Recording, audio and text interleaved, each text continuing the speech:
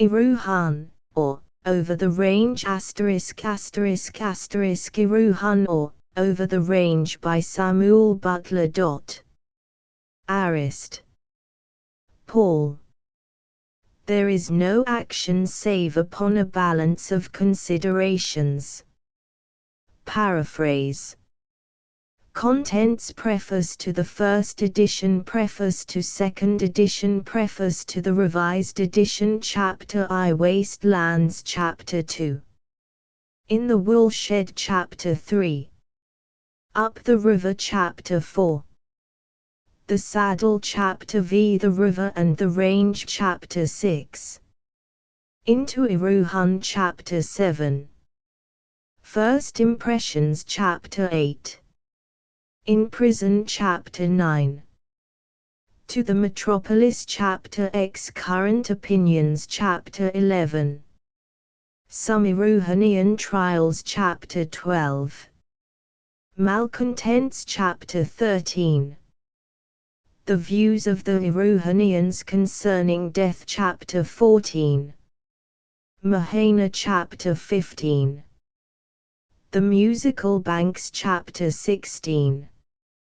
Erewhon, Chapter 17, Ygron and the Ygronnites, Chapter 18, Birth Formulae, Chapter 19, The World of the Unborn, Chapter XX, What They Mean by IT, Chapter XXI, The Colleges of Unreason, Chapter XXII, The Colleges of Unreason, Continued, Chapter 23, The Book of the Machines, Chapter XIV, The Machines, Continued, Chapter XXV, The Machines, Concluded, Chapter XXVI, The Views of an Erewhonian Prophet Concerning the Rights of Animals, Chapter XXVIII, The Views of an Erewhonian Philosopher Concerning the Rights of Vegetables, Chapter XXVIII, Escape, Chapter XXVI, Conclusion. Footnotes. Preface to the first edition. The author wishes it to be understood that Erewhon is pronounced as a word of 3 syllables, all short, thus, RWHN.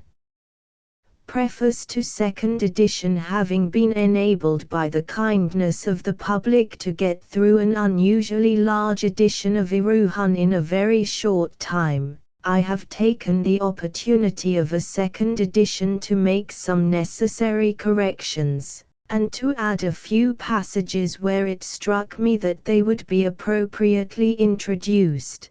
The passages are few, and it is my fixed intention never to touch the work again. I may perhaps be allowed to say a word or two here in reference to the coming race, to the success of which book Erewhon has been very generally set down as due. This is a mistake, though a perfectly natural one. The fact is that Erewhon was finished, with the exception of the last 20 pages and a sentence or two inserted from time to time here and there throughout the book, before the first advertisement of the coming race appeared. A friend having called my attention to one of the first of these advertisements, and suggesting that it probably referred to a work of similar character to my own, I took Erewhon to a well-known firm of publishers on the 1st of May, 1871, and left it in their hands for consideration. I then went abroad, and on learning that the publishers alluded to declined the MS, I let it alone for 6 or 7 months, and, being in an out-of-the-way part of Italy, never saw a single review of the coming race nor a copy of the work. On my return, I purposely avoided looking into it until I had sent back my last revises to the printer. Then I had much pleasure in reading it, but was indeed surprised at the many little points of similarity between the two books, in spite of their entire independence to one another. I regret that reviewers have in some cases been inclined to treat the chapters on machines as an attempt to reduce Mr. Darwin's theory to an absurdity. Nothing could be further from my intention, and few things would be more distasteful to me than any attempt to laugh at Mr. Darwin, but I must own that I have myself to thank for the misconception, for I felt sure that my intention would be missed, but preferred not to weaken the chapters by explanation, and knew very well that Mr. Darwin's theory would take no harm. The only question in my mind was how far I could afford to be misrepresented as laughing at that for which I have the most profound admiration. I am surprised, however, that the book at which such an example of the specious misuse of analogy would seem most naturally leveled should have occurred to no reviewer, neither shall I mention the name of the book here, though I should fancy that the hint given will suffice. I have been held by some whose opinions I respect to have denied men's responsibility for their actions. He who does this is an enemy who deserves no quarter. I should have imagined that I had been sufficiently explicit, but have made a few additions to the chapter on malcontents, which will, I think, serve to render further mistake impossible. An anonymous correspondent, by the handwriting presumably a clergyman, tells me that in quoting from the Latin grammar I should at any rate have done so correctly, and that I should have written agricolas instead of agricoli. He added something about any boy in the fourth form, and see, which I shall not quote, but which made me very uncomfortable. It may be said that I must have misquoted from design, from ignorance, or by a slip of the pen, but surely in these days it will be recognized as harsh to assign limits to the all-embracing boundlessness of truth, and it will be more reasonably assumed that each of the three possible causes of misquotation must have had its share in the apparent blunder.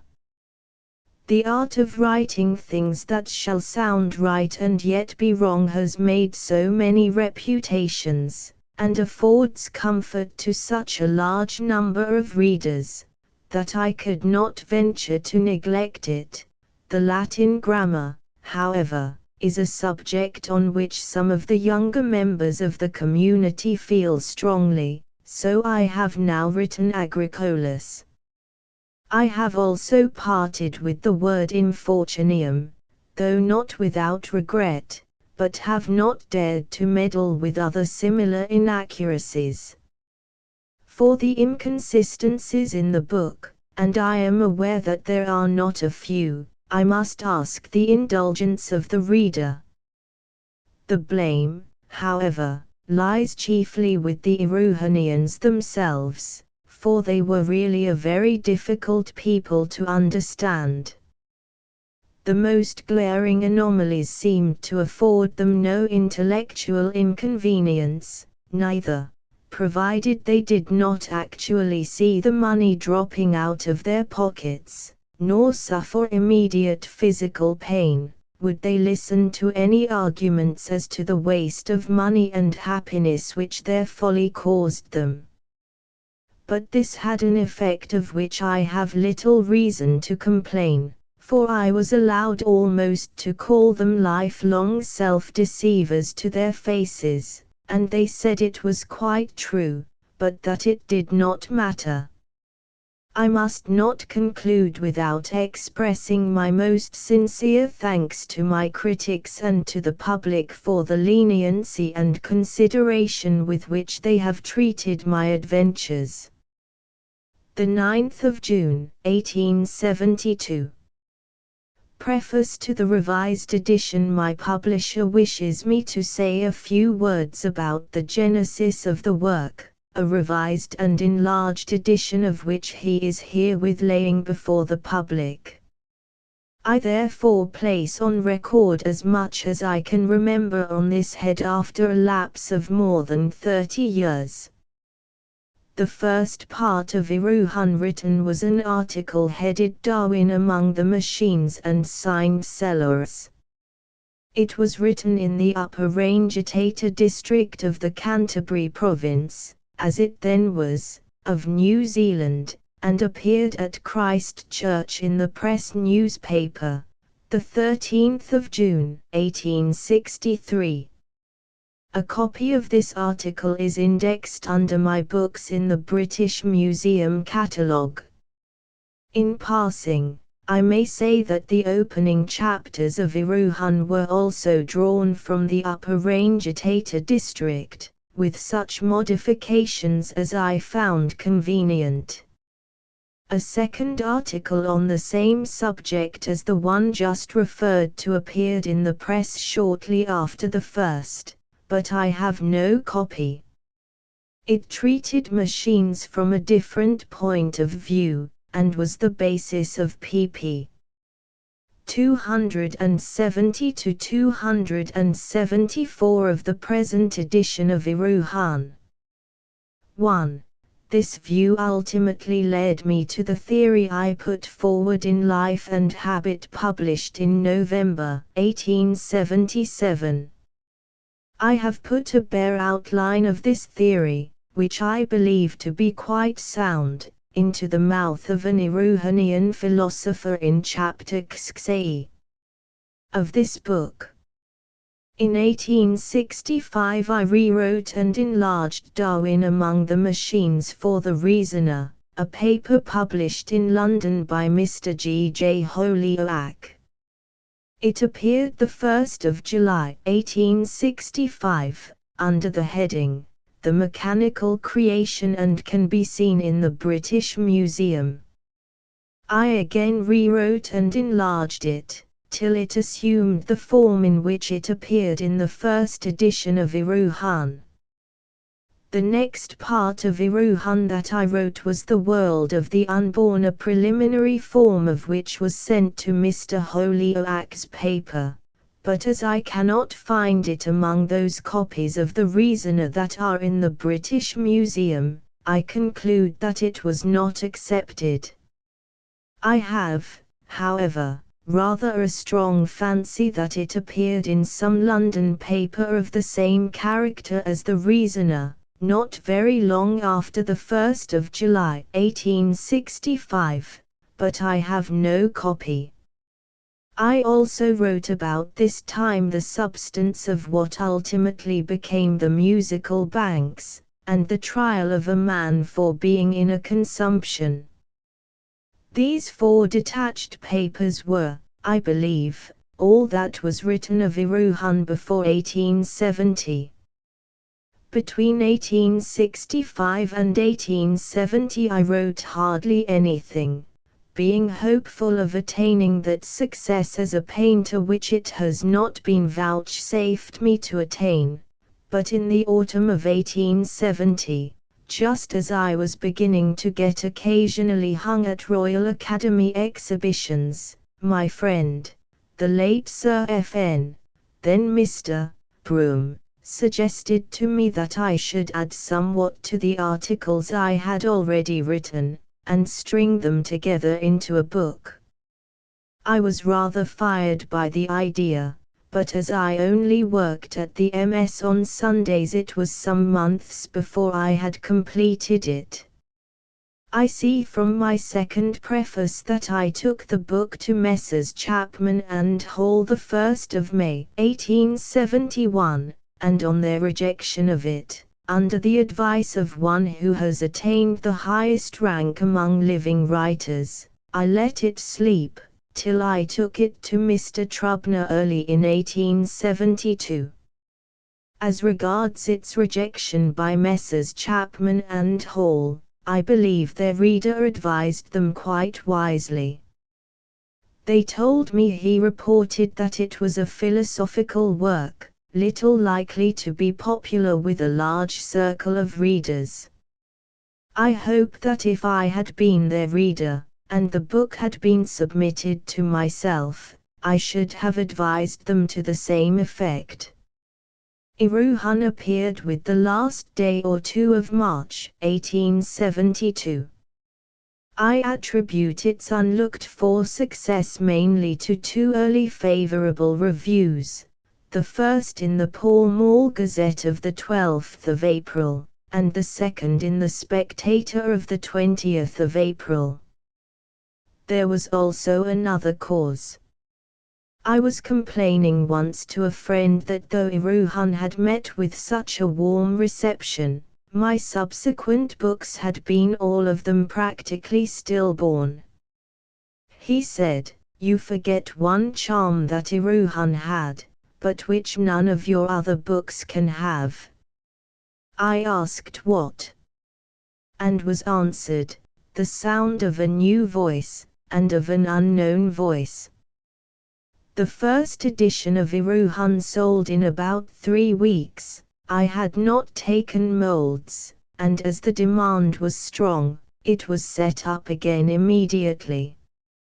I made a few unimportant alterations and additions, and added a preface, of which I cannot say that I am particularly proud, but an inexperienced writer with a head somewhat turned by unexpected success is not to be trusted with a preface. I made a few further very trifling alterations before molds were taken, but since the summer of 1872, as new editions were from time to time wanted, they have been printed from stereos then made. Having now, I fear, at too great length done what I was asked to do, I should like to add a few words on my own account.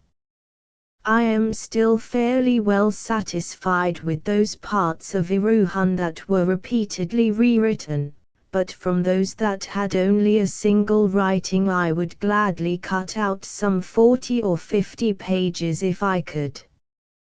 This, however, may not be, for the copyright will probably expire in a little over 12 years. It was necessary, therefore, to revise the book throughout for literary inelegances, of which I found many more than I had expected, and also to make such substantial additions as should secure a new lease of life, at any rate for the copyright. If, then, instead of cutting out, say 50 pages, I have been compelled to add about 60 in vita Minerva, the blame rests neither with my publisher nor with me, but with the copyright laws. Nevertheless, I can assure the reader that, though I have found it an irksome task to take up work which I thought I had got rid of 30 years ago, and much of which I am ashamed of, I have done my best to make the new matter savour so much of the better portions of the old, that none but the best critics shall perceive at what places the gaps of between 30 and 40 years occur. Lastly, if my readers note a considerable difference between the literary technique of Erewhon and that of Erewhon Revisited, I would remind them that, as I have just shown, Erewhon took something like 10 years in writing, and even so was written with great difficulty, while Erewhon Revisited was written easily between November 1900 and the end of April 1901. There is no central idea underlying Erewhon, whereas the attempt to realize the effect of a single supposed great miracle dominates the whole of its successor.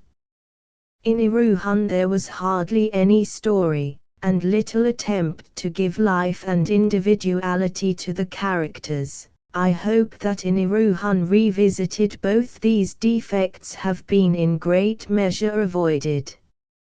Erewhon was not an organic whole, Erewhon Revisited may fairly claim to be one. Nevertheless, though in literary workmanship I do not doubt that this last named book is an improvement on the first. I shall be agreeably surprised if I am not told that Erewhon, with all its faults, is the better reading of the two. Samuel Butler. The 7th of August, 1901. Chapter I Waste Lands. If the reader will excuse me, I will say nothing of my antecedents, nor of the circumstances which led me to leave my native country.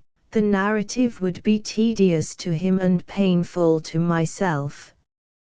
Suffice it, that when I left home it was with the intention of going to some new colony, and either finding, or even perhaps purchasing, waste crown land suitable for cattle or sheep farming, by which means I thought that I could better my fortunes more rapidly than in England.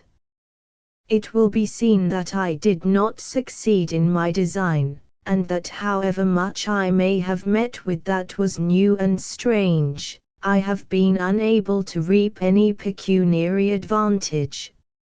It is true, I imagine myself to have made a discovery which, if I can be the first to profit by it, will bring me a recompense beyond all money computation, and secure me a position such as has not been attained by more than some 15 or 16 persons, since the creation of the universe. But to this end I must possess myself of a considerable sum of money, neither do I know how to get it, except by interesting the public in my story, and inducing the charitable to come forward and assist me. With this hope I now publish my adventures, but I do so with great reluctance, for I fear that my story will be doubted unless I tell the whole of it, and yet I dare not do so, lest others with more means than mine should get the start of me. I prefer the risk of being doubted to that of being anticipated, and have therefore concealed my destination on leaving England, as also the point from which I began my more serious and difficult journey. My chief consolation lies in the fact that truth bears its own impress, and that my story will carry conviction by reason of the internal evidences for its accuracy. No one who is himself honest will doubt my being so. I reached my destination in one of the last months of 1868, but I dare not mention the season, lest the reader should gather in which hemisphere I was. The colony was one which had not been opened up even to the most adventurous settlers for more than 8 or 9 years, having been previously uninhabited, save by a few tribes of savages who frequented the seaboard. The part known to Europeans consisted of a coastline about 800 miles in length, affording 3 or 4 good harbors, and a tract of country extending inland for a space varying from 200 to 300 miles, until it reached the offshoots of an exceedingly lofty range of mountains, which could be seen from far out upon the plains, and were covered with perpetual snow. The coast was perfectly well known both north and south of the tract to which I have alluded, but in neither direction was there a single harbor for 500 miles, and the mountains, which descended almost into the sea, were covered with thick timber, so that none would think of settling. With this bay of land, however, the case was different. The harbors were sufficient, the country was timbered, but not too heavily, it was admirably suited for agriculture. It also contained millions on millions of acres of the most beautifully grassed country in the world, and of the best suited for all manner of sheep and cattle. The climate was temperate, and very healthy. There were no wild animals, nor were the natives dangerous, being few in number and of an intelligent, tractable disposition. It may be readily understood that when once Europeans set foot upon this territory they were not slow to take advantage of its capabilities. Sheep and cattle were introduced, and bred with extreme rapidity. Men took up their 50,000 or 100,000 acres of country, going inland one behind the other, till in a few years there was not an acre between the sea and the front ranges which was not taken up, and stations either for sheep or cattle were spotted about at intervals of some 20 or 30 miles over the whole country.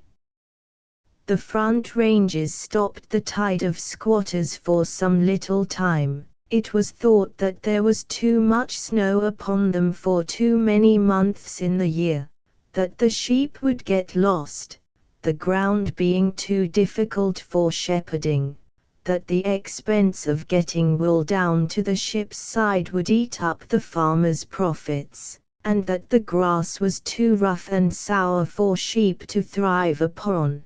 But one after another determined to try the experiment, and it was wonderful how successfully it turned out. Men pushed farther and farther into the mountains, and found a very considerable tract inside the front range, between it and another which was loftier still, though even this was not the highest, the great snowy one which could be seen from out upon the plains.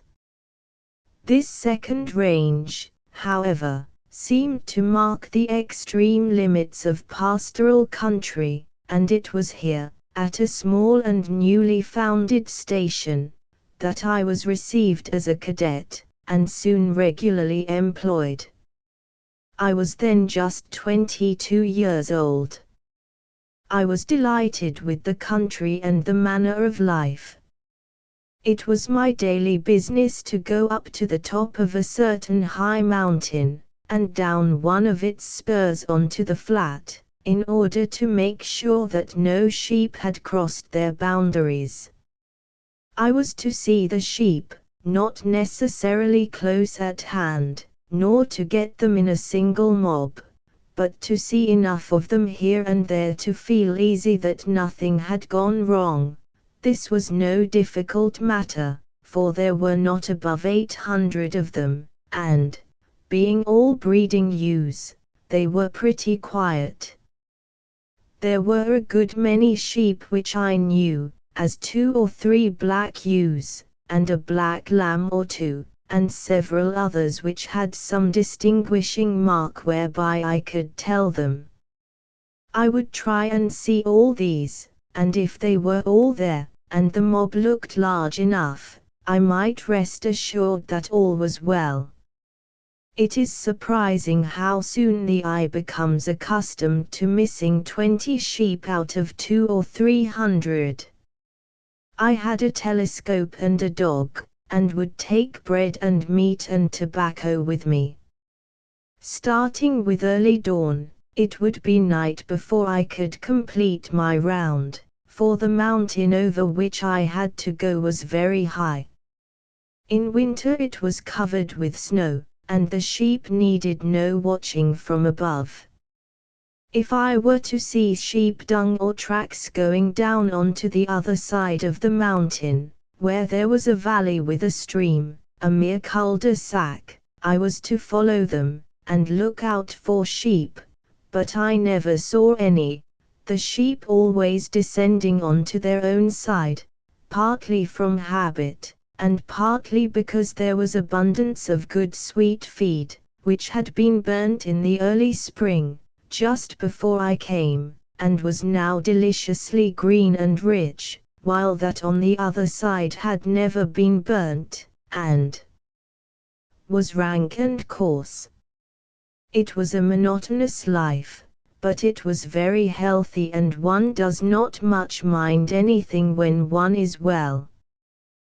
The country was the grandest that can be imagined. How often have I sat on the mountain side and watched the waving downs, with the two white specks of huts in the distance, and the little square of garden behind them, the paddock with a patch of bright green oats above the huts, and the yards and wool sheds down on the flat below, all seen as through the wrong end of a telescope, so clear and brilliant was the air, or as upon a colossal model or map spread out beneath me. Beyond the downs was a plain, going down to a river of great size, on the farther side of which there were other high mountains, with the winter's snow still not quite melted. Up the river, which ran winding in many streams over a bed some 2 miles broad, I looked upon the second great chain, and could see a narrow gorge where the river retired and was lost. I knew that there was a range still farther back, but except from one place near the very top of my own mountain, no part of it was visible. From this point, however, I saw, whenever there were no clouds, a single snow-clad peak, many miles away, and I should think about as high as any mountain in the world.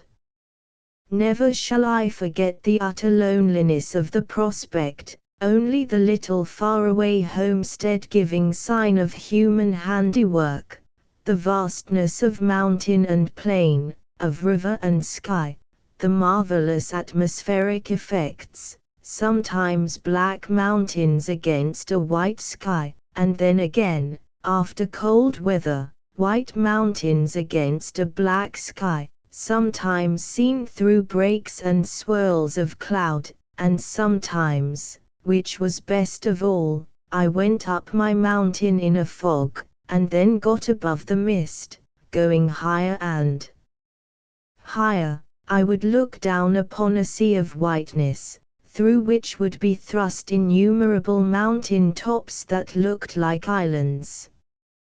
I am there now, as I write. I fancy that I can see the downs, the huts, the plain, and the riverbed, that torrent pathway of desolation, with its distant roar of waters. Oh, wonderful! Wonderful! So lonely and so solemn, with the sad grey clouds above, and no sound save a lost lamb bleating upon the mountain side, as though its little heart were breaking. Then there comes some lean and withered old ewe, with deep gruff voice and unlovely aspect, trotting back from the seductive pasture. Now she examines this gully, and now that, and now she stands listening with uplifted head, that she may hear the distant wailing and obey it. Aha! They see, and rush towards each other. Alas! They are both mistaken. The ewe is not the lamb's ewe. They are neither kin nor kind to one another, and part in coldness. Each must cry louder, and wander farther yet. May luck be with them both that they may find their own at nightfall. But this is mere dreaming, and I must proceed. I could not help speculating upon what might lie farther up the river and behind the second range. I had no money, but if I could only find workable country, I might stock it with borrowed capital, and consider myself a made man. True, the range looked so vast, that there seemed little chance of getting a sufficient road through it or over it, but no one had yet explored it, and it is wonderful how one finds that one can make a path into all sorts of places, and even get a road for pack horses, which from a distance appear inaccessible. The river was so great that it must drain an inner tract, at least I thought so, and though every one said it would be madness to attempt taking sheep farther inland, I knew that only 3 years ago the same cry had been raised against the country which my master's flock was now overrunning. I could not keep these thoughts out of my head as I would rest myself upon the mountain side.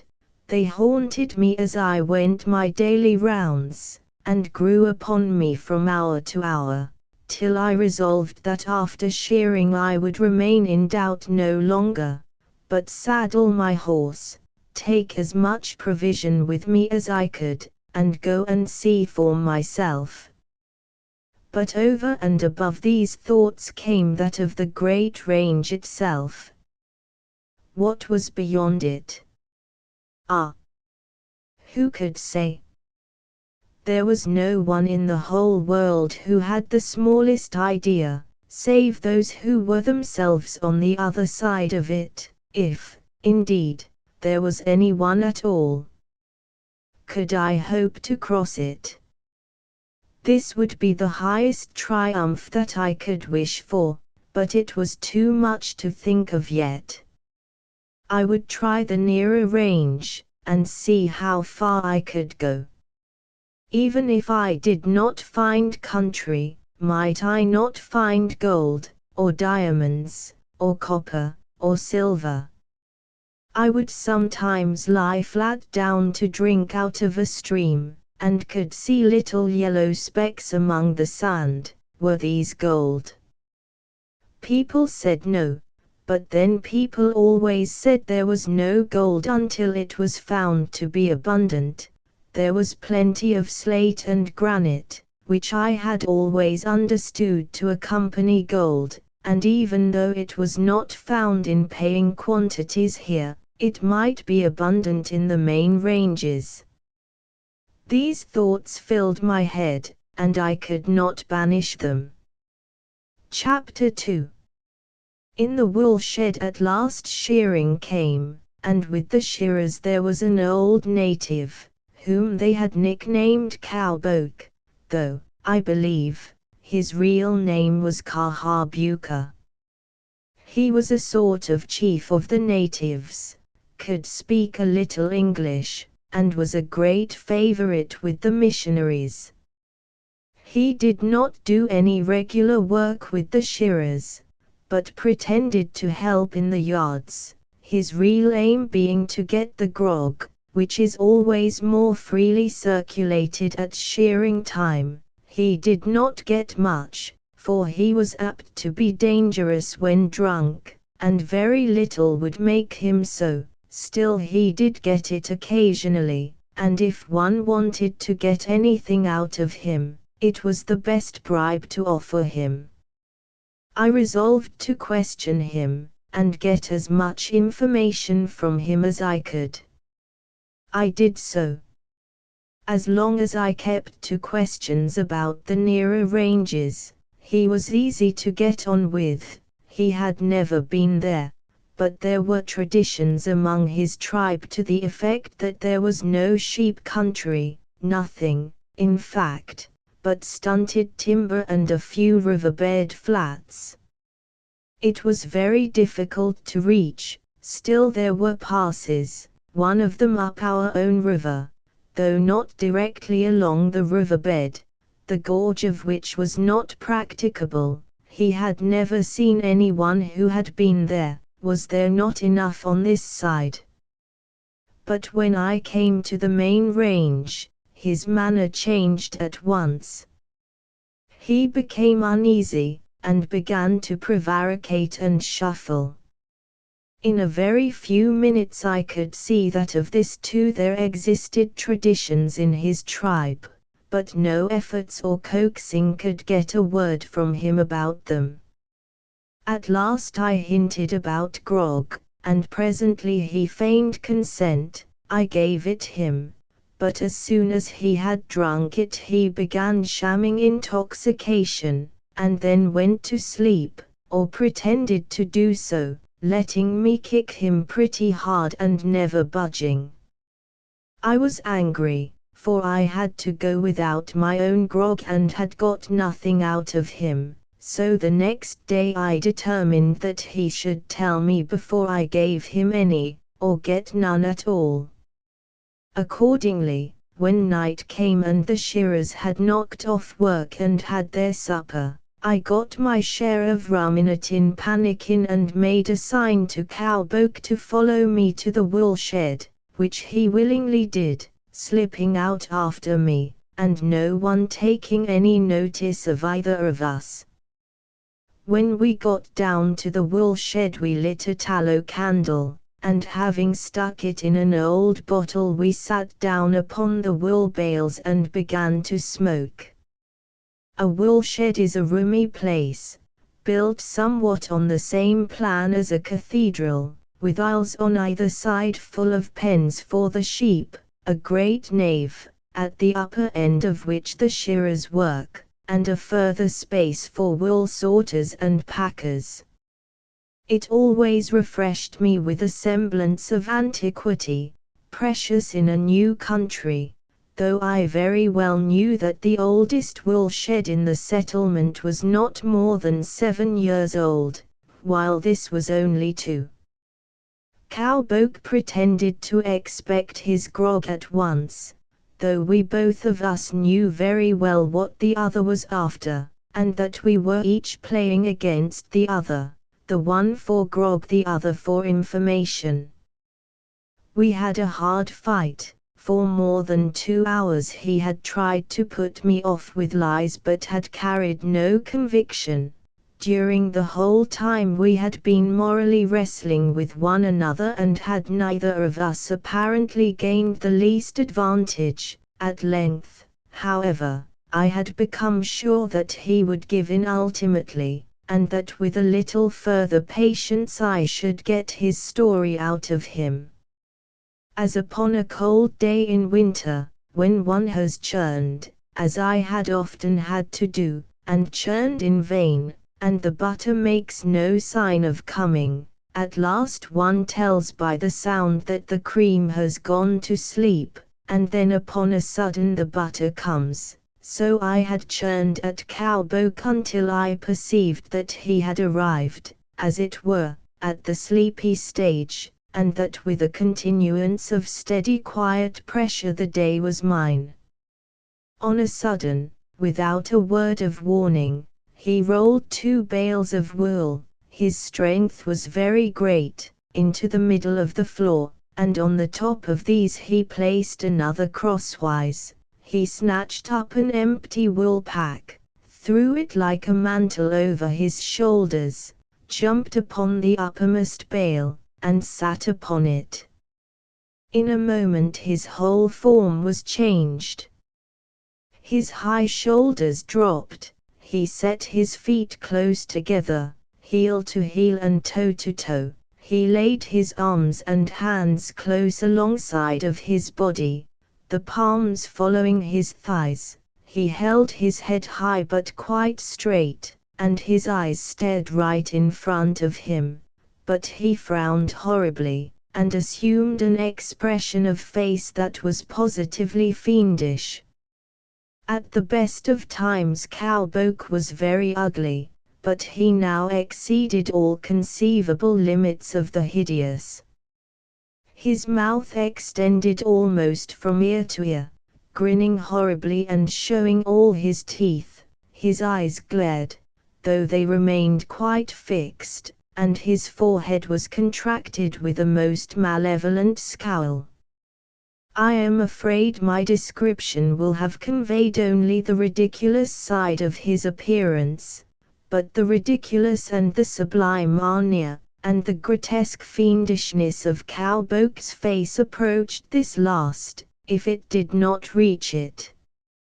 I tried to be amused, but I felt a sort of creeping at the roots of my hair and over my whole body, as I looked and wondered what he could possibly be intending to signify.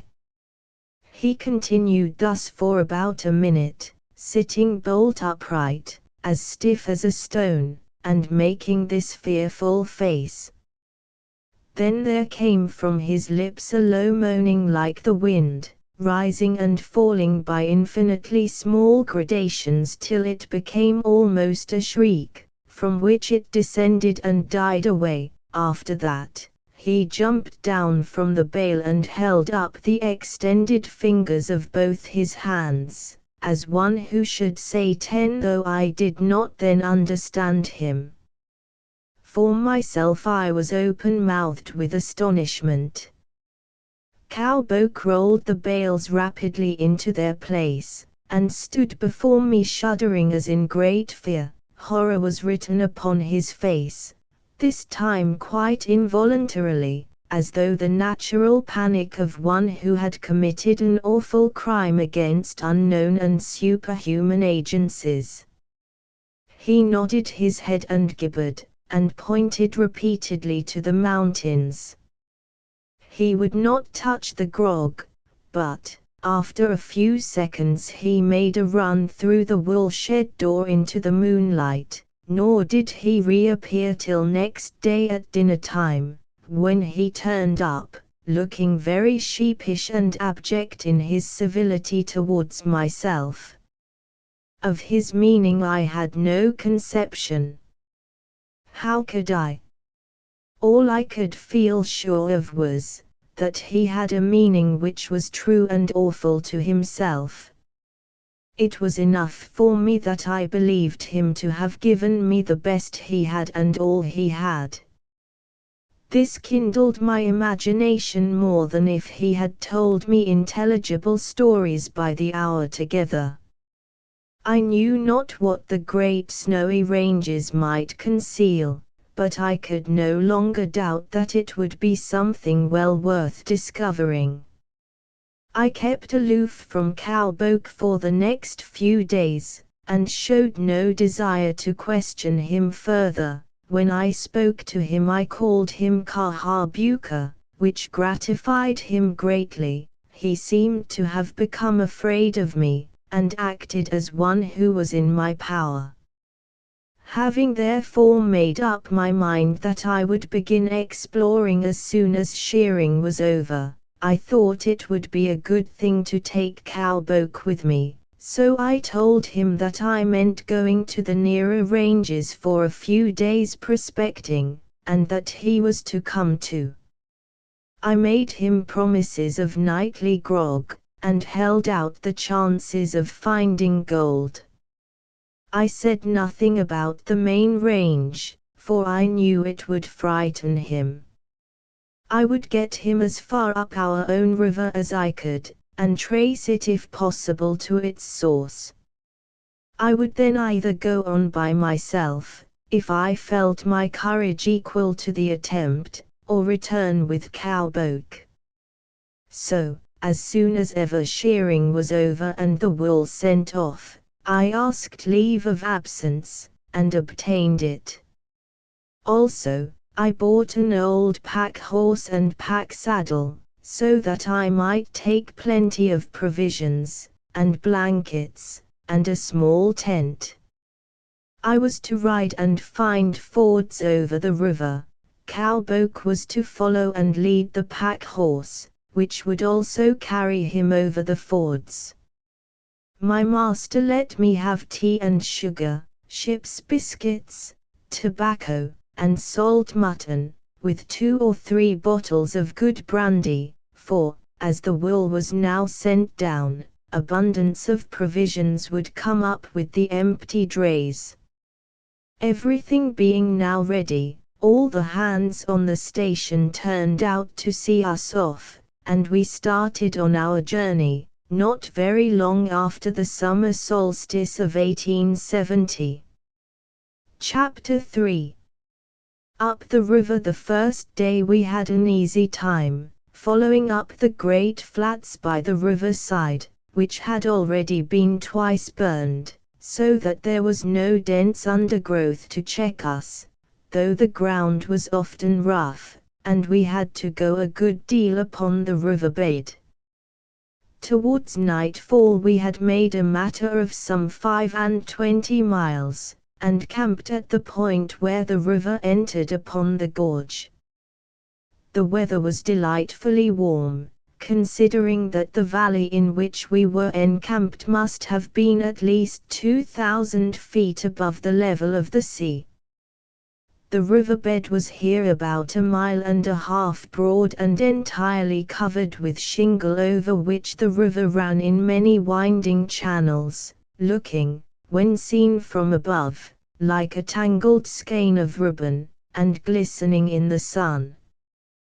We knew that it was liable to very sudden and heavy freshes, but even had we not known it, we could have seen it by the snags of trees, which must have been carried long distances, and by the mass of vegetable and mineral debris which was banked against their lower side, showing that at times the whole riverbed must be covered with a roaring torrent many feet in depth and of ungovernable fury.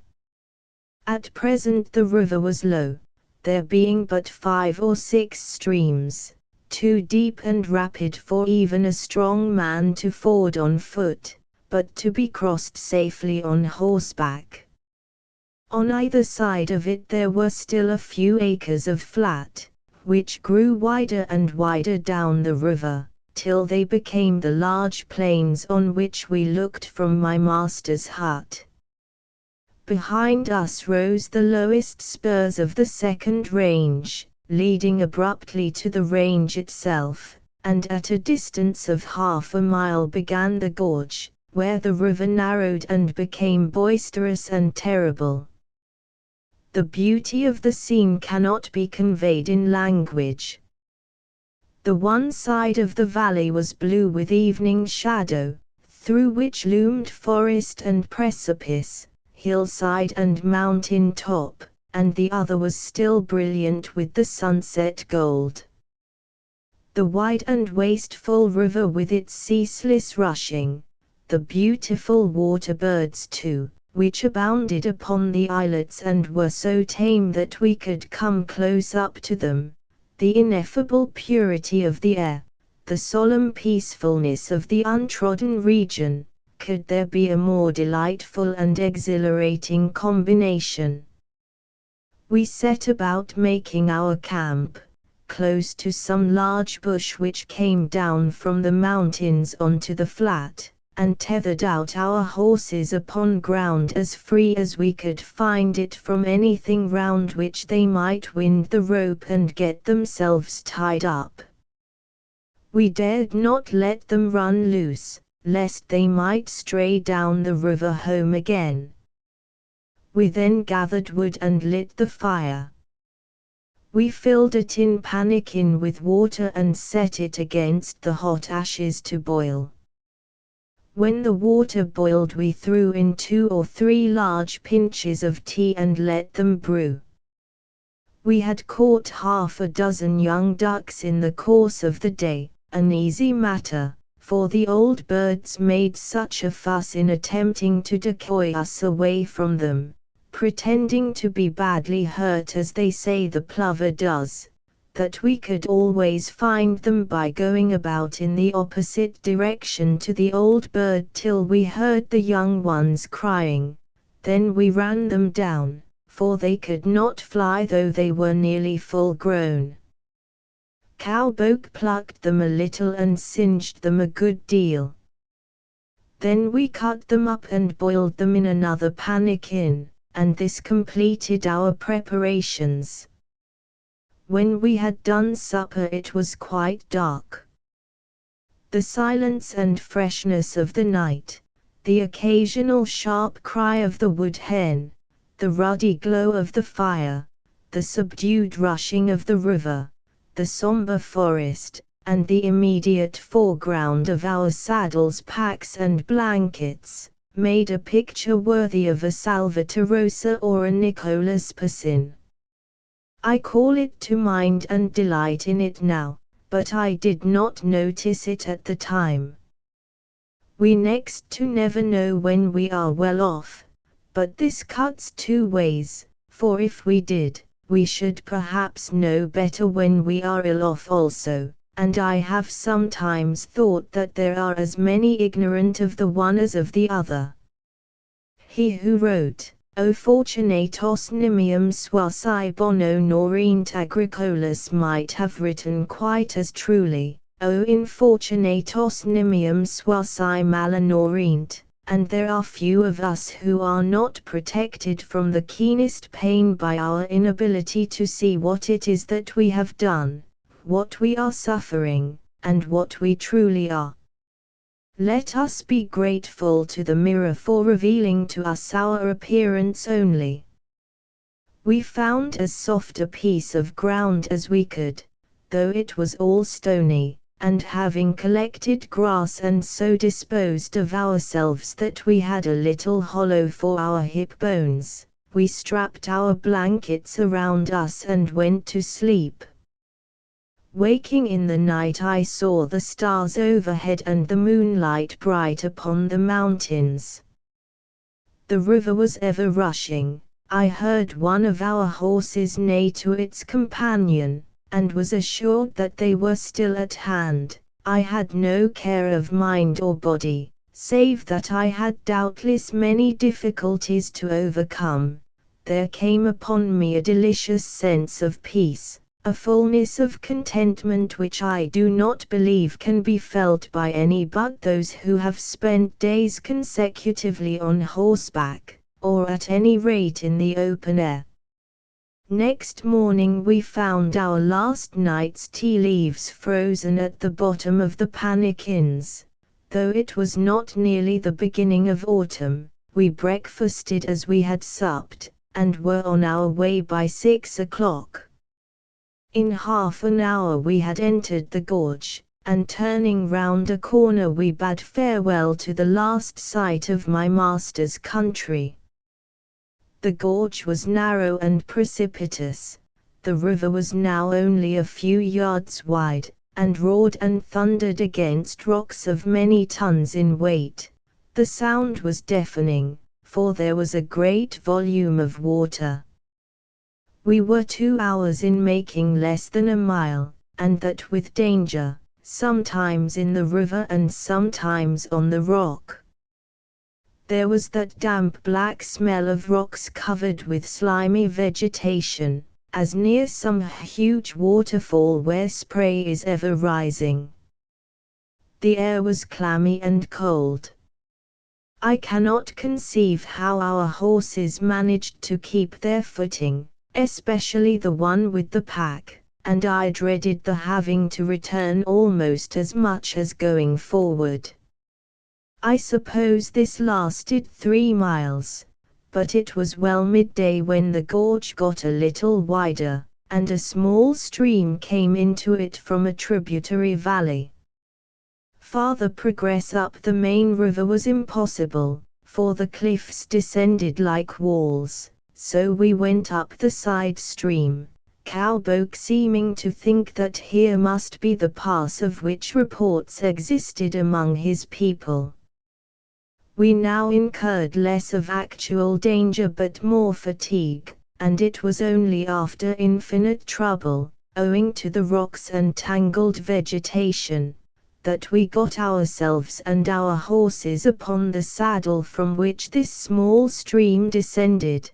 By that time clouds had descended upon us, and it was raining heavily. Moreover, it was 6 o'clock and we were tired out, having made perhaps 6 miles in 12 hours. On the saddle there was some coarse grass which was in full seed, and therefore very nourishing for the horses, also abundance of anise and sow thistle, of which they are extravagantly fond, so we turned them loose and prepared to camp. Everything was soaking wet and we were half perished with cold, indeed we were very uncomfortable. There was brushwood about, but we could get no fire till we had shaved off the wet outside of some dead branches and filled our pockets with the dry inside chips. Having done this we managed to start a fire, nor did we allow it to go out when we had once started it. We pitched the tent and by 9 o'clock were comparatively warm and dry. Next morning it was fine. we broke camp, and after advancing a short distance we found that, by descending over ground less difficult than yesterday's, we should come again upon the riverbed, which had opened out above the gorge. But it was plain at a glance that there was no available sheep country, nothing but a few flats covered with scrub on either side the river, and mountains which were perfectly worthless. But we could see the main range. There was no mistake about this. The glaciers were tumbling down the mountain sides like cataracts, and seemed actually to descend upon the riverbed. There could be no serious difficulty in reaching them by following up the river, which was wide and open, but it seemed rather an objectless thing to do, for the main range looked hopeless, and my curiosity about the nature of the country above the gorge was now quite satisfied. There was no money in it whatever, unless there should be minerals, of which I saw no more signs than lower down. However, I resolved that I would follow the river up, and not return until I was compelled to do so. I would go up every branch as far as I could, and wash well for gold. Cowboke liked seeing me do this, but it never came to anything, for we did not even find the color. His dislike of the main range appeared to have worn off, and he made no objections to approaching it. I think he thought there was no danger of my trying to cross it, and he was not afraid of anything on this side. Besides, we might find gold. But the fact was that he had made up his mind what to do if he saw me getting too near it. We passed 3 weeks in exploring, and never did I find time go more quickly. The weather was fine, though the nights got very cold. We followed every stream but one, and always found it lead us to a glacier which was plainly impassable, at any rate without a larger party and ropes. One stream remained, which I should have followed up already, had not Cowboke said that he had risen early one morning while I was yet asleep, and after going up it for 3 or 4 miles, had seen that it was impossible to go farther.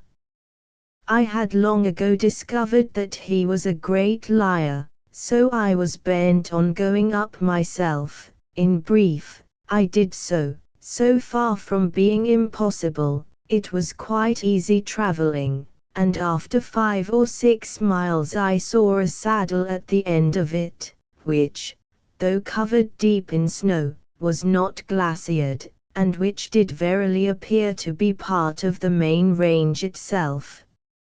No words can express the intensity of my delight. My blood was all on fire with hope and elation, but on looking round for Cowboke, who was behind me, I saw to my surprise and anger that he had turned back, and was going down the valley as hard as he could. He had left me. Chapter 4. The saddle I cooed to him, but he would not hear. I ran after him, but he had got too good a start. Then I sat down on a stone and thought the matter carefully over. It was plain that Cowboke had designedly attempted to keep me from going up this valley, yet he had shown no unwillingness to follow me anywhere else. What could this mean, unless that I was now upon the route by which alone the mysteries of the great ranges could be revealed? What then should I do? Go back at the very moment when it had become plain that I was on the right scent? Hardly, yet to proceed alone would be both difficult and dangerous. It would be bad enough to return to my master's run, and pass through the rocky gorges, with no chance of help from another should I get into a difficulty, but to advance for any considerable distance without a companion would be next door to madness. Accidents which are slight when there is another at hand, as the spraining of an ankle, or the falling into some place whence escape would be easy by means of an outstretched hand and a bit of rope, may be fatal to one who is alone. The more I pondered, the less I liked it, and yet, the less could I make up my mind to return when I looked at the saddle at the head of the valley, and noted the comparative ease with which its smooth sweep of snow might be surmounted. I seemed to see my way almost from my present position to the very top. After much thought, I resolved to go forward until I should come to some place which was really dangerous, but then to return. I should thus, I hoped, at any rate reach the top of the saddle, and satisfy myself as to what might be on the other side. I had no time to lose, for it was now between 10 and 11 in the morning.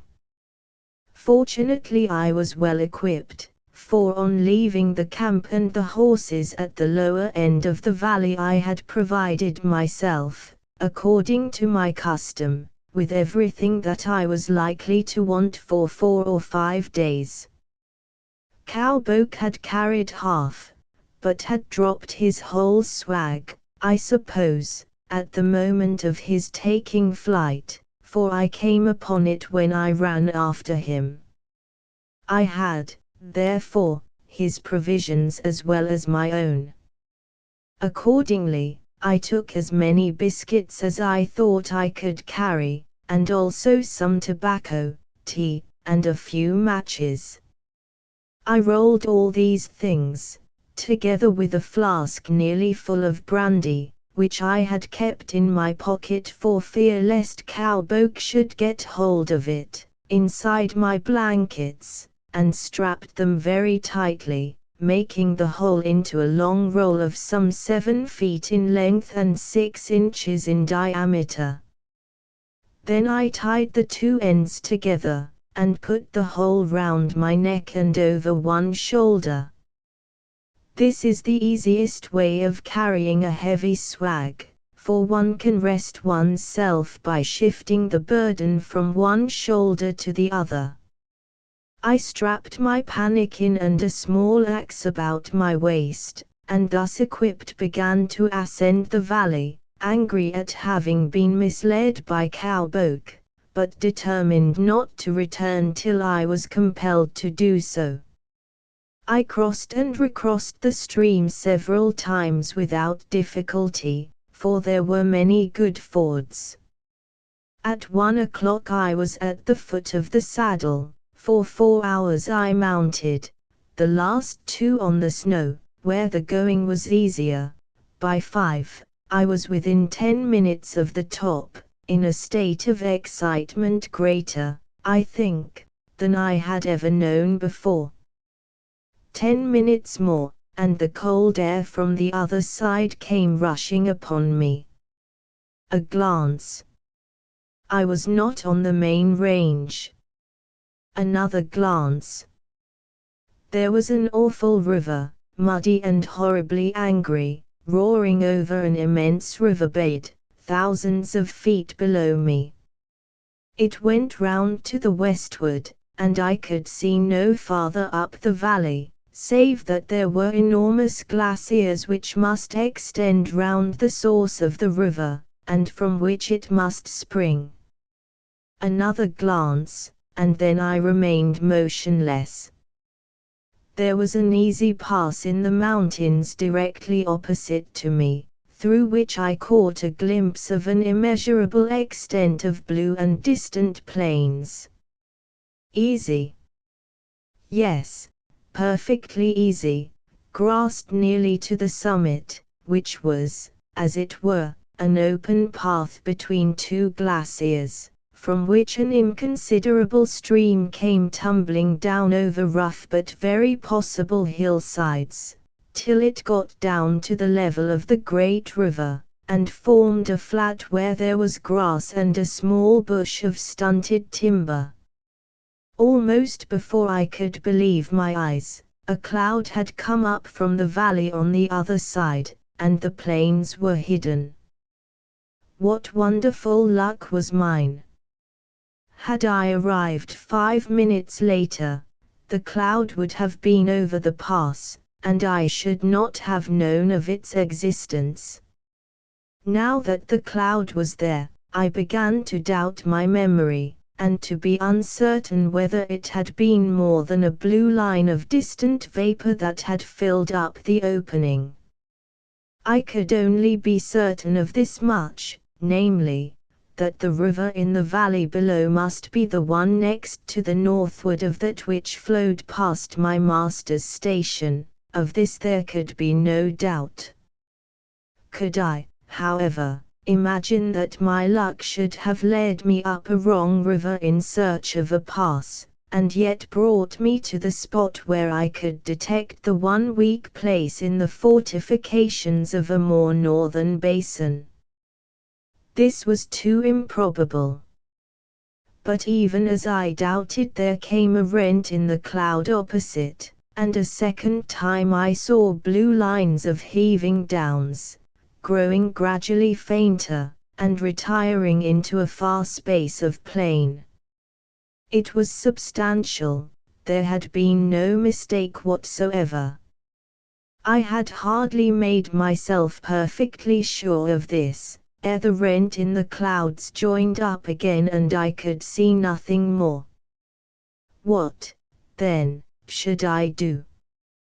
The night would be upon me shortly, and I was already chilled with standing still after the exertion of climbing. To stay where I was would be impossible, I must either go backwards or forwards. I found a rock which gave me shelter from the evening wind, and took a good pull at the brandy flask, which immediately warmed and encouraged me. I asked myself, could I descend upon the riverbed beneath me? It was impossible to say what precipices might prevent my doing so. If I were on the riverbed, dare I cross the river? I am an excellent swimmer, yet, once in that frightful rush of waters, I should be hurled whithersoever it willed, absolutely powerless.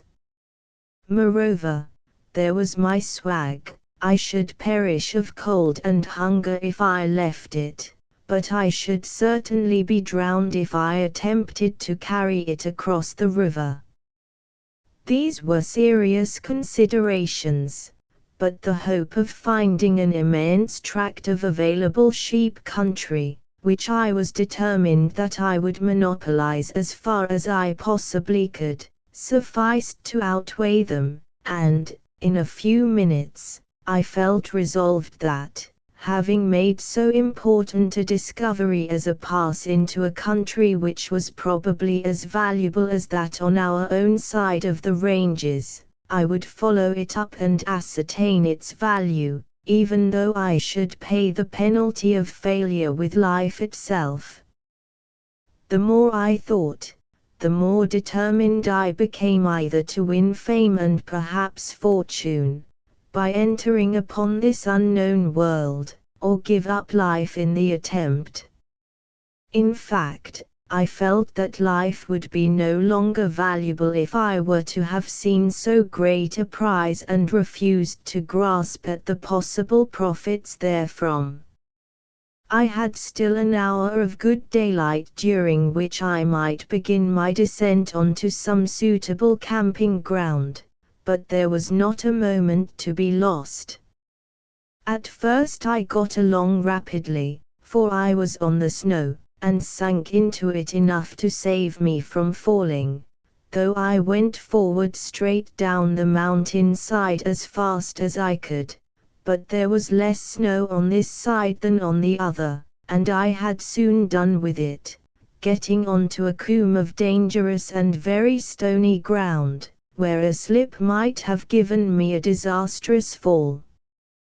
But I was careful with all my speed, and got safely to the bottom, where there were patches of coarse grass, and an attempt here and there at brushwood. What was below this I could not see. I advanced a few hundred yards farther, and found that I was on the brink of a frightful precipice, which no one in his senses would attempt descending. I bethought me, however, to try the creek which drained the combe, and see whether it might not have made itself a smoother way. In a few minutes I found myself at the upper end of a chasm in the rocks, something like TWLLG, only on a greatly larger scale. The creek had found its way into it, and had worn a deep channel through a material which appeared softer than that upon the other side of the mountain. I believe it must have been a different geological formation, though I regret to say that I cannot tell what it was. I looked at this rift in great doubt, then I went a little way on either side of it, and found myself looking over the edge of horrible precipices onto the river, which roared some 4,000 or 5,000 feet below me. I dared not think of getting down at all, unless I committed myself to the rift, of which I was hopeful when I reflected that the rock was soft, and that the water might have worn its channel tolerably evenly through the whole extent. The darkness was increasing with every minute, but I should have twilight for another half hour, so I went into the chasm, though by no means without fear, and resolved to return and camp, and try some other path next day, should I come to any serious difficulty. In about 5 minutes I had completely lost my head. The side of the rift became hundreds of feet in height, and overhung so that I could not see the sky. It was full of rocks, and I had many falls and bruises. I was wet through from falling into the water, of which there was no great volume, but it had such force that I could do nothing against it. Once I had to leap down a not inconsiderable waterfall into a deep pool below, and my swag was so heavy that I was very nearly drowned. I had indeed a hair's breadth escape, but, as luck would have it, Providence was on my side. Shortly afterwards I began to fancy that the rift was getting wider, and that there was more brushwood. Presently I found myself on an open grassy slope, and feeling my way a little farther along the stream, I came upon a flat place with wood, where I could camp comfortably, which was well, for it was now quite dark. My first care was for my matches. Were they dry? The outside of my swag had got completely wet, but, on undoing the blankets, I found things warm and dry within. How thankful I was! I lit a fire, and was grateful for its warmth and company. I made myself some tea and ate 2 of my biscuits. My brandy I did not touch, for I had little left, and might want it when my courage failed me. All that I did almost mechanically, for I could not realize my situation to myself, beyond knowing that I was alone, and that return through the chasm which I had just descended would be impossible. It is a dreadful feeling that of being cut off from all one's kind. I was still full of hope, and built golden castles for myself as soon as I was warmed with food and fire, but I do not believe that any man could long retain his reason in such solitude, unless he had the companionship of animals. One begins doubting one's own identity. I remember deriving comfort even from the sight of my blankets, and the sound of my watch ticking, things which seemed to link me to other people, but the screaming of the wood hens frightened me, as also a chattering bird which I had never heard before, and which seemed to laugh at me, though I soon got used to it, and before long could fancy that it was many years since I had first heard it. I took off my clothes, and wrapped my inside blanket about me, till my things were dry.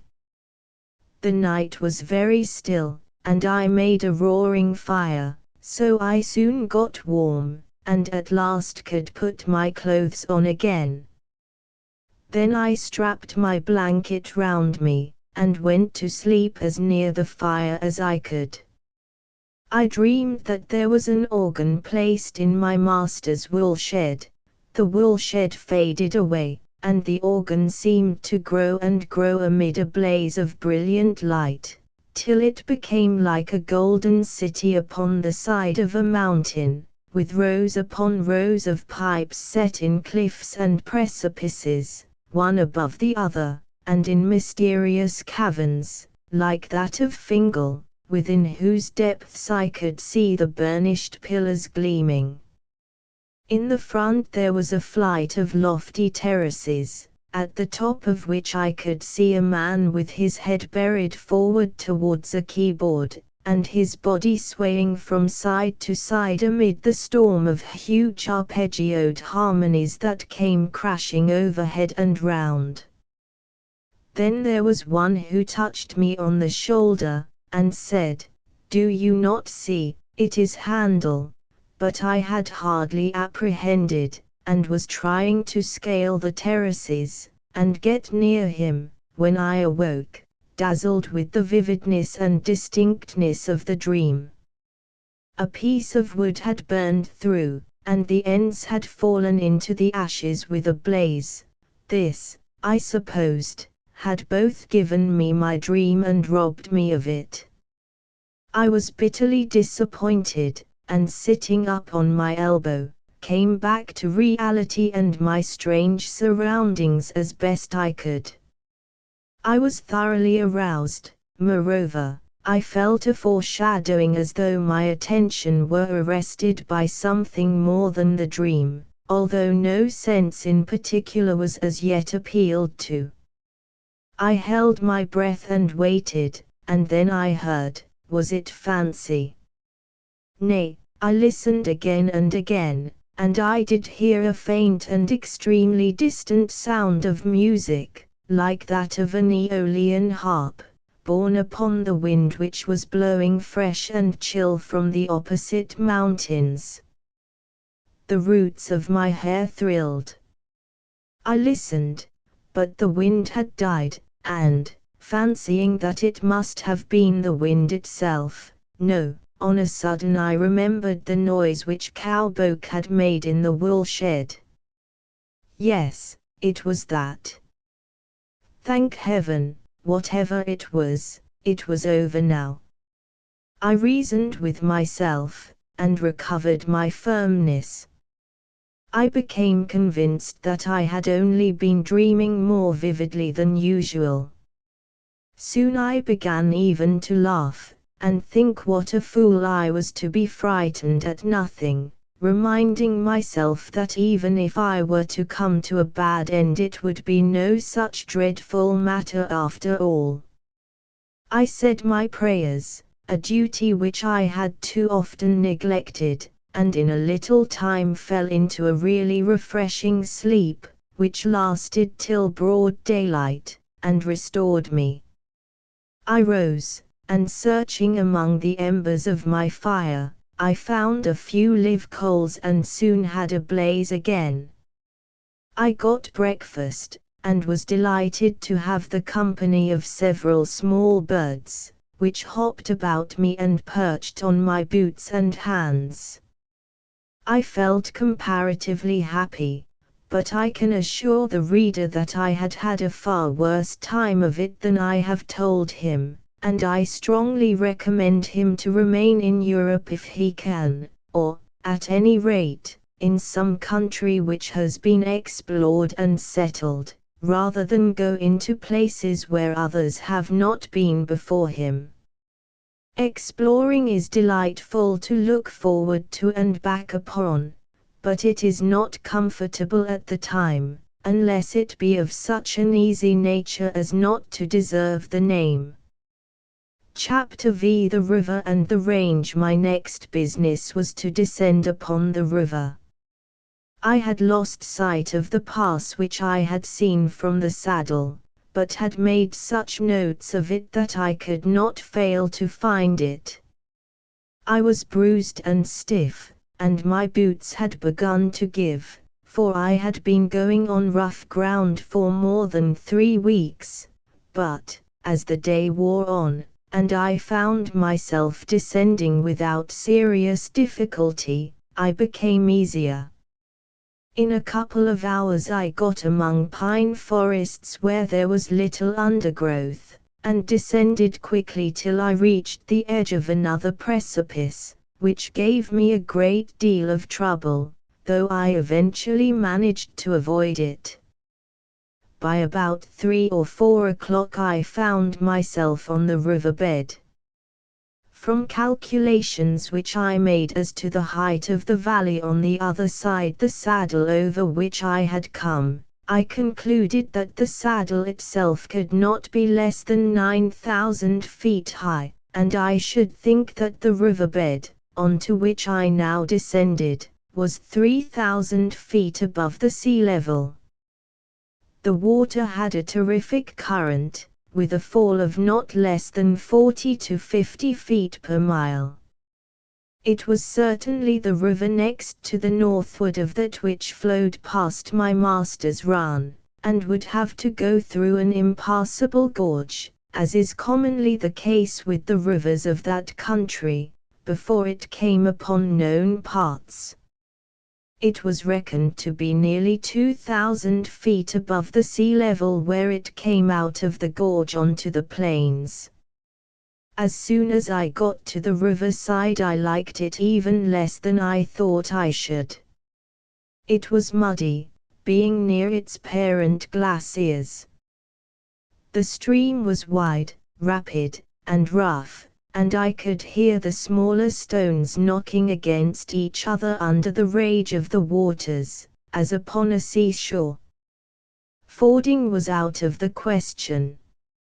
I could not swim and carry my swag, and I dared not leave my swag behind me. My only chance was to make a small raft, and that would be difficult to make, and not at all safe when it was made. Not for one man in such a current. As it was too late to do much that afternoon, I spent the rest of it in going up and down the riverside, and seeing where I should find the most favorable crossing. Then I camped early, and had a quiet, comfortable night with no more music, for which I was thankful, as it had haunted me all day. Although I perfectly well knew that it had been nothing but my own fancy, brought on by the reminiscence of what I had heard from Cowboke and by the over-excitement of the preceding evening. Next day I began gathering the dry bloom stalks of a kind of flag or iris-looking plant, which was abundant, and whose leaves, when torn into strips, were as strong as the strongest string.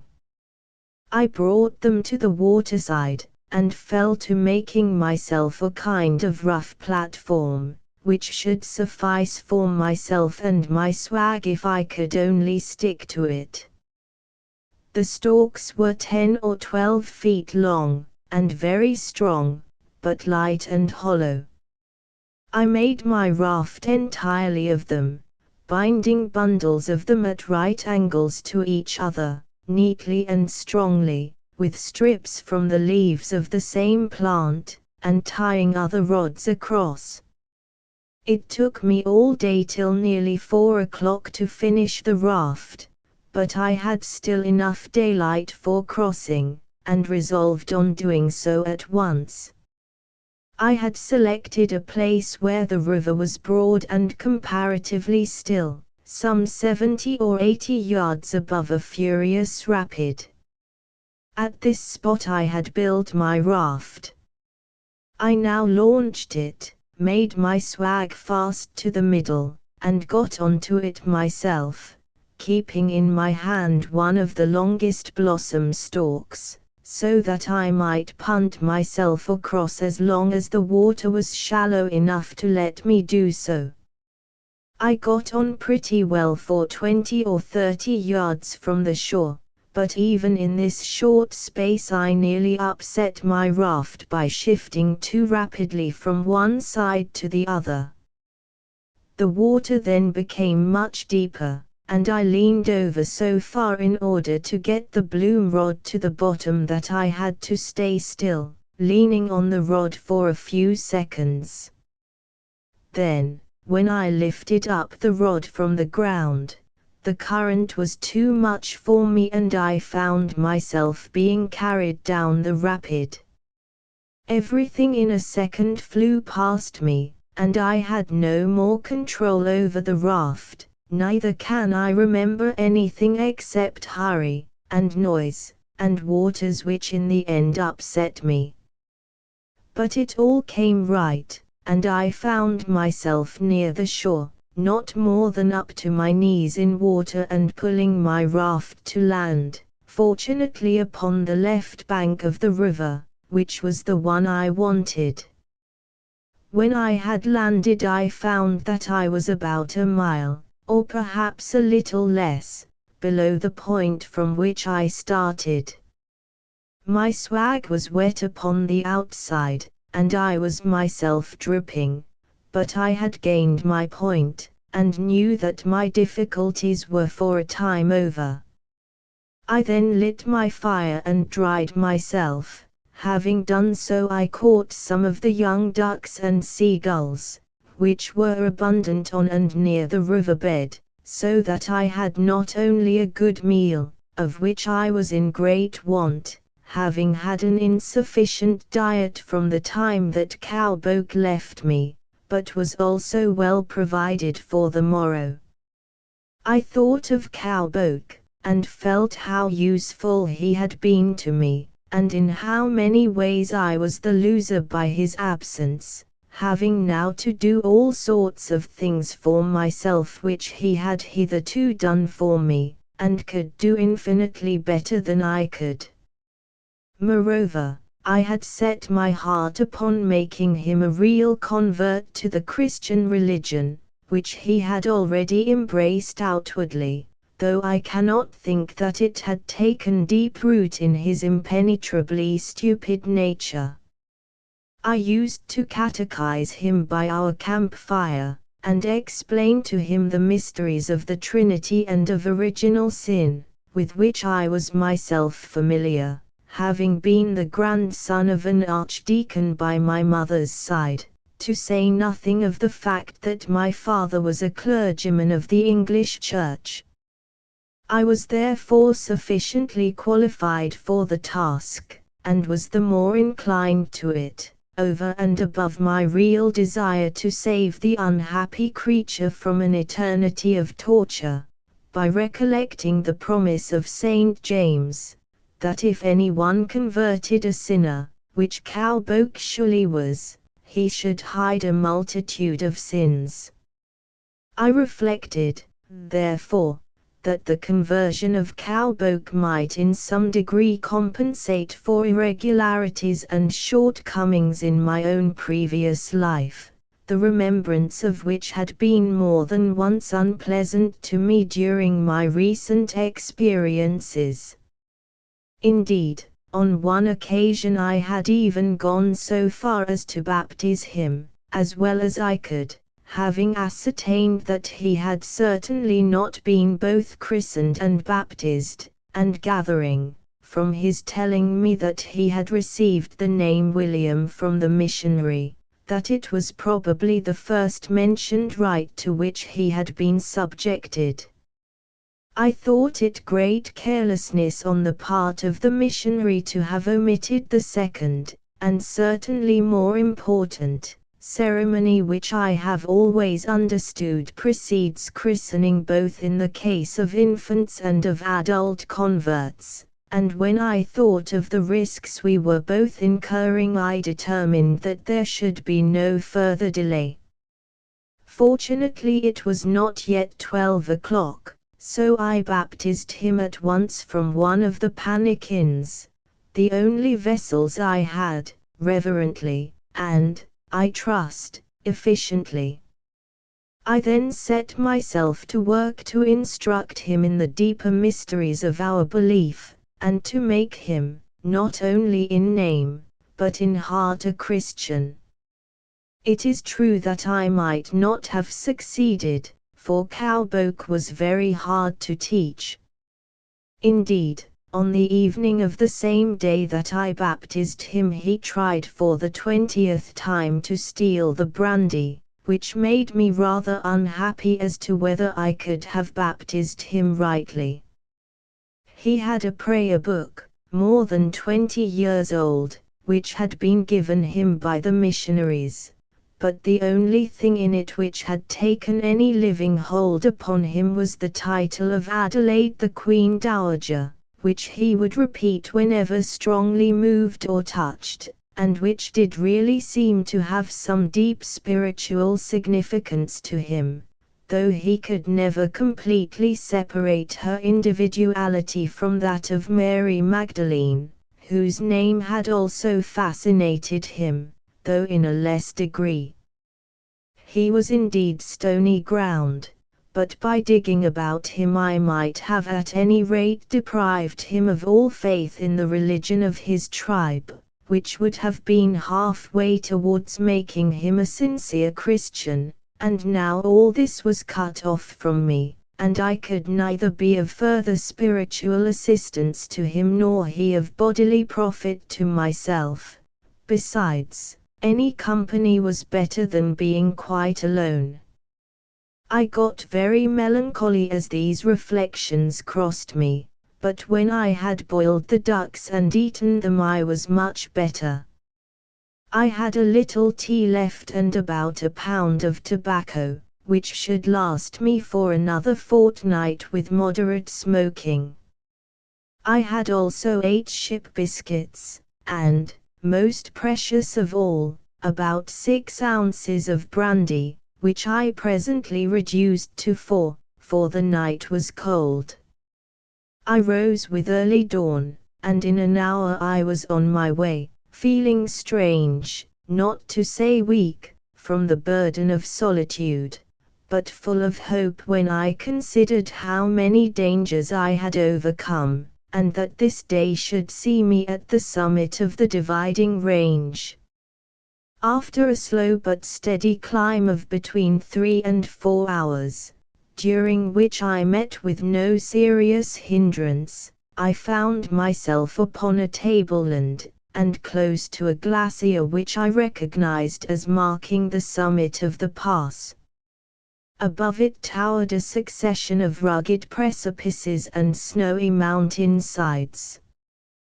The solitude was greater than I could bear. The mountain upon my master's sheep run was a crowded thoroughfare in comparison with this sombre sullen place. The air, moreover, was dark and heavy, which made the loneliness even more oppressive. There was an inky gloom over all that was not covered with snow and ice. Grass there was none. Each moment I felt increasing upon me that dreadful doubt as to my own identity, as to the continuity of my past and present existence, which is the first sign of that distraction which comes on those who have lost themselves in the bush. I had fought against this feeling hitherto, and had conquered it, but the intense silence and gloom of this rocky wilderness were too much for me, and I felt that my power of collecting myself was beginning to be impaired. I rested for a little while, and then advanced over very rough ground, until I reached the lower end of the glacier. Then I saw another glacier, descending from the eastern side into a small lake. I passed along the western side of the lake, where the ground was easier, and when I had got about halfway I expected that I should see the plains which I had already seen from the opposite mountains, but it was not to be so, for the clouds rolled up to the very summit of the pass, though they did not overlap it onto the side from which I had come. I therefore soon found myself enshrouded by a cold thin vapor, which prevented my seeing more than a very few yards in front of me. Then I came upon a large patch of old snow, in which I could distinctly trace the half-melted tracks of goats, and in one place, as it seemed to me, there had been a dog following them. Had I lighted upon a land of shepherds? The ground, where not covered with snow, was so poor and stony, and there was so little herbage, that I could see no sign of a path or regular sheep track. But I could not help feeling rather uneasy as I wondered what sort of a reception I might meet with if I were to come suddenly upon inhabitants. I was thinking of this, and proceeding cautiously through the mist, when I began to fancy that I saw some objects darker than the cloud looming in front of me.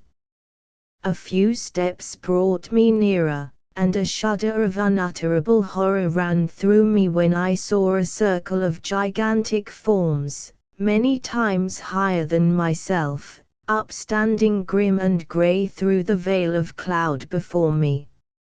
I suppose I must have fainted, for I found myself some time afterwards sitting upon the ground, sick and deadly cold. There were the figures, quite still and silent, seen vaguely through the thick gloom, but in human shape indisputably. A sudden thought occurred to me, which would have doubtless struck me at once had I not been prepossessed with forebodings at the time that I first saw the figures, and had not the cloud concealed them from me. I mean that they were not living beings, but statues. I determined that I would count 50 slowly, and was sure that the objects were not alive if during that time I could detect no sign of motion. How thankful was I when I came to the end of my 50 and there had been no movement. I counted a second time, but again all was still. I then advanced timidly forward, and in another moment I saw that my surmise was correct.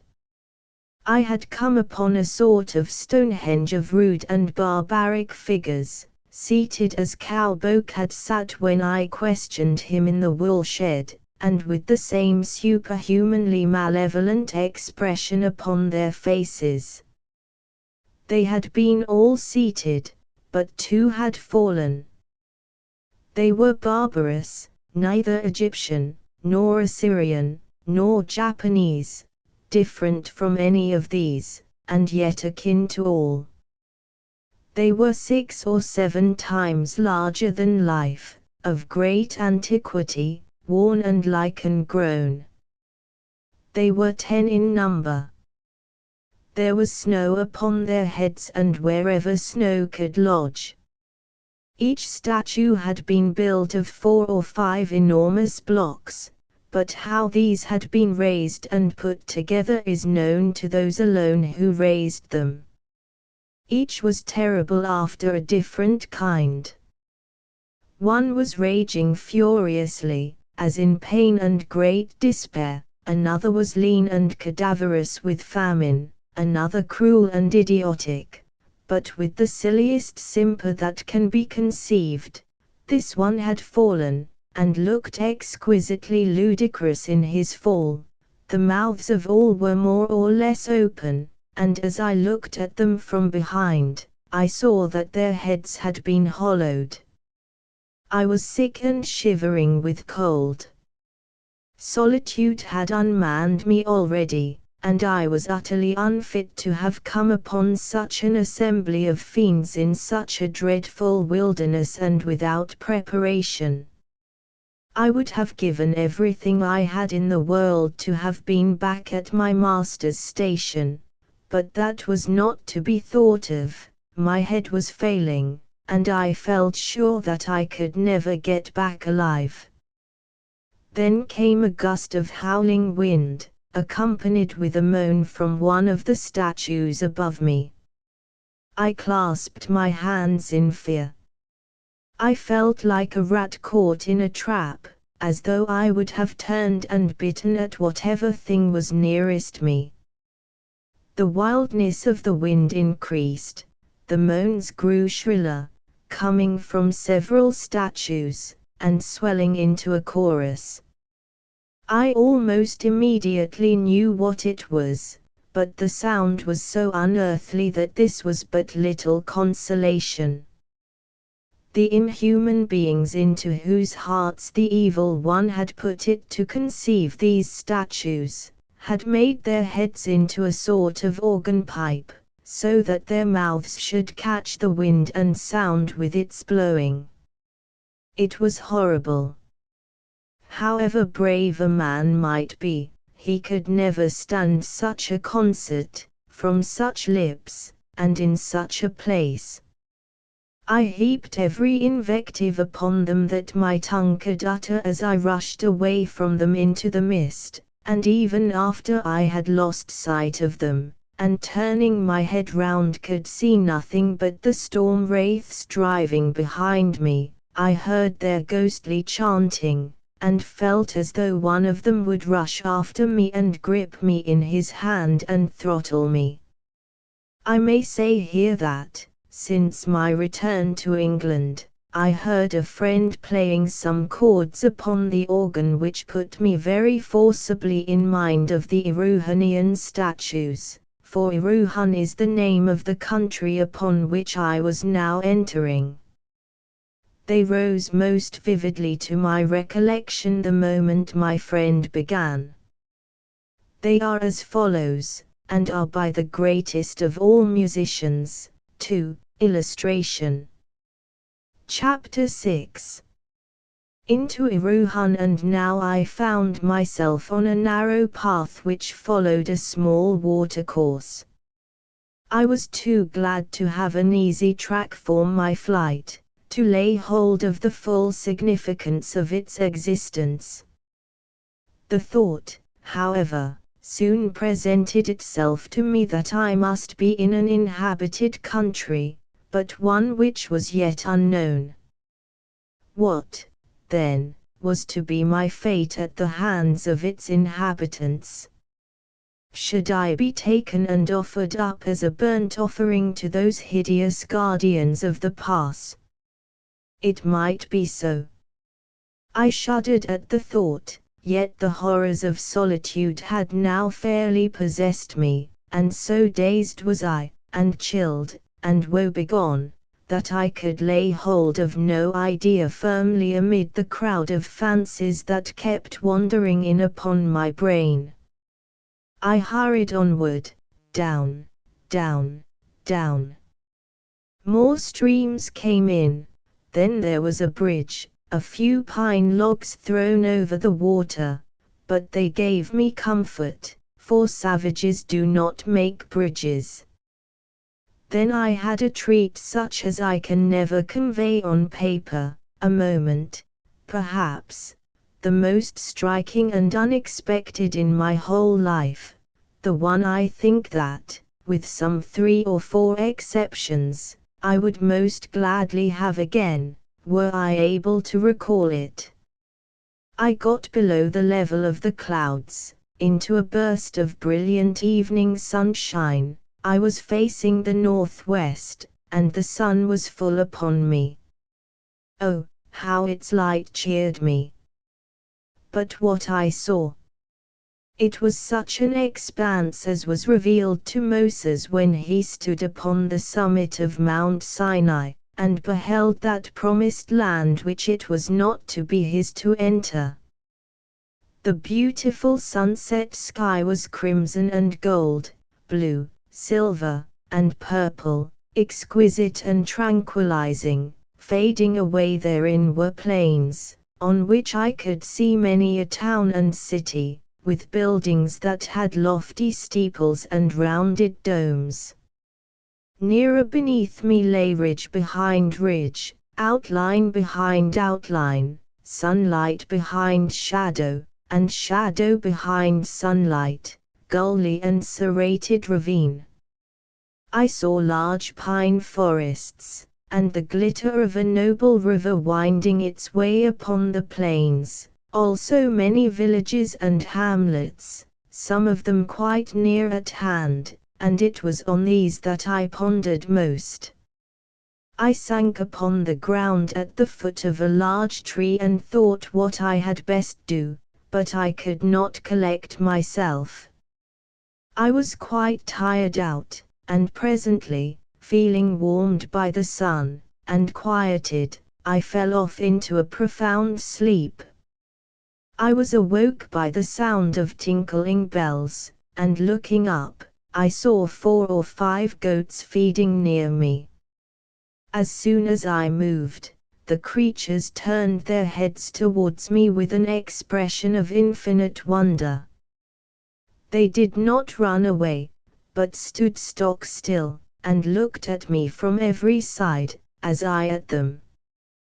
Then came the sound of chattering and laughter, and there approached 2 lovely girls, of about 17 or 18 years old, dressed each in a sort of linen gabardine, with a girdle round the waist. They saw me. I sat quite still and looked at them, dazzled with their extreme beauty. For a moment they looked at me and at each other in great amazement, then they gave a little frightened cry and ran off as hard as they could. So that's that, said I to myself, as I watched them scampering. I knew that I had better stay where I was and meet my fate, whatever it was to be, and even if there were a better course, I had no strength left to take it. I must come into contact with the inhabitants sooner or later, and it might as well be sooner. Better not to seem afraid of them, as I should do by running away and being caught with a hue and cry tomorrow or next day. So I remained quite still and waited. In about an hour I heard distant voices talking excitedly, and in a few minutes I saw the 2 girls bringing up a party of 6 or 7 men, well armed with bows and arrows and pikes. There was nothing for it, so I remained sitting quite still, even after they had seen me, until they came close up. Then we all had a good look at one another. Both the girls and the men were very dark in color, but not more so than the South Italians or Spaniards. The men wore no trousers, but were dressed nearly the same as the Arabs whom I have seen in Algeria. They were of the most magnificent presence, being no less strong and handsome than the women were beautiful, and not only this, but their expression was courteous and benign. I think they would have killed me at once if I had made the slightest show of violence, but they gave me no impression of their being likely to hurt me so long as I was quiet. I am not much given to liking anybody at first sight, but these people impressed me much more favorably than I should have thought possible, so that I could not fear them as I scanned their faces one after another. They were all powerful men. I might have been a match for any one of them singly, for I have been told that I have more to glory in the flesh than in any other respect, being over 6 feet and proportionately strong, but any two could have soon mastered me, even were I not so bereft of energy by my recent adventures. My color seemed to surprise them most, for I have light hair, blue eyes, and a fresh complexion. They could not understand how these things could be. My clothes also seemed quite beyond them. Their eyes kept wandering all over me, and the more they looked the less they seemed able to make me out. At last I raised myself upon my feet, and leaning upon my stick, I spoke whatever came into my head to the man who seemed foremost among them. I spoke in English, though I was very sure that he would not understand. I said that I had no idea what country I was in, that I had stumbled upon it almost by accident, after a series of hairbreadth escapes, and that I trusted they would not allow any evil to overtake me now that I was completely at their mercy. All this I said quietly and firmly, with hardly any change of expression. They could not understand me, but they looked approvingly to one another, and seemed pleased, so I thought, that I showed no fear nor acknowledgment of inferiority, the fact being that I was exhausted beyond the sense of fear. Then one of them pointed to the mountain, in the direction of the statues, and made a grimace in imitation of one of them.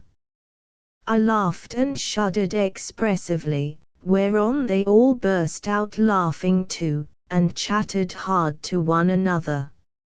I could make out nothing of what they said, but I think they thought it rather a good joke that I had come past the statues. Then one among them came forward and motioned me to follow, which I did without hesitation, for I dared not thwart them. Moreover, I liked them well enough, and felt tolerably sure that they had no intention of hurting me. In about a quarter of an hour we got to a small hamlet built on the side of a hill, with a narrow street and houses huddled up together. The roofs were large and overhanging. Some few windows were glazed, but not many.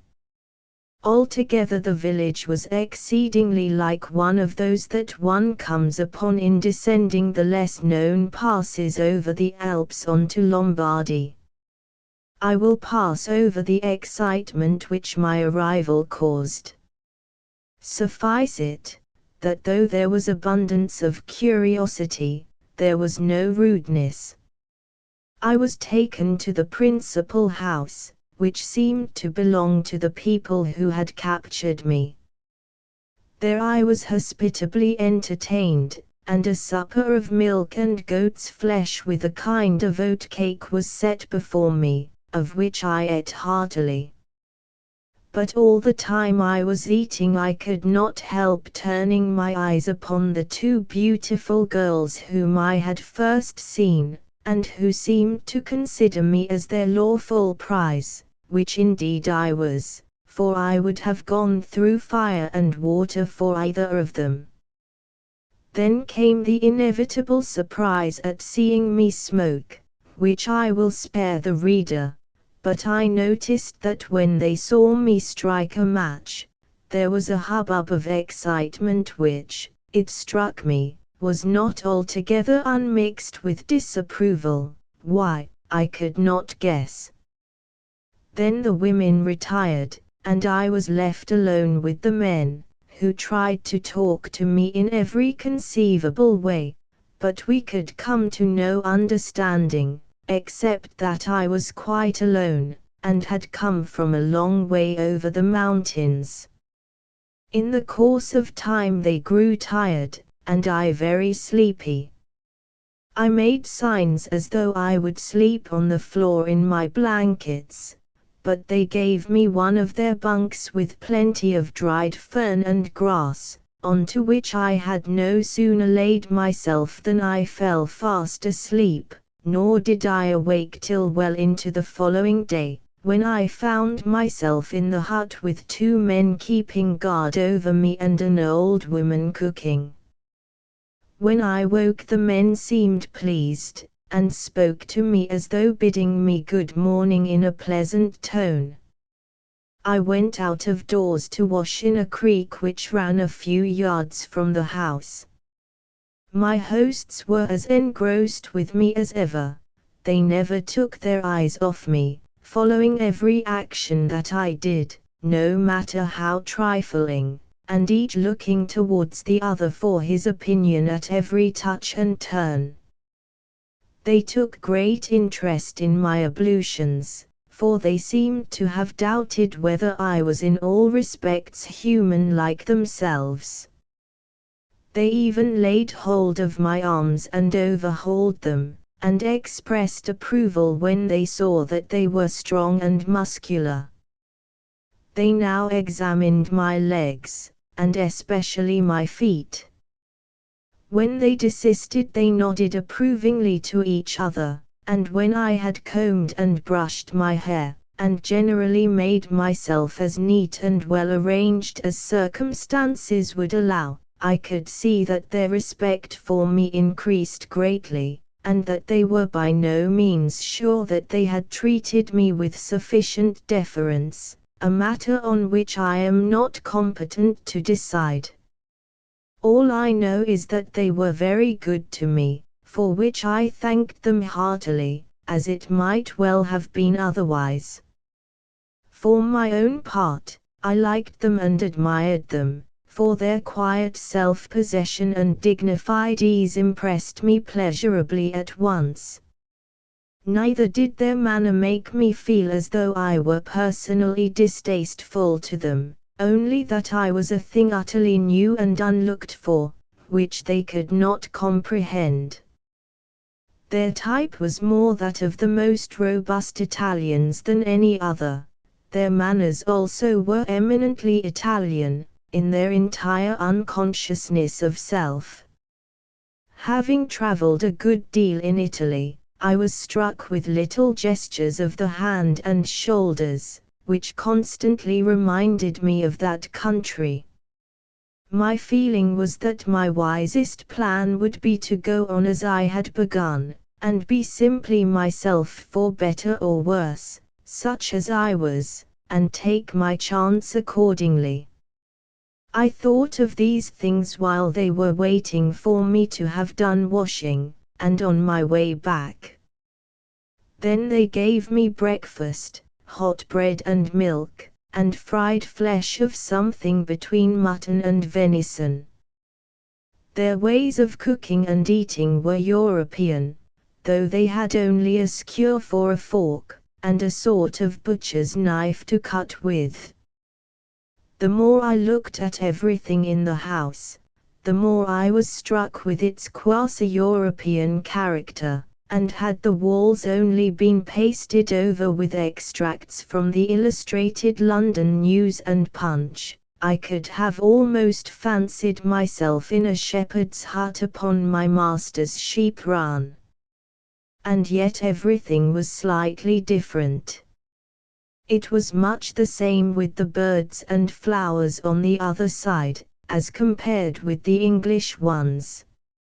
On my arrival I had been pleased at noticing that nearly all the plants and birds were very like common English ones.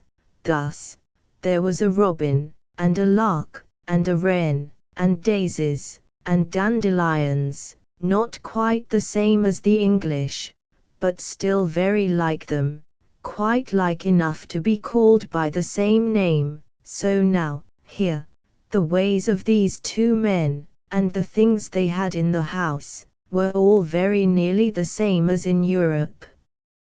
It was not at all like going to China or Japan, where everything that one sees is strange.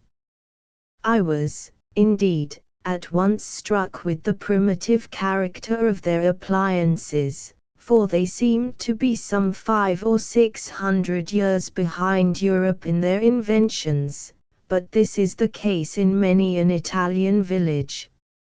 All the time that I was eating my breakfast I kept speculating as to what family of mankind they could belong to, and shortly there came an idea into my head, which brought the blood into my cheeks with excitement as I thought of it. Was it possible that they might be the lost 10 tribes of Israel, of whom I had heard both my grandfather and my father make mention as existing in an unknown country, and awaiting a final return to Palestine? Was it possible that I might have been designed by Providence as the instrument of their conversion? Oh, what a thought was this! I laid down my skewer and gave them a hasty survey. There was nothing of a Jewish type about them. Their noses were distinctly Grecian, and their lips, though full, were not Jewish. How could I settle this question? I knew neither Greek nor Hebrew, and even if I should get to understand the language here spoken, I should be unable to detect the roots of either of these tongues. I had not been long enough among them to ascertain their habits, but they did not give me the impression of being a religious people. This too was natural. The 10 tribes had been always lamentably irreligious. But could I not make them change? To restore the lost 10 tribes of Israel to a knowledge of the only truth, here would be indeed an immortal crown of glory.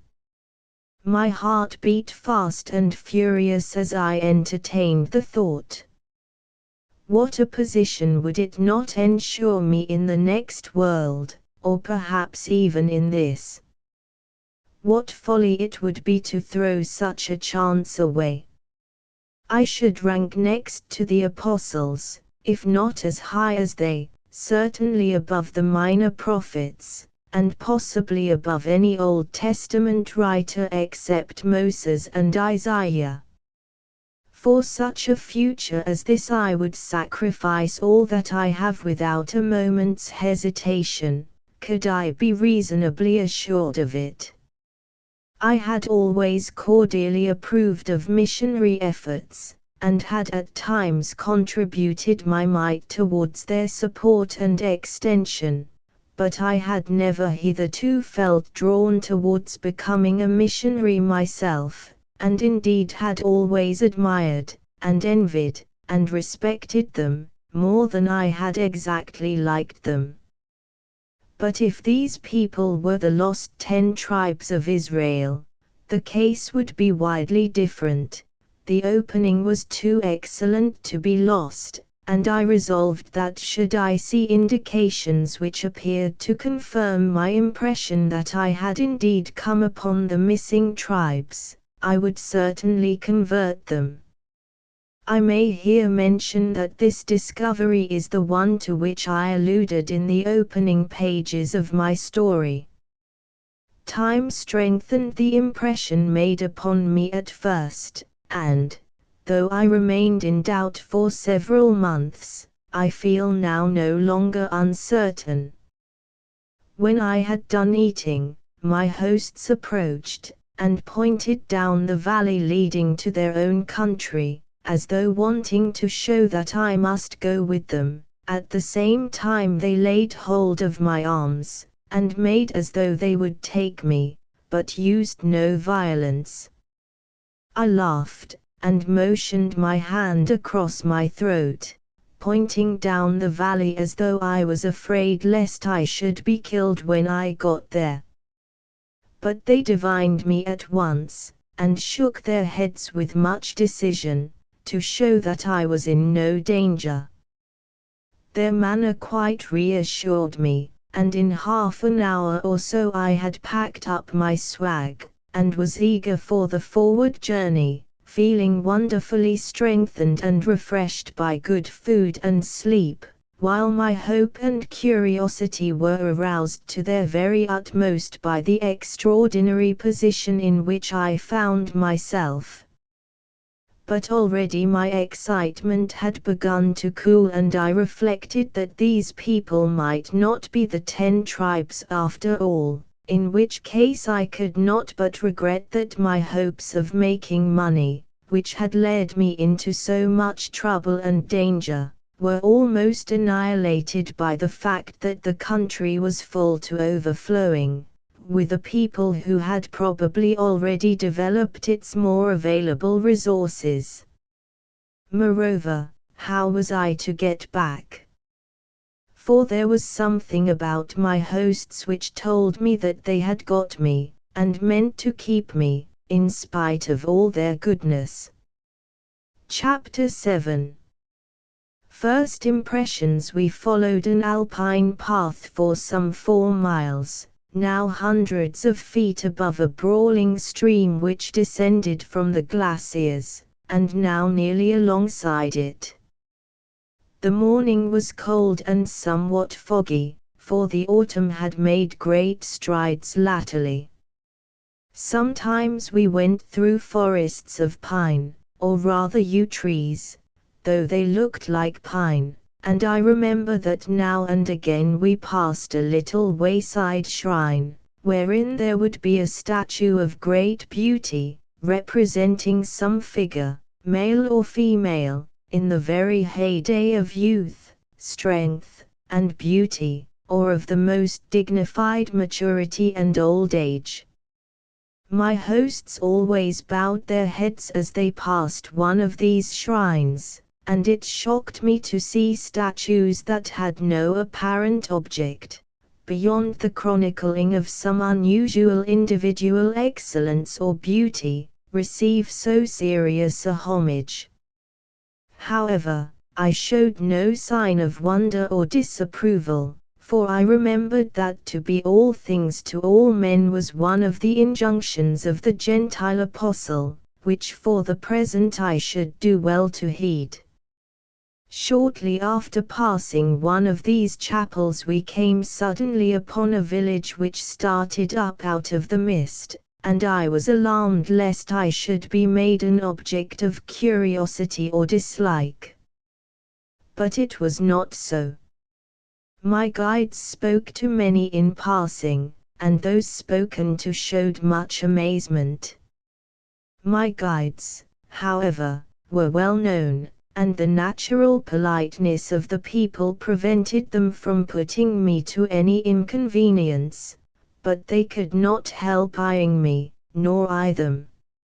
I may as well say at once what my after experience taught me, namely, that with all their faults and extraordinary obliquity of mental vision upon many subjects, they are the very best bred people that I ever fell in with. The village was just like the one we had left, only rather larger.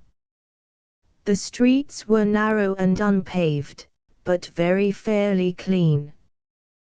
The vine grew outside many of the houses, and there were some with signboards, on which was painted a bottle and a glass, that made me feel much at home.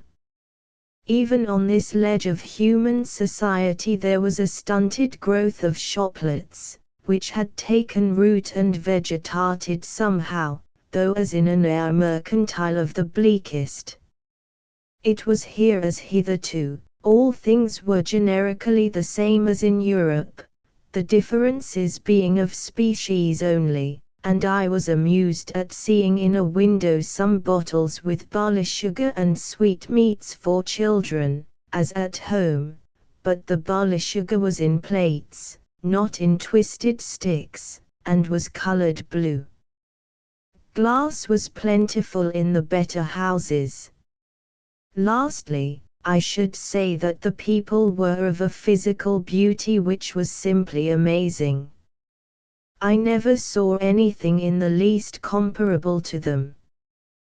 The women were vigorous, and had a most majestic gait, their heads being set upon their shoulders with a grace beyond all power of expression. Each feature was finished, eyelids, eyelashes, and ears being almost invariably perfect. Their color was equal to that of the finest Italian paintings, being of the clearest olive, and yet ruddy with a glow of perfect health. Their expression was divine, and as they glanced at me timidly but with parted lips in great bewilderment, I forgot all thoughts of their conversion in feelings that were far more earthly. I was dazzled as I saw one after the other, of whom I could only feel that each was the loveliest I had ever seen. Even in middle age they were still comely, and the old grey-haired women at their cottage doors had a dignity, not to say majesty, of their own. The men were as handsome as the women beautiful. I have always delighted in and reverenced beauty, but I felt simply abashed in the presence of such a splendid type, a compound of all that is best in Egyptian, Greek and Italian. The children were infinite in number, and exceedingly merry. I need hardly say that they came in for their full share of the prevailing beauty. I expressed by signs my admiration and pleasure to my guides, and they were greatly pleased. I should add that all seemed to take a pride in their personal appearance, and that even the poorest, and none seemed rich, were well kempt and tidy. I could fill many pages with a description of their dress and the ornaments which they wore, and 100 details which struck me with all the force of novelty, but I must not stay to do so. When we had got past the village the fog rose, and revealed magnificent views of the snowy mountains and their nearer abutments, while in front I could now and again catch glimpses of the great plains which I had surveyed on the preceding evening. The country was highly cultivated, every ledge being planted with chestnuts, walnuts, and apple trees from which the apples were now gathering. Goats were abundant, also a kind of small black cattle, in the marshes near the river, which was now fast widening, and running between larger flats from which the hills receded more and more. I saw a few sheep with rounded noses and enormous tails. Dogs were there in plenty, and very English, but I saw no cats, nor indeed are these creatures known, their place being supplied by a sort of small terrier. In about 4 hours of walking from the time we started, and after passing 2 or 3 more villages, we came upon a considerable town, and my guides made many attempts to make me understand something, but I gathered no inkling of their meaning, except that I need be under no apprehension of danger. I will spare the reader any description of the town, and would only bid him think of Domodossola or Fado. Suffice it that I found myself taken before the chief magistrate, and by his orders was placed in an apartment with 2 other people, who were the first I had seen looking anything but well and handsome. In fact, one of them was plainly very much out of health, and coughed violently from time to time in spite of manifest efforts to suppress it. The other looked pale and ill, but he was marvelously self-contained, and it was impossible to say what was the matter with him. Both of them appeared astonished at seeing one who was evidently a stranger, but they were too ill to come up to me, and form conclusions concerning me. These 2 were first called out, and in about a quarter of an hour I was made to follow them, which I did in some fear, and with much curiosity. The chief magistrate was a venerable-looking man, with white hair and beard and a face of great sagacity. He looked me all over for about 5 minutes, letting his eyes wander from the crown of my head to the soles of my feet, up and down and up. Neither did his mind seem in the least clearer when he had done looking than when he began. He at length asked me a single short question, which I supposed meant "Who are you?" I answered in English quite composedly as though he would understand me, and endeavored to be my very most natural self as well as I could. He appeared more and more puzzled, and then retired, returning with 2 others much like himself. Then they took me into an inner room, and the 2 fresh arrivals stripped me, while the chief looked on. They felt my pulse, they looked at my tongue, they listened at my chest, they felt all my muscles, and at the end of each operation they looked at the chief and nodded, and said something in a tone quite pleasant, as though I were all right.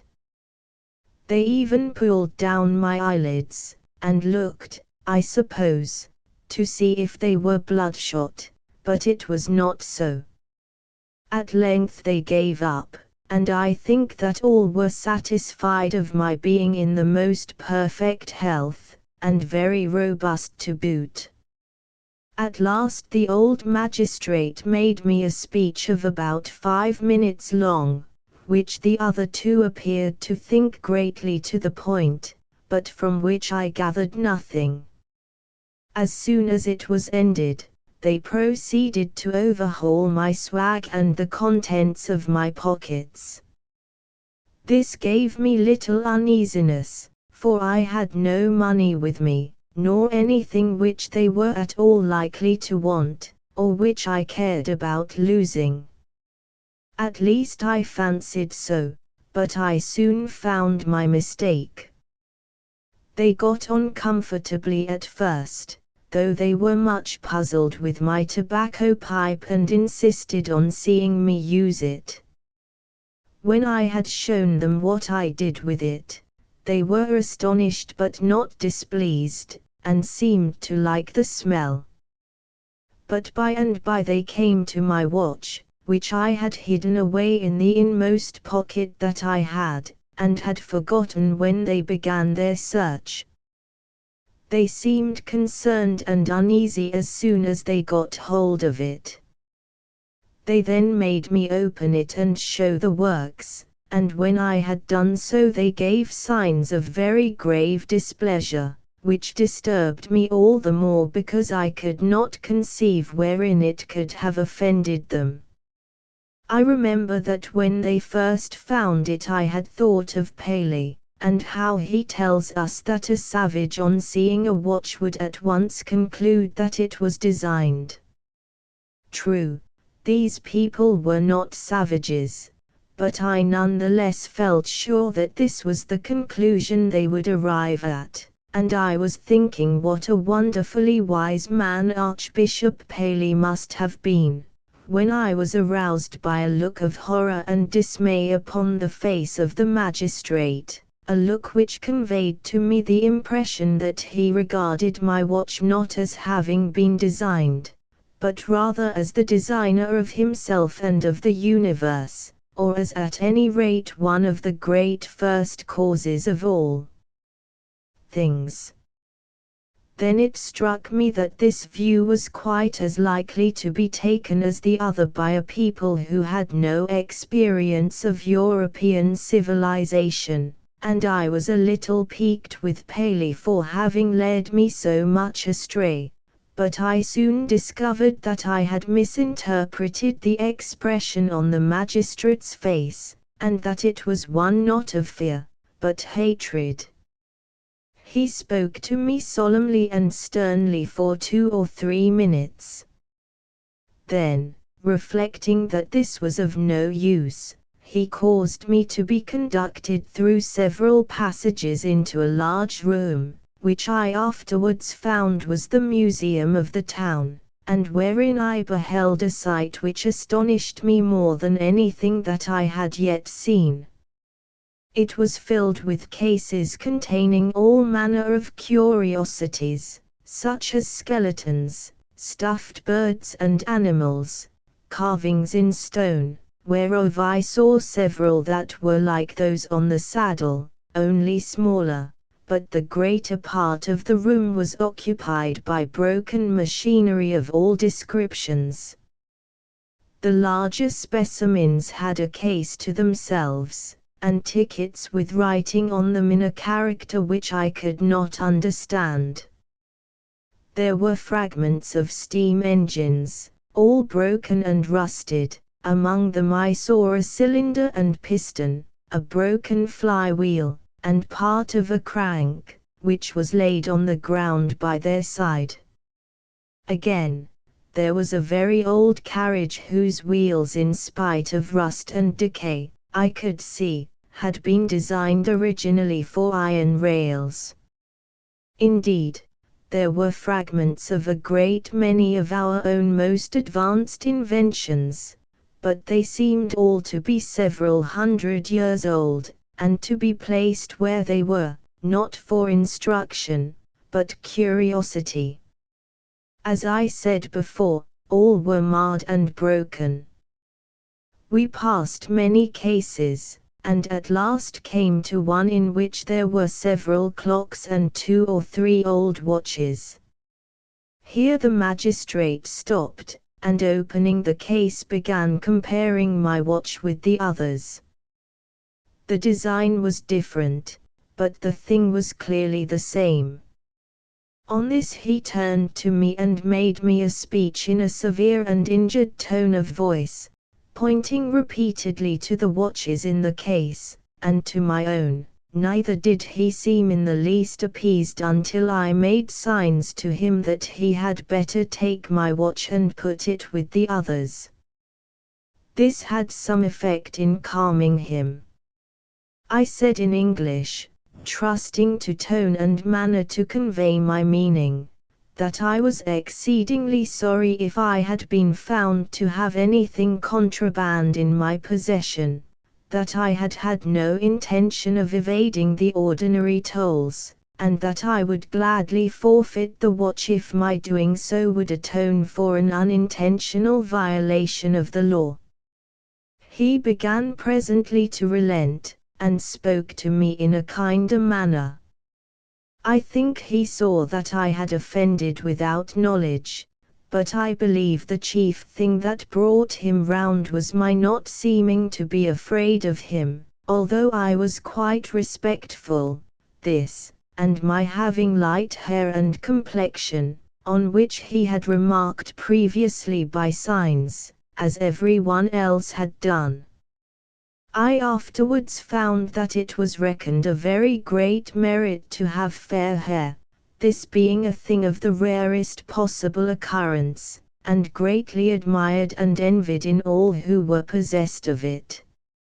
However that might be, my watch was taken from me, but our peace was made, and I was conducted back to the room where I had been examined. The magistrate then made me another speech, whereon I was taken to a building hard by, which I soon discovered to be the common prison of the town, but in which an apartment was assigned me separate from the other prisoners. The room contained a bed, table, and chairs, also a fireplace and a washing stand. There was another door, which opened onto a balcony, with a flight of steps descending into a walled garden of some size. The man who conducted me into this room made signs to me that I might go down and walk in the garden whenever I pleased, and intimated that I should shortly have something brought me to eat. I was allowed to retain my blankets, and the few things which I had wrapped inside them, but it was plain that I was to consider myself a prisoner, for how long a period I could not by any means determine. He then left me alone. Chapter 8. In prison, and now for the first time my courage completely failed me. It is enough to say that I was penniless, and a prisoner in a foreign country, where I had no friend, nor any knowledge of the customs or language of the people. I was at the mercy of men with whom I had little in common. And yet, engrossed as I was with my extremely difficult and doubtful position, I could not help feeling deeply interested in the people among whom I had fallen. What was the meaning of that room full of old machinery which I had just seen, and of the displeasure with which the magistrate had regarded my watch? The people had very little machinery now. I had been struck with this over and over again, though I had not been more than 24 hours in the country. They were about as far advanced as Europeans of the 12th or 13th century, certainly not more so. And yet they must have had at one time the fullest knowledge of our own most recent inventions. How could it have happened that, having been once so far in advance, they were now as much behind us? It was evident that it was not from ignorance. They knew my watch as a watch when they saw it, and the care with which the broken machines were preserved and ticketed proved that they had not lost the recollection of their former civilization. The more I thought, the less I could understand it, but at last I concluded that they must have worked out their mines of coal and iron, till either none were left, or so few, that the use of these metals was restricted to the very highest nobility. This was the only solution I could think of, and, though I afterwards found how entirely mistaken it was, I felt quite sure then that it must be the right one.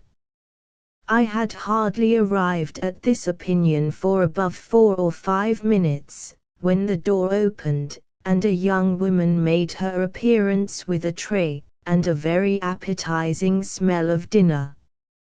I gazed upon her with admiration as she laid a cloth and set a savory-looking dish upon the table.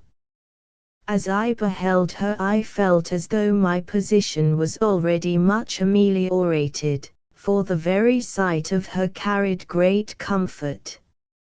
She was not more than 20, rather above the middle height, active and strong, but yet most delicately featured. Her lips were full and sweet, her eyes were of a deep hazel, and fringed with long and springing eyelashes. Her hair was neatly braided from off her forehead, her complexion was simply exquisite, her figure as robust as was consistent with the most perfect female beauty, yet not more so. Her hands and feet might have served as models to a sculptor. Having set the stew upon the table, she retired with a glance of pity, whereon, remembering pity's kinsman, I decided that she should pity me a little more. She returned with a bottle and a glass, and found me sitting on the bed with my hands over my face, looking the very picture of abject misery, and, like all pictures, rather untruthful. As I watched her, through my fingers, out of the room again, I felt sure that she was exceedingly sorry for me.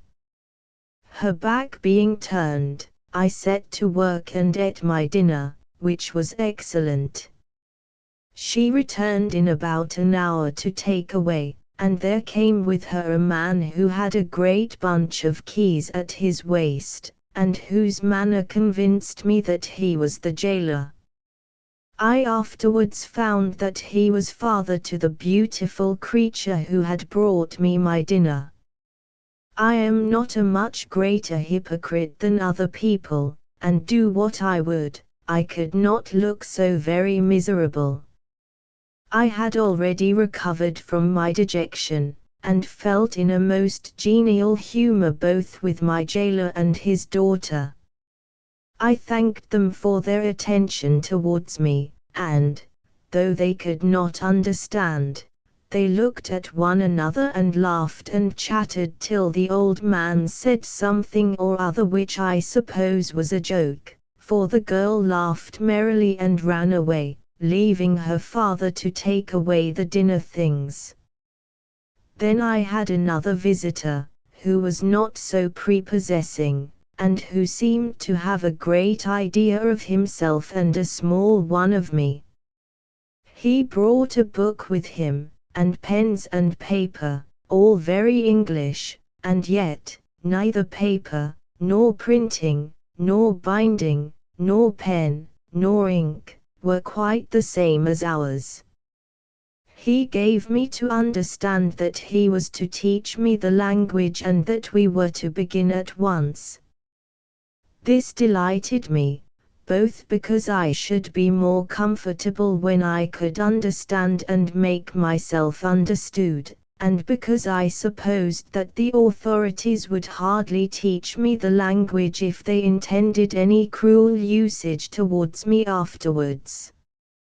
We began at once, and I learned the names of everything in the room, and also the numerals and personal pronouns. I found to my sorrow that the resemblance to European things, which I had so frequently observed hitherto, did not hold good in the matter of language, for I could detect no analogy whatever between this and any tongue of which I have the slightest knowledge, a thing which made me think it possible that I might be learning Hebrew. I must detail no longer. From this time my days were spent with a monotony which would have been tedious but for the society of Joram, the jailer's daughter, who had taken a great fancy for me and treated me with the utmost kindness. The man came every day to teach me the language, but my real dictionary and grammar were Joram, and I consulted them to such purpose that I made the most extraordinary progress, being able at the end of a month to understand a great deal of the conversation which I overheard between Joram and her father. My teacher professed himself well satisfied, and said he should make a favorable report of me to the authorities. I then questioned him as to what would probably be done with me. He told me that my arrival had caused great excitement throughout the country, and that I was to be detained a close prisoner until the receipt of advices from the government. My having had a watch, he said, was the only damaging feature in the case. And then, in answer to my asking why this should be so, he gave me a long story of which with my imperfect knowledge of the language I could make nothing whatever, except that it was a very heinous offense, almost as bad, at least, so I thought I understood him, as having typhus fever. But he said he thought my light hair would save me. I was allowed to walk in the garden. There was a high wall so that I managed to play a sort of hand fives, which prevented my feeling the bad effects of my confinement, though it was stupid work playing alone. In the course of time people from the town and neighborhood began to pester the jailer to be allowed to see me, and on receiving handsome fees he let them do so. The people were good to me, almost too good, for they were inclined to make a lion of me, which I hated, at least the women were, only they had to beware of Joram, who was a young lady of a jealous temperament, and kept a sharp eye both on me and on my lady visitors. However, I felt so kindly towards her, and was so entirely dependent upon her for almost all that made my life a blessing and a comfort to me, that I took good care not to vex her, and we remained excellent friends. The men were far less inquisitive, and would not, I believe, have come near me of their own accord, but the women made them come as escorts. I was delighted with their handsome mien, and pleasant genial manners. My food was plain, but always varied and wholesome, and the good red wine was admirable. I had found a sort of wort in the garden, which I sweated in heaps and then dried, obtaining thus a substitute for tobacco, so that what with Joram, the language, visitors, fives in the garden, smoking, and bed, my time slipped by more rapidly and pleasantly than might have been expected.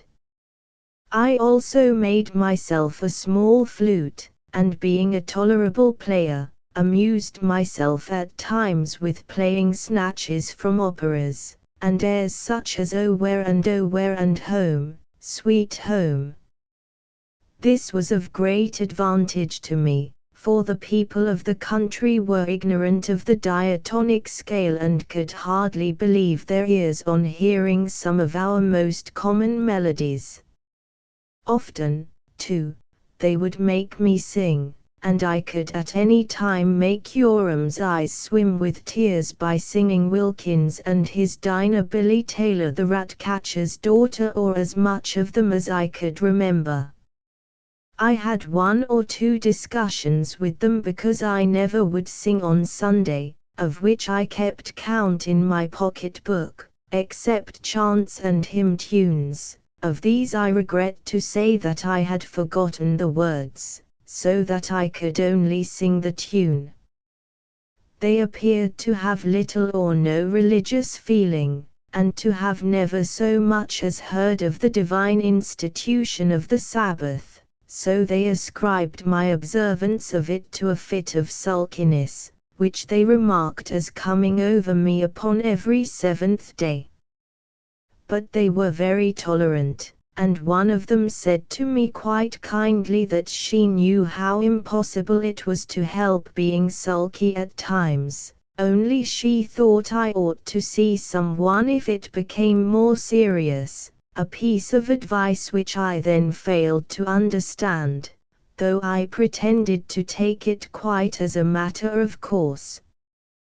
Once only did Joram treat me in a way that was unkind and unreasonable, at least so I thought it at the time. It happened thus. I had been playing fives in the garden and got much heated. Although the day was cold, for autumn was now advancing, and Cold Harbor, as the name of the town in which my prison was should be translated, stood fully 3,000 feet above the sea. I had played without my coat and waistcoat, and took a sharp chill on resting myself too long in the open air without protection. The next day I had a severe cold and felt really poorly.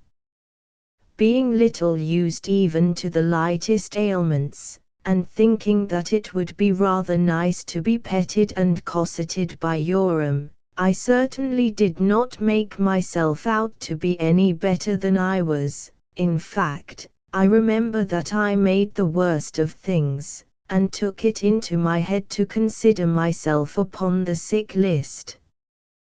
When Joram brought me my breakfast I complained somewhat dolefully of my indisposition, expecting the sympathy and humoring which I should have received from my mother and sisters at home. Not a bit of it.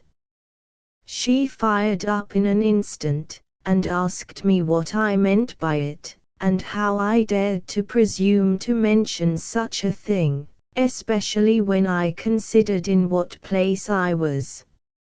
She had the best mind to tell her father, only that she was afraid the consequences would be so very serious for me. Her manner was so injured and decided, and her anger so evidently unfeigned, that I forgot my cold upon the spot, begging her by all means to tell her father if she wished to do so, and telling her that I had no idea of being shielded by her from anything whatever, presently mollifying, after having said as many biting things as I could. I asked her what it was that I had done amiss, and promised amendment as soon as ever I became aware of it. She saw that I was really ignorant, and had had no intention of being rude to her, whereon it came out that illness of any sort was considered in Erewhon to be highly criminal and immoral, and that I was liable, even for catching cold, to be had up before the magistrates and imprisoned for a considerable period, an announcement which struck me dumb with astonishment. I followed up the conversation as well as my imperfect knowledge of the language would allow, and caught a glimmering of her position with regard to ill health, but I did not even then fully comprehend it, nor had I as yet any idea of the other extraordinary perversions of thought which existed among the Erewhonians, but with which I was soon to become familiar. I propose, therefore, to make no mention of what passed between us on this occasion, save that we were reconciled, and that she brought me surreptitiously a hot glass of spirits and water before I went to bed, as also a pile of extra blankets, and that next morning I was quite well. I never remember to have lost a cold so rapidly. This little affair explained much which had hitherto puzzled me. It seemed that the two men who were examined before the magistrates on the day of my arrival in the country, had been given in charge on account of ill health, and were both condemned to a long term of imprisonment with hard labor. They were now expiating their offense in this very prison, and their exercise ground was a yard separated by my fife's wall from the garden in which I walked. This accounted for the sounds of coughing and groaning which I had often noticed as coming from the other side of the wall. It was high, and I had not dared to climb it for fear the jailer should see me and think that I was trying to escape. But I had often wondered what sort of people they could be on the other side, and had resolved on asking the jailer, but I seldom saw him, and Joram and I generally found other things to talk about. Another month flew by, during which I made such progress in the language that I could understand all that was said to me, and express myself with tolerable fluency. My instructor professed to be astonished with the progress I had made. I was careful to attribute it to the pains he had taken with me and to his admirable method of explaining my difficulties, so we became excellent friends. My visitors became more and more frequent. Among them there were some, both men and women, who delighted me entirely by their simplicity, unconsciousness of self, kindly genial manners, and last, but not least, by their exquisite beauty. There came others less well bred, but still comely and agreeable people, while some were snobs pure and simple. At the end of the third month the jailer and my instructor came together to visit me and told me that communications had been received from the government to the effect that if I had behaved well and seemed generally reasonable, and if there could be no suspicion at all about my bodily health and vigor, and if my hair was really light, and my eyes blue and complexion fresh, I was to be sent up at once to the metropolis in order that the king and queen might see me and converse with me, but that when I arrived there I should be set at liberty, and a suitable allowance would be made me. My teacher also told me that one of the leading merchants had sent me an invitation to repair to his house and to consider myself his guest for as long a time as I chose. He is a delightful man, continued the interpreter, but has suffered terribly from, here there came a long word which I could not quite catch, only it was much longer than kleptomania, and has but lately recovered from embezzling a large sum of money under singularly distressing circumstances. But he has quite got over it, and the straighteners say that he has made a really wonderful recovery. You are sure to like him. Chapter 9. To the metropolis. With the above words the good man left the room before I had time to express my astonishment at hearing such extraordinary language from the lips of one who seemed to be a reputable member of society. Embezzle a large sum of money under singularly distressing circumstances, I exclaimed to myself, and ask me to go and stay with him. I shall do nothing of the sort, compromise myself at the very outset in the eyes of all decent people, and give the death blow to my chances of either converting them if they are the lost tribes of Israel, or making money out of them if they are not.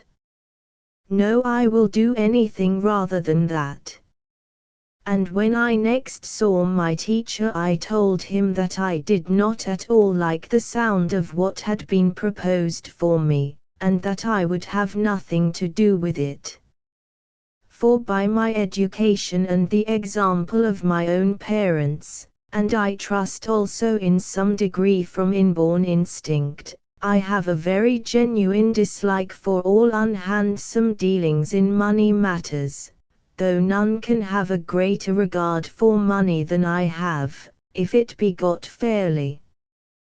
The interpreter was much surprised by my answer, and said that I should be very foolish if I persisted in my refusal.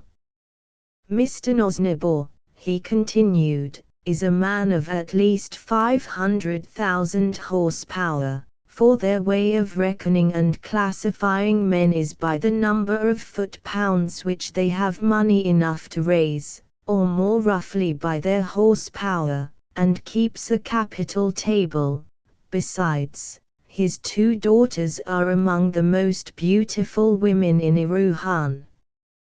When I heard all this, I confess that I was much shaken, and inquired whether he was favorably considered in the best society. Certainly, was the answer, no man in the country stands higher. He then went on to say that one would have thought from my manner that my proposed host had had jaundice or pleurisy or been generally unfortunate, and that I was in fear of infection. I am not much afraid of infection, said I, impatiently, but I have some regard for my character, and if I know a man to be an embezzler of other people's money, be sure of it, I will give him as wide a berth as I can. If he were ill or poor, interrupted the interpreter, with a face of great alarm. So that's your notion of propriety. You would consort with the basest criminals, and yet deem simple embezzlement a bar to friendly intercourse. I cannot understand you. But I am poor myself, cried I. You were, said he, and you were liable to be severely punished for it. Indeed, at the council which was held concerning you, this fact was very nearly consigning you to what I should myself consider a well-deserved chastisement, for he was getting angry, and so was I, but the queen was so inquisitive, and wanted so much to see you, that she petitioned the king and made him give you his pardon, and assign you a pension in consideration of your meritorious complexion. It is lucky for you that he has not heard what you have been saying now, or he would be sure to cancel it. As I heard these words, my heart sank within me. I felt the extreme difficulty of my position, and how wicked I should be in running counter to established usage. I remained silent for several minutes, and then said that I should be happy to accept the embezzler's invitation, on which my instructor brightened and said I was a sensible fellow. But I felt very uncomfortable. When he had left the room, I mused over the conversation which had just taken place between us, but I could make nothing out of it, except that it argued an even greater perversity of mental vision than I had been yet prepared for. And this made me wretched, for I cannot bear having much to do with people who think differently from myself. All sorts of wandering thoughts kept coming into my head. I thought of my master's hut, and my seat upon the mountain side, where I had first conceived the insane idea of exploring. What years and years seemed to have passed since I had begun my journey. I thought of my adventures in the gorge, and on the journey hither, and of Cowboke. I wondered what Cowboke told them about me when he got back. He had done well in going back, Cowboke had. He was not handsome, nay, he was hideous, and it would have gone hardly with him. Twilight drew on, and rain pattered against the windows. Never yet had I felt so unhappy, except during 3 days of seasickness at the beginning of my voyage from England. I sat musing and in great melancholy, until Joram made her appearance with light and supper. She too, poor girl, was miserable, for she had heard that I was to leave them. She had made up her mind that I was to remain always in the town, even after my imprisonment was over, and I fancy had resolved to marry me, though I had never so much as hinted at her doing so. So what with the distressingly strange conversation with my teacher, my own friendless condition, and Joram's melancholy, I felt more unhappy than I can describe, and remained so till I got to bed, and sleep sealed my eyelids. On awaking next morning I was much better. It was settled that I was to make my start in a conveyance which was to be in waiting for me at about 11 o'clock, and the anticipation of change put me in good spirits, which even the tearful face of Joram could hardly altogether derange. I kissed her again and again, assured her that we should meet hereafter, and that in the meanwhile I should be ever mindful of her kindness. I gave her 2 of the buttons off my coat and a lock of my hair as a keepsake, taking a goodly curl from her own beautiful head in return, and so, having said goodbye 100 times, till I was fairly overcome with her great sweetness and her sorrow, I tore myself away from her and got downstairs to the calash which was in waiting. How thankful I was when it was all over, and I was driven away and out of sight. Would that I could have felt that it was out of mind also. Pray heaven that it is so now, and that she is married happily among her own people, and has forgotten me. And now began a long and tedious journey with which I should hardly trouble the reader if I could. He is safe, however, for the simple reason that I was blindfolded during the greater part of the time. A bandage was put upon my eyes every morning, and was only removed at night when I reached the inn at which we were to pass the night. We traveled slowly, although the roads were good. We drove but one horse, which took us our day's journey from morning till evening, about 6 hours, exclusive of 2 hours rest in the middle of the day. I do not suppose we made above 30 or 35 miles on an average. Each day we had a fresh horse. As I have said already, I could see nothing of the country. I only know that it was level, and that several times we had to cross large rivers in ferryboats. The inns were clean and comfortable. In one or two of the larger towns they were quite sumptuous, and the food was good and well cooked. The same wonderful health and grace and beauty prevailed everywhere. I found myself an object of great interest, so much so, that the driver told me he had to keep our route secret, and at times to go to places that were not directly on our road, in order to avoid the press that would otherwise have awaited us. Every evening I had a reception, and grew heartily tired of having to say the same things over and over again in answer to the same questions, but it was impossible to be angry with people whose manners were so delightful. They never once asked after my health, or even whether I was fatigued with my journey, but their first question was almost invariably an inquiry after my temper, the knifed of which astonished me till I became used to it. One day, being tired and cold, and weary of saying the same thing over and over again, I turned a little brusquely on my questioner and said that I was exceedingly cross, and that I could hardly feel in a worse humor with myself and everyone else than at that moment.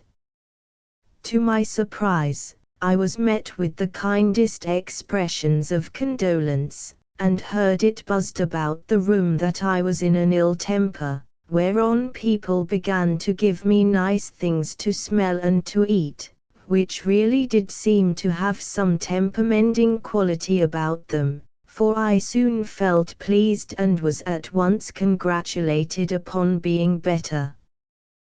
The next morning 2 or 3 people sent their servants to the hotel with sweetmeats, and inquiries whether I had quite recovered from my ill humor.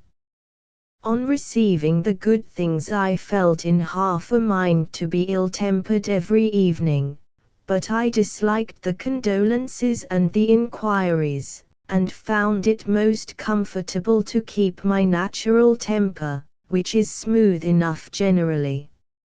Among those who came to visit me were some who had received a liberal education at the colleges of Unreason, and taken the highest degrees in hypothetics, which are their principal study.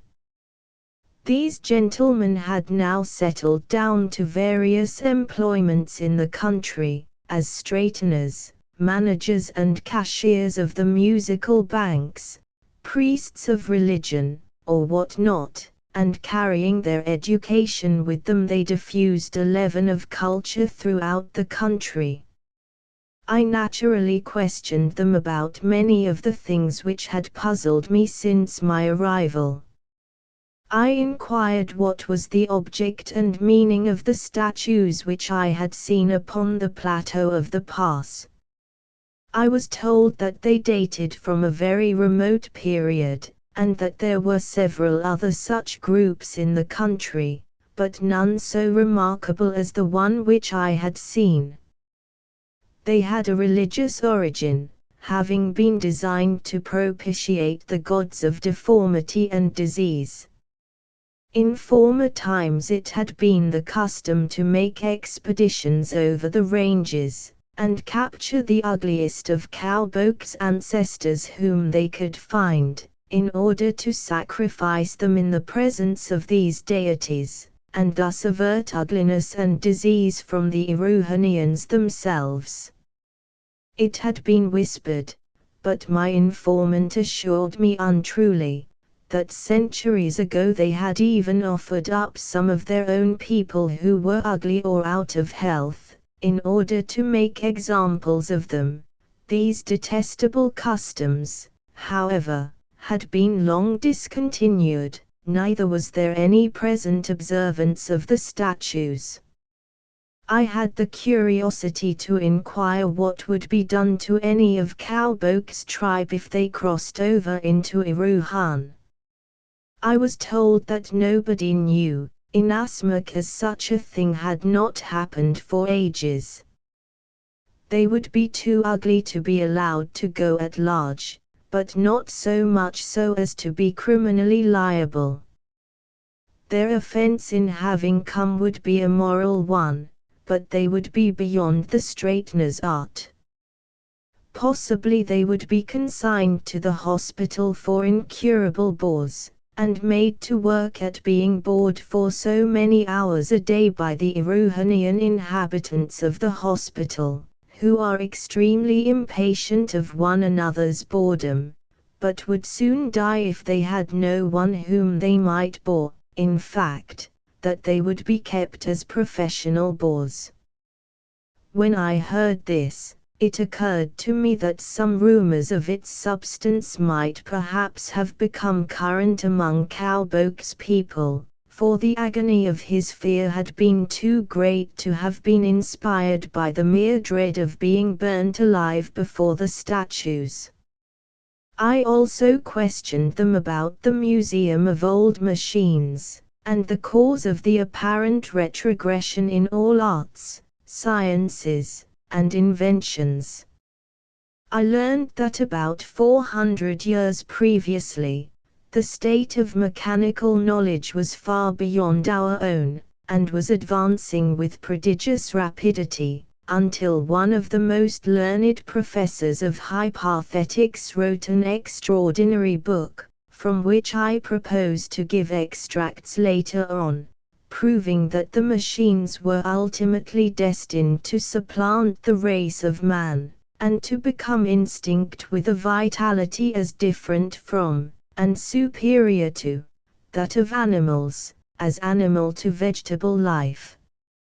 So convincing was his reasoning, or unreasoning, to this effect, that he carried the country with him, and they made a clean sweep of all machinery that had not been in use for more than 271 years, which period was arrived at after a series of compromises, and strictly forbade all further improvements and inventions under pain of being considered in the eye of the law to be laboring under typhus fever, which they regard as one of the worst of all crimes. This is the only case in which they have confounded mental and physical diseases, and they do it even here as by an avowed legal fiction. I became uneasy when I remembered about my watch, but they comforted me with the assurance that transgression in this matter was now so unheard of, that the law could afford to be lenient towards an utter stranger, especially towards one who had such a good character, they meant physique, and such beautiful light hair. Moreover, the watch was a real curiosity, and would be a welcome addition to the Metropolitan collection, so they did not think I need let it trouble me seriously.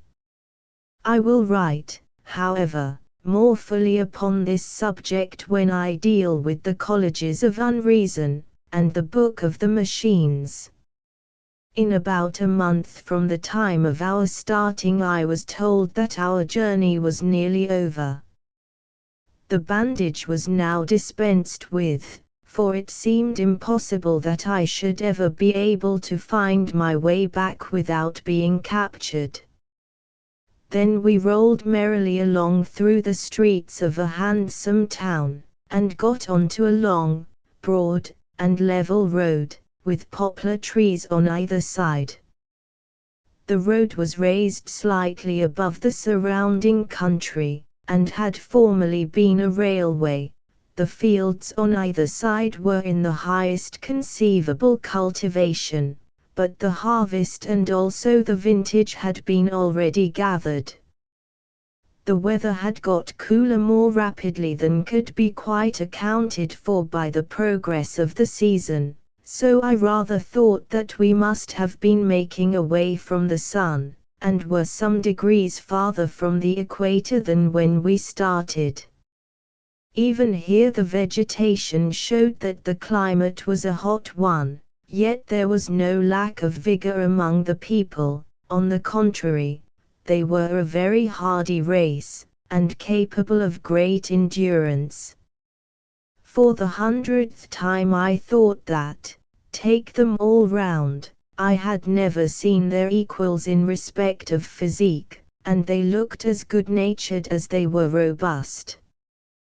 The flowers were for the most part over, but their absence was in some measure compensated for by a profusion of delicious fruit, closely resembling the figs, peaches, and pears of Italy and France. I saw no wild animals, but birds were plentiful and much as in Europe, but not tame as they had been on the other side the ranges. They were shot at with the crossbow and with arrows, gunpowder being unknown, or at any rate not in use. We were now nearing the metropolis, and I could see great towers and fortifications, and lofty buildings that looked like palaces. I began to be nervous as to my reception, but I had got on very well so far, and resolved to continue upon the same plan as hitherto, namely, to behave just as though I were in England until I saw that I was making a blunder, and then to say nothing till I could gather how the land lay. We drew nearer and nearer. The news of my approach had got abroad, and there was a great crowd collected on either side the road, who greeted me with marks of most respectful curiosity, keeping me bowing constantly in acknowledgment from side to side. When we were about a mile off, we were met by the mayor and several councillors, among whom was a venerable old man, who was introduced to me by the mayor, for so I suppose I should call him, as the gentleman who had invited me to his house. I bowed deeply and told him how grateful I felt to him, and how gladly I would accept his hospitality. He forbade me to say more, and pointing to his carriage, which was close at hand, he motioned me to a seat therein. I again bowed profoundly to the mayor and councillors, and drove off with my entertainer, whose name was Senochnozhnibor. After about half a mile the carriage turned off the main road, and we drove under the walls of the town till we reached a palazzo on a slight eminence, and just on the outskirts of the city. This was Senochnozhnibor's house, and nothing can be imagined finer. It was situated near the magnificent and venerable ruins of the old railway station, which formed an imposing feature from the gardens of the house. The grounds, some 10 or a dozen acres in extent, were laid out in terraced gardens, one above the other, with flights of broad steps ascending and descending the declivity of the garden. On these steps there were statues of most exquisite workmanship. Besides the statues there were vases filled with various shrubs that were new to me, and on either side the flights of steps there were rows of old cypresses and cedars, with grassy alleys between them. Then came choice vineyards and orchards of fruit trees in full bearing. The house itself was approached by a courtyard, and round it was a corridor onto which rooms opened, as at Pompeii. In the middle of the court there was a bath and a fountain. Having passed the court we came to the main body of the house, which was 2 stories in height. The rooms were large and lofty. Perhaps at first they looked rather bare of furniture, but in hot climates people generally keep their rooms more bare than they do in colder ones. I missed also the sight of a grand piano or some similar instrument, there being no means of producing music in any of the rooms save the larger drawing room, where there were half a dozen large bronze gongs, which the ladies used occasionally to beat about at random. It was not pleasant to hear them, but I have heard quite as unpleasant music both before and since. Mr. Nosnibor took me through several spacious rooms till we reached a boudoir where were his wife and daughters, of whom I had heard from the interpreter. Mrs. Nosnibor was about 40 years old, and still handsome, but she had grown very stout. Her daughters were in the prime of youth and exquisitely beautiful. I gave the preference almost at once to the younger, whose name was Erewhon, for the elder sister was haughty, while the younger had a very winning manner. Mrs. Nosnibor received me with the perfection of courtesy, so that I must have indeed been shy and nervous if I had not at once felt welcome. Scarcely was the ceremony of my introduction well completed before a servant announced that dinner was ready in the next room. I was exceedingly hungry, and the dinner was beyond all praise. Can the reader wonder that I began to consider myself in excellent quarters? That man embezzle money, thought I to myself, impossible. But I noticed that my host was uneasy during the whole meal, and that he ate nothing but a little bread and milk. Towards the end of dinner there came a tall lean man with a black beard, to whom Mr. Nosnibor and the whole family paid great attention. He was the family straightener. With this gentleman Mr. Nosnibor retired into another room, from which there presently proceeded a sound of weeping and wailing. I could hardly believe my ears, but in a few minutes I got to know for a certainty that they came from Mr. Nosnibor himself. "Poor papa," said Erewhon, as she helped herself composedly to the salt, "how terribly he has suffered." "Yes," answered her mother, "but I think he is quite out of danger now." Then they went on to explain to me the circumstances of the case, and the treatment which the straightener had prescribed, and how successful he had been, all which I will reserve for another chapter, and put rather in the form of a general summary of the opinions current upon these subjects than in the exact words in which the facts were delivered to me. The reader, however, is earnestly requested to believe that both in this next chapter and in those that follow it I have endeavored to adhere most conscientiously to the strictest accuracy, and that I have never willingly misrepresented, though I may have sometimes failed to understand all the bearings of an opinion or custom. Chapter X Current Opinions. This is what I gathered.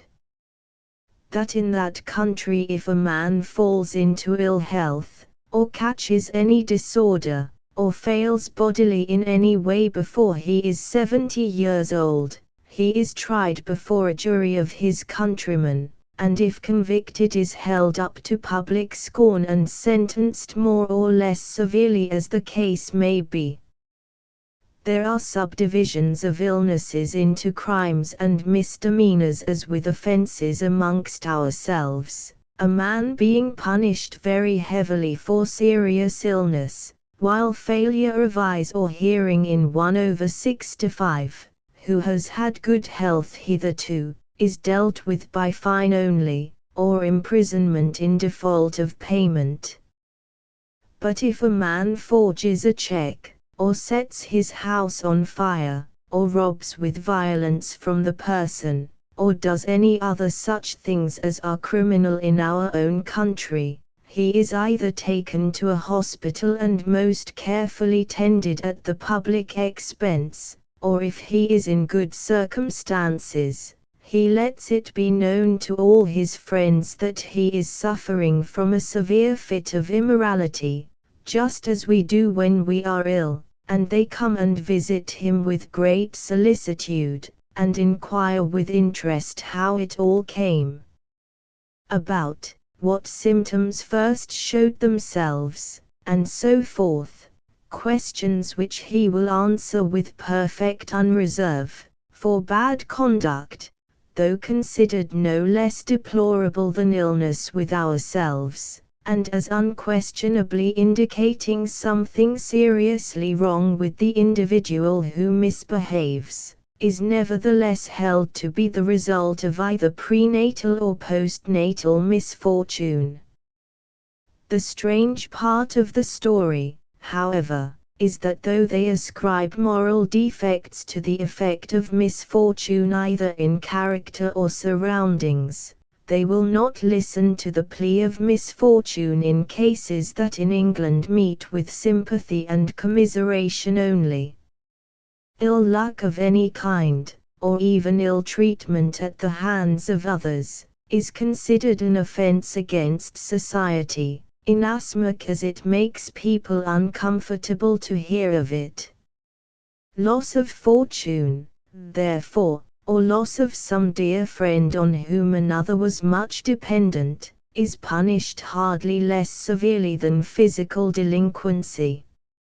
Foreign, indeed, as such ideas are to our own, traces of somewhat similar opinions can be found even in 19th century England. If a person has an abscess, the medical man will say that it contains peccant matter, and people say that they have a bad arm or finger, or that they are very bad all over, when they only mean diseased.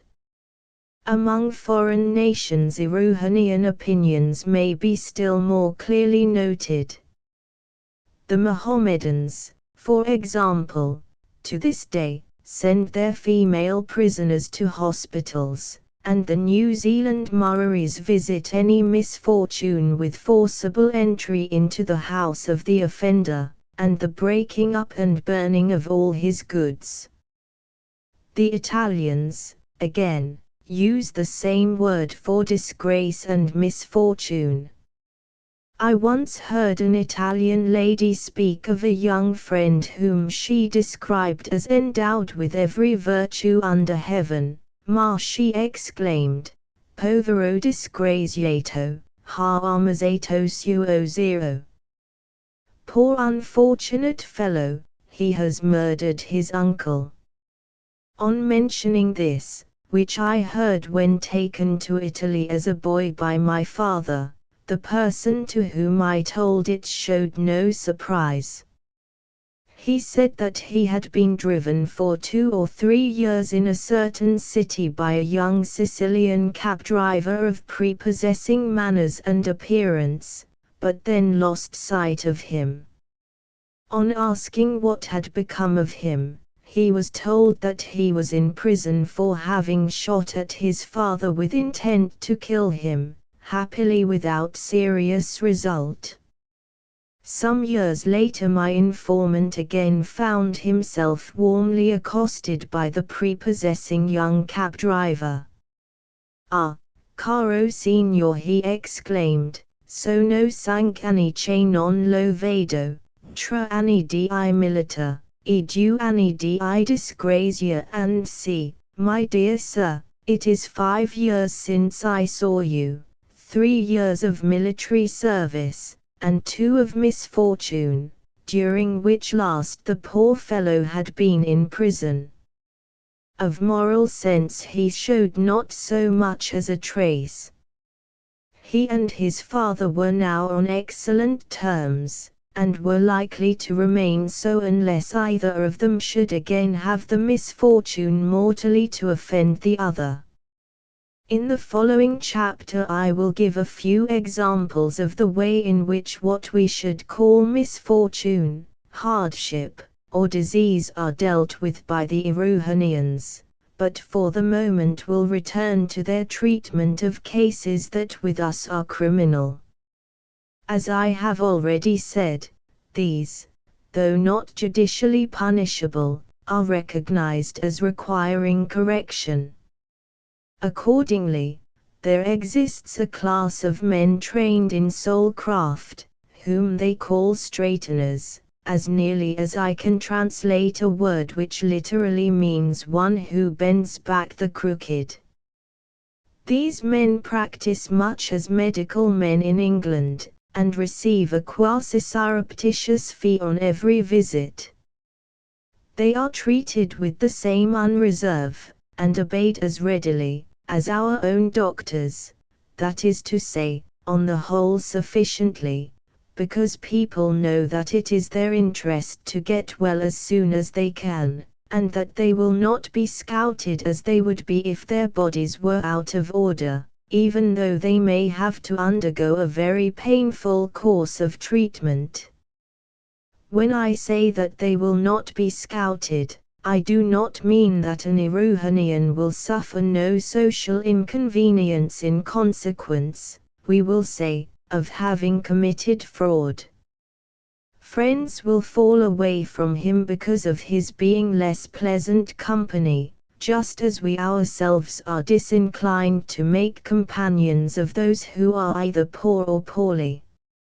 No one with any sense of self-respect will place himself on an equality in the matter of affection with those who are less lucky than himself in birth, health, money, good looks, capacity, or anything else.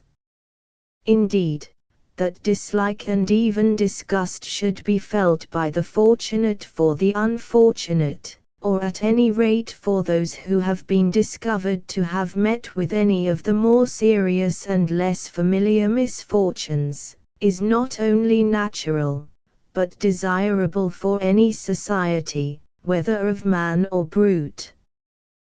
The fact, therefore, that the Erewhonians attach none of that guilt to crime which they do to physical ailments, does not prevent the more selfish among them from neglecting a friend who has robbed a bank, for instance, till he has fully recovered, but it does prevent them from even thinking of treating criminals with that contemptuous tone which would seem to say, I, if I were you, should be a better man than you are, a tone which is held quite reasonable in regard to physical ailment. Hence, though they conceal ill health by every cunning and hypocrisy and artifice which they can devise, they are quite open about the most flagrant mental diseases, should they happen to exist, which to do the people justice is not often. Indeed, there are some who are, so to speak, spiritual valetudinarians, and who make themselves exceedingly ridiculous by their nervous supposition that they are wicked, while they are very tolerable people all the time. This, however, is exceptional, and on the whole they use much the same reserve or unreserve about the state of their moral welfare as we do about our health. Hence all the ordinary greetings among ourselves, such as, "How do you do?" and the like, are considered signs of gross ill-breeding, nor do the politer classes tolerate even such a common complimentary remark as telling a man that he is looking well.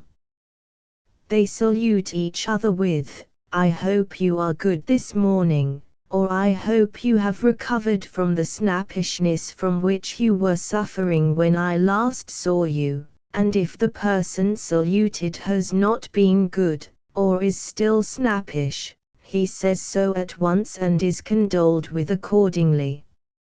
Indeed, the straighteners have gone so far as to give names from the hypothetical language, as taught at the colleges of unreason, to all known forms of mental indisposition, and to classify them according to a system of their own, which, though I could not understand it, seemed to work well in practice, for they are always able to tell a man what is the matter with him as soon as they have heard his story, and their familiarity with the long names assures him that they thoroughly understand his case. The reader will have no difficulty in believing that the laws regarding ill health were frequently evaded by the help of recognized fictions, which every one understood, but which it would be considered gross ill-breeding to even seem to understand. Thus, a day or two after my arrival at the Nosnibors, one of the many ladies who called on me made excuses for her husband's only sending his card, on the ground that when going through the public marketplace that morning he had stolen a pair of socks. I had already been warned that I should never show surprise, so I merely expressed my sympathy, and said that though I had only been in the capital so short a time, I had already had a very narrow escape from stealing a clothes brush, and that though I had resisted temptation so far, I was sadly afraid that if I saw any object of special interest that was neither too hot nor too heavy, I should have to put myself in the straightener's hands. Mrs. Nosnibor, who had been keeping an ear on all that I had been saying, praised me when the lady had gone. Nothing, she said, could have been more polite according to Erewhonian etiquette. She then explained that to have stolen a pair of socks, or to have the socks, in more colloquial language, was a recognized way of saying that the person in question was slightly indisposed. In spite of all this, they have a keen sense of the enjoyment consequent upon what they call being well. They admire mental health and love it in other people, and take all the pains they can, consistently with their other duties, to secure it for themselves. They have an extreme dislike to marrying into what they consider unhealthy families. They send for the straightener at once whenever they have been guilty of anything seriously flagitious, often even if they think that they are on the point of committing it. And though his remedies are sometimes exceedingly painful, involving close confinement for weeks, and in some cases the most cruel physical tortures, I never heard of a reasonable Erewhonian refusing to do what his straightener told him, any more than of a reasonable Englishman refusing to undergo even the most frightful operation, if his doctors told him it was necessary. We in England never shrink from telling our doctor what is the matter with us merely through the fear that he will hurt us. We let him do his worst upon us, and stand it without a murmur, because we are not scouted for being ill, and because we know that the doctor is doing his best to cure us, and that he can judge of our case better than we can. But we should conceal all illness if we were treated as the Erewhonians are when they have anything the matter with them. We should do the same as with moral and intellectual diseases. We should feign health with the most consummate art, till we were found out, and should hate a single flogging given in the way of mere punishment more than the amputation of a limb, if it were kindly and courteously performed from a wish to help us out of our difficulty, and with the full consciousness on the part of the doctor that it was only by an accident of constitution that he was not in the like plight himself. So the Erewhonians take a flogging once a week, and a diet of bread and water for 2 or 3 months together, whenever their straightener recommends it. I do not suppose that even my host, on having swindled a confiding widow out of the whole of her property, was put to more actual suffering than a man will readily undergo at the hands of an English doctor. And yet he must have had a very bad time of it. The sounds I heard were sufficient to show that his pain was exquisite, but he never shrank from undergoing it. He was quite sure that it did him good, and I think he was right. I cannot believe that that man will ever embezzle money again. He may, but it will be a long time before he does so. During my confinement in prison, and on my journey, I had already discovered a great deal of the above, but it still seemed surpassingly strange, and I was in constant fear of committing some piece of rudeness, through my inability to look at things from the same standpoint as my neighbors. But after a few weeks' stay with the Nosnibors, I got to understand things better, especially on having heard all about my host's illness, of which he told me fully and repeatedly. It seemed that he had been on the stock exchange of the city for many years and had amassed enormous wealth, without exceeding the limits of what was generally considered justifiable, or at any rate, permissible dealing. But at length on several occasions he had become aware of a desire to make money by fraudulent representations, and had actually dealt with 2 or 3 sums in a way which had made him rather uncomfortable. He had unfortunately made light of it and pooh-poohed the ailment, until circumstances eventually presented themselves which enabled him to cheat upon a very considerable scale. He told me what they were, and they were about as bad as anything could be, but I need not detail them. He seized the opportunity, and became aware, when it was too late, that he must be seriously out of order. He had neglected himself too long. He drove home at once, broke the news to his wife and daughters as gently as he could, and sent off for one of the most celebrated straighteners of the kingdom to a consultation with the family practitioner, for the case was plainly serious. On the arrival of the straightener he told his story, and expressed his fear that his morals must be permanently impaired. The eminent man reassured him with a few cheering words, and then proceeded to make a more careful diagnosis of the case. He inquired concerning Mr. Nosnibor's parents, had their moral health been good.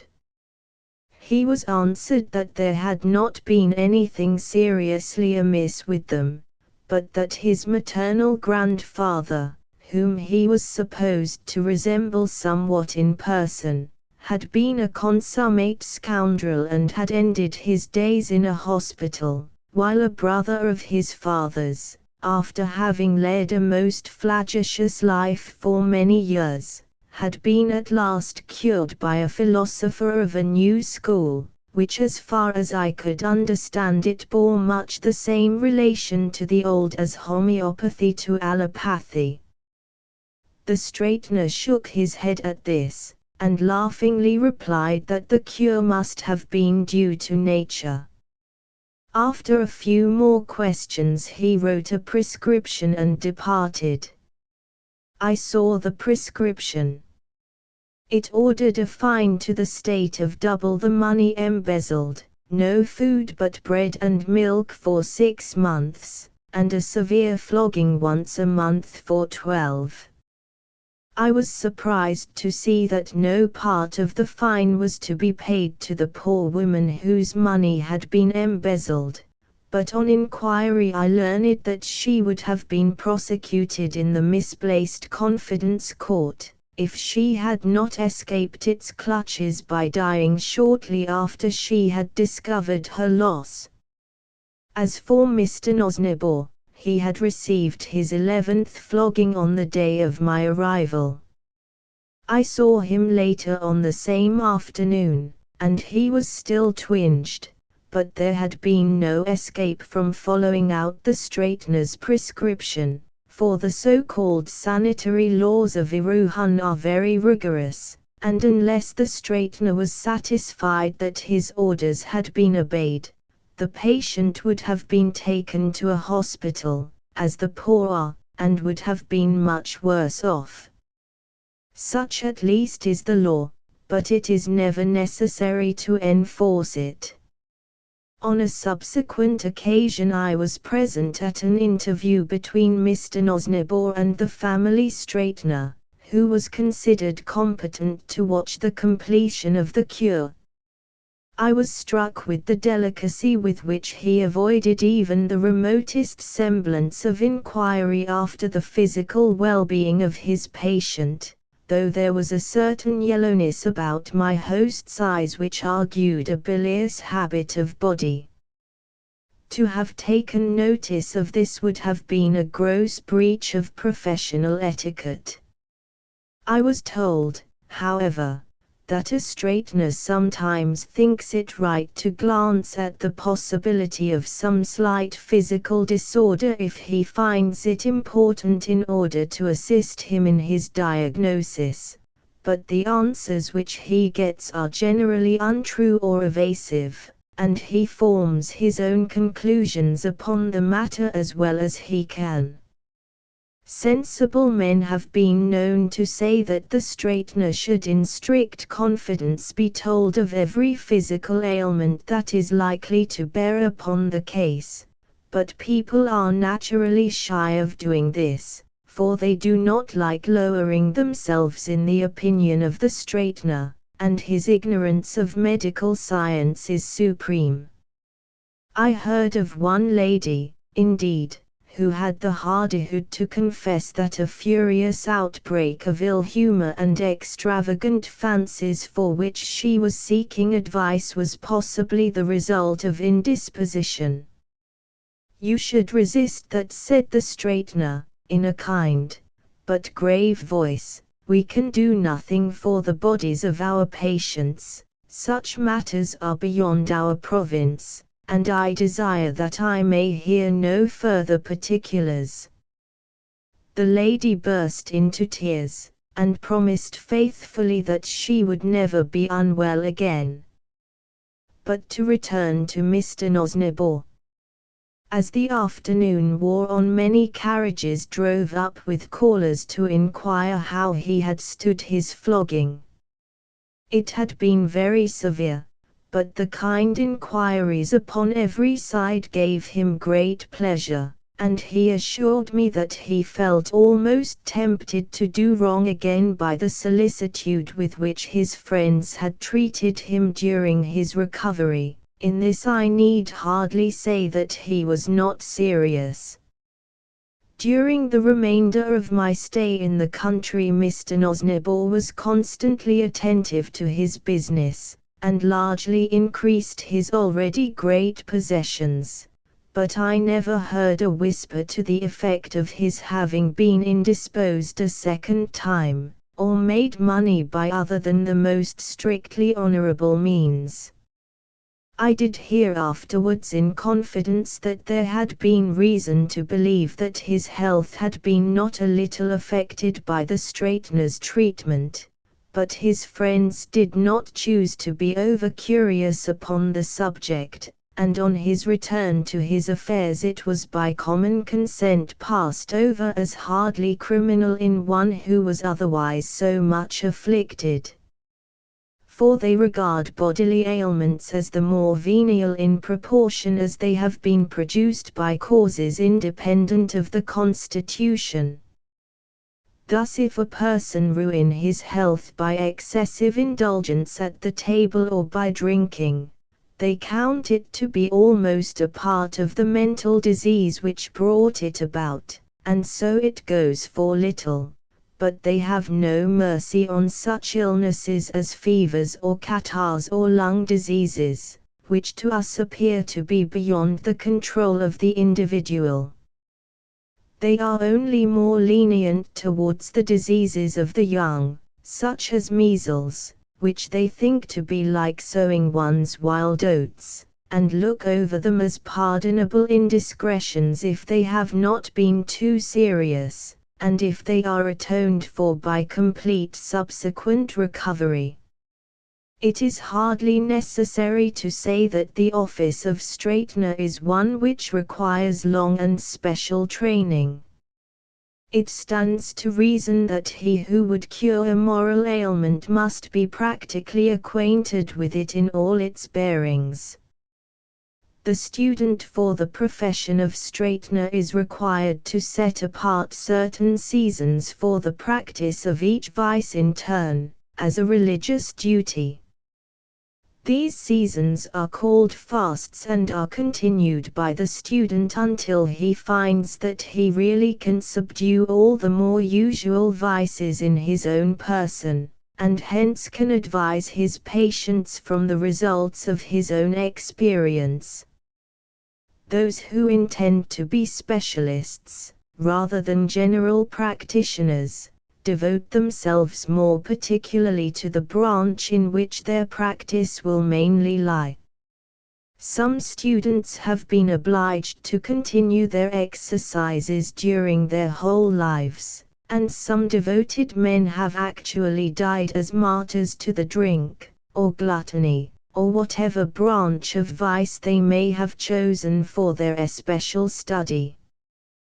The greater number, however, take no harm by the excursions into the various departments of vice which it is incumbent upon them to study. For the Erewhonians hold that unalloyed virtue is not a thing to be immoderately indulged in. I was shown more than one case in which the real or supposed virtues of parents were visited upon the children to the third and fourth generation. The straighteners say that the most that can be truly said for virtue is that there is a considerable balance in its favor, and that it is on the whole a good deal better to be on its side than against it. But they urge that there is much pseudo-virtue going about, which is apt to let people in very badly before they find it out. Those men, they say, are best who are not remarkable either for vice or virtue.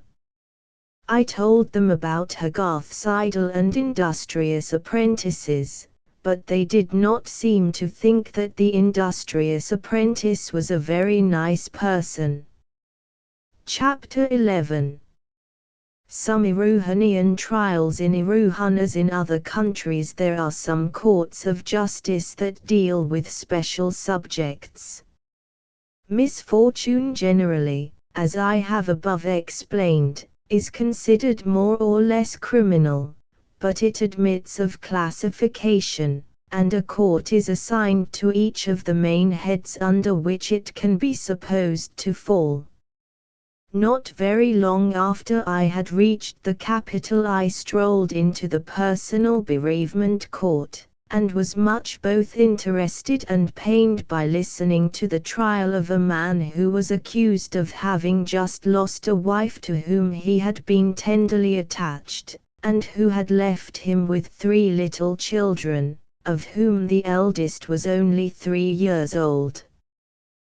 The defense which the prisoner's counsel endeavored to establish was, that the prisoner had never really loved his wife, but it broke down completely, for the public prosecutor called witness after witness who deposed to the fact that the couple had been devoted to one another, and the prisoner repeatedly wept as incidents were put in evidence that reminded him of the irreparable nature of the loss he had sustained. The jury returned a verdict of guilty after very little deliberation, but recommended the prisoner to mercy on the ground that he had but recently insured his wife's life for a considerable sum, and might be deemed lucky inasmuch as he had received the money without demur from the insurance company, though he had only paid 2 premiums. I have just said that the jury found the prisoner guilty. When the judge passed sentence, I was struck with the way in which the prisoner's counsel was rebuked for having referred to a work in which the guilt of such misfortunes as the prisoner's was extenuated to a degree that roused the indignation of the court. We shall have, said the judge, these crude and subversionary books from time to time until it is recognized as an axiom of morality that luck is the only fit object of human veneration. How far a man has any right to be more lucky and hence more venerable than his neighbors, is a point that always has been, and always will be, settled proximately by a kind of higgling and haggling of the market, and ultimately by brute force. But however this may be, it stands to reason that no man should be allowed to be unlucky to more than a very moderate extent. Then, turning to the prisoner, the judge continued, "You have suffered a great loss. Nature attaches a severe penalty to such offenses, and human law must emphasize the decrees of nature. But for the recommendation of the jury I should have given you 6 months' hard labor. I will, however, commute your sentence to one of 3 months, with the option of a fine of 25% of the money you have received from the insurance company." The prisoner thanked the judge, and said that as he had no one to look after his children if he was sent to prison, he would embrace the option mercifully permitted him by his lordship, and pay the sum he had named. He was then removed from the dock. The next case was that of a youth barely arrived at man's estate, who was charged with having been swindled out of large property during his minority by his guardian, who was also one of his nearest relations. His father had been long dead, and it was for this reason that his offense came on for trial in the personal bereavement court. The lad, who was undefended, pleaded that he was young, inexperienced, greatly in awe of his guardian, and without independent professional advice. "Young man," said the judge sternly, "do not talk nonsense.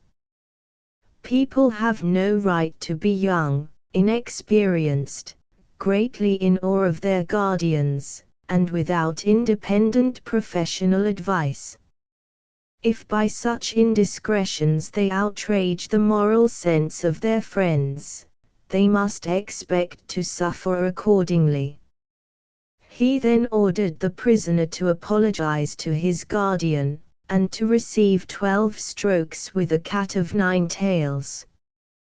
But I shall perhaps best convey to the reader an idea of the entire perversion of thought which exists among this extraordinary people, by describing the public trial of a man who was accused of pulmonary consumption, an offense which was punished with death until quite recently. It did not occur till I had been some months in the country, and I am deviating from chronological order in giving it here, but I had perhaps better do so in order that I may exhaust this subject before proceeding to others. Moreover, I should never come to an end were I to keep to a strictly narrative form, and detail the infinite absurdities with which I daily came in contact.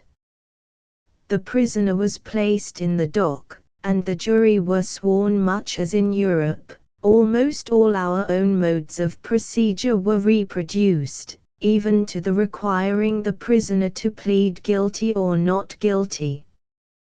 He pleaded not guilty, and the case proceeded. The evidence for the prosecution was very strong, but I must do the court the justice to observe that the trial was absolutely impartial. Counsel for the prisoner was allowed to urge everything that could be said in his defense. The line taken was that the prisoner was simulating consumption in order to defraud an insurance company, from which he was about to buy an annuity, and that he hoped thus to obtain it on more advantageous terms. If this could have been shown to be the case, he would have escaped a criminal prosecution, and been sent to a hospital as for a moral ailment. The view, however, was one which could not be reasonably sustained, in spite of all the ingenuity and eloquence of one of the most celebrated advocates of the country. The case was only too clear, for the prisoner was almost at the point of death, and it was astonishing that he had not been tried and convicted long previously. His coughing was incessant during the whole trial, and it was all that the two jailers in charge of him could do to keep him on his legs until it was over. The summing up of the judge was admirable. He dwelt upon every point that could be construed in favor of the prisoner, but as he proceeded it became clear that the evidence was too convincing to admit of doubt, and there was but one opinion in the court as to the impending verdict when the jury retired from the box. They were absent for about 10 minutes, and on their return the foreman pronounced the prisoner guilty. There was a faint murmur of applause, but it was instantly repressed. The judge then proceeded to pronounce sentence in words which I can never forget, and which I copied out into a notebook next day from the report that was published in the leading newspaper. I must condense it somewhat, and nothing which I could say would give more than a faint idea of the solemn, not to say majestic, severity with which it was delivered. The sentence was as follows: Prisoner at the bar, you have been accused of the great crime of laboring under pulmonary consumption, and after an impartial trial before a jury of your countrymen, you have been found guilty. Against the justice of the verdict I can say nothing. The evidence against you was conclusive, and it only remains for me to pass such a sentence upon you, as shall satisfy the ends of the law. That sentence must be a very severe one. It pains me much to see one who is yet so young, and whose prospects in life were otherwise so excellent, brought to this distressing condition by a constitution which I can only regard as radically vicious. But yours is no case for compassion. This is not your first offense. You have led a career of crime, and have only profited by the leniency shown you upon past occasions, to offend yet more seriously against the laws and institutions of your country. You were convicted of aggravated bronchitis last year, and I find that though you are now only 23 years old, you have been imprisoned on no less than 14 occasions for illnesses of a more or less hateful character. In fact, it is not too much to say that you have spent the greater part of your life in a jail. It is all very well for you to say that you came of unhealthy parents, and had a severe accident in your childhood which permanently undermined your constitution, excuses such as these are the ordinary refuge of the criminal, but they cannot for one moment be listened to by the ear of justice. I am not here to enter upon curious metaphysical questions as to the origin of this or that, questions to which there would be no end were their introduction once tolerated, and which would result in throwing the only guilt on the tissues of the primordial cell, or on the elementary gases. There is no question of how you came to be wicked, but only this, namely, are you wicked or not? This has been decided in the affirmative, neither can I hesitate for a single moment to say that it has been decided justly. You are a bad and dangerous person, and stand branded in the eyes of your fellow countrymen with one of the most heinous known offenses. It is not my business to justify the law. The law may in some cases have its inevitable hardships, and I may feel regret at times that I have not the option of passing a less severe sentence than I am compelled to do. But yours is no such case. On the contrary, had not the capital punishment for consumption been abolished, I should certainly inflict it now. It is intolerable that an example of such terrible enormity should be allowed to go at large unpunished. Your presence in the society of respectable people would lead the less able-bodied to think more lightly of all forms of illness, neither can it be permitted that you should have the chance of corrupting unborn beings who might hereafter pester you. The unborn must not be allowed to come near you, and this not so much for their protection, for they are our natural enemies, as for our own, for since they will not be utterly gainsaid, it must be seen to that they shall be quartered upon those who are least likely to corrupt them. But independently of this consideration, and independently of the physical guilt which attaches itself to a crime so great as yours, there is yet another reason why we should be unable to show you mercy, even if we were inclined to do so. I refer to the existence of a class of men who lie hidden among us, and who are called physicians. Were the severity of the law or the current feeling of the country to be relaxed never so slightly, these abandoned persons, who are now compelled to practice secretly and who can be consulted only at the greatest risk, would become frequent visitors in every household. Their organization and their intimate acquaintance with all family secrets would give them a power, both social and political, which nothing could resist. The head of the household would become subordinate to the family doctor, who would interfere between man and wife, between master and servant, until the doctors should be the only depositaries of power in the nation, and have all that we hold precious at their mercy. A time of universal dephysicalization would ensue. Medicine vendors of all kinds would abound in our streets and advertise in all our newspapers.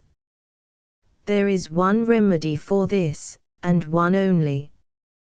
It is that which the laws of this country have long received and acted upon, and consists in the sternest repression of all diseases whatsoever, as soon as their existence is made manifest to the eye of the law.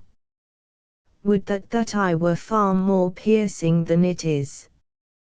But I will enlarge no further upon things that are themselves so obvious. You may say that it is not your fault.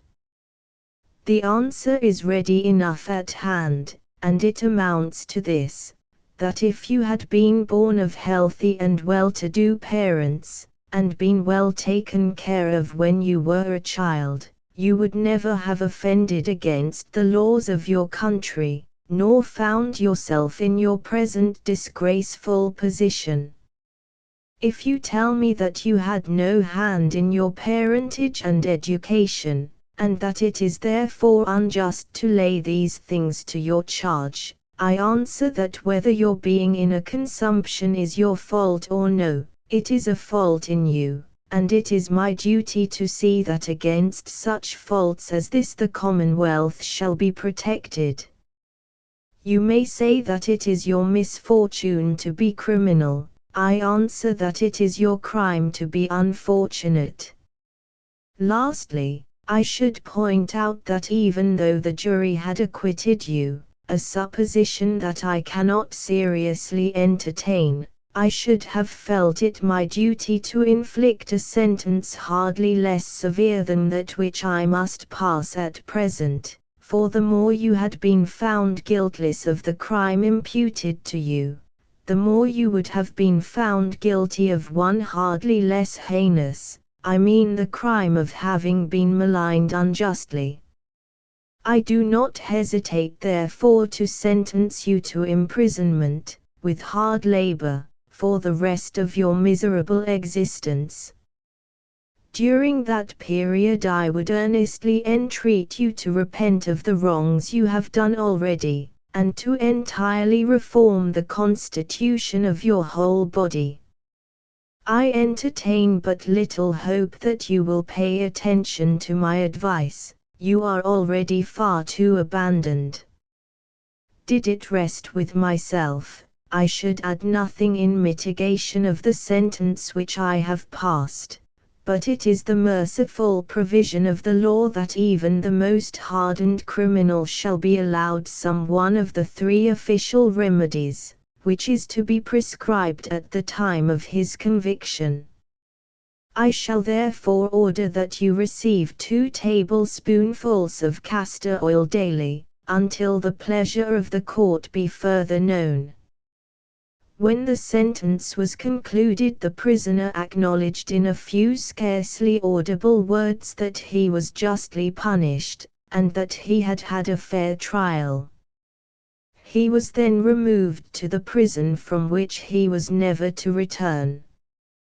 There was a second attempt at applause when the judge had finished speaking, but as before it was at once repressed. And though the feeling of the court was strongly against the prisoner, there was no show of any violence against him, if one may except a little hooting from the bystanders when he was being removed in the prisoner's van. Indeed, nothing struck me more during my whole sojourn in the country, than the general respect for law and order. Chapter 12. Malcontents. I confess that I felt rather unhappy when I got home, and thought more closely over the trial that I had just witnessed. For the time I was carried away by the opinion of those among whom I was. They had no misgivings about what they were doing. There did not seem to be a person in the whole court who had the smallest doubt but that all was exactly as it should be. This universal unsuspecting confidence was imparted by sympathy to myself, in spite of all my training in opinions so widely different. So it is with most of us, that which we observe to be taken as a matter of course by those around us, we take as a matter of course ourselves. And after all, it is our duty to do this, save upon grave occasion. But when I was alone, and began to think the trial over, it certainly did strike me as betraying a strange and untenable position. Had the judge said that he acknowledged the probable truth, namely, that the prisoner was born of unhealthy parents, or had been starved in infancy, or had met with some accidents which had developed consumption, and had he then gone on to say that though he knew all this, and bitterly regretted that the protection of society obliged him to inflict additional pain on one who had suffered so much already, yet that there was no help for it. I could have understood the position, however mistaken I might have thought it. The judge was fully persuaded that the infliction of pain upon the weak and sickly was the only means of preventing weakness and sickliness from spreading, and that 10 times the suffering now inflicted upon the accused was eventually warded off from others by the present apparent severity. I could therefore perfectly understand his inflicting whatever pain he might consider necessary in order to prevent so bad an example from spreading further and lowering the Erewhonian standard, but it seemed almost childish to tell the prisoner that he could have been in good health, if he had been more fortunate in his constitution, and been exposed to less hardships when he was a boy. I write with great diffidence, but it seems to me that there is no unfairness in punishing people for their misfortunes, or rewarding them for their sheer good luck. It is the normal condition of human life that this should be done, and no right-minded person will complain of being subjected to the common treatment. There is no alternative open to us. It is idle to say that men are not responsible for their misfortunes. What is responsibility? Surely to be responsible means to be liable to have to give an answer should it be demanded, and all things which live are responsible for their lives and actions should society see fit to question them through the mouth of its authorized agent. What is the offense of a lamb that we should rear it, and tend it, and lull it into security, for the express purpose of killing it? Its offense is the misfortune of being something which society wants to eat, and which cannot defend itself. This is ample. Who shall limit the right of society except society itself? And what consideration for the individual is tolerable unless society be the gainer thereby? Wherefore should a man be so richly rewarded for having been son to a millionaire, were it not clearly provable that the common welfare is thus better furthered? We cannot seriously detract from a man's merit in having been the son of a rich father without imperiling our own tenure of things which we do not wish to jeopardize. If this were otherwise, we should not let him keep his money for a single hour, we would have it ourselves at once.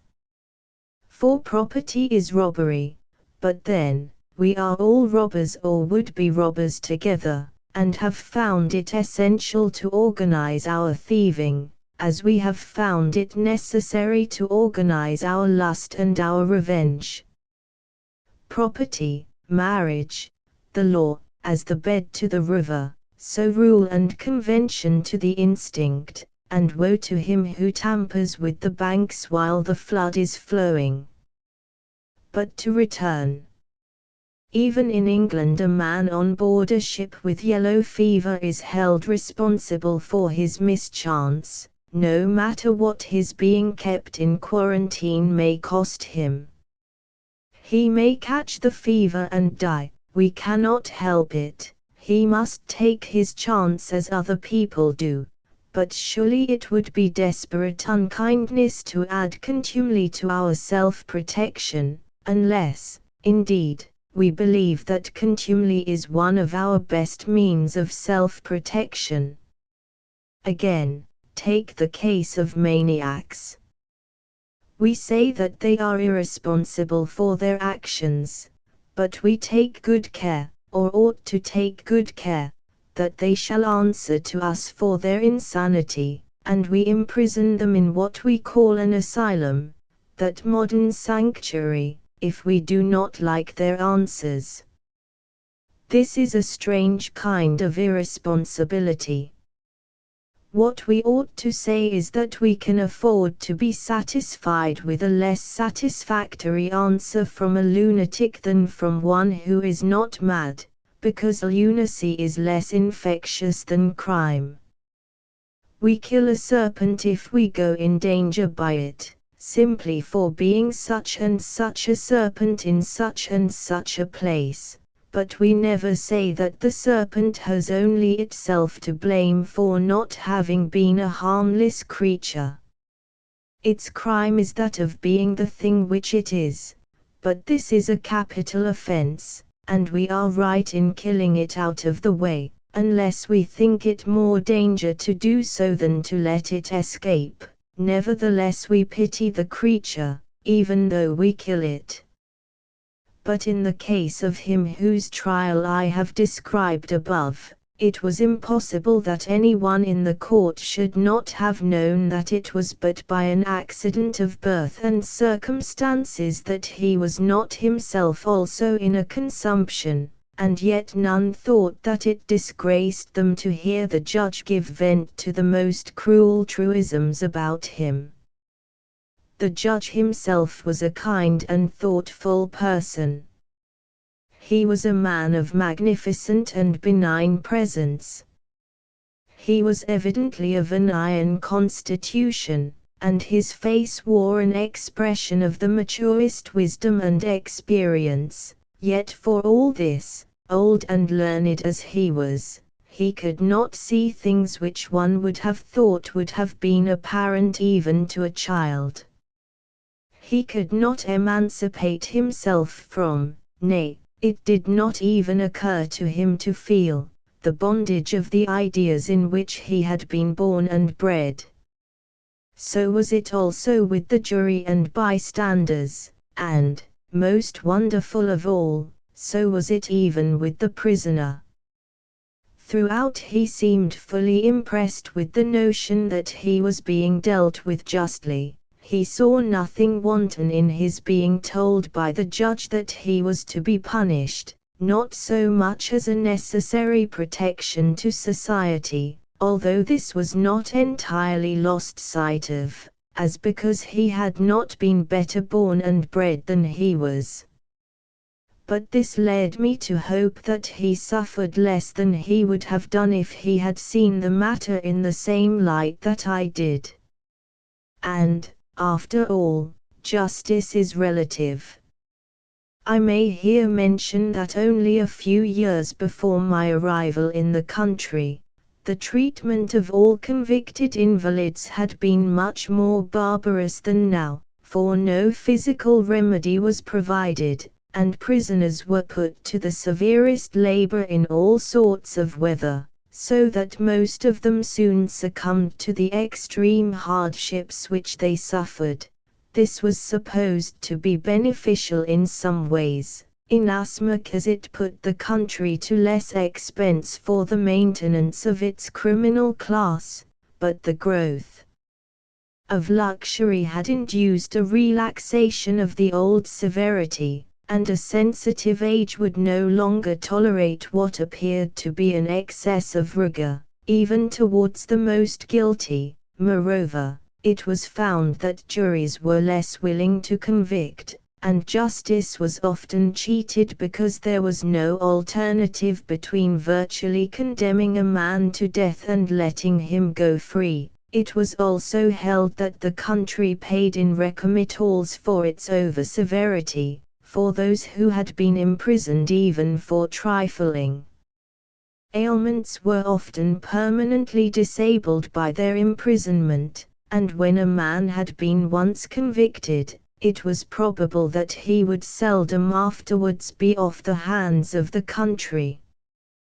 These evils had long been apparent and recognized, yet people were too indolent, and too indifferent to suffering not their own, to bestir themselves about putting an end to them, until at last a benevolent reformer devoted his whole life to effecting the necessary changes.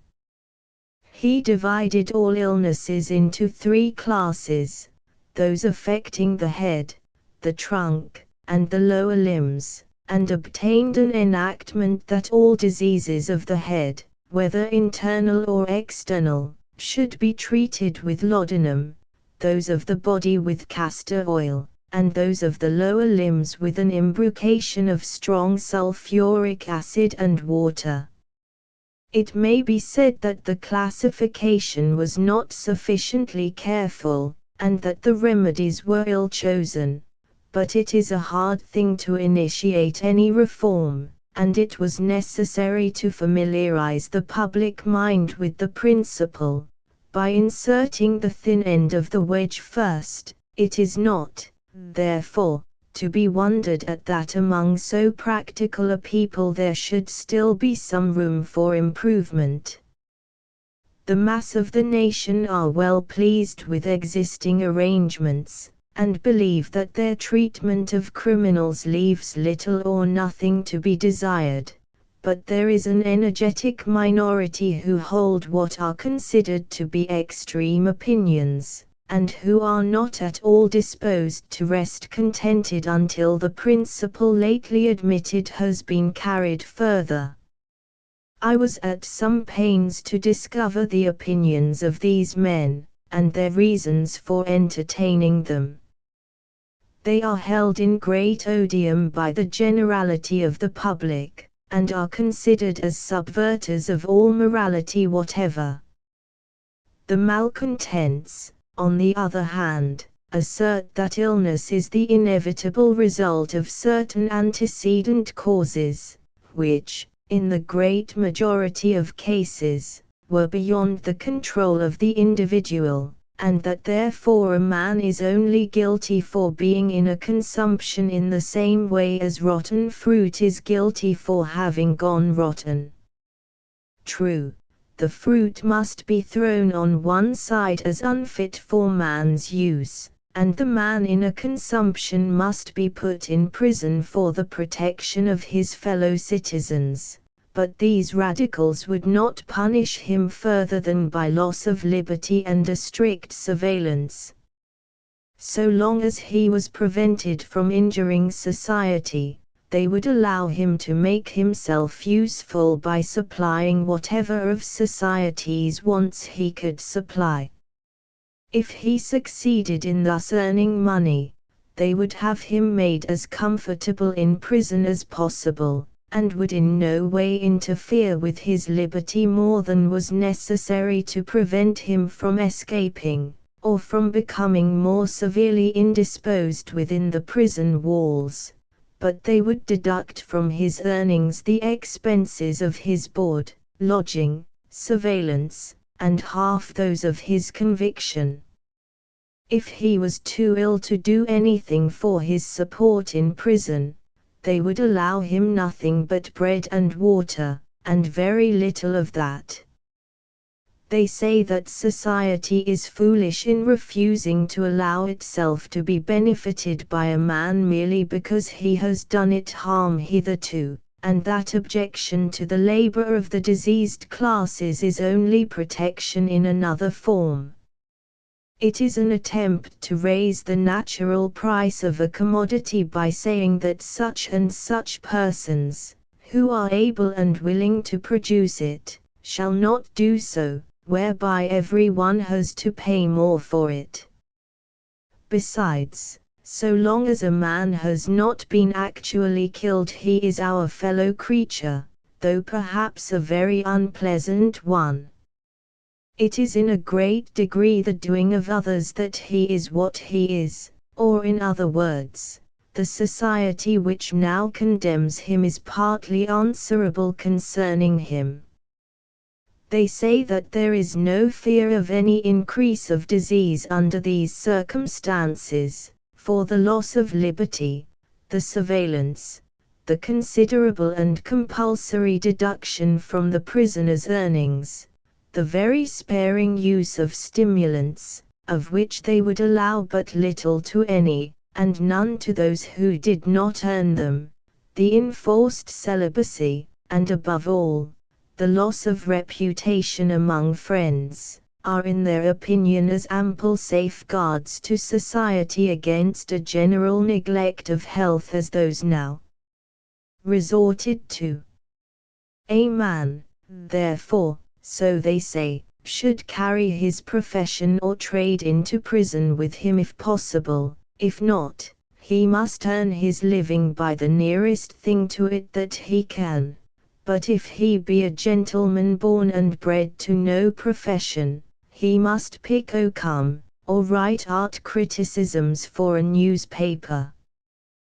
These people say further, that the greater part of the illness which exists in their country is brought about by the insane manner in which it is treated. They believe that illness is in many cases just as curable as the moral diseases which they see daily cured around them, but that a great reform is impossible till men learn to take a juster view of what physical obliquity proceeds from.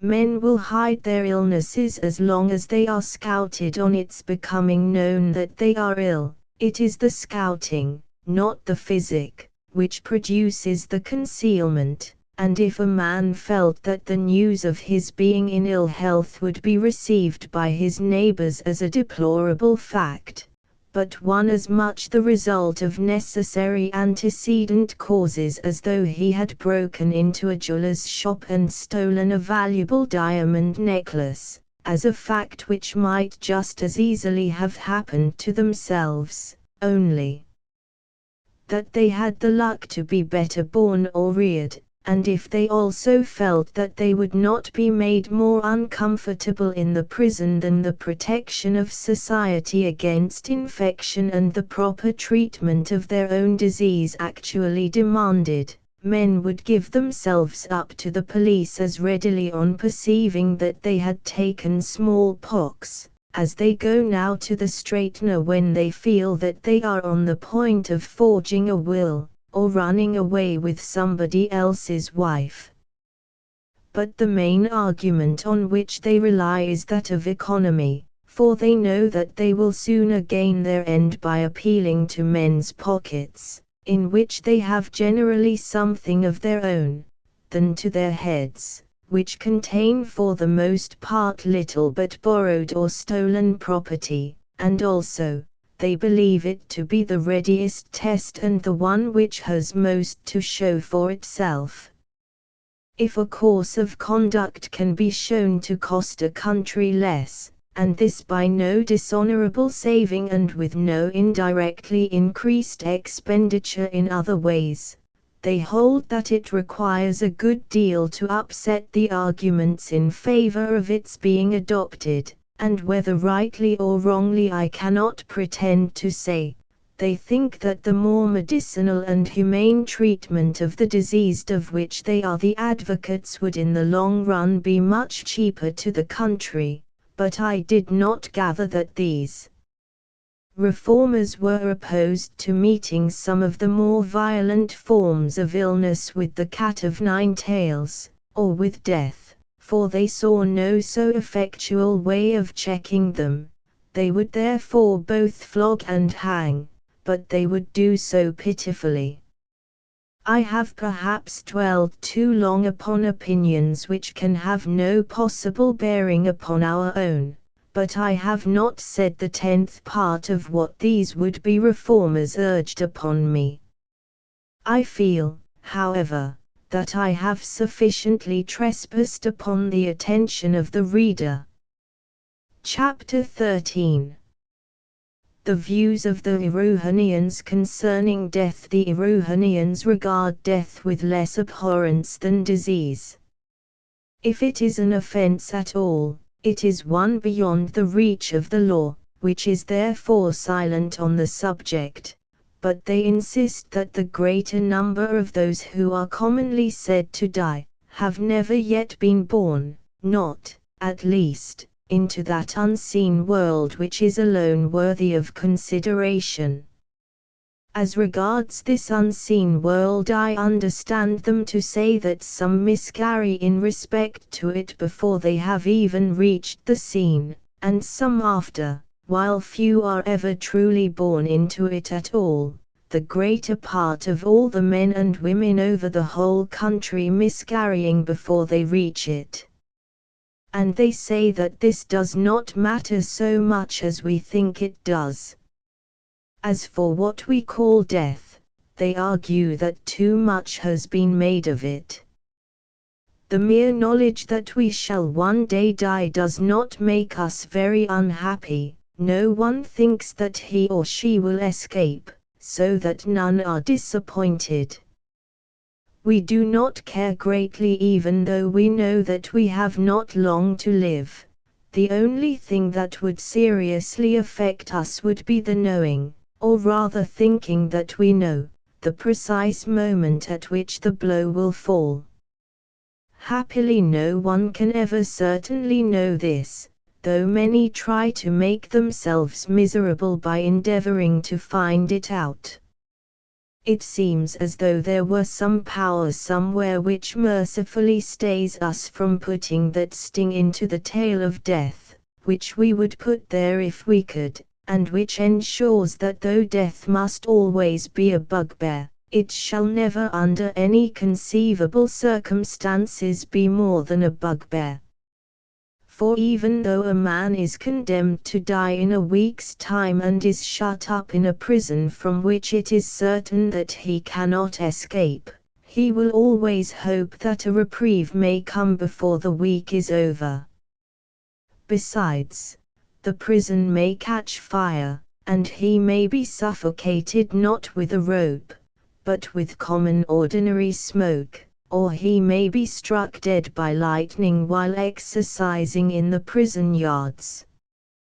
When the morning is come on which the poor wretch is to be hanged, he may choke at his breakfast, or die from failure of the heart's action before the drop has fallen, and even though it has fallen, he cannot be quite certain that he is going to die, for he cannot know this till his death has actually taken place, and it will be too late then for him to discover that he was going to die at the appointed hour after all.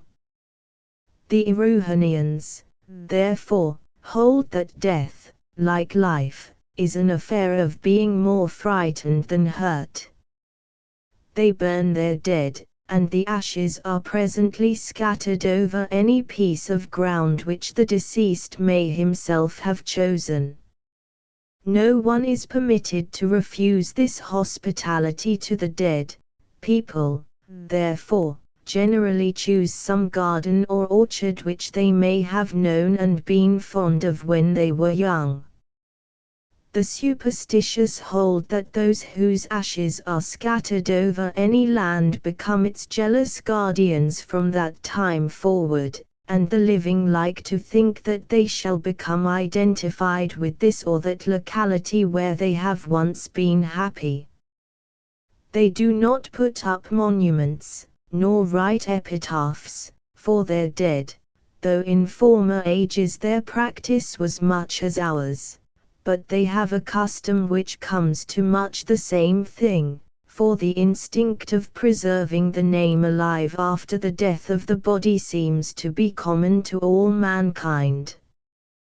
They have statues of themselves made while they are still alive, those, that is, who can afford it, and write inscriptions under them, which are often quite as untruthful as are our own epitaphs, only in another way.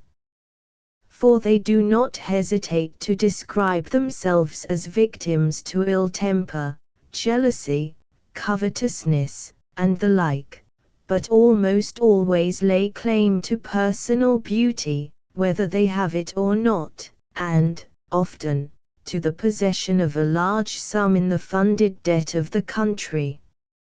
If a person is ugly he does not sit as a model for his own statue, although it bears his name. He gets the handsomest of his friends to sit for him, and one of the ways of paying a compliment to another is to ask him to sit for such a statue. Women generally sit for their own statues, from a natural disinclination to admit the superior beauty of a friend, but they expect to be idealized. I understood that the multitude of these statues was beginning to be felt as an encumbrance in almost every family, and that the custom would probably before long fall into desuetude. Indeed, this has already come about to the satisfaction of everyone, as regards the statues of public men, not more than 3 of which can be found in the whole capital. I expressed my surprise at this, and was told that some 500 years before my visit, the city had been so overrun with these pests, that there was no getting about, and people were worried beyond endurance by having their attention called at every touch and turn to something, which, when they had attended to it, they found not to concern them.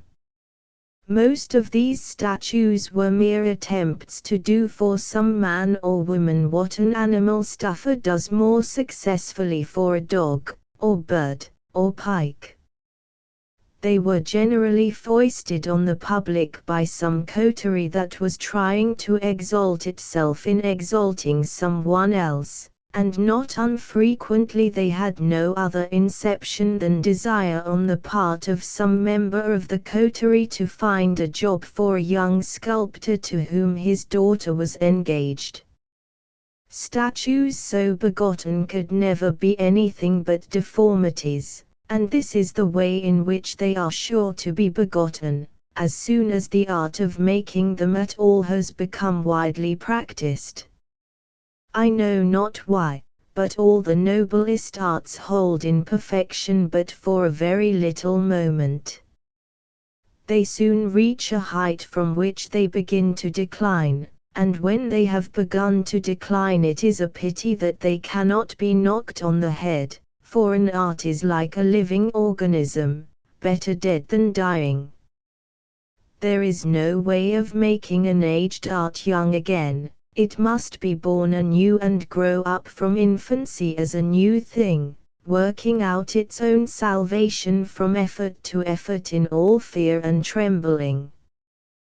The Erewhonians 500 years ago understood nothing of all this. I doubt whether they even do so now.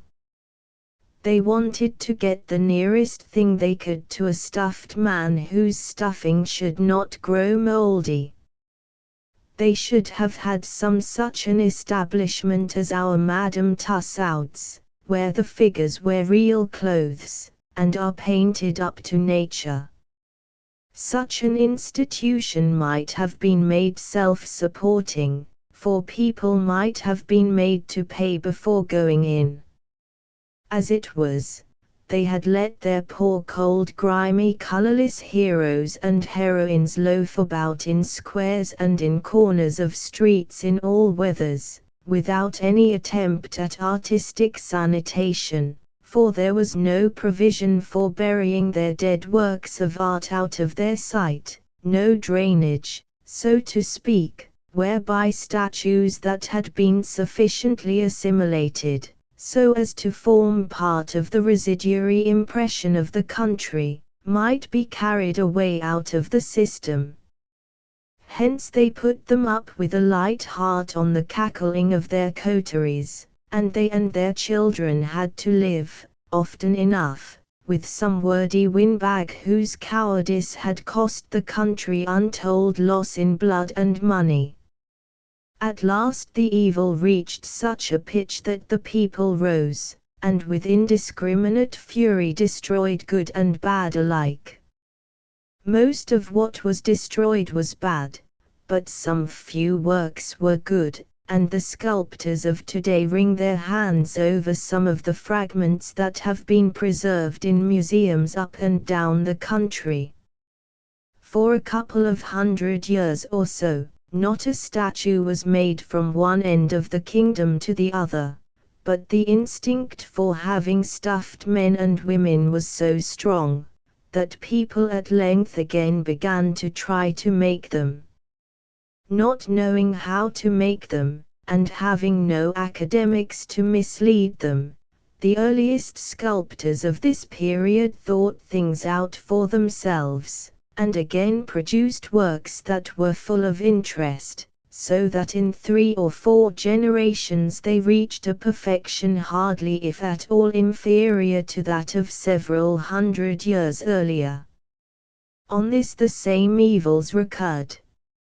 Sculptors obtained high prices, the art became a trade, schools arose which professed to sell the holy spirit of art for money, pupils flocked from far and near to buy it, in the hopes of selling it later on, and were struck purblind as a punishment for the sin of those who sent them. Before long a second iconoclastic fury would infallibly have followed, but for the prescience of a statesman who succeeded in passing an act to the effect that no statue of any public man or woman should be allowed to remain unbroken for more than 50 years, unless at the end of that time a jury of 24 men taken at random from the street pronounced in favor of its being allowed a second 50 years of life. Every 50 years this reconsideration was to be repeated, and unless there was a majority of 18 in favor of the retention of the statue, it was to be destroyed. Perhaps a simpler plan would have been to forbid the erection of a statue to any public man or woman till he or she had been dead at least 100 years. And even then to insist on reconsideration of the claims of the deceased and the merit of the statue every 50 years, but the working of the act brought about results that on the whole were satisfactory. For in the first place, many public statues that would have been voted under the old system, were not ordered, when it was known that they would be almost certainly broken up after 50 years, and in the second, public sculptors knowing their work to be so ephemeral, scamped it to an extent that made it offensive even to the most uncultured eye. Hence before long subscribers took to paying the sculptor for the statue of their dead statesman, on condition that he did not make it. The tribute of respect was thus paid to the deceased, the public sculptors were not mulcted, and the rest of the public suffered no inconvenience. I was told, however, that an abuse of this custom is growing up, inasmuch as the competition for the commission not to make a statue is so keen, that sculptors have been known to return a considerable part of the purchase money to the subscribers, by an arrangement made with them beforehand. Such transactions, however, are always clandestine. A small inscription is let into the pavement, where the public statue would have stood, which informs the reader that such a statue has been ordered for the person, whoever he or she may be, but that as yet the sculptor has not been able to complete it. There has been no act to repress statues that are intended for private consumption, but as I have said, the custom is falling into desuetude. Returning to Erewhonian customs in connection with death, there is one which I can hardly pass over. When anyone dies, the friends of the family write no letters of condolence, neither do they attend the scattering, nor wear mourning, but they send little boxes filled with artificial tears, and with the name of the sender painted neatly upon the outside of the lid. The tears vary in number from 2 to 15 or 16, according to degree of intimacy or relationship, and people sometimes find it a nice point of etiquette to know the exact number which they ought to send. Strange as it may appear, this attention is highly valued, and its omission by those from whom it might be expected is keenly felt. These tears were formerly stuck with adhesive plaster to the cheeks of the bereaved, and were worn in public for a few months after the death of a relative. They were then banished to the hat or bonnet, and are now no longer worn. The birth of a child is looked upon as a painful subject on which it is kinder not to touch. The illness of the mother is carefully concealed until the necessity for signing the birth formula, of which hereafter, renders further secrecy impossible, and for some months before the event the family live in retirement, seeing very little company.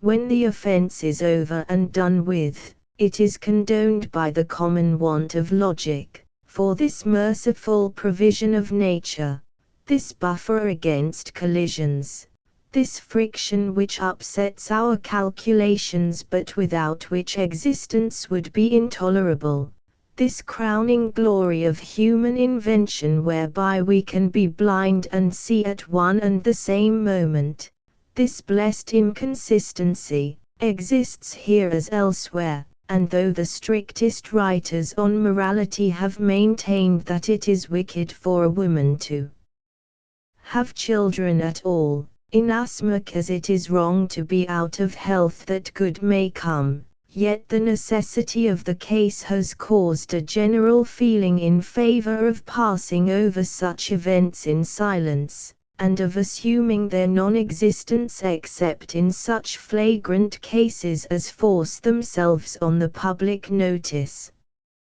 Against these the condemnation of society is inexorable, and if it is believed that the illness has been dangerous and protracted, it is almost impossible for a woman to recover her former position in society.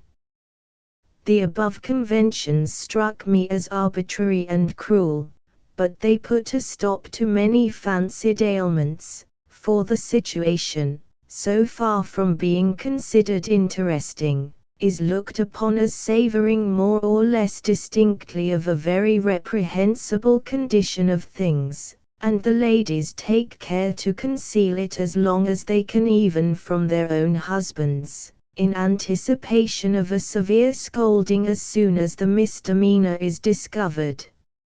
Also the baby is kept out of sight, except on the day of signing the birth formula, until it can walk and talk. Should the child unhappily die, a coroner's inquest is inevitable, but in order to avoid disgracing a family which may have been hitherto respected, it is almost invariably found that the child was over 75 years old, and died from the decay of nature. Chapter 14. Mahana I continued my sojourn with the Nosnibors. In a few days Mr. Nosnibor had recovered from his flogging, and was looking forward with glee to the fact that the next would be the last. I did not think that there seemed any occasion even for this, but he said it was better to be on the safe side, and he would make up the dozen. He now went to his business as usual, and I understood that he was never more prosperous, in spite of his heavy fine. He was unable to give me much of his time during the day, for he was one of those valuable men who are paid, not by the year, month, week, or day, but by the minute. His wife and daughters, however, made much of me, and introduced me to their friends, who came in shoals to call upon me.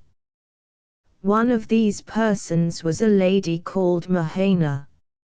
Zulera, the elder of my host's daughters, ran up to her and embraced her as soon as she entered the room, at the same time inquiring tenderly after her poor dipsomania. Mahana answered that it was just as bad as ever, she was a perfect martyr to it, and her excellent health was the only thing which consoled her under her affliction. Then the other ladies joined in with condolences and the never-failing suggestions which they had ready for every mental malady. They recommended their own straightener and disparaged Mahaina's.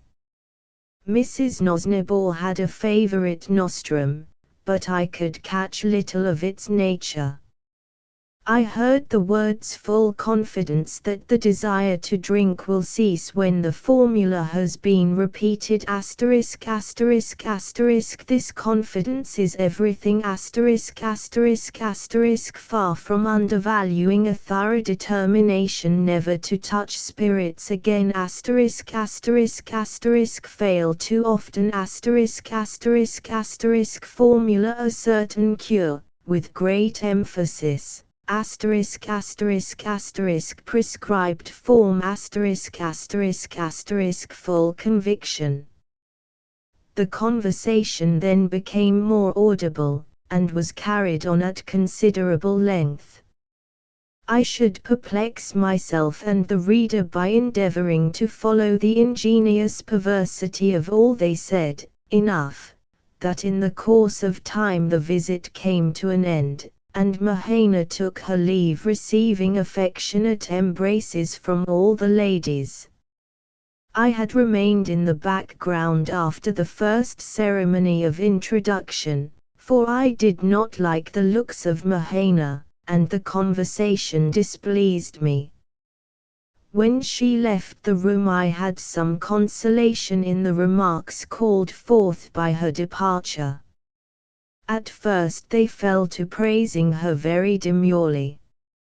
She was all this, that and the other, till I disliked her more and more at every word, and inquired how it was that the straighteners had not been able to cure her as they had cured Mr. Nosnibor.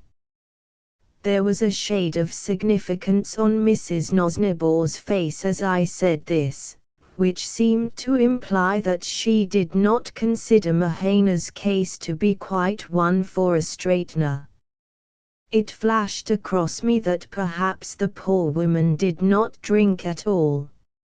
I knew that I ought not to have inquired, but I could not help it, and asked point blank whether she did or not. "We can none of us judge of the condition of other people," said Mrs. Nosnibor in a gravely charitable tone and with a look towards Zulera. "Oh, Mamma," answered Zulera, pretending to be half angry but rejoiced at being able to say out what she was already longing to insinuate, "I don't believe a word of it. It's all indigestion. I remember staying in the house with her for a whole month last summer, and I am sure she never once touched a drop of wine or spirits.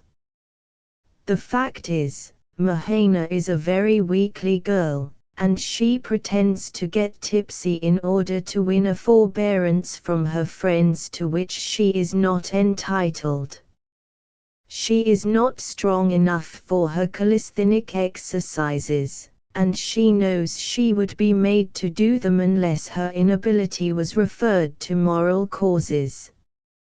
Here the younger sister, who was ever sweet and kind, remarked that she thought Mahaina did tipple occasionally.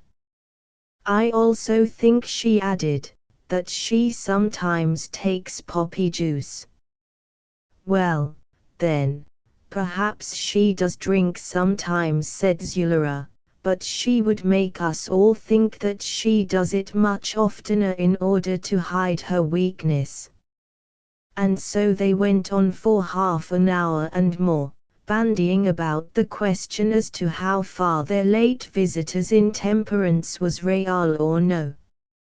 Every now and then they would join in some charitable commonplace, and would pretend to be all of one mind that Mahaina was a person whose bodily health would be excellent if it were not for her unfortunate inability to refrain from excessive drinking, but as soon as this appeared to be fairly settled they began to be uncomfortable until they had undone their work and left some serious imputation upon her constitution.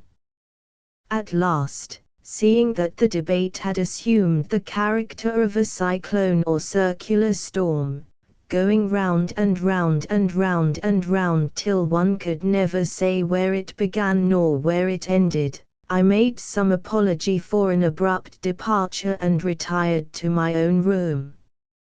Here at least I was alone, but I was very unhappy. I had fallen upon a set of people who, in spite of their high civilization and many excellences, had been so warped by the mistaken views presented to them during childhood from generation to generation, that it was impossible to see how they could ever clear themselves.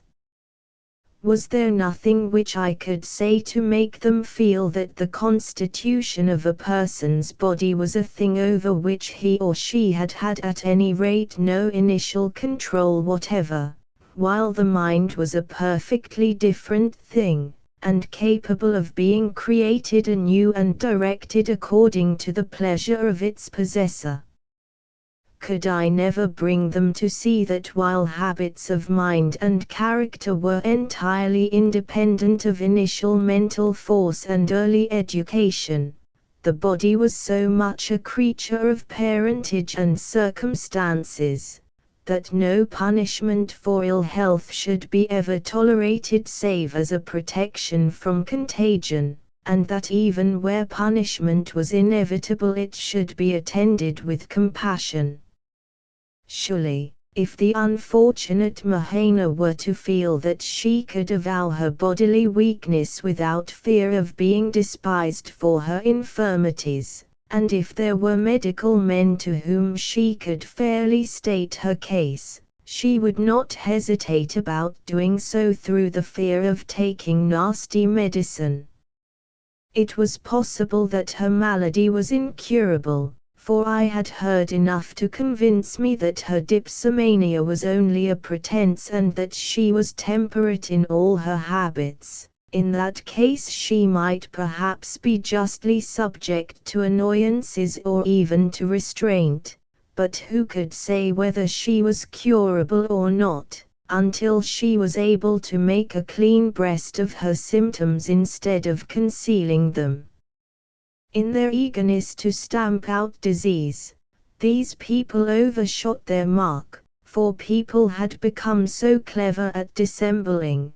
They painted their faces with such consummate skill, they repaired the decay of time and the effects of mischance with such profound dissimulation, that it was really impossible to say whether anyone was well or ill till after an intimate acquaintance of months or years.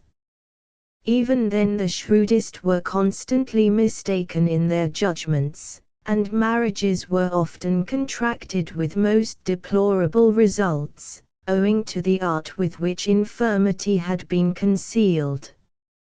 It appeared to me that the first step towards the cure of disease should be the announcement of the fact to a person's near relations and friends.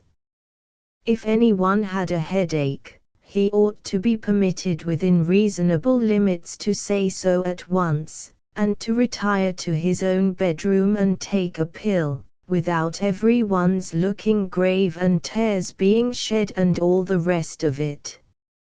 As it was, even upon hearing it whispered that somebody else was subject to headaches, a whole company must look as though they had never had a headache in their lives.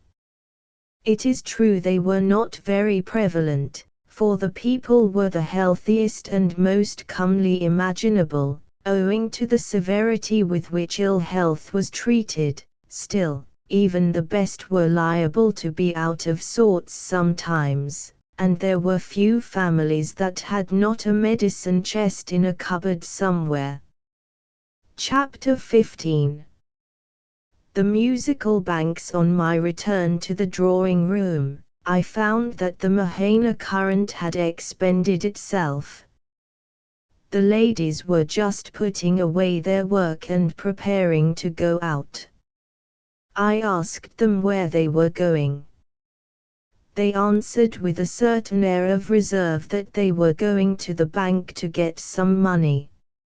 Now I had already collected that the mercantile affairs of the Erewhonians were conducted on a totally different system from our own. I had, however, gathered little hitherto, except that they had two distinct commercial systems, of which the one appealed more strongly to the imagination than anything to which we are accustomed in Europe, inasmuch as the banks that were conducted upon this system were decorated in the most profuse fashion, and all mercantile transactions were accompanied with music, so that they were called musical banks, though the music was hideous to a European ear.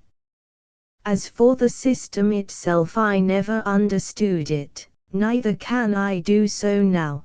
They have a code in connection with it, which I have not the slightest doubt that they understand, but no foreigner can hope to do so.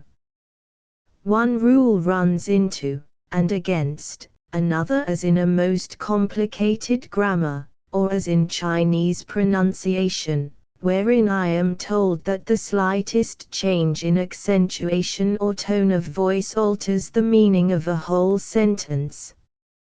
Whatever is incoherent in my description must be referred to the fact of my never having attained to a full comprehension of the subject. So far, however, as I could collect anything certain, I gathered that they have two distinct currencies, each under the control of its own banks and mercantile codes. One of these, the one with the musical banks, was supposed to be the system, and to give out the currency in which all monetary transactions should be carried on, and as far as I could see, all who wished to be considered respectable, kept a larger or smaller balance at these banks. On the other hand, if there is one thing of which I am more sure than another, it is that the amount so kept had no direct commercial value in the outside world. I am sure that the managers and cashiers of the musical banks were not paid in their own currency.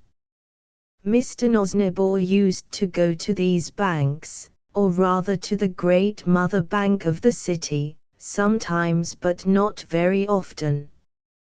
He was a pillar of one of the other kind of banks, though he appeared to hold some minor office also in the musical ones. The ladies generally went alone, as indeed was the case in most families, except on state occasions. I had long wanted to know more of this strange system, and had the greatest desire to accompany my hostess and her daughters. I had seen them go out almost every morning since my arrival and had noticed that they carried their purses in their hands, not exactly ostentatiously, yet just so as that those who met them should see whither they were going. I had never, however, yet been asked to go with them myself. It is not easy to convey a person's manner by words, and I can hardly give any idea of the peculiar feeling that came upon me when I saw the ladies on the point of starting for the bank. There was a something of regret, a something as though they would wish to take me with them, but did not like to ask me, and yet as though I were hardly to ask to be taken. I was determined, however, to bring matters to an issue with my hostess about my going with them, and after a little parleying, and many inquiries as to whether I was perfectly sure that I myself wished to go, it was decided that I might do so. We passed through several streets of more or less considerable houses, and at last turning round a corner we came upon a large piazza, at the end of which was a magnificent building, of a strange but noble architecture and of great antiquity. It did not open directly onto the piazza, there being a screen, through which was an archway, between the piazza and the actual precincts of the bank. On passing under the archway we entered upon a green sward, round which there ran an arcade or cloister, while in front of us uprose the majestic towers of the bank and its venerable front, which was divided into 3 deep recesses and adorned with all sorts of marbles and many sculptures. On either side there were beautiful old trees wherein the birds were busy by the hundred, and a number of quaint but substantial houses of singularly comfortable appearance. They were situated in the midst of orchards and gardens, and gave me an impression of great peace and plenty. Indeed, it had been no error to say that this building was one that appealed to the imagination. It did more, it carried both imagination and judgment by storm. It was an epic in stone and marble, and so powerful was the effect it produced on me, that as I beheld it I was charmed and melted. I felt more conscious of the existence of a remote past. One knows of this always, but the knowledge is never so living as in the actual presence of some witness to the life of bygone ages. I felt how short a space of human life was the period of our own existence. I was more impressed with my own littleness, and much more inclinable to believe that the people whose sense of the fitness of things was equal to the upraising of so serene a handiwork, were hardly likely to be wrong in the conclusions they might come to upon any subject. My feeling certainly was that the currency of this bank must be the right one. We crossed the sward and entered the building. If the outside had been impressive, the inside was even more so. It was very lofty and divided into several parts by walls which rested upon massive pillars. The windows were filled with stained glass descriptive of the principal commercial incidents of the bank for many ages. In a remote part of the building there were men and boys singing. This was the only disturbing feature, for as the gamut was still unknown, there was no music in the country which could be agreeable to a European ear. The singers seemed to have derived their inspirations from the songs of birds and the wailing of the wind, which last they tried to imitate in melancholy cadences that at times degenerated into a howl.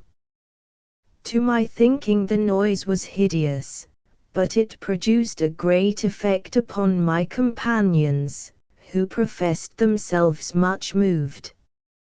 As soon as the singing was over, the ladies requested me to stay where I was while they went inside the place from which it had seemed to come. During their absence certain reflections forced themselves upon me. In the first place, it struck me as strange that the building should be so nearly empty. I was almost alone, and the few besides myself had been led by curiosity, and had no intention of doing business with the bank. But there might be more inside. I stole up to the curtain, and ventured to draw the extreme edge of it on one side. No, there was hardly anyone there. I saw a large number of cashiers, all at their desks ready to pay checks, and 1 or 2 who seemed to be the managing partners. I also saw my hostess and her daughters and 2 or 3 other ladies, also 3 or 4 old women and the boys from one of the neighboring colleges of Unreason, but there was no one else. This did not look as though the bank was doing a very large business, and yet I had always been told that everyone in the city dealt with this establishment. I cannot describe all that took place in these inner precincts, for a sinister-looking person in a black gown came and made unpleasant gestures at me for peeping. I happened to have in my pocket one of the musical bank pieces, which had been given me by Mrs. Nosnibor, so I tried to tip him with it, but having seen what it was, he became so angry that I had to give him a piece of the other kind of money to pacify him. When I had done this he became civil directly. As soon as he was gone I ventured to take a second look, and saw Zulera in the very act of giving a piece of paper which looked like a check to one of the cashiers. He did not examine it, but putting his hand into an antique coffer hard by, he pulled out a quantity of metal pieces apparently at random, and handed them over without counting them. Neither did Zulera count them, but put them into her purse and went back to her seat after dropping a few pieces of the other coinage into an alms box that stood by the cashier's side. Mrs. Nosnibor and Erewhon then did likewise, but a little later they gave all, so far as I could see, that they had received from the cashier back to a verger, who I have no doubt put it back into the coffer from which it had been taken. They then began making towards the curtain, whereon I let it drop and retreated to a reasonable distance. They soon joined me. For some few minutes we all kept silence, but at last I ventured to remark that the bank was not so busy today as it probably often was.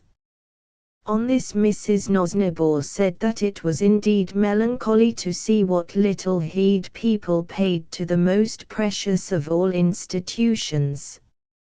I could say nothing in reply, but I have ever been of opinion that the greater part of mankind do approximately know where they get that which does them good.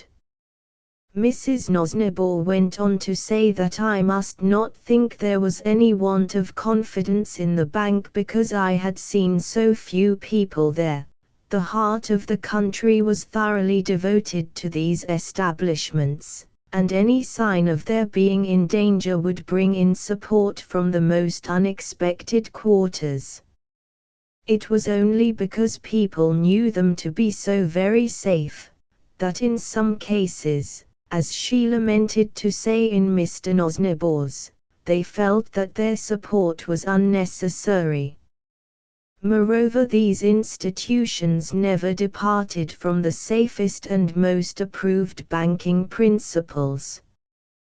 Thus they never allowed interest on deposit, a thing now frequently done by certain bubble companies, which by doing an illegitimate trade had drawn many customers away, and even the shareholders were fewer than formerly, owing to the innovations of these unscrupulous persons, for the musical banks paid little or no dividend, but divided their profits by way of bonus on the original shares once in every 30,000 years, and as it was now only 2,000 years since there had been one of these distributions, people felt that they could not hope for another in their own time and preferred investments whereby they got some more tangible return, all which, she said, was very melancholy to think of. Having made these last admissions, she returned to her original statement, namely, that everyone in the country really supported these banks. As to the fewness of the people, and the absence of the able-bodied, she pointed out to me with some justice that this was exactly what we ought to expect. The men who were most conversant about the stability of human institutions, such as the lawyers, men of science, doctors, statesmen, painters, and the like, were just those who were most likely to be misled by their own fancied accomplishments, and to be made unduly suspicious by their licentious desire for greater present return, which was at the root of 9/10 of the opposition, by their vanity, which would prompt them to affect superiority to the prejudices of the vulgar, and by the stings of their own conscience, which was constantly upbraiding them in the most cruel manner on account of their bodies, which were generally diseased. Let a person's intellect, she continued, be never so sound, unless his body is in absolute health, he can form no judgment worth having on matters of this kind. The body is everything. It need not perhaps be such a strong body. She said this because she saw that I was thinking of the old and infirm-looking folks whom I had seen in the bank, but it must be in perfect health. In this case, the less active strength it had, the more free would be the working of the intellect, and therefore the sounder the conclusion. The people, then, whom I had seen at the bank were in reality the very ones whose opinions were most worth having. They declared its advantages to be incalculable, and even professed to consider the immediate return to be far larger than they were entitled to, and so she ran on, nor did she leave off till we had got back to the house. She might say what she pleased, but her manner carried no conviction, and later on I saw signs of general indifference to these banks that were not to be mistaken. Their supporters often denied it, but the denial was generally so couched as to add another proof of its existence.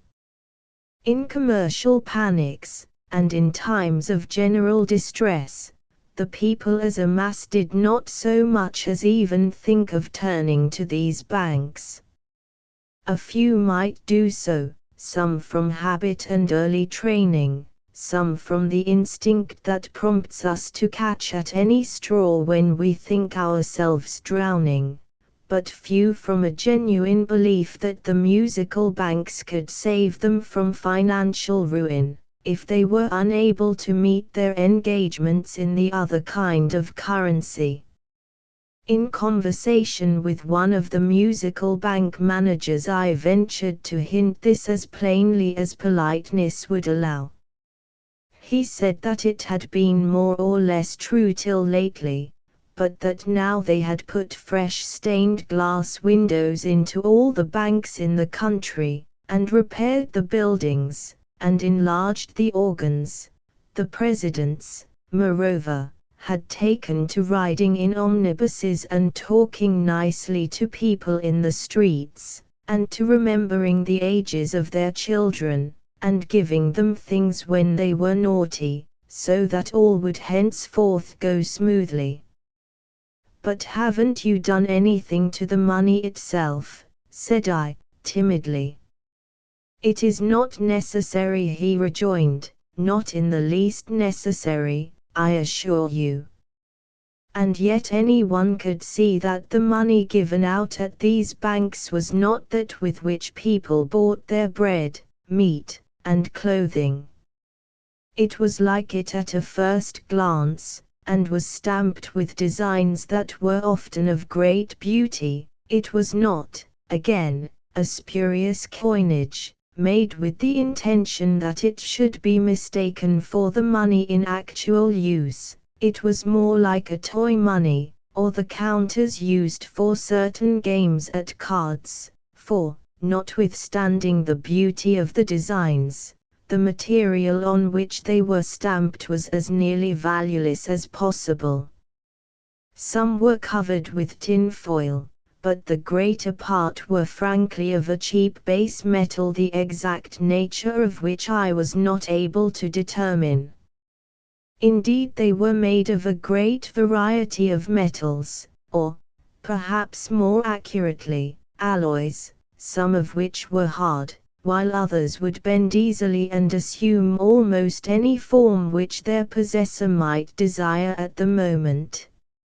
Of course everyone knew that their commercial value was nil, but all those who wished to be considered respectable thought it incumbent upon them to retain a few coins in their possession, and to let them be seen from time to time in their hands and purses. Not only this, but they would stick to it that the current coin of the realm was dross in comparison with the musical bank coinage. Perhaps, however, the strangest thing of all was that these very people would at times make fun in small ways of the whole system. Indeed, there was hardly any insinuation against it which they would not tolerate and even applaud in their daily newspapers if written anonymously, while if the same thing were said without ambiguity to their faces, nominative case verb and accusative being all in their right places, and doubt impossible, they would consider themselves very seriously and justly outraged, and accuse the speaker of being unwell. I never could understand, neither can I quite do so now, though I begin to see better what they mean, why a single currency should not suffice them. It would seem to me as though all their dealings would have been thus greatly simplified, but I was met with a look of horror if ever I dared to hint at it. Even those who to my certain knowledge kept only just enough money at the musical banks to swear by, would call the other banks, where their securities really lay, cold, deadening, paralyzing, and the like.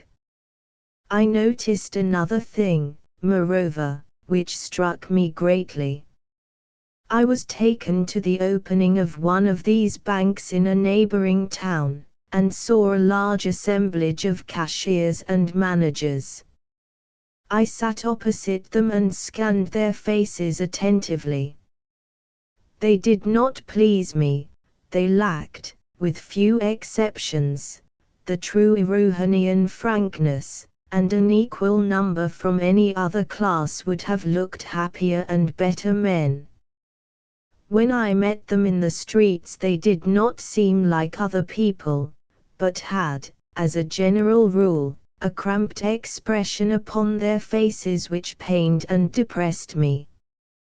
Those who came from the country were better, they seemed to have lived less as a separate class, and to be freer and healthier.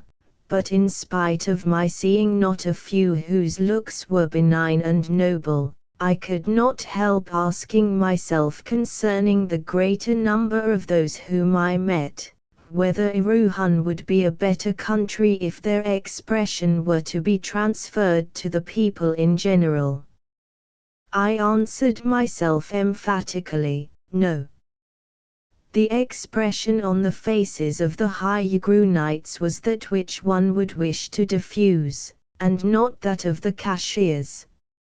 A man's expression is his sacrament, it is the outward and visible sign of his inward and spiritual grace, or want of grace, and as I looked at the majority of these men, I could not help feeling that there must be a something in their lives which had stunted their natural development, and that they would have been more healthily minded in any other profession. I was always sorry for them, for in 9 cases out of 10 they were well-meaning persons. They were in the main very poorly paid, their constitutions were as a rule above suspicion, and there were recorded numberless instances of their self-sacrifice and generosity, but they had had the misfortune to have been betrayed into a false position at an age for the most part when their judgment was not matured, and after having been kept in studied ignorance of the real difficulties of the system. But this did not make their position the less a false one, and its bad effects upon themselves were unmistakable. Few people would speak quite openly and freely before them, which struck me as a very bad sign. When they were in the room, everyone would talk as though all currency save that of the musical banks should be abolished, and yet they knew perfectly well that even the cashiers themselves hardly used the musical bank money more than other people. It was expected of them that they should appear to do so, but this was all. The less thoughtful of them did not seem particularly unhappy, but many were plainly sick at heart, though perhaps they hardly knew it, and would not have owned to being so. Some few were opponents of the whole system, but these were liable to be dismissed from their employment at any moment, and this rendered them very careful, for a man who had once been cashier at a musical bank was out of the field for other employment, and was generally unfitted for it by reason of that course of treatment which was commonly called his education. In fact, it was a career from which retreat was virtually impossible, and into which young men were generally induced to enter before they could be reasonably expected, considering their training, to have formed any opinions of their own. Not unfrequently, indeed, they were induced, by what we in England should call undue influence, concealment, and fraud.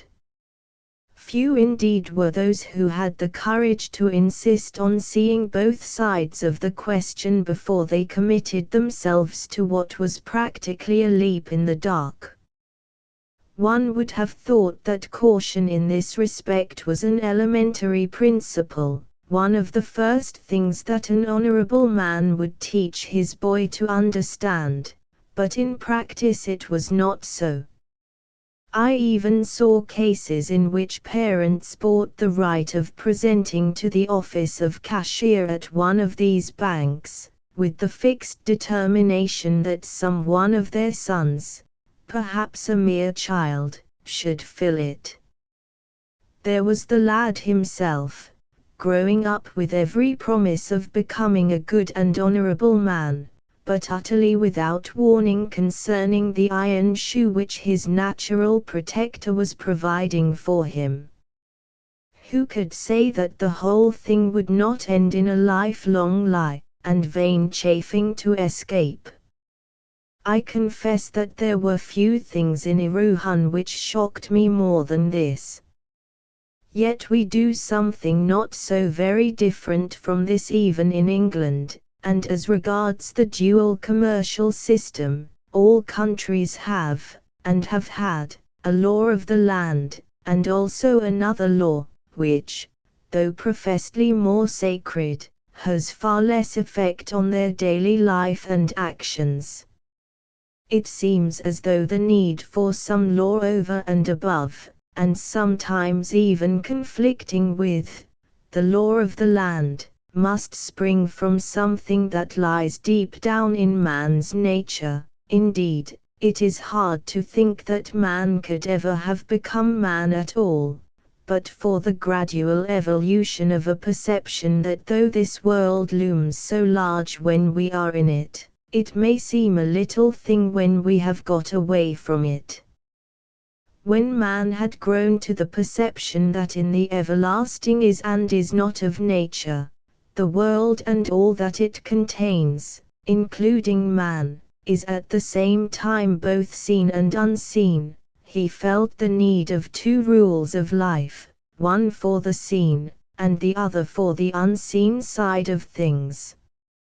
For the laws affecting the seen world he claimed the sanction of seen powers, for the unseen, of which he knows nothing save that it exists and is powerful, he appealed to the unseen power, of which, again, he knows nothing save that it exists and is powerful, to which he gives the name of God. Some Erewhonian opinions concerning the intelligence of the unborn embryo, that I regret my space will not permit me to lay before the reader, have led me to conclude that the Erewhonian musical banks, and perhaps the religious systems of all countries, are now more or less of an attempt to uphold the unfathomable and unconscious instinctive wisdom of millions of past generations, against the comparatively shallow, consciously reasoning, and ephemeral conclusions drawn from that of the last 30 or 40. The saving feature of the Erewhonian musical bank system, as distinct from the quasi-idolatrous views which coexist with it, and on which I will touch later, was that while it bore witness to the existence of a kingdom that is not of this world, it made no attempt to pierce the veil that hides it from human eyes. It is here that almost all religions go wrong. Their priests try to make us believe that they know more about the unseen world than those whose eyes are still blinded by the seen, can ever know, forgetting that while to deny the existence of an unseen kingdom is bad, to pretend that we know more about it than its bare existence is no better. This chapter is already longer than I intended, but I should like to say that in spite of the saving feature of which I have just spoken, I cannot help thinking that the Erewhonians are on the eve of some great change in their religious opinions, or at any rate in that part of them which finds expression through their musical banks. So far as I could see, fully 90% of the population of the metropolis looked upon these banks with something not far removed from contempt. If this is so, any such startling event as is sure to arise sooner or later, may serve as nucleus to a new order of things that will be more in harmony with both the heads and hearts of the people. Chapter 16.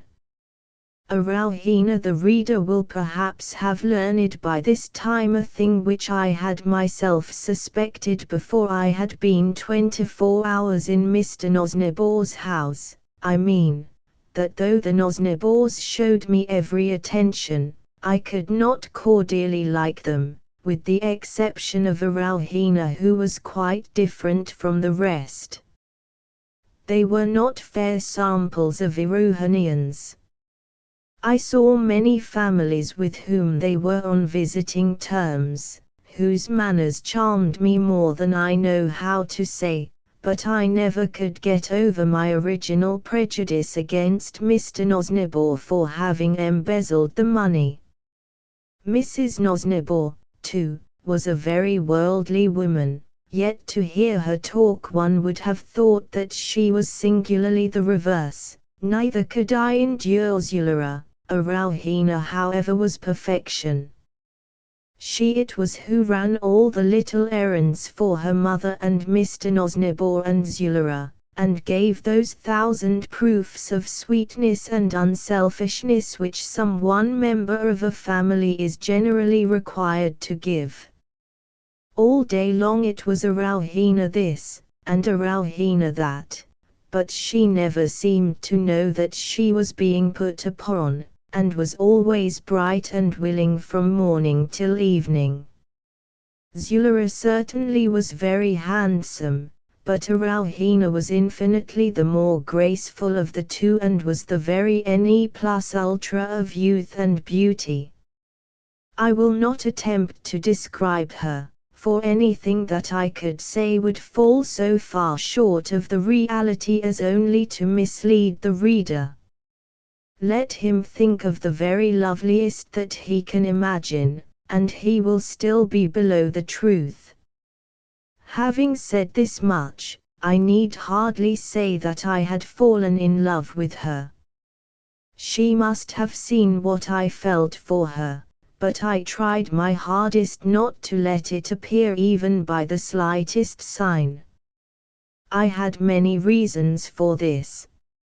I had no idea what Mr. and Mrs. Nosnibor would say to it, and I knew that Erewhon would not look at me, at any rate not yet, if her father and mother disapproved, which they probably would, considering that I had nothing except the pension of about £1 a day of our money which the king had granted me. I did not yet know of a more serious obstacle.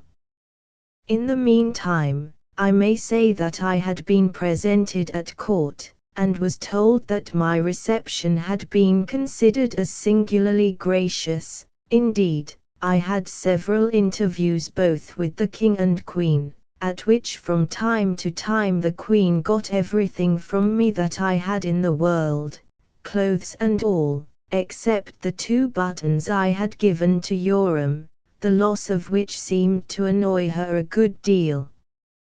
I was presented with a court suit, and Her Majesty had my old clothes put upon a wooden dummy, on which they probably remain, unless they have been removed in consequence of my subsequent downfall. His Majesty's manners were those of a cultivated English gentleman. He was much pleased at hearing that our government was monarchical, and that the mass of the people were resolute that it should not be changed. Indeed, I was so much encouraged by the evident pleasure with which he heard me, that I ventured to quote to him those beautiful lines of Shakespeare's: "There's a divinity doth hedge a king, rough hew him how we may." But I was sorry I had done so afterwards, for I do not think His Majesty admired the lines as much as I could have wished.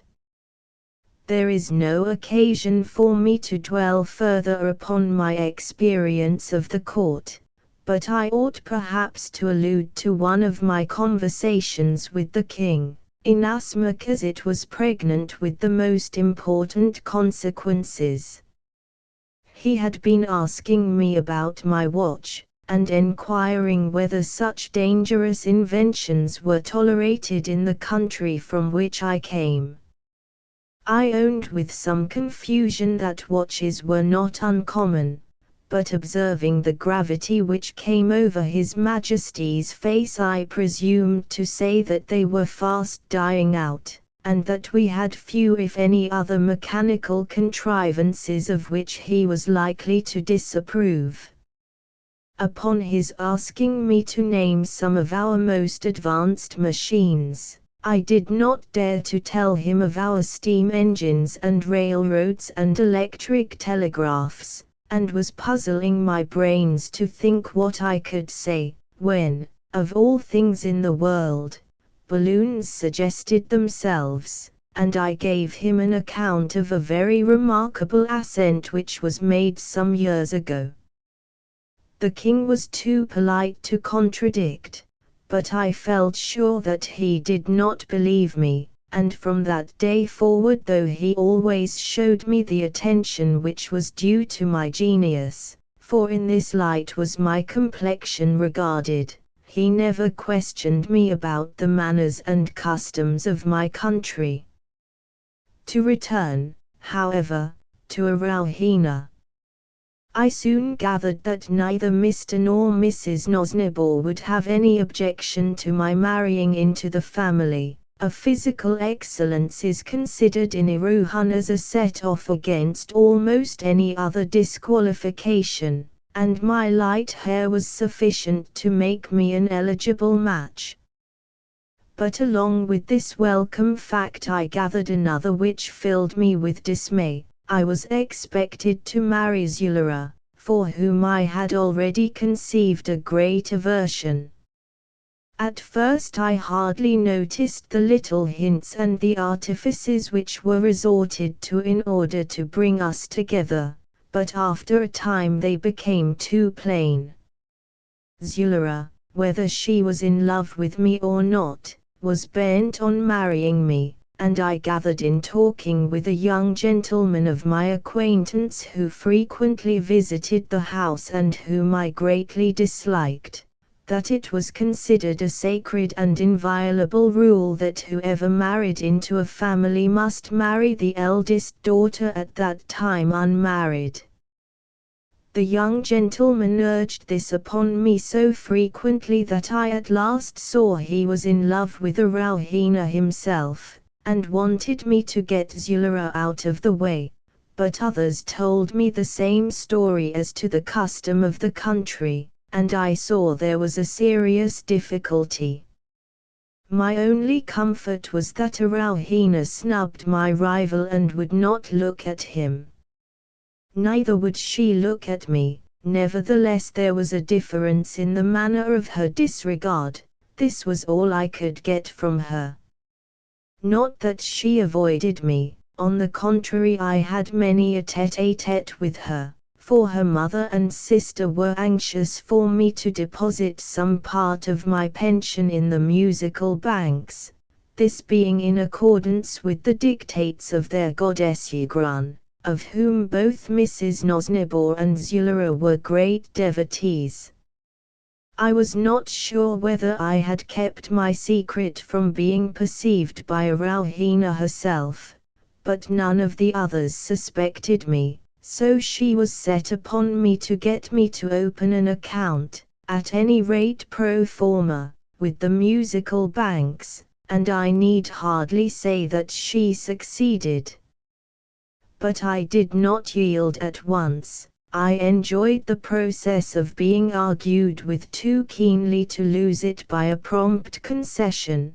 Besides, a little hesitation rendered the concession itself more valuable.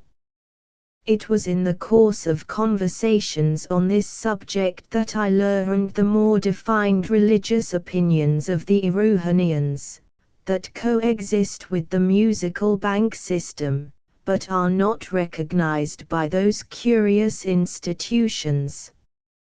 I will describe them as briefly as possible in the following chapters before I return to the personal adventures of Erewhon and myself.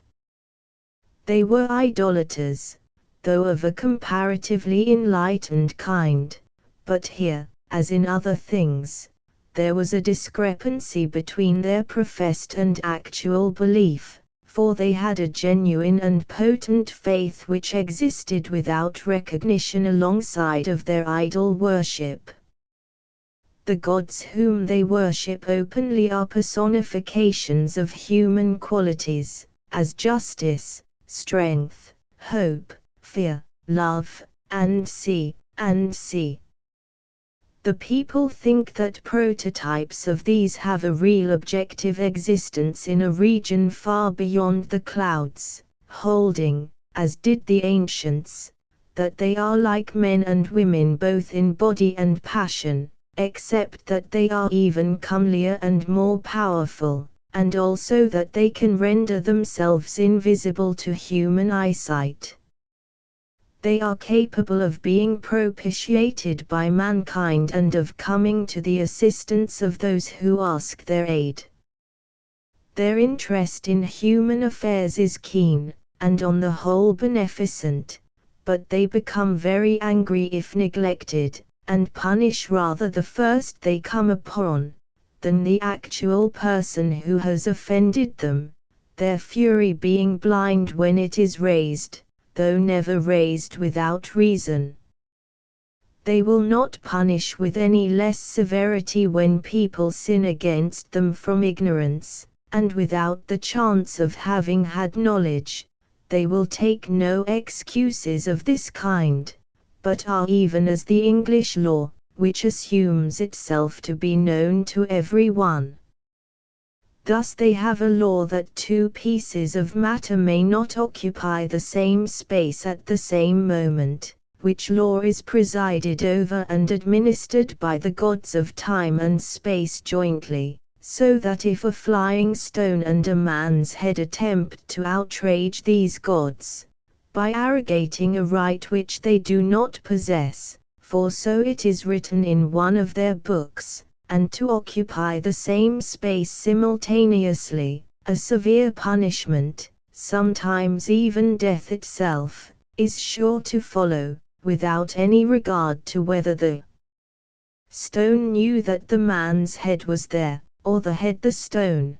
This at least is their view of the common accidents of life. Moreover, they hold their deities to be quite regardless of motives. With them it is the thing done which is everything, and the motive goes for nothing. Thus they hold it strictly forbidden for a man to go without common air in his lungs for more than a very few minutes, and if by any chance he gets into the water, the air god is very angry, and will not suffer it, no matter whether the man got into the water by accident or on purpose, whether through the attempt to save a child or through presumptuous contempt of the air god. The air god will kill him, unless he keeps his head high enough out of the water, and thus gives the air god his due. This with regard to the deities who manage physical affairs.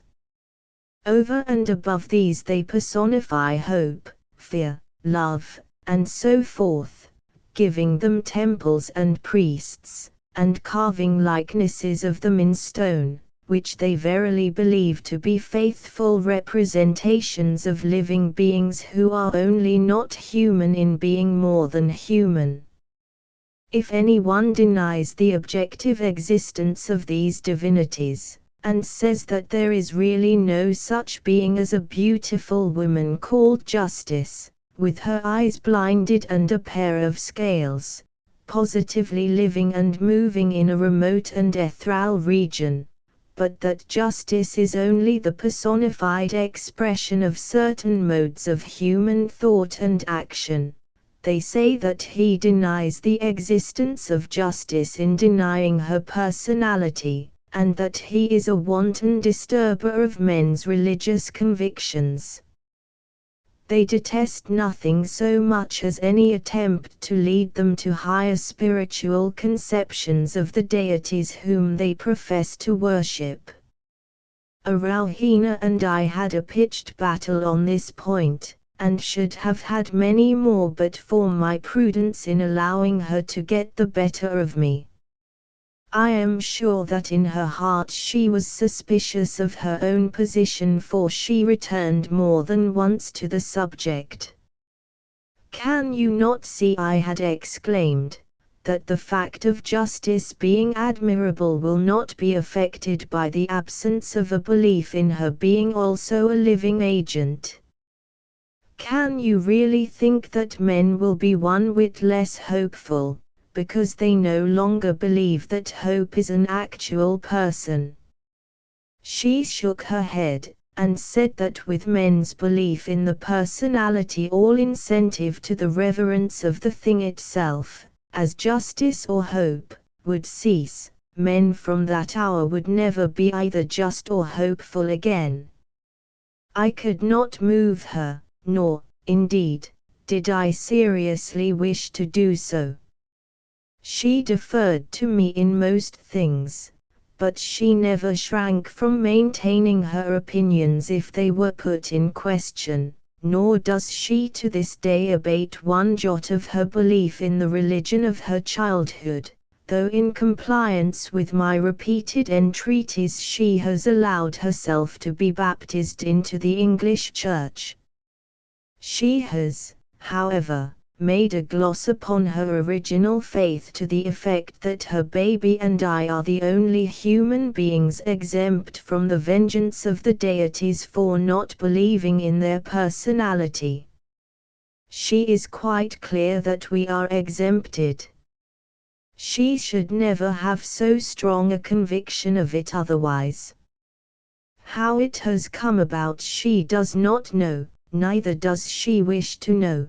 There are things which it is better not to know, and this is one of them, but when I tell her that I believe in her deities as much as she does, and that it is a difference about words, not things, she becomes silent with a slight emphasis.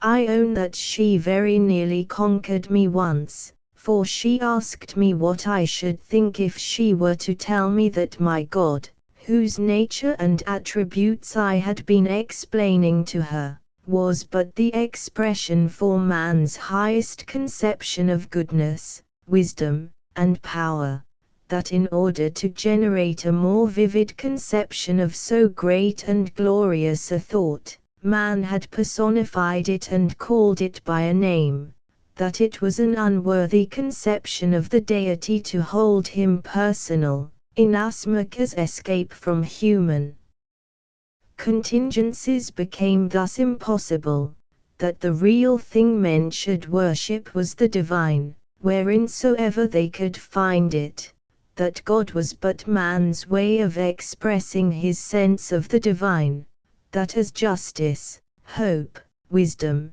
and see, were all parts of goodness, so God was the expression which embraced all goodness and all good power, that people would no more cease to love God on ceasing to believe in his objective personality, than they had ceased to love justice on discovering that she was not really personal, nay, that they would never truly love him till they saw him thus.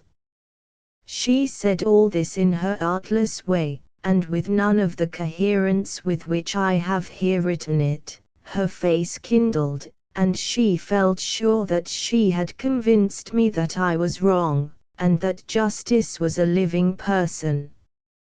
Indeed, I did wince a little, but I recovered myself immediately, and pointed out to her that we had books whose genuineness was beyond all possibility of doubt, as they were certainly none of them less than 1800 years old, that in these there were the most authentic accounts of men who had been spoken to by the deity himself, and of one prophet who had been allowed to see the back parts of God through the hand that was laid over his face. This was conclusive, and I spoke with such solemnity that she was a little frightened, and only answered that they too had their books, in which their ancestors had seen the gods, on which I saw that further argument was not at all likely to convince her, and fearing that she might tell her mother what I had been saying, and that I might lose the hold upon her affections which I was beginning to feel pretty sure that I was obtaining, I began to let her have her own way, and to convince me. Neither till after we were safely married did I show the cloven hoof again. Nevertheless, her remarks have haunted me, and I have since met with many very godly people who have had a great knowledge of divinity, but no sense of the divine, and again, I have seen a radiance upon the face of those who were worshipping the divine either in art or nature, in picture or statue, in field or cloud or sea, in man, woman, or child, which I have never seen kindled by any talking about the nature and attributes of God. Mention but the word divinity, and our sense of the divine is clouded. Chapter 17. Erewhon and the Erewhonites, in spite of all the to-do they make about their idols, and the temples they build, and the priests and priestesses whom they support, I could never think that their professed religion was more than skin deep, but they had another which they carried with them into all their actions, and although no one from the outside of things would suspect it to have any existence at all, it was in reality their great guide, the mariner's compass of their lives, so that there were very few things which they ever either did, or refrained from doing, without reference to its precepts.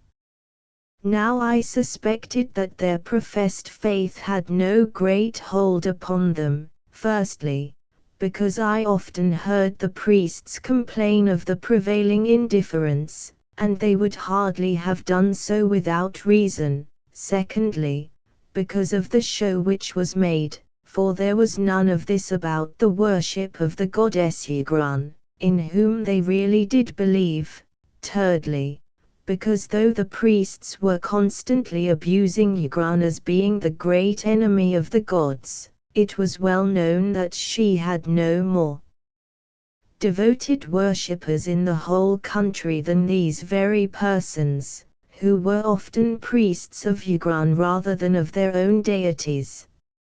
Neither am I by any means sure that these were not the best of the priests. Ygrun certainly occupied a very anomalous position. She was held to be both omnipresent and omnipotent, but she was not an elevated conception, and was sometimes both cruel and absurd. Even her most devoted worshippers were a little ashamed of her, and served her more with heart and indeed than with their tongues. Theirs was no lip service. On the contrary, even when worshipping her most devoutly, they would often deny her. Take her all in all, however, she was a beneficent and useful deity, who did not care how much she was denied so long as she was obeyed and feared, and who kept hundreds of thousands in those paths which make life tolerably happy, who would never have been kept there otherwise, and over whom a higher and more spiritual ideal would have had no power.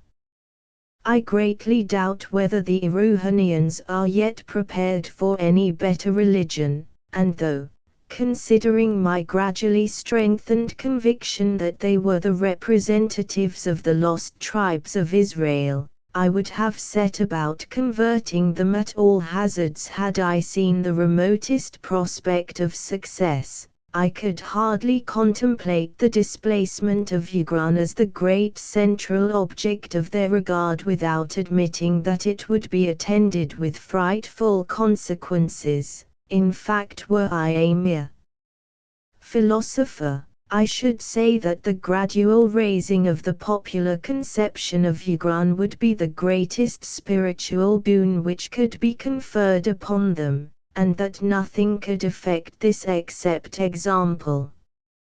I generally found that those who complained most loudly that Ygrun was not high enough for them had hardly as yet come up to the Ygrun standard, and I often met with a class of men whom I called to myself high Ygrunites, the rest being Ygrunites, and low Ygrunites, who, in the matter of human conduct and the affairs of life, appeared to me to have got about as far as it is in the right nature of man to go. They were gentlemen in the full sense of the word, and what has one not said in saying this? They seldom spoke of Ygrun, or even alluded to her, but would never run counter to her dictates without ample reason for doing so. In such cases they would override her with due self-reliance, and the goddess seldom punished them, for they are brave, and Ygrun is not. They had most of them a smattering of the hypothetical language, and some few more than this, but only a few.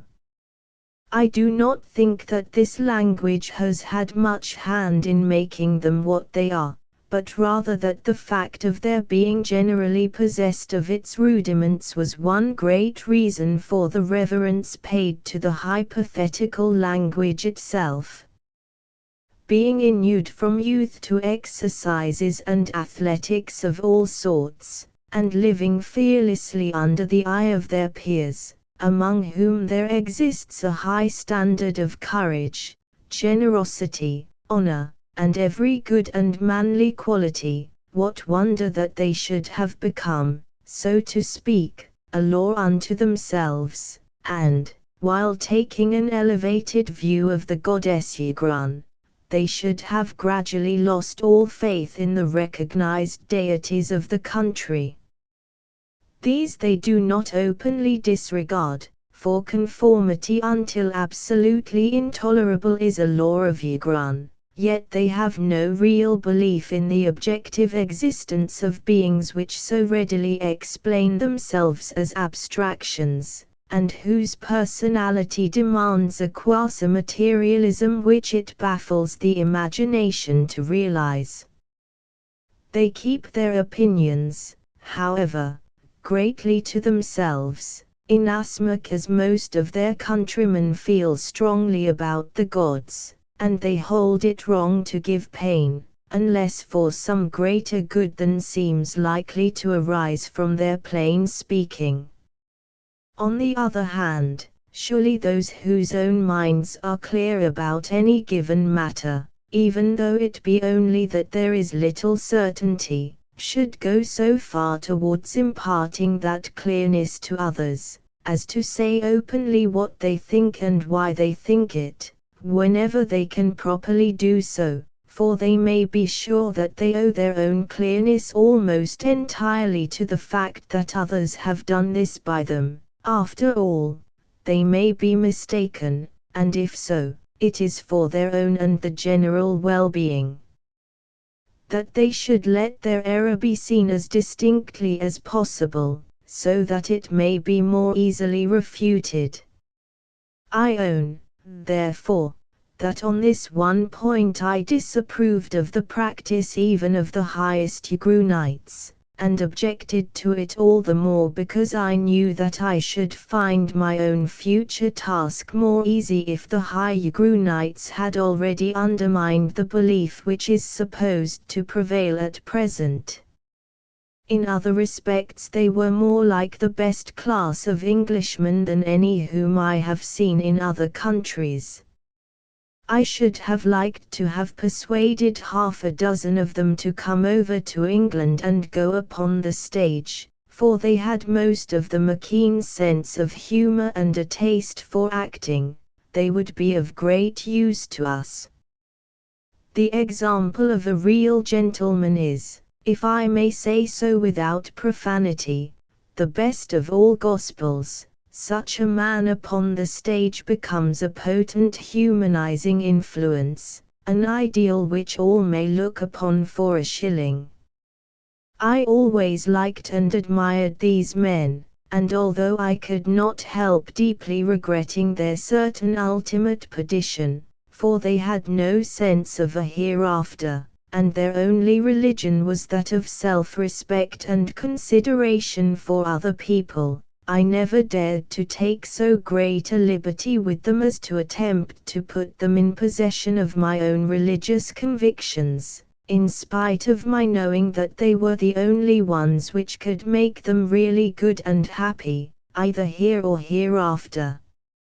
I did try sometimes, being impelled to do so by a strong sense of duty, and by my deep regret that so much that was admirable should be doomed to ages if not eternity of torture, but the words stuck in my throat as soon as I began. Whether a professional missionary might have a better chance I know not. Such persons must doubtless know more about the science of conversion. For myself, I could only be thankful that I was in the right path, and was obliged to let others take their chance as yet.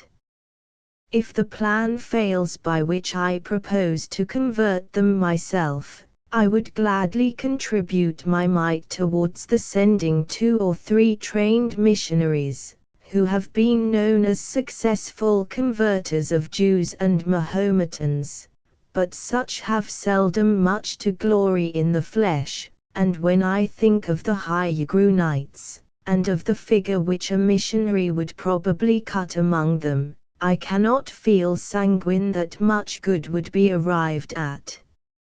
Still the attempt is worth making, and the worst danger to the missionaries themselves would be that of being sent to the hospital where Cowboke would have been sent had he come with me into Erewhon. Taking then their religious opinions as a whole, I must own that the Erewhonians are superstitious, on account of the views which they hold of their professed gods, and their entirely anomalous and inexplicable worship of Egrun. A worship at once the most powerful, yet most devoid of formalism, that I ever met with, but in practice things worked better than might have been expected, and the conflicting claims of Erewhon and the gods were arranged by unwritten compromises, for the most part in Erewhon's favor, which in 99 cases out of 100 were very well understood. I could not conceive why they should not openly acknowledge high Erewhonism, and discard the objective personality of hope, justice, and C. But whenever I so much as hinted at this, I found that I was on dangerous ground. They would never have it, returning constantly to the assertion that ages ago the divinities were frequently seen, and that the moment their personality was disbelieved in, men would leave off practicing even those ordinary virtues which the common experience of mankind has agreed on as being the greatest secret of happiness. Who ever heard, they asked, indignantly, of such things as kindly training, a good example, and an enlightened regard to one's own welfare, being able to keep men straight? In my hurry, forgetting things which I ought to have remembered, I answered that if a person could not be kept straight by these things, there was nothing that could straighten him, and that if he were not ruled by the love and fear of men whom he had seen, neither would he be so by that of the gods whom he had not seen. At one time indeed I came upon a small but growing sect who believed, after a fashion, in the immortality of the soul and the resurrection from the dead. They taught that those who had been born with feeble and diseased bodies and had passed their lives in ailing, would be tortured eternally hereafter, but that those who had been born strong and healthy and handsome would be rewarded forever and ever. Of moral qualities or conduct they made no mention. Bad as this was, it was a step in advance, inasmuch as they did hold out a future state of some sort, and I was shocked to find that for the most part they met with opposition, on the score that their doctrine was based upon no sort of foundation, also that it was immoral in its tendency, and not to be desired by any reasonable beings. When I asked how it could be immoral, I was answered, that if firmly held, it would lead people to cheapen this present life, making it appear to be an affair of only secondary importance, that it would thus distract men's minds from the perfecting of this world's economy, and was an impatient cutting, so to speak, of the Gordian knot of life's problems, whereby some people might gain present satisfaction to themselves at the cost of infinite damage to others, that the doctrine tended to encourage the poor in their improvidence, and in a debasing acquiescence in ills which they might well remedy, that the rewards were illusory and the result, after all, of luck, whose empire should be bounded by the grave, that its terrors were enervating and unjust, and that even the most blessed rising would be but the disturbing of a still more blessed slumber. To all which I could only say that the thing had been actually known to happen, and that there were several well authenticated instances of people having died and come to life again, instances which no man in his senses could doubt. If this be so, said my opponent, we must bear it as best we may. I then translated for him, as well as I could, the noble speech of Hamlet in which he says that it is the fear lest worse evils may befall us after death which alone prevents us from rushing into death's arms. Nonsense, he answered. No man was ever yet stopped from cutting his throat by any such fears as your poet ascribes to him, and your poet probably knew this perfectly well. If a man cuts his throat he is at bay, and thinks of nothing but escape, no matter whither, provided he can shuffle off his present. No. Men are kept at their posts, not by the fear that if they quit them they may quit a frying pan for a fire, but by the hope that if they hold on, the fire may burn less fiercely. The respect, to quote your poet, that makes calamity of so long a life is the consideration that though calamity may live long, the sufferer may live longer still. On this, seeing that there was little probability of our coming to an agreement, I let the argument drop, and my opponent presently left me with as much disapprobation as he could show without being overtly rude. Chapter 18. Birth formulae. I heard what follows not from Erewhon, but from Mr. Nosnibor and some of the gentlemen who occasionally dined at the house. They told me that the Erewhonians believe in pre-existence, and not only this, of which I will write more fully in the next chapter, but they believe that it is of their own free act and deed in a previous state that they come to be born into this world at all. They hold that the unborn are perpetually plaguing and tormenting the married of both sexes, fluttering about them incessantly, and giving them no peace either of mind or body until they have consented to take them under their protection.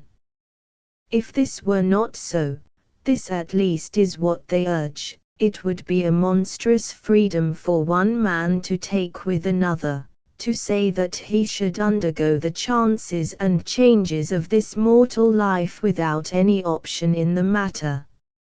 No man would have any right to get married at all, inasmuch as he can never tell what frightful misery his doing so may entail forcibly upon a being who cannot be unhappy as long as he does not exist. They feel this so strongly that they are resolved to shift the blame onto other shoulders, and have fashioned a long mythology as to the world in which the unborn people live, and what they do, and the arts and machinations to which they have recourse in order to get themselves into our own world. But of this more anon. What I would relate here is their manner of dealing with those who do come. It is a distinguishing peculiarity of the Erewhonians that when they profess themselves to be quite certain about any matter, and avow it as a base on which they are to build a system of practice, they seldom quite believe in it. If they smell a rat about the precincts of a cherished institution, they will always stop their noses to it if they can. This is what most of them did in this matter of the unborn, for I cannot, and never could, think that they seriously believed in their mythology concerning pre-existence. They did and they did not. They did not know themselves what they believed. All they did know was that it was a disease not to believe as they did. The only thing of which they were quite sure was that it was the pestering of the unborn which caused them to be brought into this world, and that they would not have been here if they would have only let peaceable people alone. It would be hard to disprove this position, and they might have a good case if they would only leave it as it stands. But this they will not do. They must have assurance doubly sure. They must have the written word of the child itself as soon as it is born, giving the parents indemnity from all responsibility on the score of its birth, and asserting its own pre-existence. They have therefore devised something which they call a birth formula, a document which varies in words according to the caution of parents, but is much the same practically in all cases, for it has been the business of the Erewhonian lawyers during many ages to exercise their skill in perfecting it and providing for every contingency. These formulae are printed on common paper at a moderate cost for the poor, but the rich have them written on parchment and handsomely bound, so that the getting up of a person's birth formula is a test of his social position. They commence by setting forth that whereas a bee was a member of the kingdom of the unborn, where he was well provided for in every way, and had no cause of discontent, and c. he did of his own wanton depravity and restlessness conceive a desire to enter into this present world, that thereon having taken the necessary steps as set forth in laws of the unborn kingdom, he did with malice aforethought set himself to plague and pester two unfortunate people who had never wronged him, and who were quite contented and happy until he conceived this base design against their peace, for which wrong he now humbly entreats their pardon. He acknowledges that he is responsible for all physical blemishes and deficiencies which may render him answerable to the laws of his country, that his parents have nothing whatever to do with any of these things, and that they have a right to kill him at once if they be so minded, though he entreats them to show their marvelous goodness and clemency by sparing his life. If they will do this, he promises to be their most obedient and abject creature during his earlier years, and indeed all his life, unless they should see fit in their abundant generosity to remit some portion of his service hereafter. And so the formula continues, going sometimes into very minute details, according to the fancies of family lawyers, who will not make it any shorter than they can help. The deed being thus prepared, on the third or fourth day after the birth of the child, or as they call it, the final importunity, the friends gather together, and there is a feast held, where they are all very melancholy, as a general rule, I believe, quite truly so, and make presents to the father and mother of the child in order to console them for the injury which has just been done them by the unborn. By and by the child himself is brought down by his nurse, and the company begin to rail upon him, upbraiding him for his impertinence, and asking him what amends he proposes to make for the wrong that he has committed, and how he can look for care and nourishment from those who have perhaps already been injured by the unborn on some 10 or 12 occasions. For they say of people with large families, that they have suffered terrible injuries from the unborn, till at last, when this has been carried far enough, some one suggests the formula, which is brought out and solemnly read to the child by the family straightener.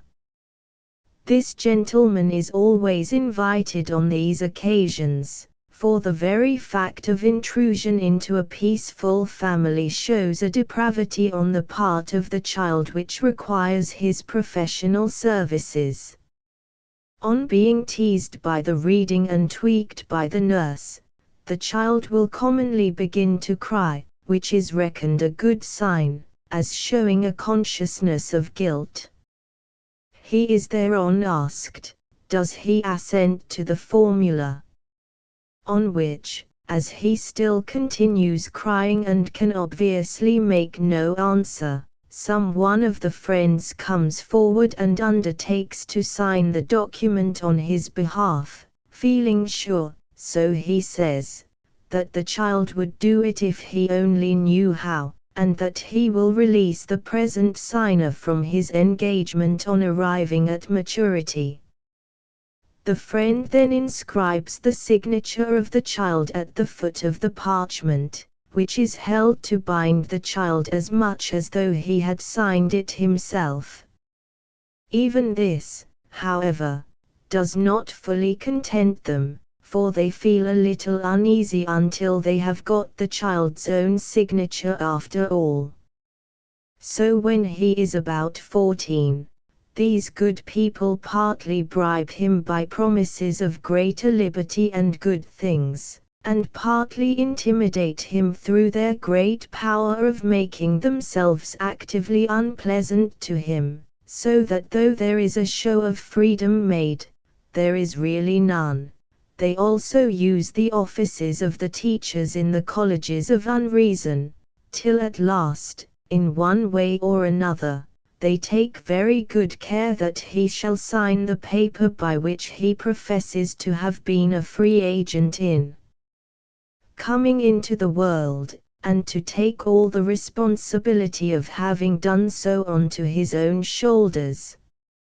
And yet, though this document is obviously the most important which anyone can sign in his whole life, they will have him do so at an age when neither they nor the law will for many a year allow anyone else to bind him to the smallest obligation, no matter how righteously he may owe it, because they hold him too young to know what he is about, and do not consider it fair that he should commit himself to anything that may prejudice him in after years.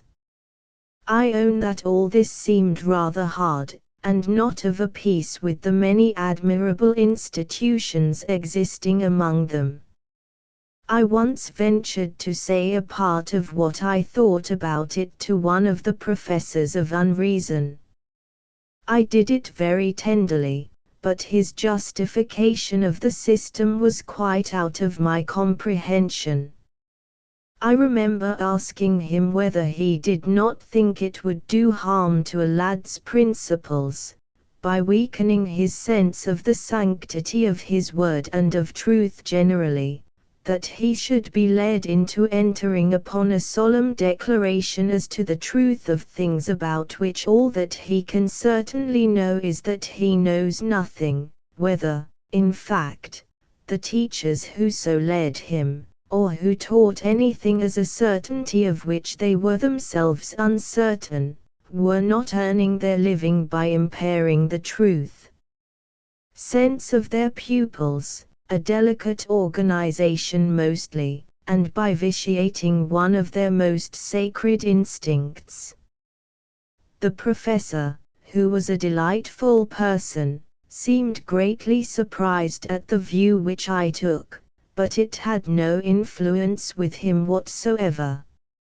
No one, he answered, expected that the boy either would or could know all that he said he knew, but the world was full of compromises, and there was hardly any affirmation which would bear being interpreted literally. Human language was too gross a vehicle of thought, thought being incapable of absolute translation.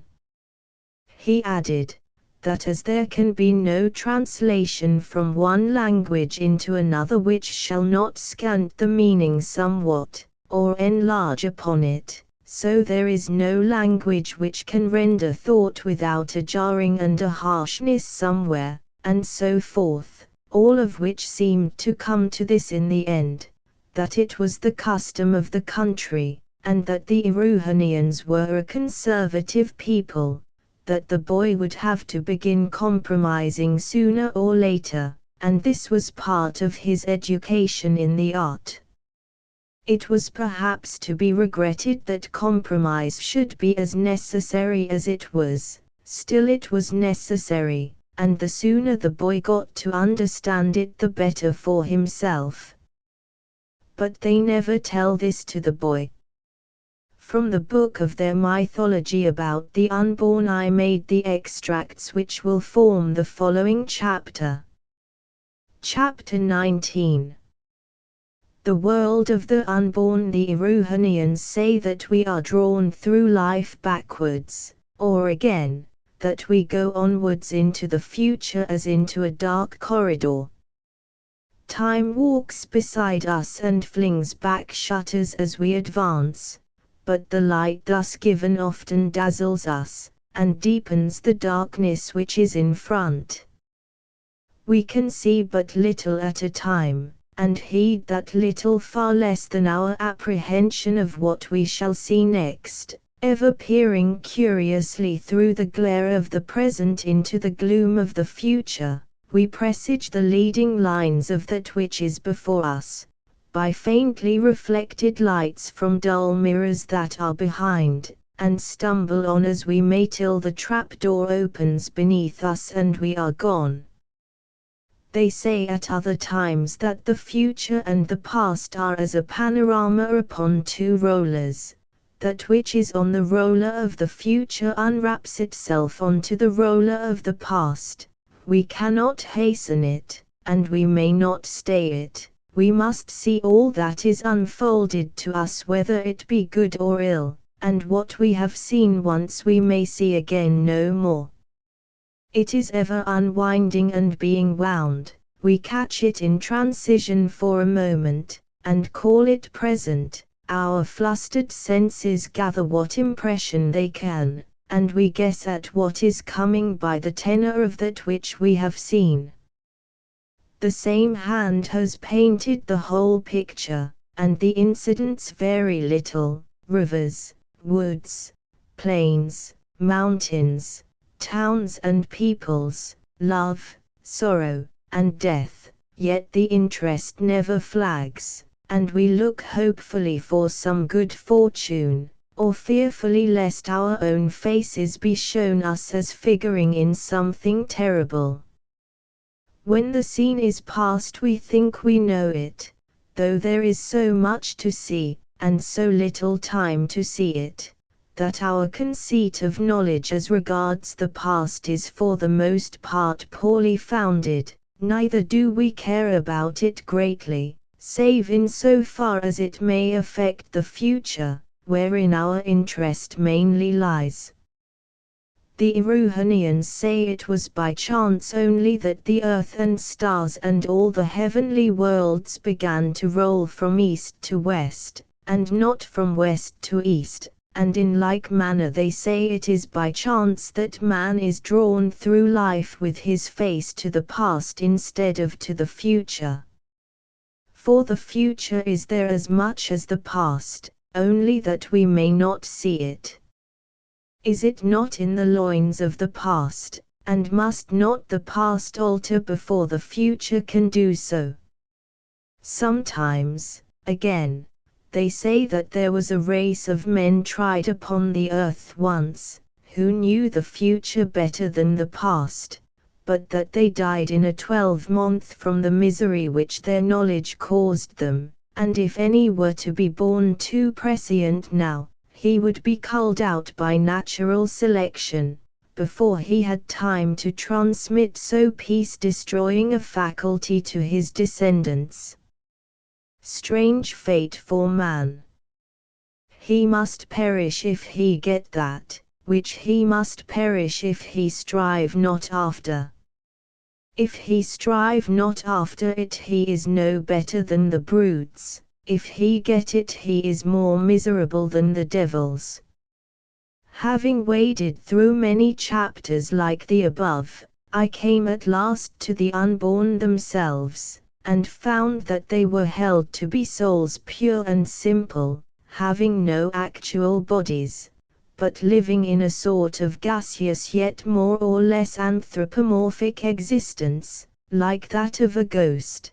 They have thus neither flesh nor blood nor warmth. Nevertheless they are supposed to have local habitations and cities wherein they dwell. Though these are as unsubstantial as their inhabitants, they are even thought to eat and drink some thin ambrosial sustenance, and generally to be capable of doing whatever mankind can do, only after a visionary ghostly fashion as in a dream. On the other hand, as long as they remain where they are they never die, the only form of death in the unborn world being the leaving it for our own. They are believed to be extremely numerous, far more so than mankind. They arrive from unknown planets, full-grown, in large batches at a time, but they can only leave the unborn world by taking the steps necessary for their arrival here, which is, in fact, by suicide. They ought to be an exceedingly happy people, for they have no extremes of good or ill fortune, never marrying, but living in a state much like that fabled by the poets as the primitive condition of mankind. In spite of this, however, they are incessantly complaining. They know that we in this world have bodies, and indeed they know everything else about us, for they move among us whithersoever they will, and can read our thoughts, as well as survey our actions at pleasure. One would think that this should be enough for them, and most of them are indeed alive to the desperate risk which they will run by indulging themselves in that body with sensible warm motion which they so much desire. Nevertheless, there are some to whom the ennui of a disembodied existence is so intolerable that they will venture anything for a change, so they resolve to quit. The conditions which they must accept are so uncertain, that none but the most foolish of the unborn will consent to them, and it is from these, and these only, that our own ranks are recruited. When they have finally made up their minds to leave, they must go before the magistrate of the nearest town, and sign an affidavit of their desire to quit their then existence. On their having done this, the magistrate reads them the conditions which they must accept, and which are so long that I can only extract some of the principal points, which are mainly the following. First, they must take a potion which will destroy their memory and sense of identity. They must go into the world helpless, and without a will of their own. They must draw lots for their dispositions before they go, and take them, such as they are, for better or worse. Neither are they to be allowed any choice in the matter of the body which they so much desire. They are simply allotted by chance, and without appeal, to two people whom it is their business to find and pester until they adopt them. Who these are to be, whether rich or poor, kind or unkind, healthy or diseased, there is no knowing. They have, in fact, to entrust themselves for many years to the care of those for whose good constitution and good sense they have no sort of guarantee. It is curious to read the lectures which the wiser heads give to those who are meditating a change. They talk with them as we talk with a spendthrift, and with about as much success.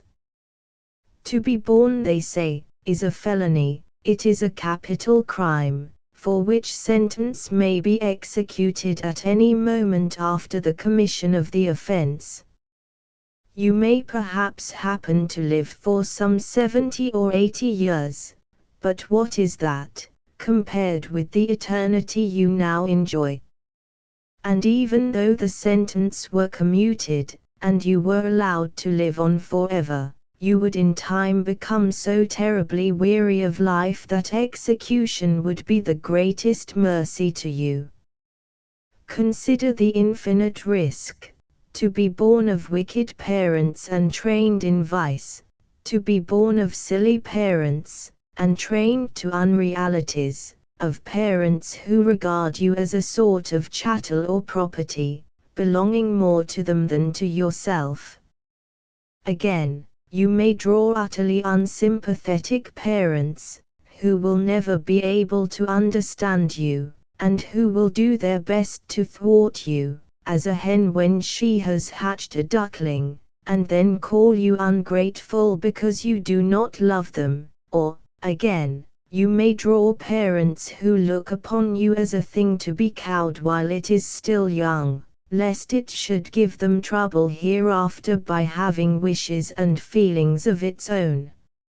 In later life, when you have been finally allowed to pass muster as a full member of the world, you will yourself become liable to the pesterings of the unborn, and a very happy life you may be led in consequence. For we solicit so strongly that a few only, nor these the best, can refuse us, and yet not to refuse is much the same as going into partnership with half a dozen different people about whom one can know absolutely nothing beforehand, not even whether one is going into partnership with men or women, nor with how many of either. Delude not yourself with thinking that you will be wiser than your parents. You may be an age in advance of those whom you have pestered, but unless you are one of the great ones you will still be an age behind those who will in their turn pester you.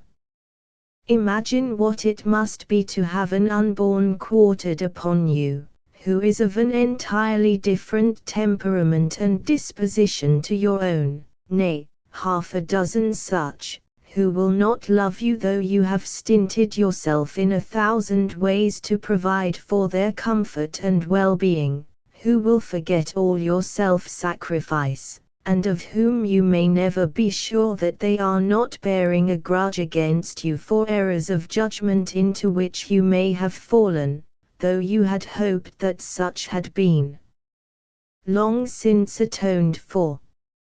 Ingratitude such as this is not uncommon, yet fancy what it must be to bear.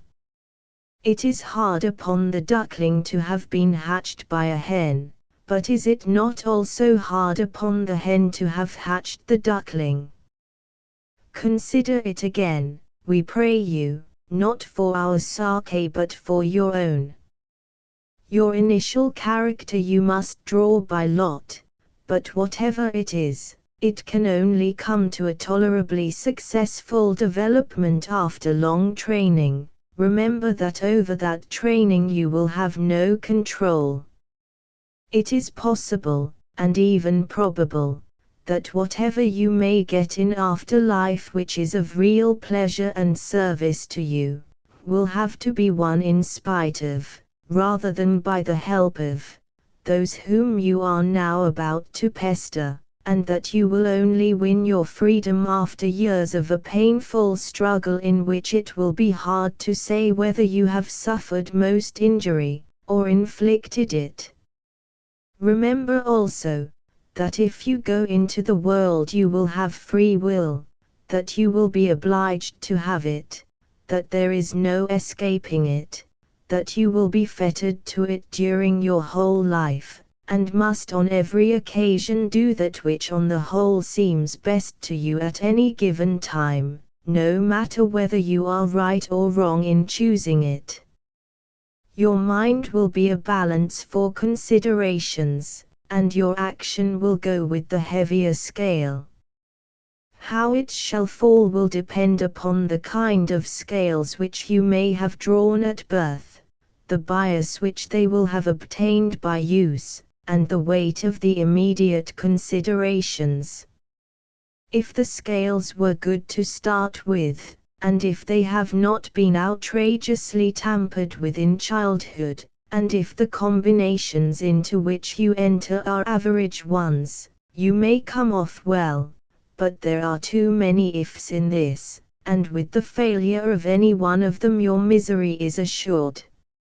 Reflect on this, and remember that should the ill come upon you, you will have yourself to thank, for it is your own choice to be born, and there is no compulsion in the matter. Not that we deny the existence of pleasures among mankind.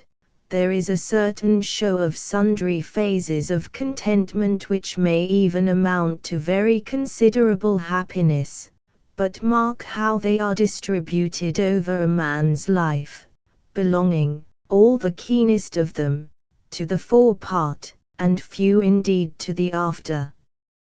Can there be any pleasure worth purchasing with the miseries of a decrepit age? If you are good, strong, and handsome, you have a fine fortune indeed at 20, but how much of it will be left at 60? For you must live on your capital. There is no investing your powers so that you may get a small annuity of life forever. You must eat up your principal bit by bit, and be tortured by seeing it grow continually smaller and smaller, even though you happen to escape being rudely robbed of it by crime or casualty. Remember, too, that there never yet was a man of 40 who would not come back into the world of the unborn if he could do so with decency and honor. Being in the world he will as a general rule stay till he is forced to go, but do you think that he would consent to be born again, and relive his life, if he had the offer of doing so? Do not think it. If he could so alter the past as that he should never have come into being at all, do you not think that he would do it very gladly? What was it that one of their own poets meant, if it was not this, when he cried out upon the day in which he was born, and the night in which it was said there is a man-child conceived? For now he says, I should have lain still and been quiet, I should have slept, then had I been at rest with kings and counsellors of the earth, which build desolate places for themselves, or with princes that had gold, who filled their houses with silver, or as an hidden untimely birth, I had not been, as infants which never saw light. There the wicked cease from troubling, and the weary are at rest. Be very sure that the guilt of being born carries this punishment at times to all men, but how can they ask for pity, or complain of any mischief that may befall them, having entered open-eyed into the snare? One word more and we have done. If any faint remembrance, as of a dream, flit in some puzzled moment across your brain, and you shall feel that the potion which is to be given you shall not have done its work, and the memory of this existence which you are leaving endeavors vainly to return, we say in such a moment, when you clutch at the dream but it eludes your grasp, and you watch it, as Orpheus watched Eurydice, gliding back again into the twilight kingdom, fly, fly, if you can remember the advice, to the haven of your present and immediate duty, taking shelter incessantly in the work which you have in hand. This much you may perhaps recall, and this, if you will imprint it deeply upon your every faculty, will be most likely to bring you safely and honorably home through the trials that are before you. 3. This is the fashion in which they reason with those who would be for leaving them, but it is seldom that they do much good, for none but the unquiet and unreasonable ever think of being born, and those who are foolish enough to think of it are generally foolish enough to do it. Finding, therefore, that they can do no more, the friends follow weeping to the court-house of the chief magistrate, where the one who wishes to be born declares solemnly and openly that he accepts the conditions attached to his decision. On this he is presented with a potion, which immediately destroys his memory and sense of identity, and dissipates the thin gaseous tenement which he has inhabited. He becomes a bare vital principle, not to be perceived by human senses, nor to be by any chemical test appreciated. He has but one instinct, which is that he is to go to such and such a place, where he will find two persons whom he is to importune till they consent to undertake him, but whether he is to find these persons among the race of cowfolk or the Erewhonians themselves is not for him to choose. Chapter XX. What they mean by it I have given the above mythology at some length, but it is only a small part of what they have upon the subject. My first feeling on reading it was that any amount of folly on the part of the unborn in coming here was justified by a desire to escape from such intolerable prosing. The mythology is obviously an unfair and exaggerated representation of life and things, and had its authors been so minded they could have easily drawn a picture which would err as much on the bright side as this does on the dark. No Erewhonian believes that the world is as black as it has been here painted, but it is one of their peculiarities that they very often do not believe or mean things which they profess to regard as indisputable. In the present instance their professed views concerning the unborn have arisen from their desire to prove that people have been presented with the gloomiest possible picture of their own prospects before they came here, otherwise they could hardly say to one whom they are going to punish for an affection of the heart or brain that it is all his own doing. In practice they modify their theory to a considerable extent, and seldom refer to the birth formula except in extreme cases, for the force of habit, or what not, gives many of them a kindly interest even in creatures who have so much wronged them as the unborn have done, and though a man generally hates the unwelcome little stranger for the first 12 months, he is apt to mollify, according to his lights, as time goes on, and sometimes he will become inordinately attached to the beings whom he is pleased to call his children.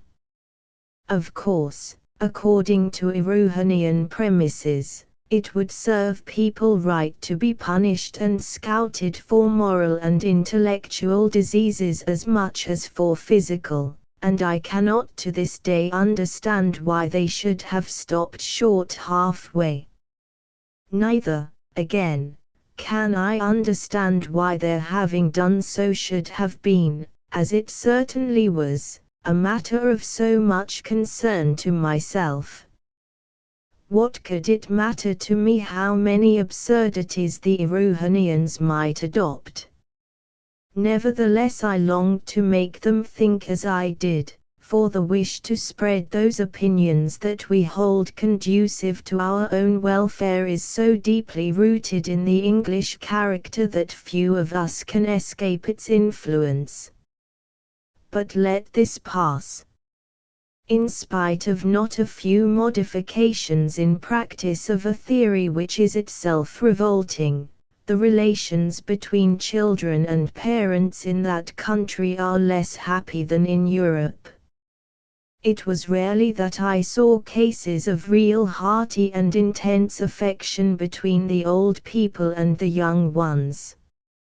Here and there I did so, and was quite sure that the children, even at the age of 20, were fonder of their parents than they were of anyone else, and that of their own inclination, being free to choose what company they would often choose that of their father and mother. The straightener's carriage was rarely seen at the door of those houses.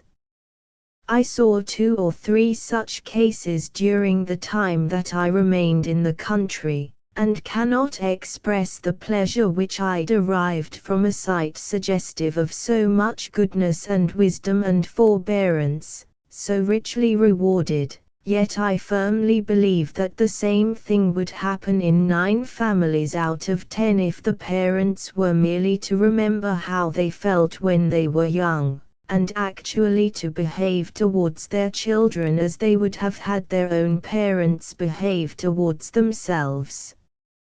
But this, which would appear to be so simple and obvious, seems also to be a thing which not 1 in 100,000 is able to put in practice. It is only the very great and good who have any living faith in the simplest axioms, and there are few who are so holy as to feel that 19 and 13 make 32 as certainly as 2 and 2 make 4.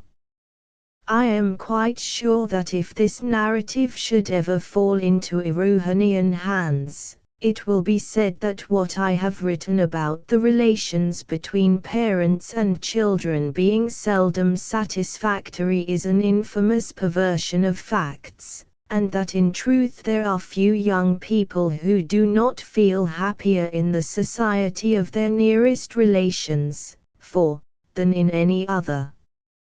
Mr. Nosnibor would be sure to say this.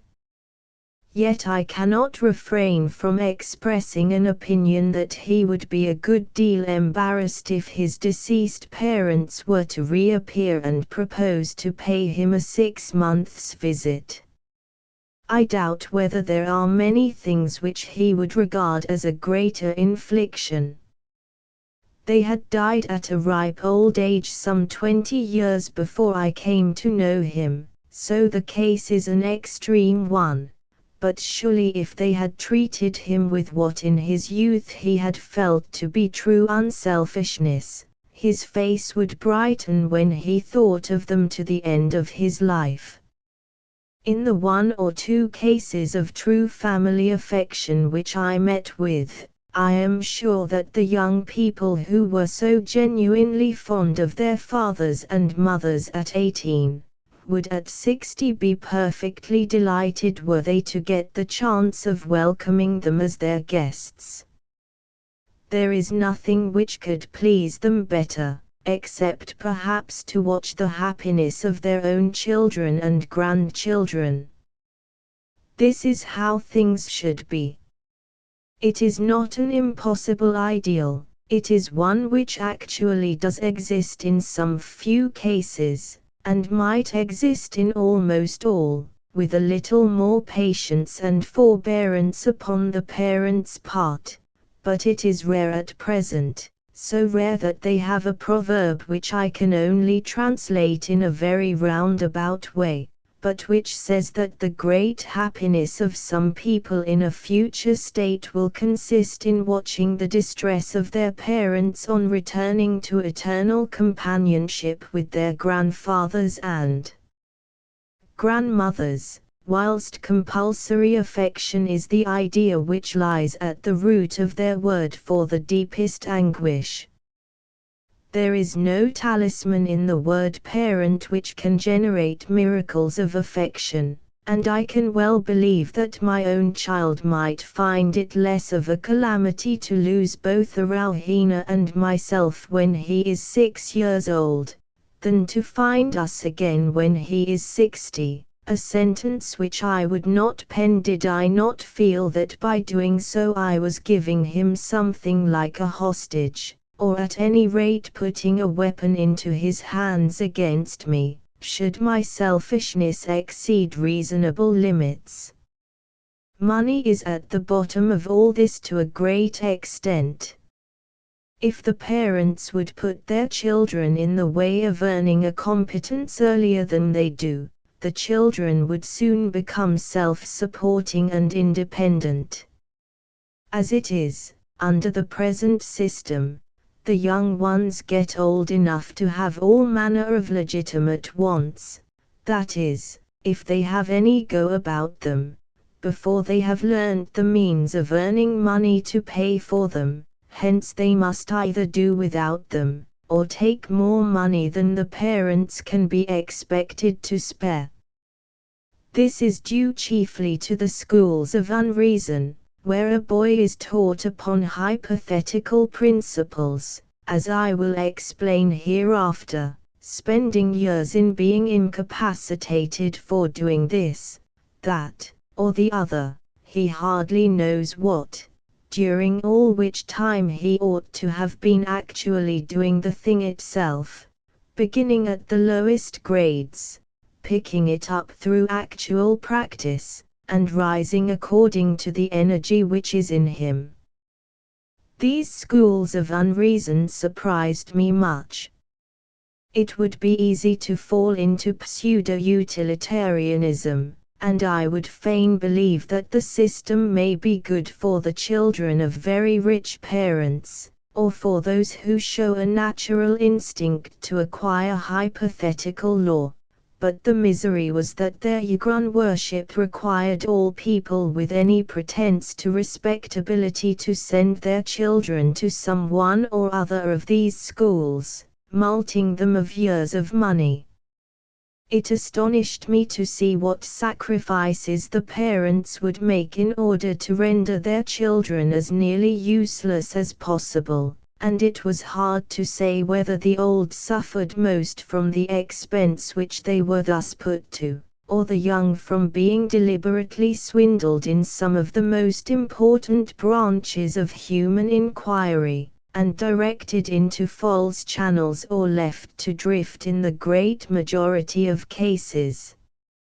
I cannot think I am mistaken in believing that the growing tendency to limit families by infanticide, an evil which was causing general alarm throughout the country, was almost entirely due to the way in which education had become a fetish from one end of Erewhon to the other.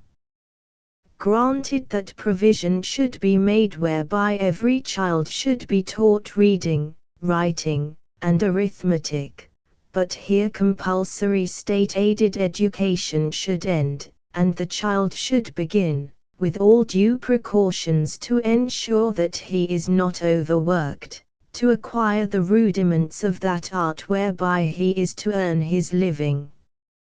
He cannot acquire these in what we in England call schools of technical education. Such schools are cloister life as against the rough and tumble of the world. They unfit, rather than fit for work in the open. An art can only be learned in the workshop of those who are winning their bread by it. Boys, as a rule, hate the artificial, and delight in the actual. Give them the chance of earning, and they will soon earn. When parents find that their children, instead of being made artificially burdensome, will early begin to contribute to the well-being of the family, they will soon leave off killing them, and will seek to have that plenitude of offspring which they now avoid. As things are, the state lays greater burdens on parents than flesh and blood can bear, and then wrings its hands over an evil for which it is itself mainly responsible. With the less well-dressed classes the harm was not so great, for among these, at about 10 years old, the child has to begin doing something. If he is capable he makes his way up, if he is not, he is at any rate not made more incapable by what his friends are pleased to call his education. People find their level as a rule, and though they unfortunately sometimes miss it, it is in the main true that those who have valuable qualities are perceived to have them and can sell them. I think that the Erewhonians are beginning to become aware of these things, for there was much talk about putting a tax upon all parents whose children were not earning a competence according to their degrees by the time they were 20 years old. I am sure that if they will have the courage to carry it through they will never regret it, for the parents will take care that the children shall begin earning money, which means doing good to society, at an early age. Then the children will be independent early, and they will not press on the parents, nor the parents on them, and they will like each other better than they do now. This is the true philanthropy. He who makes a colossal fortune in the hosiery trade, and by his energy has succeeded in reducing the price of woolen goods by the 1,000th part of a penny in the pound, This man is worth 10 professional philanthropists. So strongly are the Erewhonians impressed with this, that if a man has made a fortune of over £20,000 a year they exempt him from all taxation, considering him as a work of art, and too precious to be meddled with. They say, how very much he must have done for society before society could have been prevailed upon to give him so much money. So magnificent an organization overawes them, they regard it as a thing dropped from heaven. Money, they say, is the symbol of duty, it is the sacrament of having done for mankind that which mankind wanted. Mankind may not be a very good judge, but there is no better. This used to shock me at first, when I remembered that it had been said on high authority that they who have riches shall enter hardly into the kingdom of heaven, but the influence of Erewhon had made me begin to see things in a new light, and I could not help thinking that they who have not riches shall enter more hardly still. People oppose money to culture, and imply that if a man has spent his time in making money he will not be cultivated. Fallacy of fallacies. As though there could be a greater aid to culture than the having earned an honorable independence, and as though any amount of culture will do much for the man who is penniless, except make him feel his position more deeply. The young man who was told to sell all his goods and give to the poor, must have been an entirely exceptional person if the advice was given wisely, either for him or for the poor. How much more often does it happen that we perceive a man to have all sorts of good qualities except money, and feel that his real duty lies in getting every halfpenny that he can persuade others to pay him for his services, and becoming rich. It has been said that the love of money is the root of all evil. The want of money is so quite as truly. The above may sound irreverent, but it is conceived in a spirit of the most utter reverence for those things which do alone deserve it, that is, for the things which are, which mold us and fashion us, be they what they may, for the things that have power to punish us, and which will punish us if we do not heed them, for our masters therefore. But I am drifting away from my story.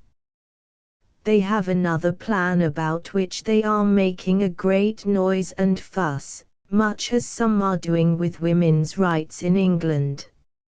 A party of extreme radicals have professed themselves unable to decide upon the superiority of age or youth. At present all goes on the supposition that it is desirable to make the young old as soon as possible. Some would have it that this is wrong, and that the object of education should be to keep the old young as long as possible. They say that each age should take it turn in turn about, week by week, 1 week the old to be topsawyers, and the other the young, drawing the line at 35 years of age. But they insist that the young should be allowed to inflict corporal chastisement on the old, without which the old would be quite incorrigible. In any European country this would be out of the question, but it is not so there, for the straighteners are constantly ordering people to be flogged, so that they are familiar with the notion. I do not suppose that the idea will be ever acted upon, but its having been even mooted is enough to show the utter perversion of the Erewhonian mind. Chapter XXI. The Colleges of Unreason. I had now been a visitor with the Nosnibors for some 5 or 6 months, and though I had frequently proposed to leave them and take apartments of my own, they would not hear of my doing so. I suppose they thought I should be more likely to fall in love with Zulara if I remained, but it was my affection for Erewhon that kept me. During all this time both Erewhon and myself had been dreaming, and drifting towards an avowed attachment, but had not dared to face the real difficulties of the position. Gradually, however, matters came to a crisis in spite of ourselves, and we got to see the true state of the case, all too clearly.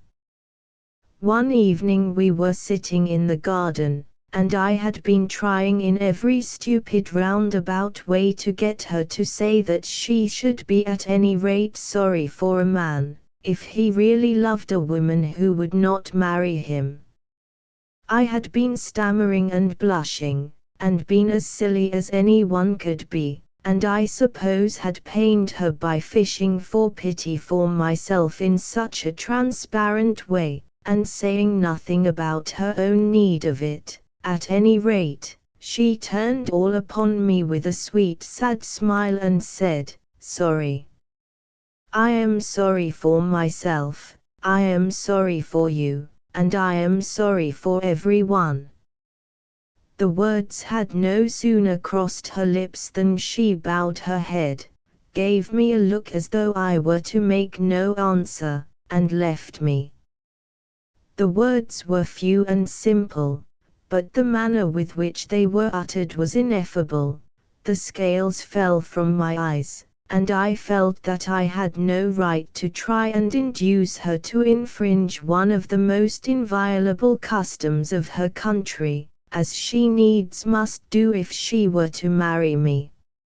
I sat for a long while thinking, and when I remembered the sin and shame and misery which an unrighteous marriage, for as such it would be held in Erewhon, would entail, I became thoroughly ashamed of myself for having been so long self-blinded. I write coldly now, but I suffered keenly at the time, and should probably retain a much more vivid recollection of what I felt, had not all ended so happily. As for giving up the idea of marrying Erewhon, it never so much as entered my head to do so. The solution must be found in some other direction than this. The idea of waiting till somebody married Zulara was to be no less summarily dismissed. To marry Erewhon at once in Erewhon, this had already been abandoned. There remained therefore but one alternative, and that was to run away with her, and get her with me to Europe, where there would be no bar to our union save my own impecuniosity, a matter which gave me no uneasiness. To this obvious and simple plan I could see but two objections that deserved the name. The first, that perhaps Erewhon would not come; the second, that it was almost impossible for me to escape even alone, for the king had himself told me that I was to consider myself a prisoner on parole, and that the first sign of my endeavoring to escape would cause me to be sent to one of the hospitals for incurables. Besides, I did not know the geography of the country, and even were I to try and find my way back, I should be discovered long before I had reached the pass over which I had come. How then could I hope to be able to take Erewhon with me? For days and days I turned these difficulties over in my mind, and at last hit upon as wild a plan as was ever suggested by extremity. This was to meet the second difficulty. The first gave me less uneasiness, for when Erewhon and I next met after our interview in the garden I could see that she had suffered not less acutely than myself. I resolved that I would have another interview with her, the last for the present, that I would then leave her, and set to work upon maturing my plan as fast as possible. We got a chance of being alone together, and then I gave myself the loose rein, and told her how passionately and devotedly I loved her.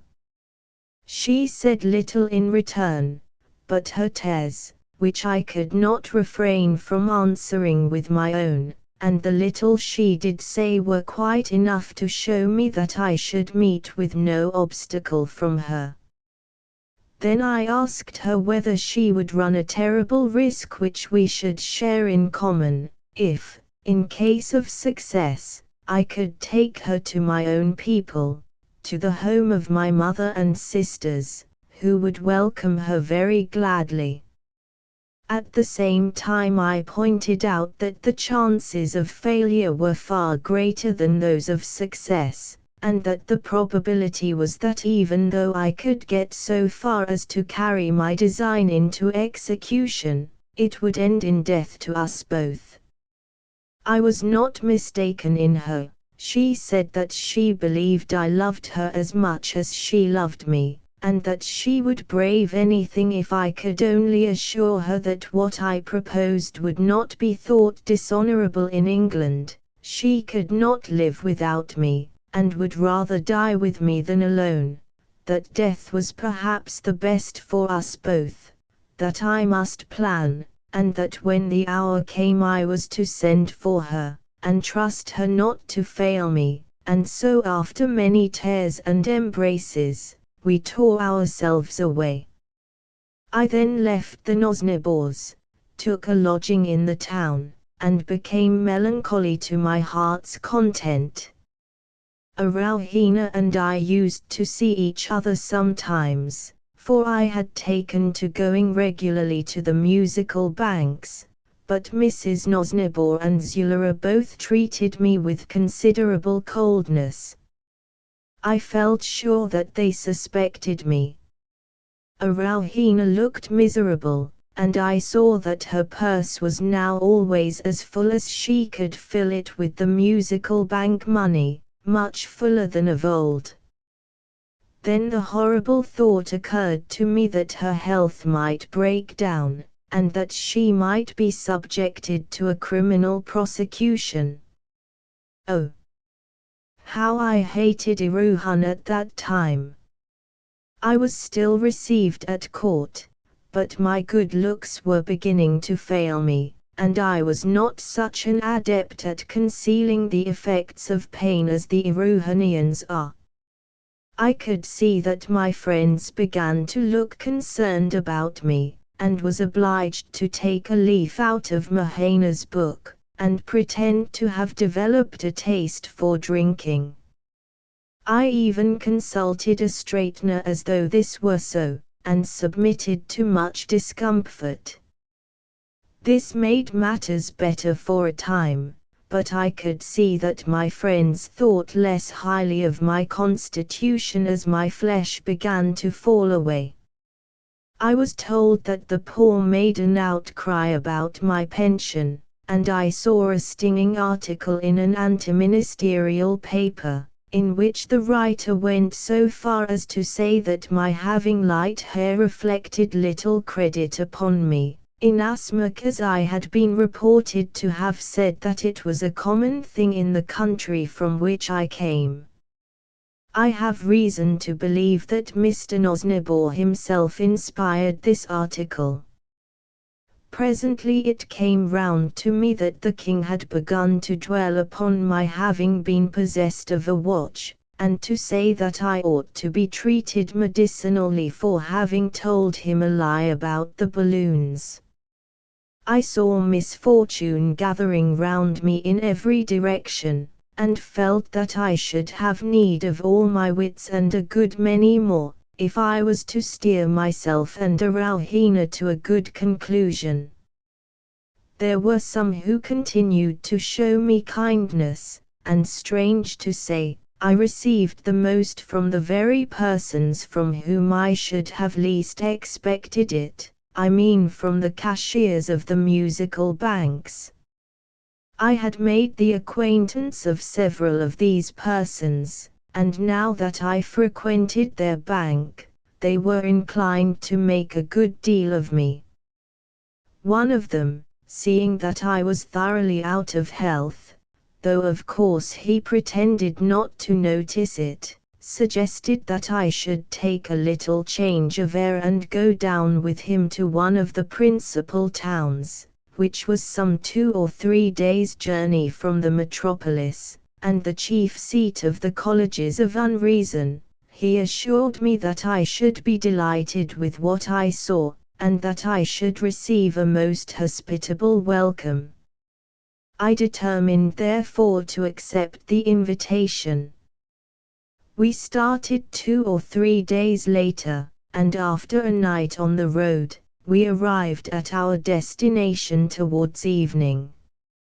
It was now full spring, and as nearly as might be 10 months since I had started with Cowboke on my expedition, but it seemed more like 10 years. The trees were in their freshest beauty, and the air had become warm without being oppressively hot. After having lived so many months in the metropolis, the sight of the country, and the country villages through which we passed refreshed me greatly, but I could not forget my troubles. The last 5 miles or so were the most beautiful part of the journey, for the country became more undulating, and the woods were more extensive, but the first sight of the city of the colleges itself was the most delightful of all. I cannot imagine that there can be any fairer in the whole world, and I expressed my pleasure to my companion, and thanked him for having brought me.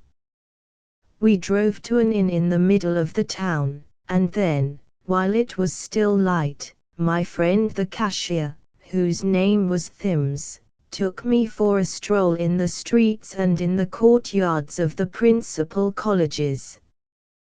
Their beauty and interest were extreme. It was impossible to see them without being attracted towards them, and I thought to myself that he must be indeed an ill-grained and ungrateful person who can have been a member of one of these colleges without retaining an affectionate feeling towards it for the rest of his life. All my misgivings gave way at once when I saw the beauty and venerable appearance of this delightful city. For half an hour I forgot both myself and Erewhon. After supper Mr. Thims told me a good deal about the system of education which is here practiced. I already knew a part of what I heard, but much was new to me, and I obtained a better idea of the Erewhonian position than I had done hitherto. Nevertheless there were parts of the scheme of which I could not comprehend the fitness, although I fully admit that this inability was probably the result of my having been trained so very differently, and to my being then much out of sorts. The main feature in their system is the prominence which they give to a study which I can only translate by the word hypothetics. They argue thus, that to teach a boy merely the nature of the things which exist in the world around him, and about which he will have to be conversant during his whole life, would be giving him but a narrow and shallow conception of the universe, which it is urged might contain all manner of things which are not now to be found therein. To open his eyes to these possibilities, and so to prepare him for all sorts of emergencies, is the object of this system of hypothetics. To imagine a set of utterly strange and impossible contingencies, and require the youths to give intelligent answers to the questions that arise therefrom, is reckoned the fittest conceivable way of preparing them for the actual conduct of their affairs in after life. Thus they are taught what is called the hypothetical language for many of their best years, a language which was originally composed at a time when the country was in a very different state of civilization to what it is at present, a state which has long since disappeared and been superseded. Many valuable maxims and noble thoughts which were at one time concealed in it have become current in their modern literature, and have been translated over and over again into the language now spoken. Surely then it would seem enough that the study of the original language should be confined to the few whose instincts led them naturally to pursue it. But the Erewhonians think differently. The store they set by this hypothetical language can hardly be believed. They will even give anyone a maintenance for life if he attains a considerable proficiency in the study of it. Nay, they will spend years in learning to translate some of their own good poetry into the hypothetical language, to do so with fluency being reckoned a distinguishing mark of a scholar and a gentleman. Heaven forbid that I should be flippant, but it appeared to me to be a wanton waste of good human energy that men should spend years and years in the perfection of so barren an exercise, when their own civilization presented problems by the hundred which cried aloud for solution and would have paid the solver handsomely, but people know their own affairs best. If the youths chose it for themselves I should have wondered less, but they do not choose it, they have it thrust upon them, and for the most part are disinclined towards it. I can only say that all I heard in defense of the system was insufficient to make me think very highly of its advantages. The arguments in favor of the deliberate development of the unreasoning faculties were much more cogent. But here they depart from the principles on which they justify their study of hypothetics, for they base the importance which they assign to hypothetics upon the fact of their being a preparation for the extraordinary, while their study of unreason rests upon its developing those faculties which are required for the daily conduct of affairs. Hence their professorships of inconsistency and evasion, in both of which studies the youths are examined before being allowed to proceed to their degree in hypothetics. The more earnest and conscientious students attain to a proficiency in these subjects which is quite surprising. There is hardly any inconsistency so glaring but they soon learn to defend it, or injunction so clear that they cannot find some pretext for disregarding it. Life, they urge, would be intolerable if men were to be guided in all they did by reason and reason only.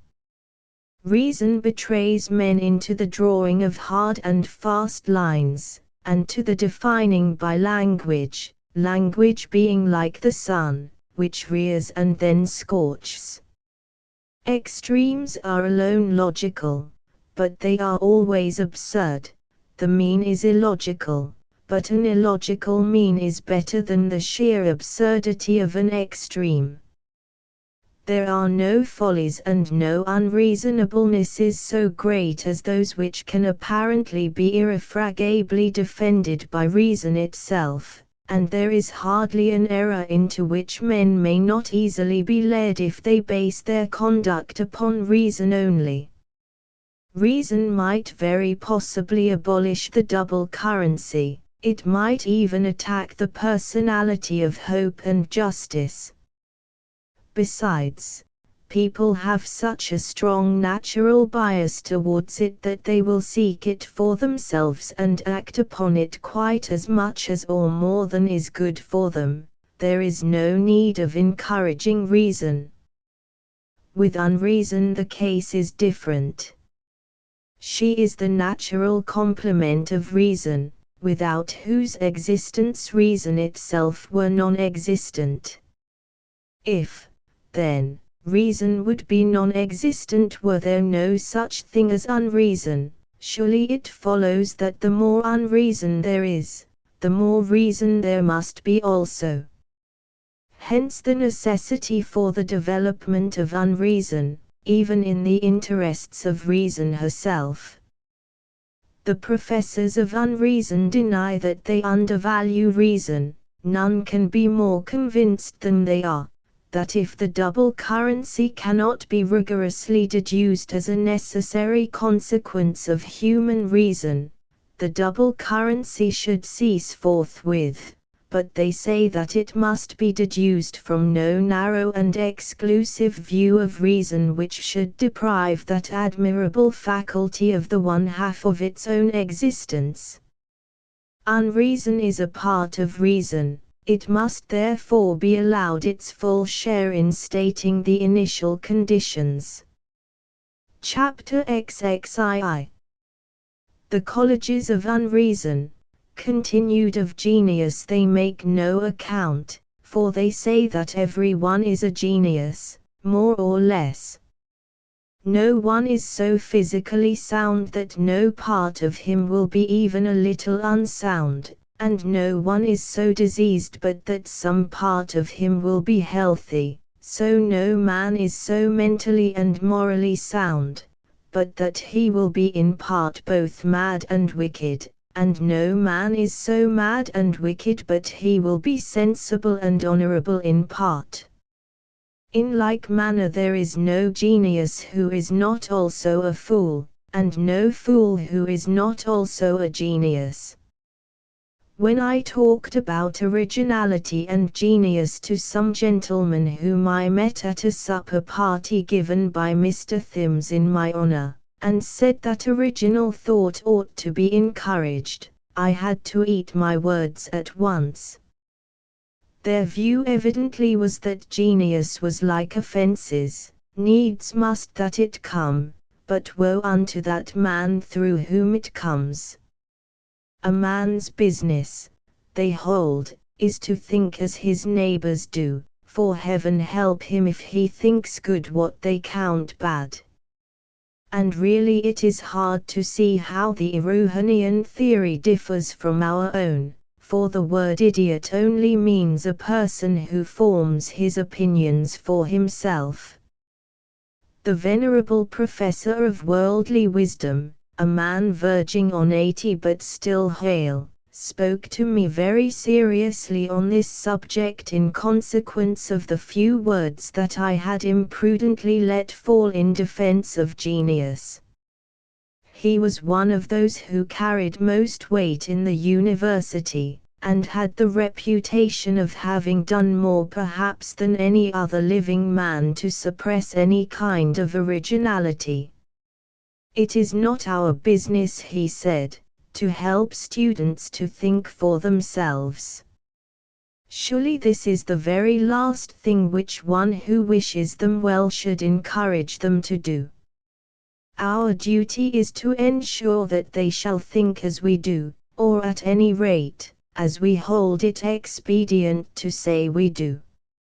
In some respects, however, he was thought to hold somewhat radical opinions, for he was president of the Society for the Suppression of Useless Knowledge, and for the completer obliteration of the past. As regards the tests that a youth must pass before he can get a degree, I found that they have no class lists, and discourage anything like competition among the students. This, indeed, they regard as self-seeking and unneighborly. The examinations are conducted by way of papers written by the candidate on set subjects, some of which are known to him beforehand, while others are devised with a view of testing his general capacity and savoir-faire. My friend the professor of worldly wisdom was the terror of the greater number of students, and, so far as I could judge, he very well might be, for he had taken his professorship more seriously than any of the other professors had done. I heard of his having plucked one poor fellow for want of sufficient vagueness in his saving clauses paper.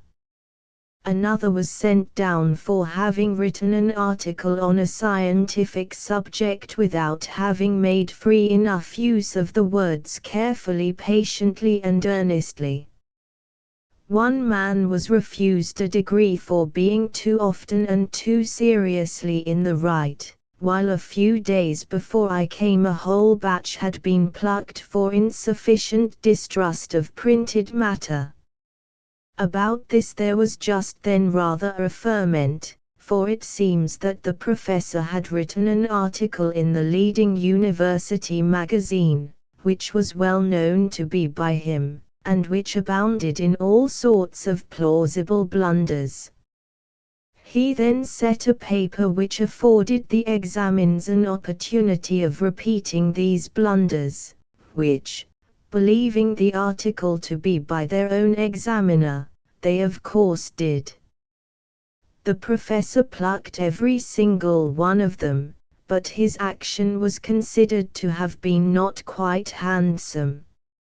I told them of Homer's noble line to the effect that a man should strive ever to be foremost and in all things to outvie his peers, but they said that no wonder the countries in which such a detestable maxim was held in admiration were always flying at one another's throats. Why, asked one professor, should a man want to be better than his neighbors? Let him be thankful if he is no worse.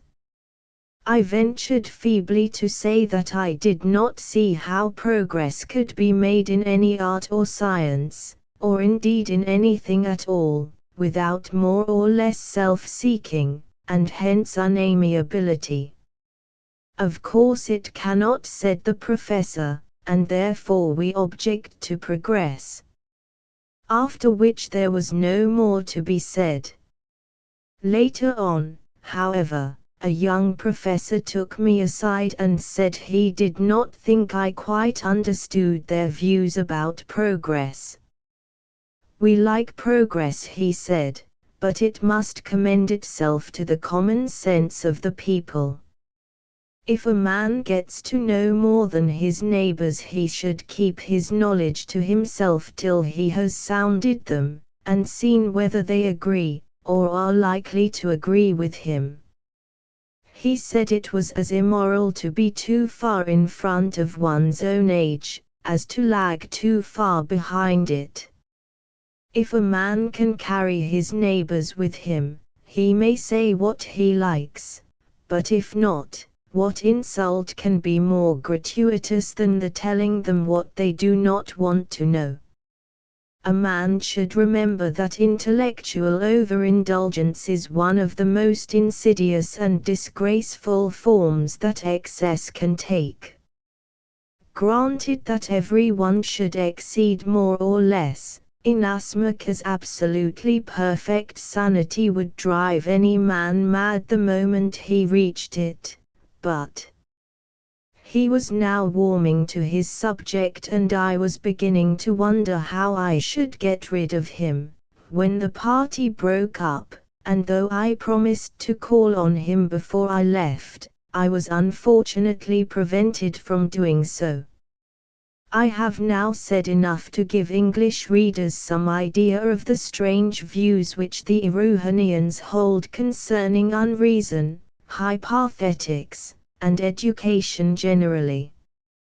In many respects they were sensible enough, but I could not get over the hypothetics, especially the turning their own good poetry into the hypothetical language.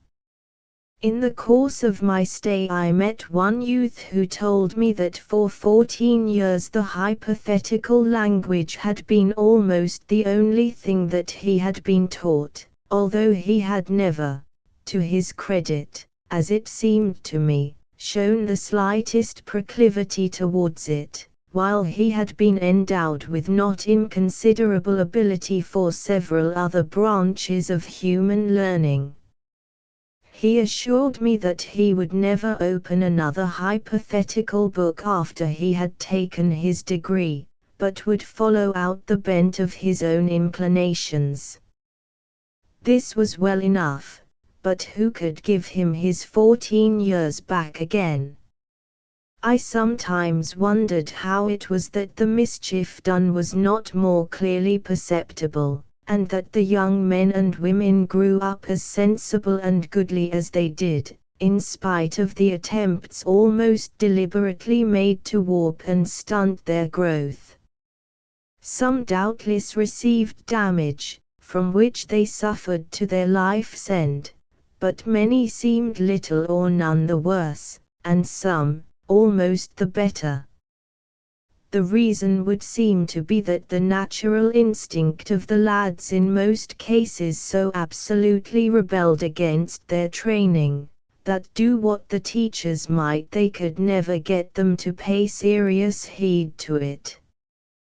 The consequence was that the boys only lost their time, and not so much of this as might have been expected, for in their hours of leisure they were actively engaged in exercises and sports which developed their physical nature, and made them at any rate strong and healthy. Moreover, those who had any special tastes could not be restrained from developing them. They would learn what they wanted to learn and liked, in spite of obstacles which seemed rather to urge them on than to discourage them, while for those who had no special capacity, the loss of time was of comparatively little moment. But in spite of these alleviations of the mischief, I am sure that much harm was done to the children of the sub-wealthy classes, by the system which passes current among the Erewhonians as education. The poorest children suffered least. If destruction and death have heard the sound of wisdom, to a certain extent poverty has done so also. And yet perhaps, after all, it is better for a country that its seats of learning should do more to suppress mental growth than to encourage it. Were it not for a certain priggishness which these places infuse into so great a number of their alumni, genuine work would become dangerously common. It is essential that by far the greater part of what is said or done in the world should be so ephemeral as to take itself away quickly. It should keep good for 24 hours, or even twice as long, but it should not be good enough a week hence to prevent people from going on to something else. No doubt the marvelous development of journalism in England, as also the fact that our seats of learning aim rather at fostering mediocrity than anything higher, is due to our subconscious recognition of the fact that it is even more necessary to check exuberance of mental development than to encourage it. There can be no doubt that this is what our academic bodies do, and they do it the more effectually because they do it only subconsciously. They think they are advancing healthy mental assimilation and digestion, whereas in reality they are little better than cancer in the stomach. Let me return, however, to the Erewhonians. Nothing surprised me more than to see the occasional flashes of common sense with which one branch of study or another was lit up, while not a single ray fell upon so many others. I was particularly struck with this on strolling into the art school of the university. Here I found that the course of study was divided into two branches, the practical and the commercial, no student being permitted to continue his studies in the actual practice of the art he had taken up, unless he made equal progress in its commercial history. Thus those who were studying painting were examined at frequent intervals in the prices which all the leading pictures of the last 50 or 100 years had realized, and in the fluctuations in their values when, as often happened, they had been sold and resold 3 or 4 times. The artist, they contend, is a dealer in pictures, and it is as important for him to learn how to adapt his wares to the market, and to know approximately what kind of a picture will fetch how much, as it is for him to be able to paint the picture. This, I suppose, is what the French mean by laying so much stress upon values. As regards the city itself, the more I saw the more enchanted I became. I dare not trust myself with any description of the exquisite beauty of the different colleges, and their walks and gardens. Truly in these things alone there must be a hallowing and refining influence which is in itself half an education, and which no amount of error can wholly spoil. I was introduced to many of the professors, who showed me every hospitality and kindness. Nevertheless I could hardly avoid a sort of suspicion that some of those whom I was taken to see had been so long engrossed in their own study of hypothetics that they had become the exact antitheses of the Athenians in the days of St. Paul. For whereas the Athenians spent their lives in nothing save to see and to hear some new thing, there were some here who seemed to devote themselves to the avoidance of every opinion with which they were not perfectly familiar, and regarded their own brains as a sort of sanctuary, to which if an opinion had once resorted, none other was to attack it. I should warn the reader, however, that I was rarely sure what the men whom I met while staying with Mr. Thims really meant, for there was no getting anything out of them if they scented even a suspicion that they might be what they call giving themselves away. As there is hardly any subject on which this suspicion cannot arise, I found it difficult to get definite opinions from any of them, except on such subjects as the weather, eating and drinking, holiday excursions, or games of skill. If they cannot wriggle out of expressing an opinion of some sort, they will commonly retail those of someone who has already written upon the subject, and conclude by saying that though they quite admit that there is an element of truth in what the writer has said, there are many points on which they are unable to agree with him. Which these points were, I invariably found myself unable to determine. Indeed, it seemed to be counted the perfection of scholarship and good breeding among them not to have, much less to express, an opinion on any subject on which it might prove later that they had been mistaken. The art of sitting gracefully on a fence has never, I should think, been brought to greater perfection than at the Erewhonian colleges of unreason.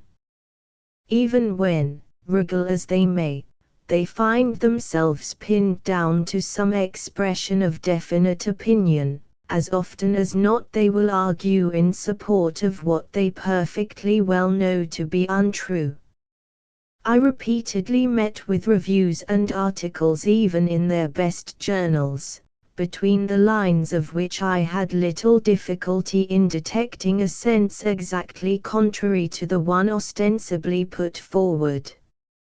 So well is this understood, that a man must be a meteor in the arts of Erewhonian polite society, unless he instinctively suspects a hidden yell in every nay that meets him.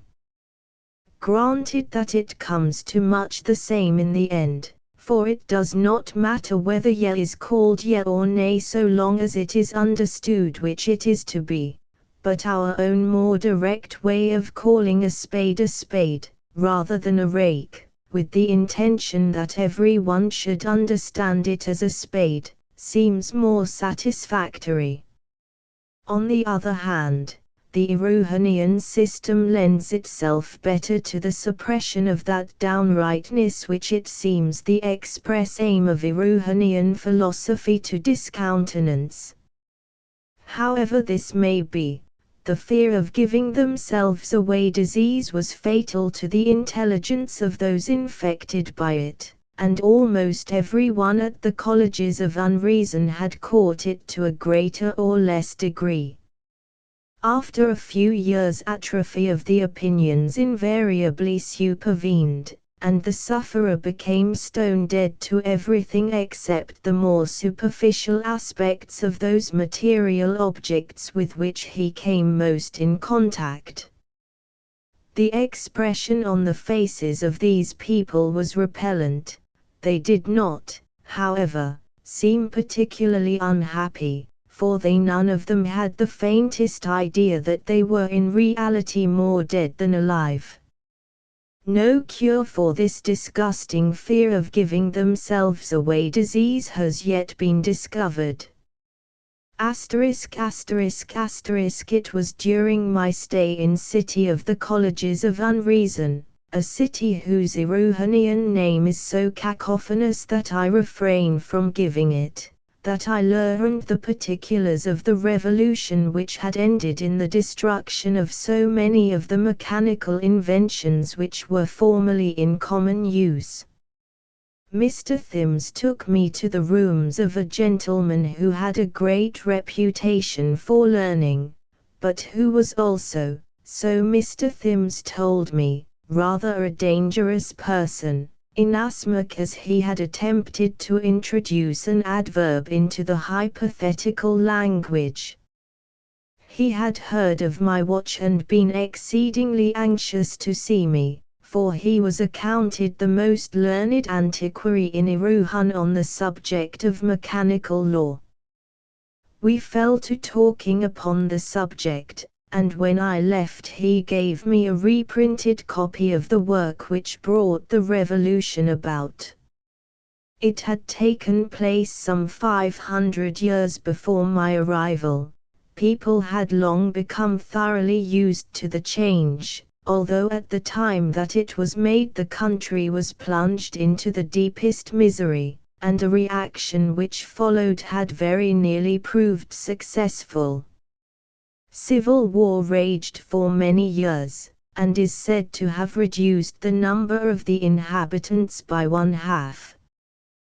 The parties were styled the machinists and the anti-machinists, and in the end, as I have said already, the latter got the victory, treating their opponents with such unparalleled severity that they extirpated every trace of opposition. The wonder was that they allowed any mechanical appliances to remain in the kingdom, neither do I believe that they would have done so, had not the professors of inconsistency and evasion made a stand against the carrying of the new principles to their legitimate conclusions. These professors, moreover, insisted that during the struggle the anti-machinists should use every known improvement in the art of war, and several new weapons, offensive and defensive, were invented, while it was in progress. I was surprised at there remaining so many mechanical specimens as are seen in the museums, and at students having rediscovered their past uses so completely, for at the time of the revolution the victors wrecked all the more complicated machines, and burned all treatises on mechanics, and all engineers' workshops, thus, so they thought, cutting the mischief out root and branch, at an incalculable cost of blood and treasure. Certainly they had not spared their labor, but work of this description can never be perfectly achieved, and when, some 200 years before my arrival, all passion upon the subject had cooled down, and no one save a lunatic would have dreamed of reintroducing forbidden inventions, the subject came to be regarded as a curious antiquarian study, like that of some long-forgotten religious practices among ourselves. Then came the careful search for whatever fragments could be found, and for any machines that might have been hidden away, and also numberless treatises were written, showing what the functions of each rediscovered machine had been, all being done with no idea of using such machinery again, but with the feelings of an English antiquarian concerning druidical monuments or flint arrowheads. On my return to the metropolis, during the remaining weeks or rather days of my sojourn in Erewhon, I made a resume in English of the work which brought about the already mentioned revolution. My ignorance of technical terms has led me doubtless into many errors, and I have occasionally, where I found translation impossible, substituted purely English names and ideas for the original Erewhonian ones, but the reader may rely on my general accuracy. I have thought it best to insert my translation here. Chapter 23. The Book of the Machines. The writer commences, "There was a time, when the earth was to all appearance utterly destitute both of animal and vegetable life, and when according to the opinion of our best philosophers it was simply a hot round ball with a crust gradually cooling.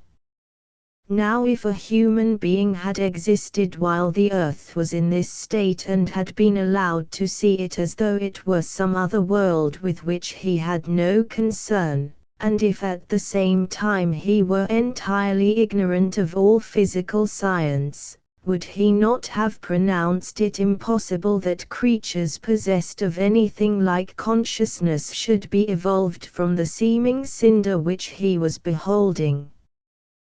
Would he not have denied that it contained any potentiality of consciousness? Yet in the course of time consciousness came.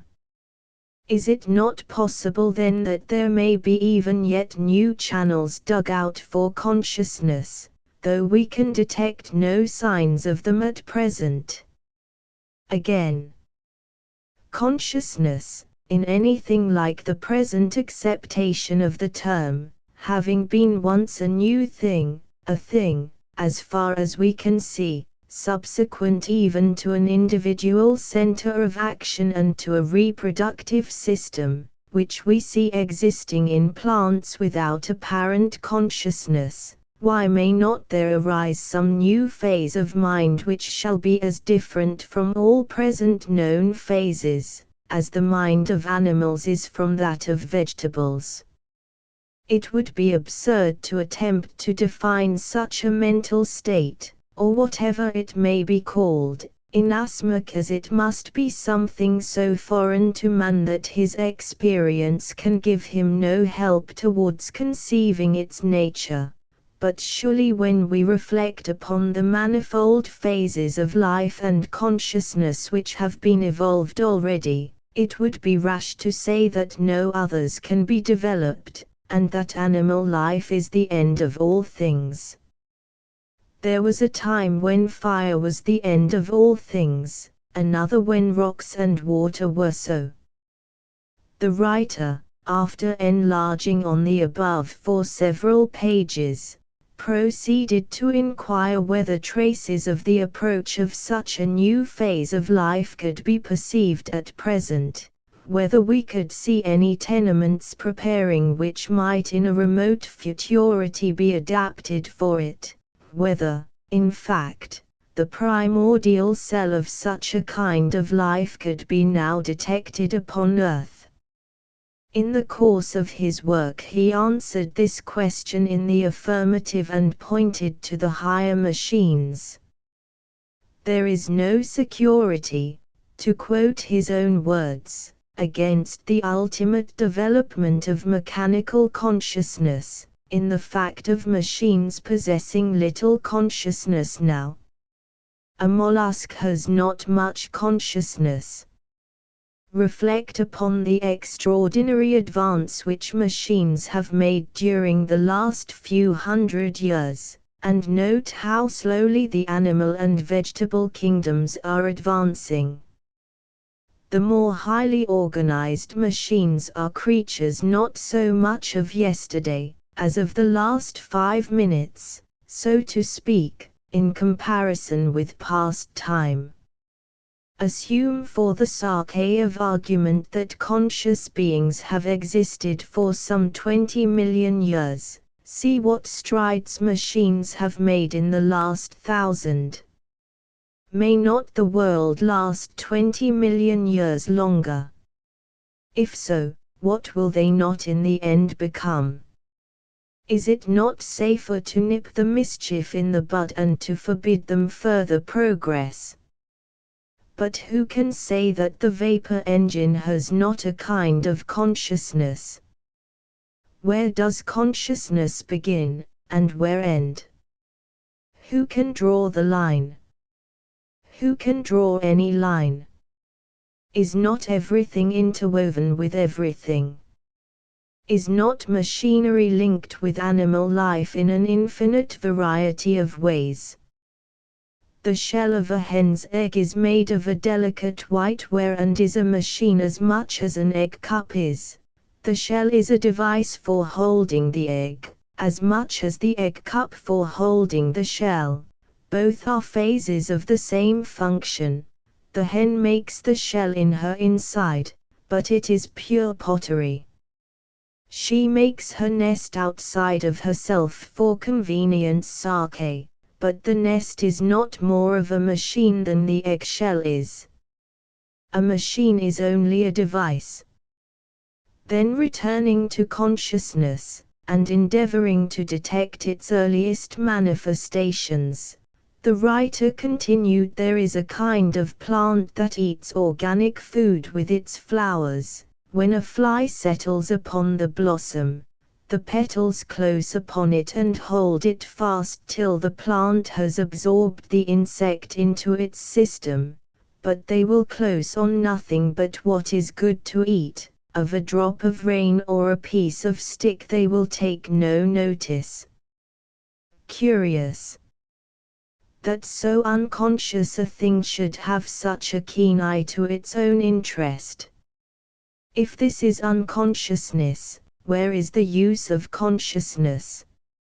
Shall we say that the plant does not know what it is doing merely because it has no eyes, or ears, or brains? If we say that it acts mechanically, and mechanically only, shall we not be forced to admit that sundry other and apparently very deliberate actions are also mechanical? If it seems to us that the plant kills and eats a fly mechanically, may it not seem to the plant that a man must kill and eat a sheep mechanically? But it may be said that the plant is void of reason, because the growth of a plant is an involuntary growth.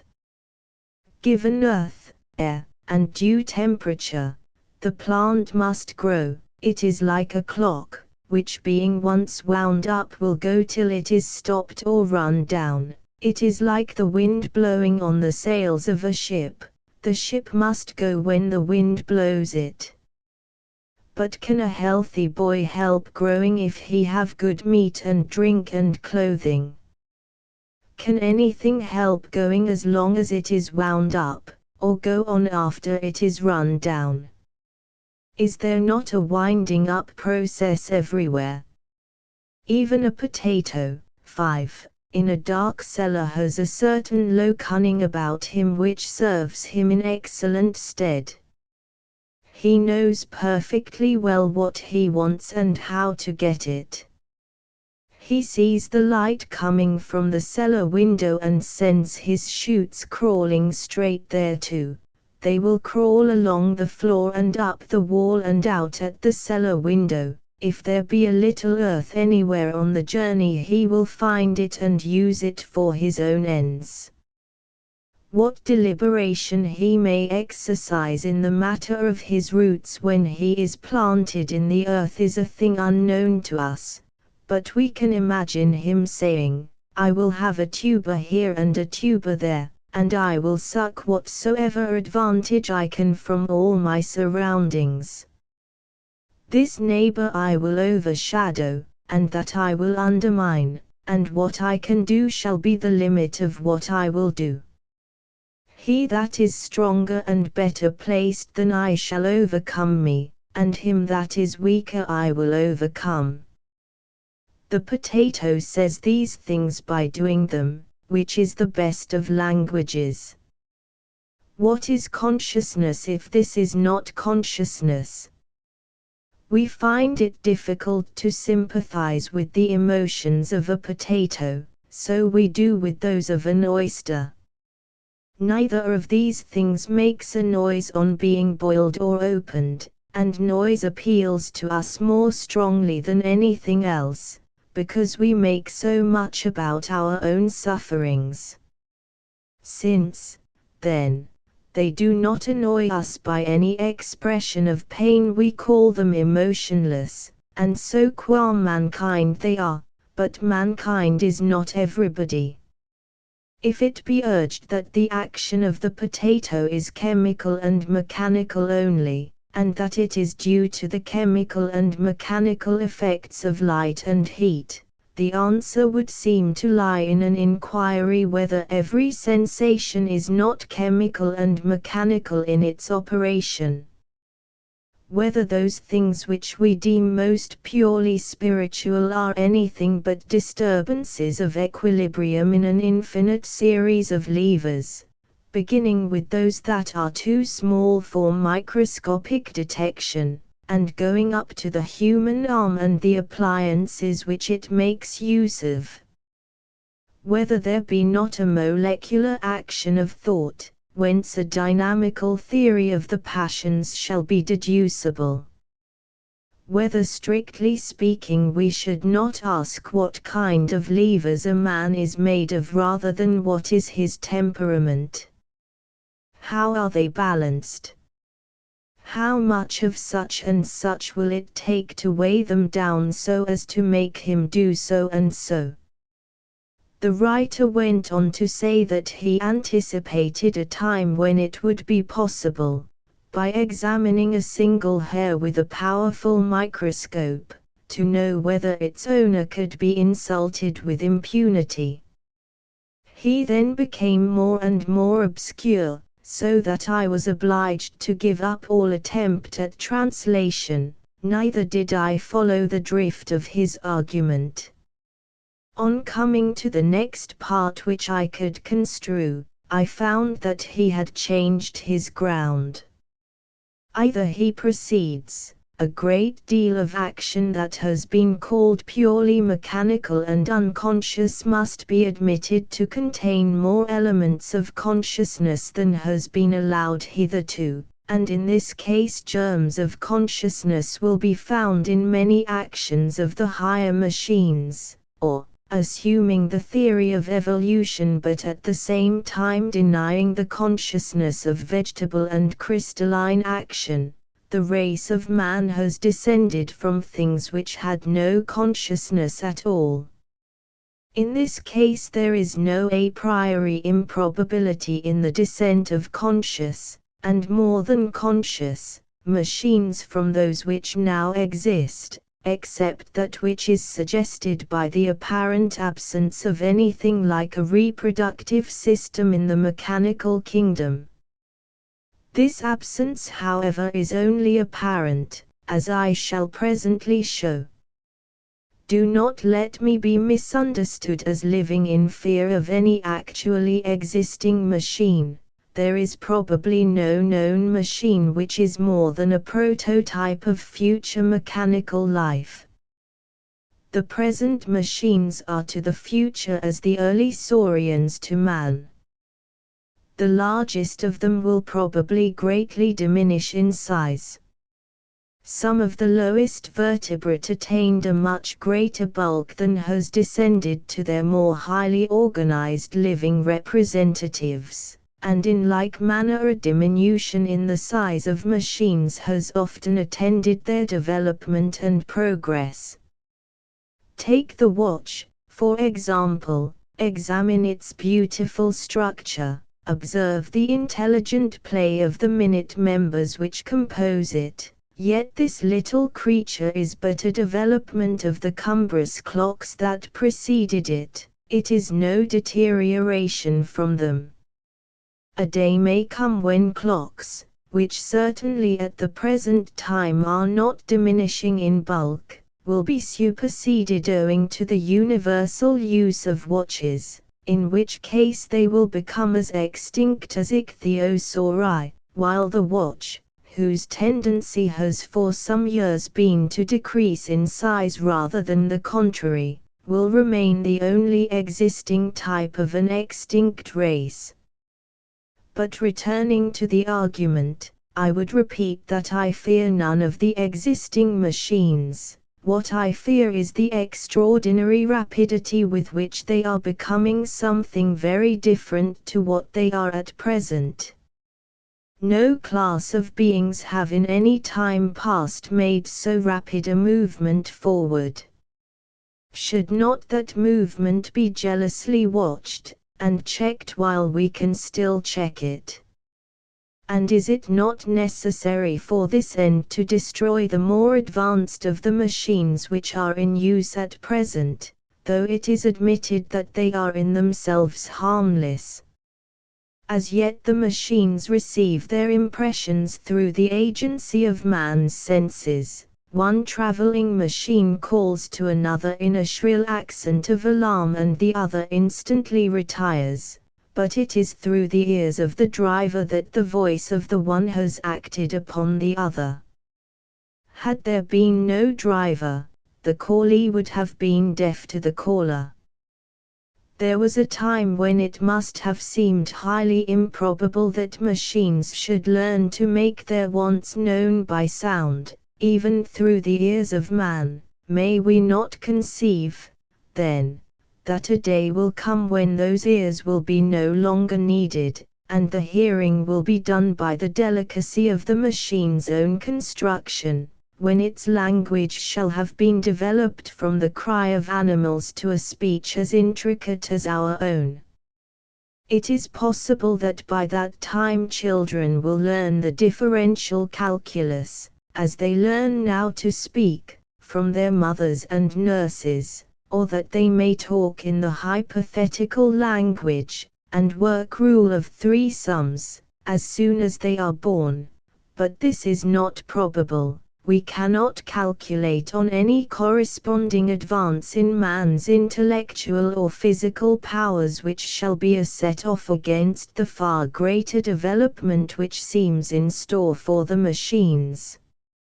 Some people may say that man's moral influence will suffice to rule them, but I cannot think it will ever be safe to repose much trust in the moral sense of any machine. Again, might not the glory of the machines consist in their being without this same boasted gift of language? Silence, it has been said by one writer, is a virtue which renders us agreeable to our fellow creatures. Chapter Xiv. The machines, continued, but other questions come upon us. What is a man's eye but a machine for the little creature that sits behind in his brain to look through? A dead eye is nearly as good as a living one for some time after the man is dead. It is not the eye that cannot see, but the restless one that cannot see through it. Is it man's eyes, or is it the big seeing engine which has revealed to us the existence of worlds beyond worlds into infinity? What has made man familiar with the scenery of the moon, the spots on the sun, or the geography of the planets? He is at the mercy of the seeing engine for these things, and is powerless unless he tack it onto his own identity, and make it part and parcel of himself. Or, again, is it the eye, or the little sea engine, which has shown us the existence of infinitely minute organisms which swarm unsuspected around us, and take man's vaunted power of calculation? Have we not engines which can do all manner of sums more quickly and correctly than we can? What prizeman in hypothetics at any of our colleges of unreason can compare with some of these machines in their own line?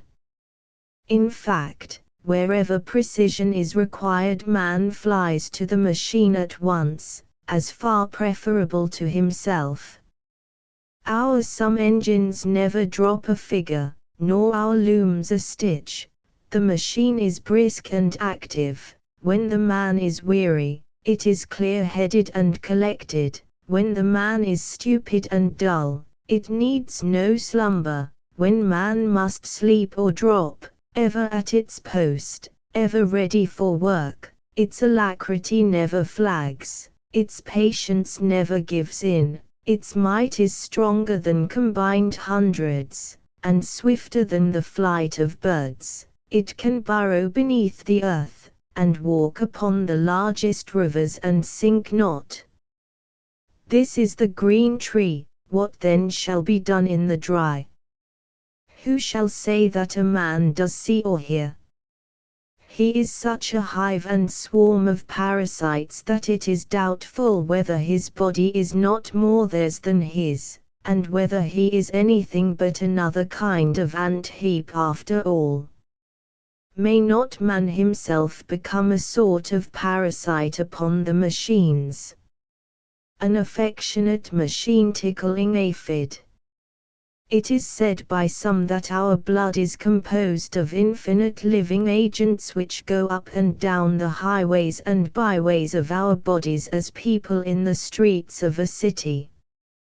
When we look down from a high place upon crowded thoroughfares, is it possible not to think of corpuscles of blood traveling through veins and nourishing the heart of the town?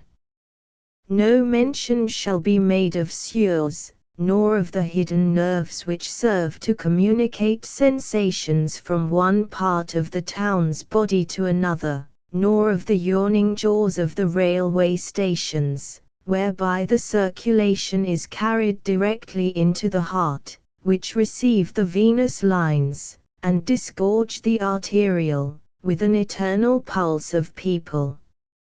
And the sleep of the town, how lifelike, with its change in the circulation. Here the writer became again so hopelessly obscure that I was obliged to miss several pages.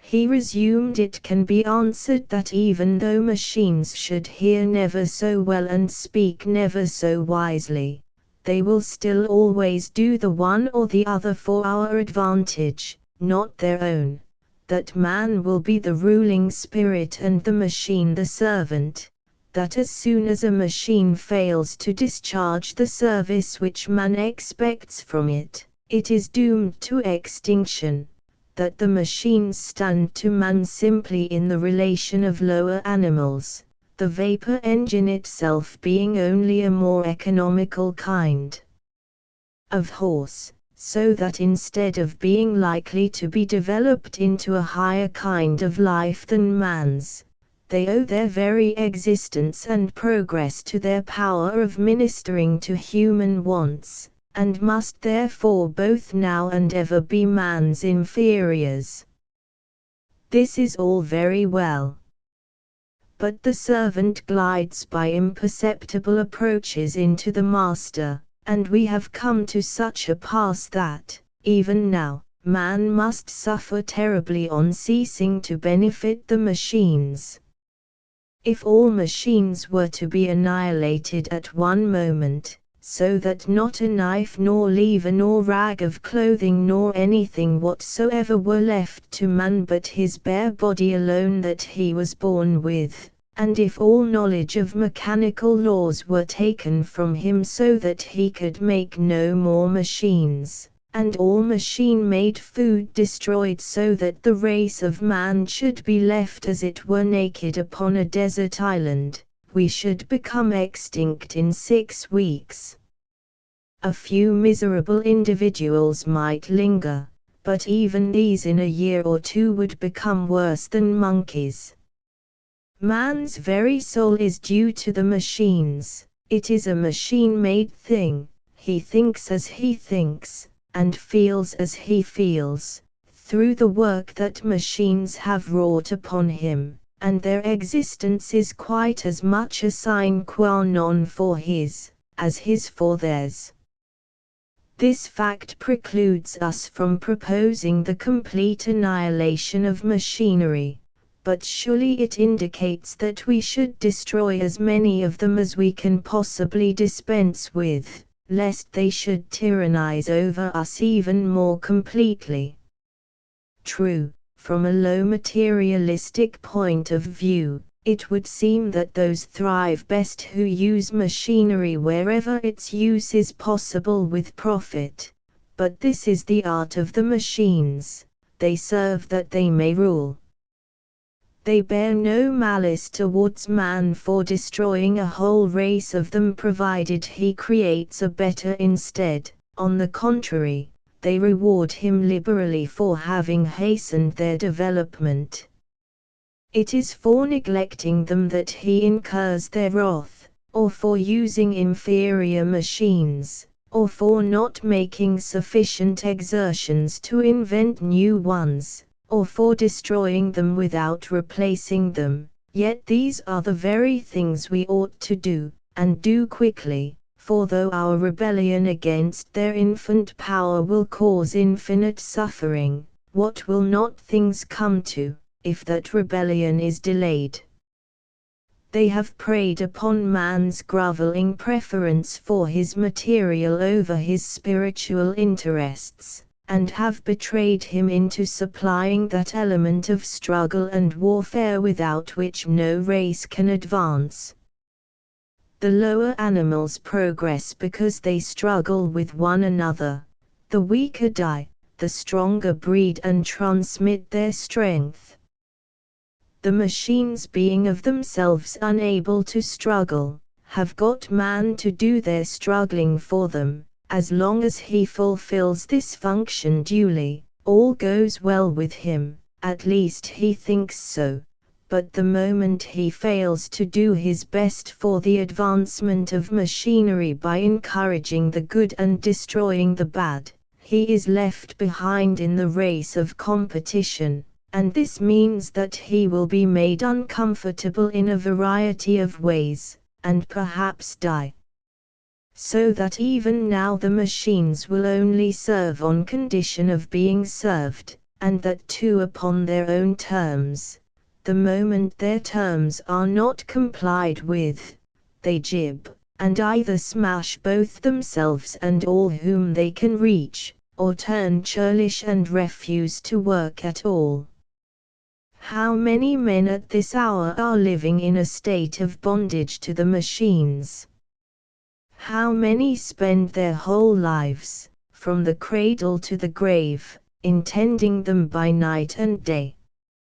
Is it not plain that the machines are gaining ground upon us, when we reflect on the increasing number of those who are bound down to them as slaves, and of those who devote their whole souls to the advancement of the mechanical kingdom? The vapor engine must be fed with food and consume it by fire even as man consumes it. It supports its combustion by air as man supports it. It has a pulse and circulation as man has. It may be granted that man's body is as yet the more versatile of the two, but then man's body is an older thing. Give the vapor engine but half the time that man has had. Give it also a continuance of our present infatuation, and what may it not ere long attain to? There are certain functions indeed of the vapor engine which will probably remain unchanged for myriads of years, which in fact will perhaps survive when the use of vapor has been superseded. The piston and cylinder, the beam, the flywheel, and other parts of the machine will probably be permanent, just as we see that man and many of the lower animals share like modes of eating, drinking, and sleeping. thus they have hearts which beat as ours, veins and arteries, eyes, ears, and noses, they sigh even in their sleep, and weep and yawn, they are affected by their children, they feel pleasure and pain, hope, fear, anger, shame, they have memory and prescience, they know that if certain things happen to them they will die, and they fear death as much as we do, they communicate their thoughts to one another, and some of them deliberately act in concert. The comparison of similarities is endless. I only make it because some may say that since the vapor engine is not likely to be improved in the main particulars, it is unlikely to be henceforward extensively modified at all. This is too good to be true. It will be modified and suited for an infinite variety of purposes, as much as man has been modified so as to exceed the brutes in skill. In the meantime the stoker is almost as much a cook for his engine as our own cooks for ourselves. Consider also the colliers and pitmen and coal merchants and coal trains, and the men who drive them, and the ships that carry coals. What an army of servants do the machines thus employ! Are there not probably more men engaged in tending machinery than in tending men? Do not machines eat as it were by manna?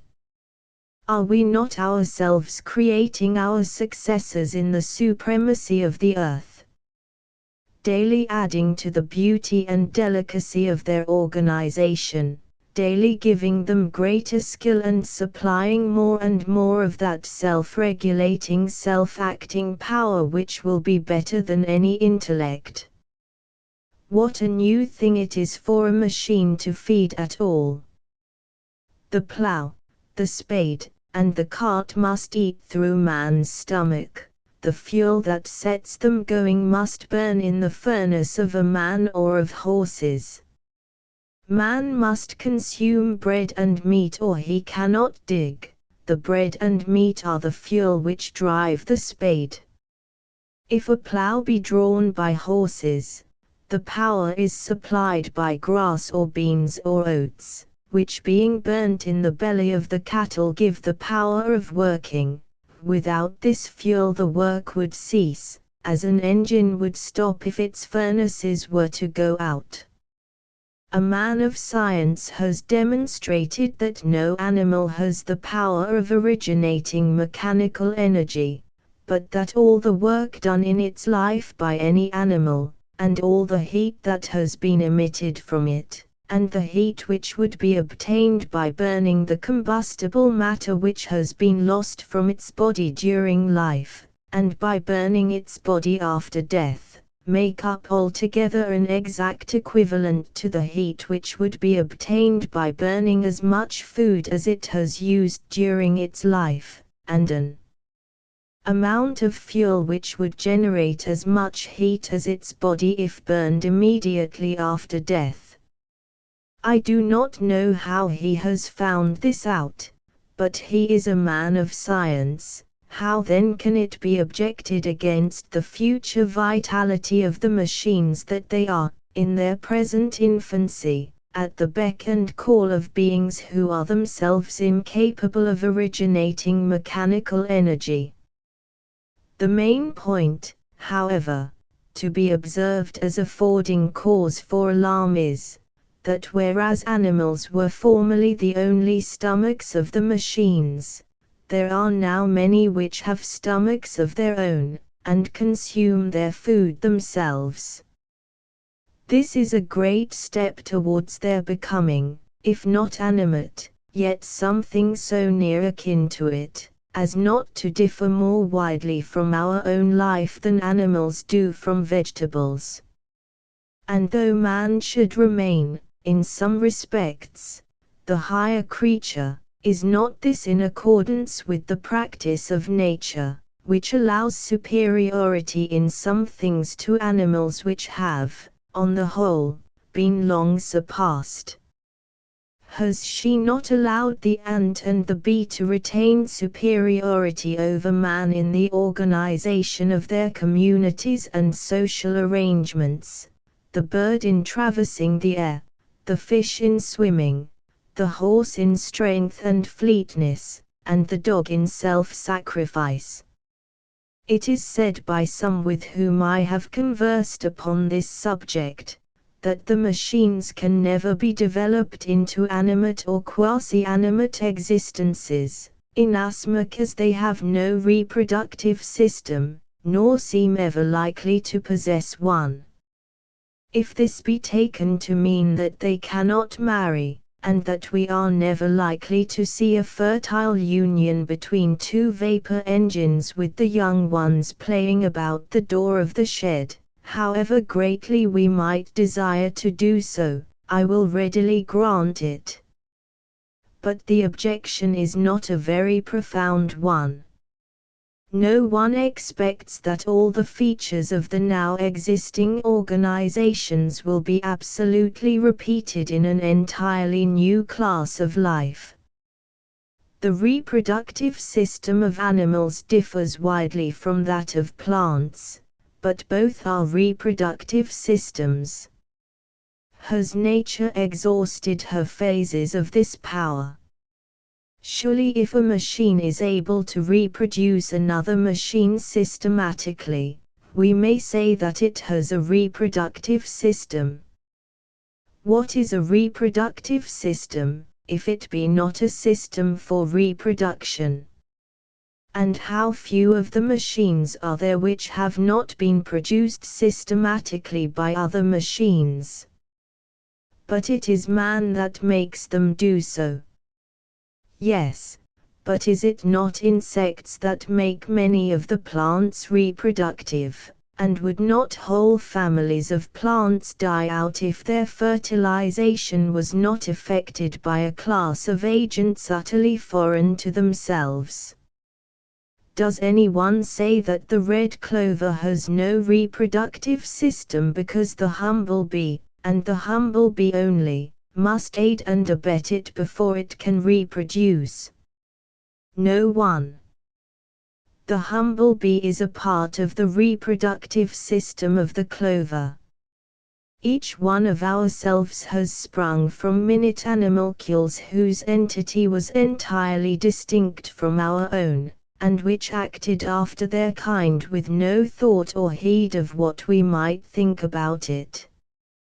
These little creatures are part of our own reproductive system, then why not we part of that of the machines?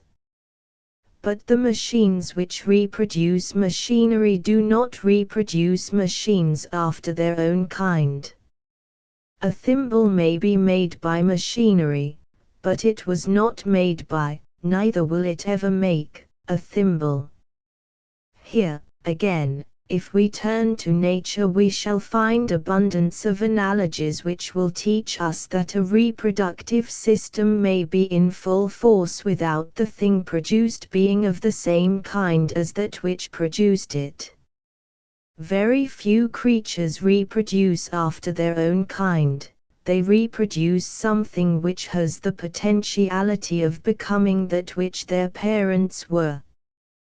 Thus the butterfly lays an egg, which egg can become a caterpillar, which caterpillar can become a chrysalis, which chrysalis can become a butterfly, and though I freely grant that the machines cannot be said to have more than the germ of a true reproductive system at present, have we not just seen that they have only recently obtained the germs of a mouth and stomach?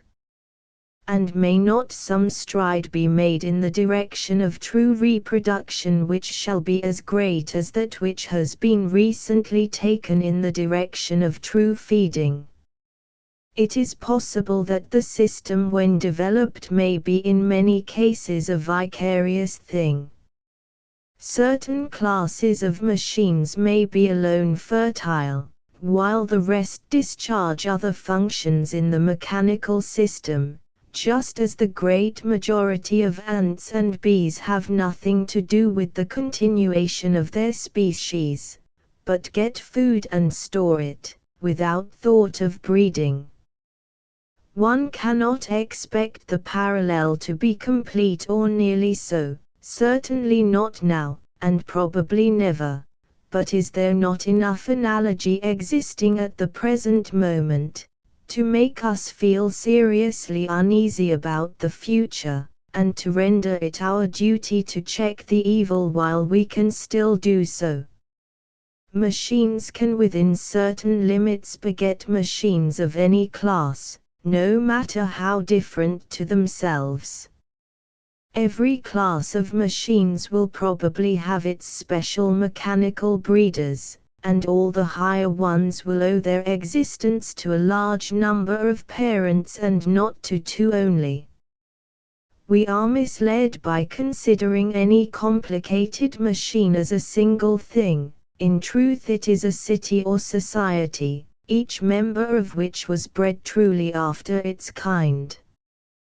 We see a machine as a whole, we call it by a name and individualize it. We look at our own limbs, and know that the combination forms an individual which springs from a single center of reproductive action. We therefore assume that there can be no reproductive action which does not arise from a single center, but this assumption is unscientific. And the bare fact that no vapor engine was ever made entirely by another, or two others, of its own kind, is not sufficient to warrant us in saying that vapor engines have no reproductive system. The truth is that each part of every vapor engine is bred by its own special breeders, whose function it is to breed that part, and that only, while the combination of the parts into a whole forms another department of the mechanical reproductive system, which is at present exceedingly complex and difficult to see in its entirety. Complex now, but how much simpler and more intelligibly organized may it not become in another 100,000 years, or in 20,000? For man at present believes that his interest lies in that direction. He spends an incalculable amount of labor and time and thought in making machines breed always better and better. He has already succeeded in effecting much that at one time appeared impossible, and there seem no limits to the results of accumulated improvements if they are allowed to descend with modification from generation to generation.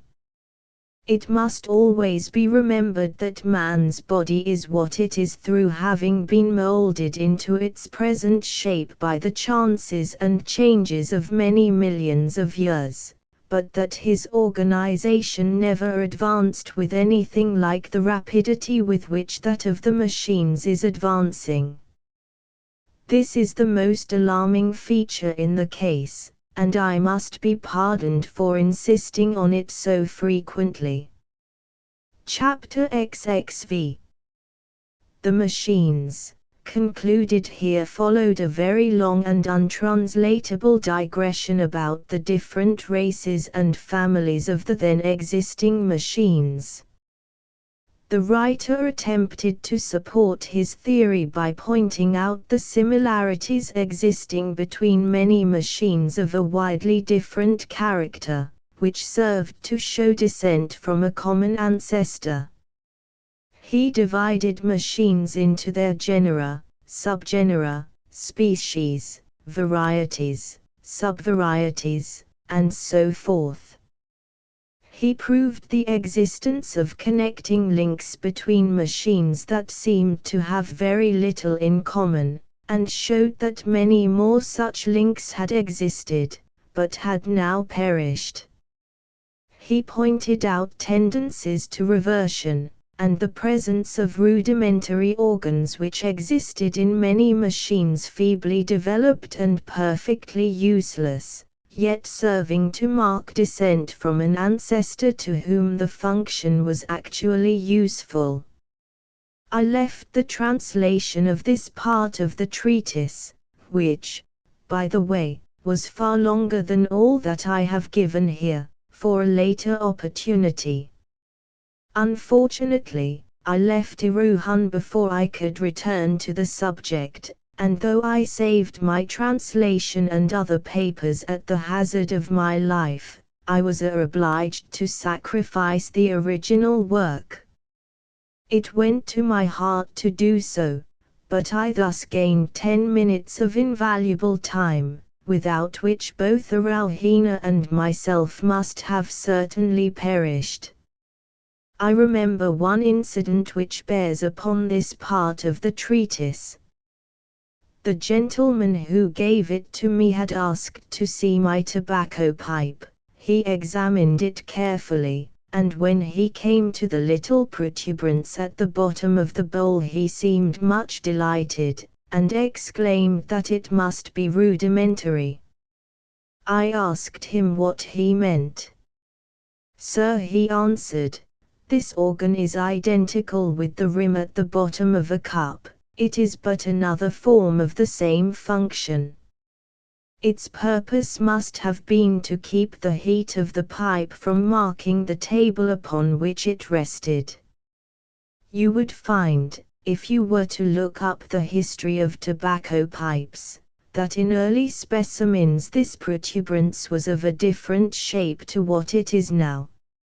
It will have been broad at the bottom, and flat, so that while the pipe was being smoked the bowl might rest upon the table without marking it.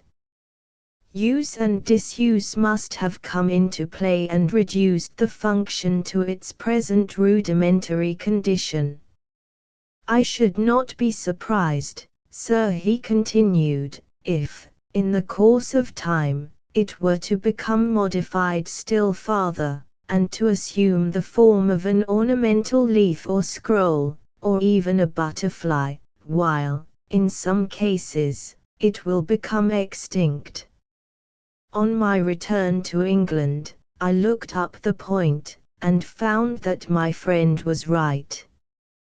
Returning, however, to the treatise, my translation recommences as follows: "May we not fancy that if, in the remotest geological period, some early form of vegetable life had been endowed with the power of reflecting upon the dawning life of animals which was coming into existence alongside of its own, it would have thought itself exceedingly acute if it had surmised that animals would one day become real vegetables.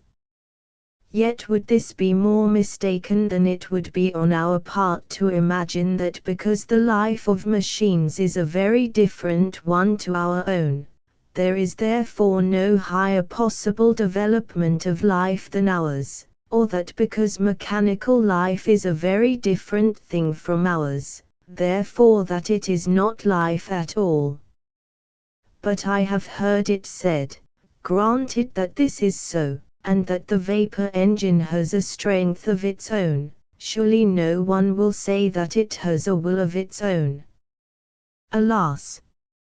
If we look more closely, we shall find that this does not make against the supposition that the vapor engine is one of the germs of a new phase of life. What is there in this whole world, or in the worlds beyond it, which has a will of its own? The unknown and unknowable only. A man is the resultant and exponent of all the forces that have been brought to bear upon him, whether before his birth or afterwards. His action at any moment depends solely upon his constitution, and on the intensity and direction of the various agencies to which he is, and has been, subjected. Some of these will counteract each other, but as he is by nature, and as he has been acted on, and is now acted on from without, so will he do, as certainly and regularly as though he were a machine. We do not generally admit this, because we do not know the whole nature of any one, nor the whole of the forces that act upon him. We see but a part, and being thus unable to generalize human conduct, except very roughly, we deny that it is subject to any fixed laws at all, and ascribe much both of a man's character and actions to chance, or luck, or fortune. But these are only words whereby we escape the admission of our own ignorance, and a little reflection will teach us that the most daring flight of the imagination or the most subtle exercise of the reason is as much the thing that must arise, and the only thing that can by any possibility arise, at the moment of its arising, as the falling of a dead leaf when the wind shakes it from the tree. For the future depends upon the present, and the present, whose existence is only one of those minor compromises of which human life is full, for it lives only on sufferance of the past and future, depends upon the past, and the past is unalterable.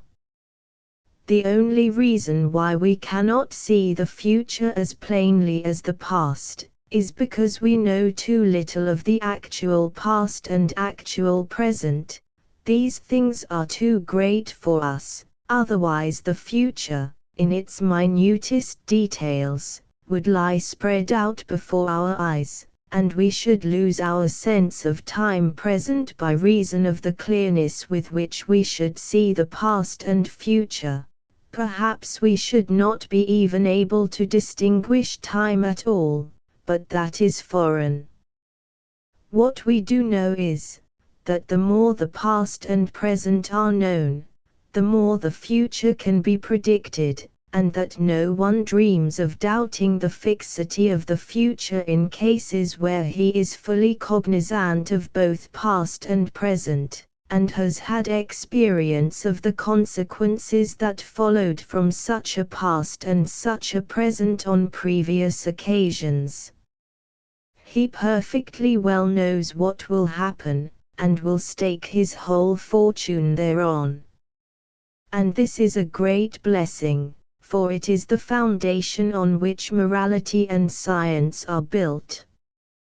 The assurance that the future is no arbitrary and changeable thing, but that like futures will invariably follow like presents, is the groundwork on which we lay all our plans, the faith on which we do every conscious action of our lives.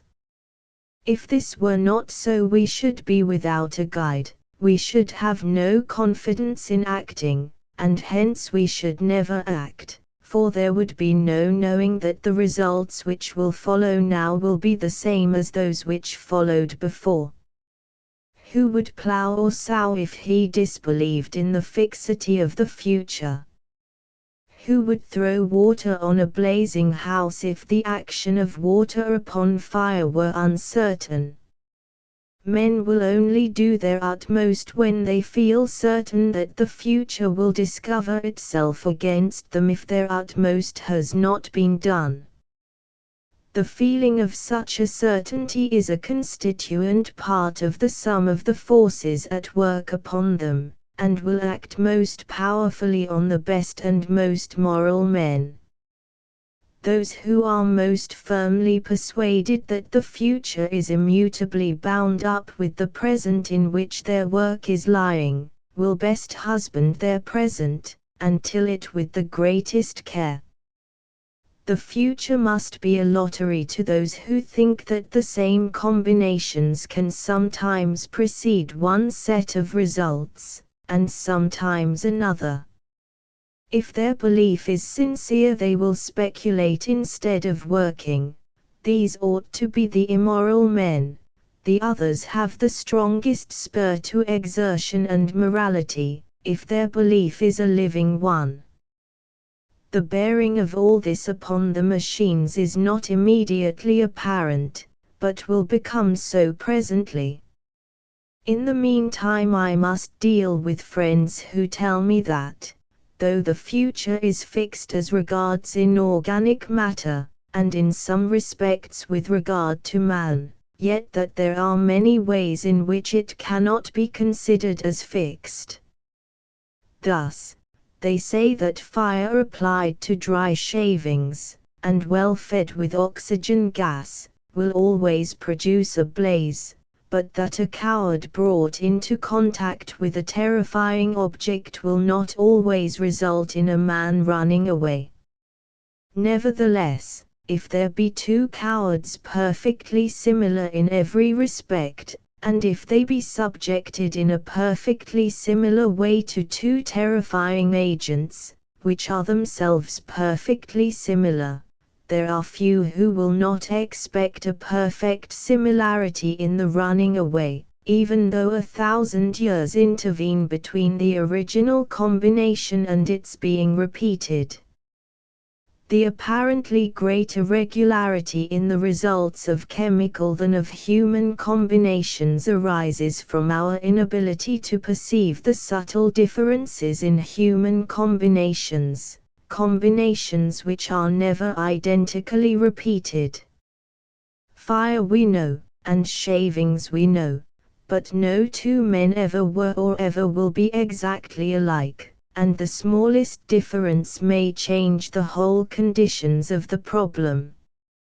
Our registry of results must be infinite before we could arrive at a full forecast of future combinations. The wonder is that there is as much certainty concerning human action as there is, and assuredly the older we grow the more certain we feel as to what such and such a kind of person will do in given circumstances. But this could never be the case unless human conduct were under the influence of laws, with the working of which we become more and more familiar through experience. If the above is sound, it follows that the regularity with which machinery acts is no proof of the absence of vitality, or at least of germs which may be developed into a new phase of life. At first sight it would indeed appear that a vapor engine cannot help going when set upon a line of rails with the steam up and the machinery in full play, whereas the man whose business it is to drive it can help doing so at any moment that he pleases, so that the first has no spontaneity, and is not possessed of any sort of free will, while the second has and is. This is true up to a certain point. The driver can stop the engine at any moment that he pleases, but he can only please to do so at certain points which have been fixed for him by others, or in the case of unexpected obstructions which force him to please to do so. His pleasure is not spontaneous.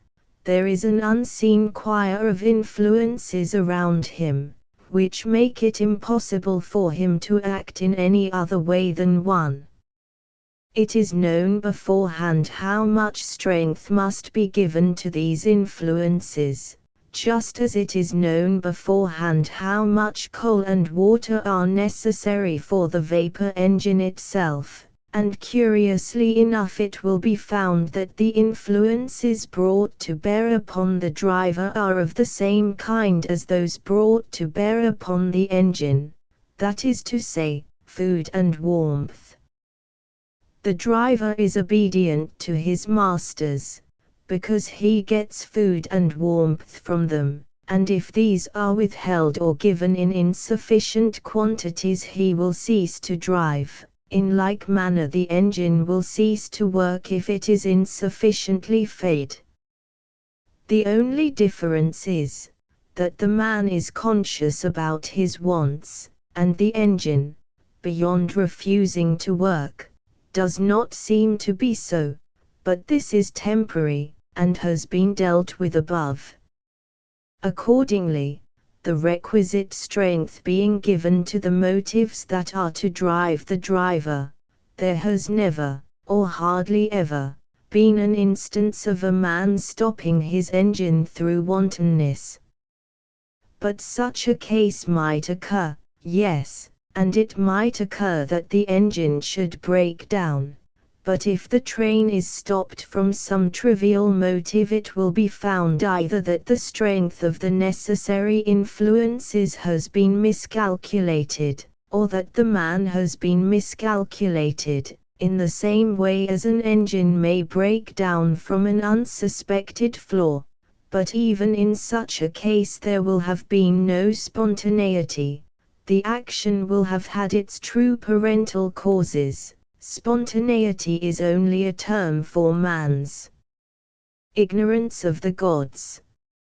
Is there, then, no spontaneity on the part of those who drive the driver?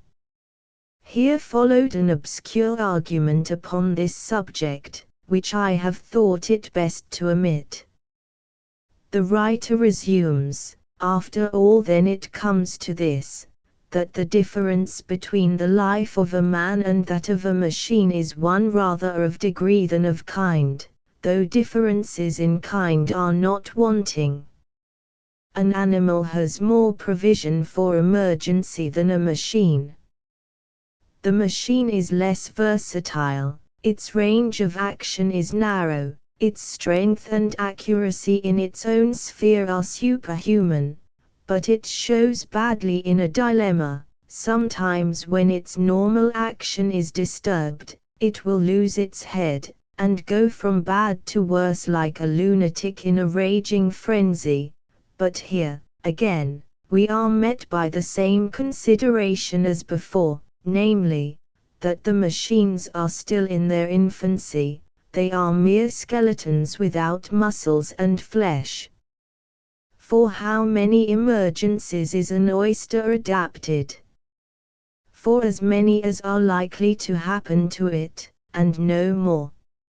So are the machines, and so is man himself.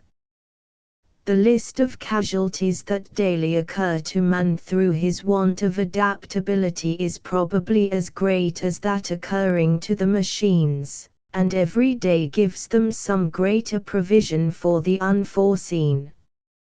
Let anyone examine the wonderful self-regulating and self-adjusting contrivances which are now incorporated with the vapor engine. Let him watch the way in which it supplies itself with oil, in which it indicates its wants to those who tend it, in which, by the governor, it regulates its application of its own strength. Let him look at that storehouse of inertia and momentum, the flywheel, or at the buffers on a railway carriage. Let him see how those improvements are being selected for perpetuity, which contain provision against the emergencies that may arise to harass the machines, and then let him think of 100,000 years, and the accumulated progress which they will bring unless man can be awakened to a sense of his situation, and of the doom which he is preparing for himself. 6. The misery is that man has been blind so long already. In his reliance upon the use of steam he has been betrayed into increasing and multiplying. To withdraw steam power suddenly will not have the effect of reducing us to the state in which we were before its introduction. There will be a general break-up and time of anarchy such as has never been known. It will be as though our population were suddenly doubled, with no additional means of feeding the increased number. The air we breathe is hardly more necessary for our animal life than the use of any machine, on the strength of which we have increased our numbers, is to our civilization. It is the machines which act upon man and make him man, as much as man who has acted upon and made the machines. But we must choose between the alternative of undergoing much present suffering, or seeing ourselves gradually superseded by our own creatures, till we rank no higher in comparison with them, than the beasts of the field with ourselves. Herein lies our danger. For many seem inclined to acquiesce in so dishonorable a future. They say that although man should become to the machines what the horse and dog are to us, yet that he will continue to exist, and will probably be better off in a state of domestication under the beneficent rule of the machines than in his present wild condition. We treat our domestic animals with much kindness. We give them whatever we believe to be the best for them, and there can be no doubt that our use of meat has increased their happiness rather than detracted from it. In like manner there is reason to hope that the machines will use us kindly, for their existence will be in a great measure dependent upon ours. They will rule us with a rod of iron, but they will not eat us. They will not only require our services in the reproduction and education of their young, but also in waiting upon them as servants, in gathering food for them, and feeding them, in restoring them to health when they are sick, and in either burying their dead or working up their deceased members into new forms of mechanical existence. The very nature of the motive power which works the advancement of the machines precludes the possibility of man's life being rendered miserable as well as enslaved. Slaves are tolerably happy if they have good masters, and the revolution will not occur in our time, nor hardly in 10,000 years, or 10 times that. Is it wise to be uneasy about a contingency which is so remote? Man is not a sentimental animal where his material interests are concerned, and though here and there some ardent soul may look upon himself and curse his fate that he was not born a vapor engine, yet the mass of mankind will acquiesce in any arrangement which gives them better food and clothing at a cheaper rate, and will refrain from yielding to unreasonable jealousy merely because there are other destinies more glorious than their own. The power of custom is enormous, and so gradual will be the change, that man's sense of what is due to himself will be at no time rudely shocked. Our bondage will steal upon us noiselessly and by imperceptible approaches, nor will there ever be such a clashing of desires between man and the machines as will lead to an encounter between them. Among themselves the machines will war eternally, but they will still require man as the being through whose agency the struggle will be principally conducted. In point of fact, there is no occasion for anxiety about the future happiness of man so long as he continues to be in any way profitable to the machines. He may become the inferior race, but he will be infinitely better off than he is now. Is it not then both absurd and unreasonable to be envious of our benefactors?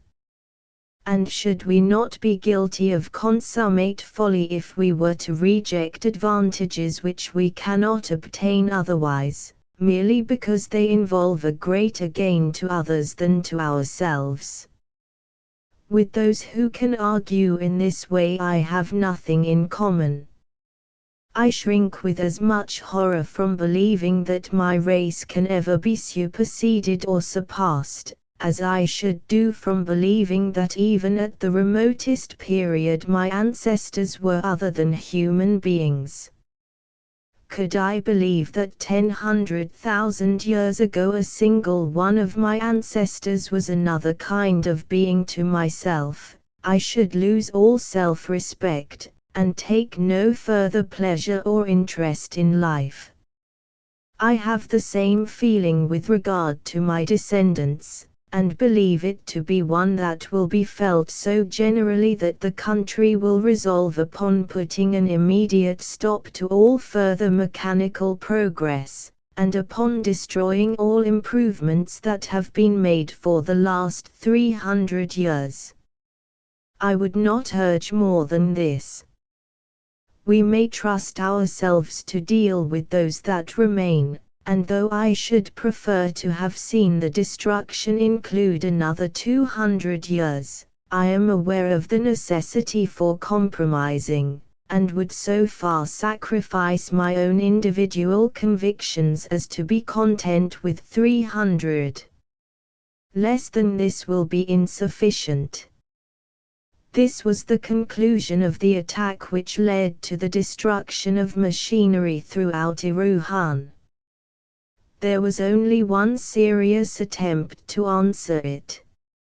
Its author said that machines were to be regarded as a part of man's own physical nature, being really nothing but extracorporeal limbs. Man, he said, was a machinate mammal.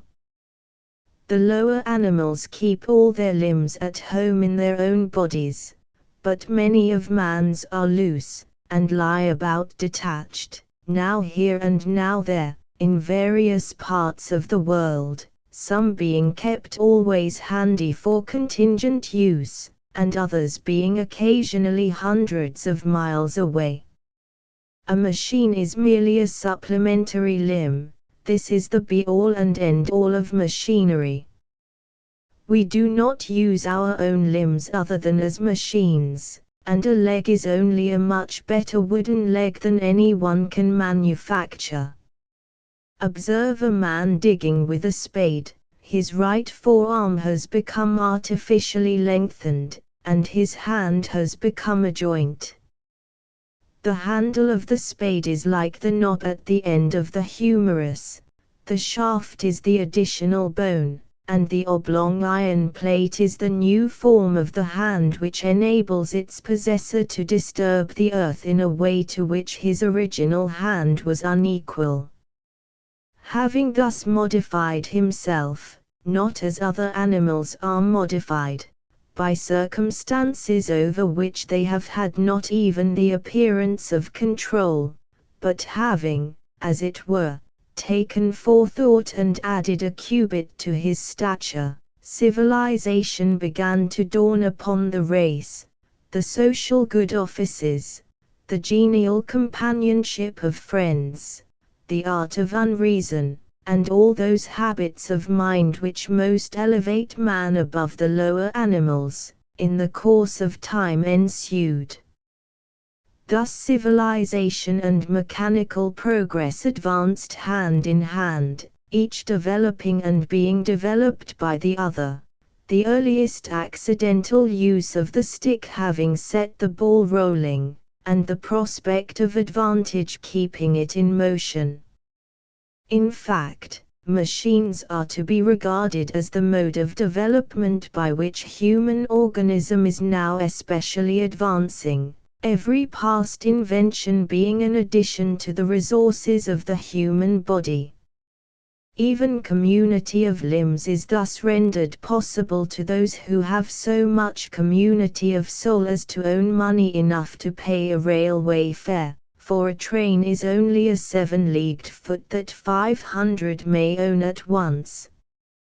The one serious danger which this writer apprehended was that the machines would so equalize men's powers, and so lessen the severity of competition, that many persons of inferior physique would escape detection and transmit their inferiority to their descendants.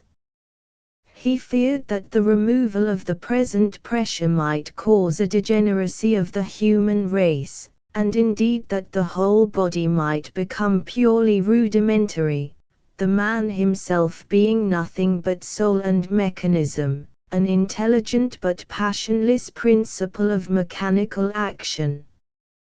How greatly, he wrote, do we not now live with our external limbs? We vary our physique with the seasons, with age, with advancing or decreasing wealth. If it is wet we are furnished with an organ commonly called an umbrella, and which is designed for the purpose of protecting our clothes or our skins from the injurious effects of rain. Man has now many extracorporeal members, which are of more importance to him than a good deal of his hair, or at any rate than his whiskers. His memory goes in his pocketbook. He becomes more and more complex as he grows older. He will then be seen with sea engines, or perhaps with artificial teeth and hair. If he be a really well-developed specimen of his race, he will be furnished with a large box upon wheels, 2 horses, and a coachman. It was this writer who originated the custom of classifying men by their horsepower, and who divided them into genera, species, varieties, and subvarieties, giving them names from the hypothetical language which expressed the number of limbs which they could command at any moment.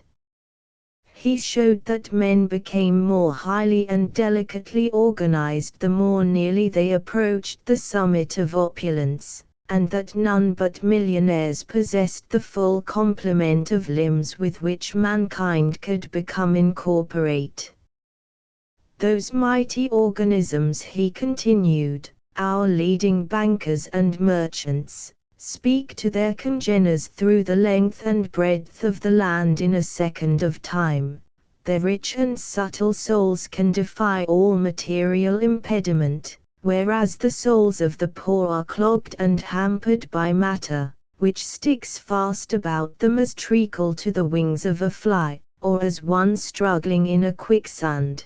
Their dull ears must take days or weeks to hear what another would tell them from a distance, instead of hearing it in a second as is done by the more highly organized classes. Who shall deny that one who can tack on a special train to his identity, and go wheresoever he will whensoever he pleases, is more highly organized than he who, should he wish for the same power, might wish for the wings of a bird with an equal chance of getting them, and whose legs are his only means of locomotion? That old philosophic enemy, matter, the inherently and essentially evil, still hangs about the neck of the poor and strangles him, but to the rich, matter is immaterial. The elaborate organization of his extracorporeal system has freed his soul. This is the secret of the homage which we see rich men receive from those who are poorer than themselves. It would be a grave error to suppose that this deference proceeds from motives which we need be ashamed of. It is the natural respect which all living creatures pay to those whom they recognize as higher than themselves in the scale of animal life, and is analogous to the veneration which a dog feels for man. Among savage races it is deemed highly honorable to be the possessor of a gun, and throughout all known time there has been a feeling that those who are worth most are the worthiest. And so he went on at considerable length, attempting to show what changes in the distribution of animal and vegetable life throughout the kingdom had been caused by this and that of man's inventions, and in what way each was connected with the moral and intellectual development of the human species. He even allotted to some the share which they had had in the creation and modification of man's body, and that which they would hereafter have in its destruction, but the other writer was considered to have the best of it, and in the end succeeded in destroying all the inventions that had been discovered for the preceding 271 years, a period which was agreed upon by all parties after several years of wrangling as to whether a certain kind of mangle which was much in use among washerwomen should be saved or no. It was at last ruled to be dangerous, and was just excluded by the limit of 271 years. Then came the reactionary civil wars which nearly ruined the country, but which it would be beyond my present scope to describe. Chapter XXVI.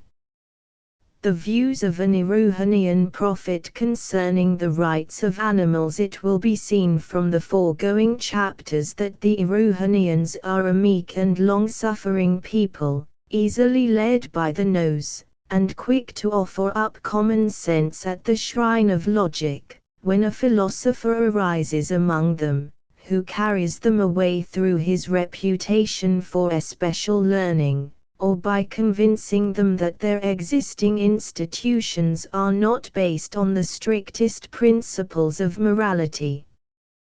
The series of revolutions on which I shall now briefly touch shows this even more plainly than the way, already dealt with, in which at a later date they cut their throats in the matter of machinery. For if the second of the two reformers of whom I am about to speak had had his way, or rather the way that he professed to have, the whole race would have died of starvation within a 12-month.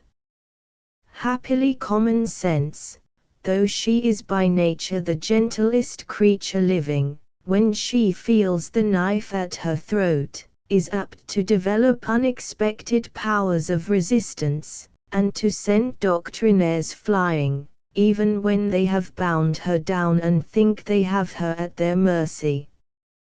What happened, so far as I could collect it from the best authorities, was as follows. Some 2,500 years ago the Erewhonians were still uncivilized, and lived by hunting, fishing, a rude system of agriculture, and plundering such few other nations as they had not yet completely conquered.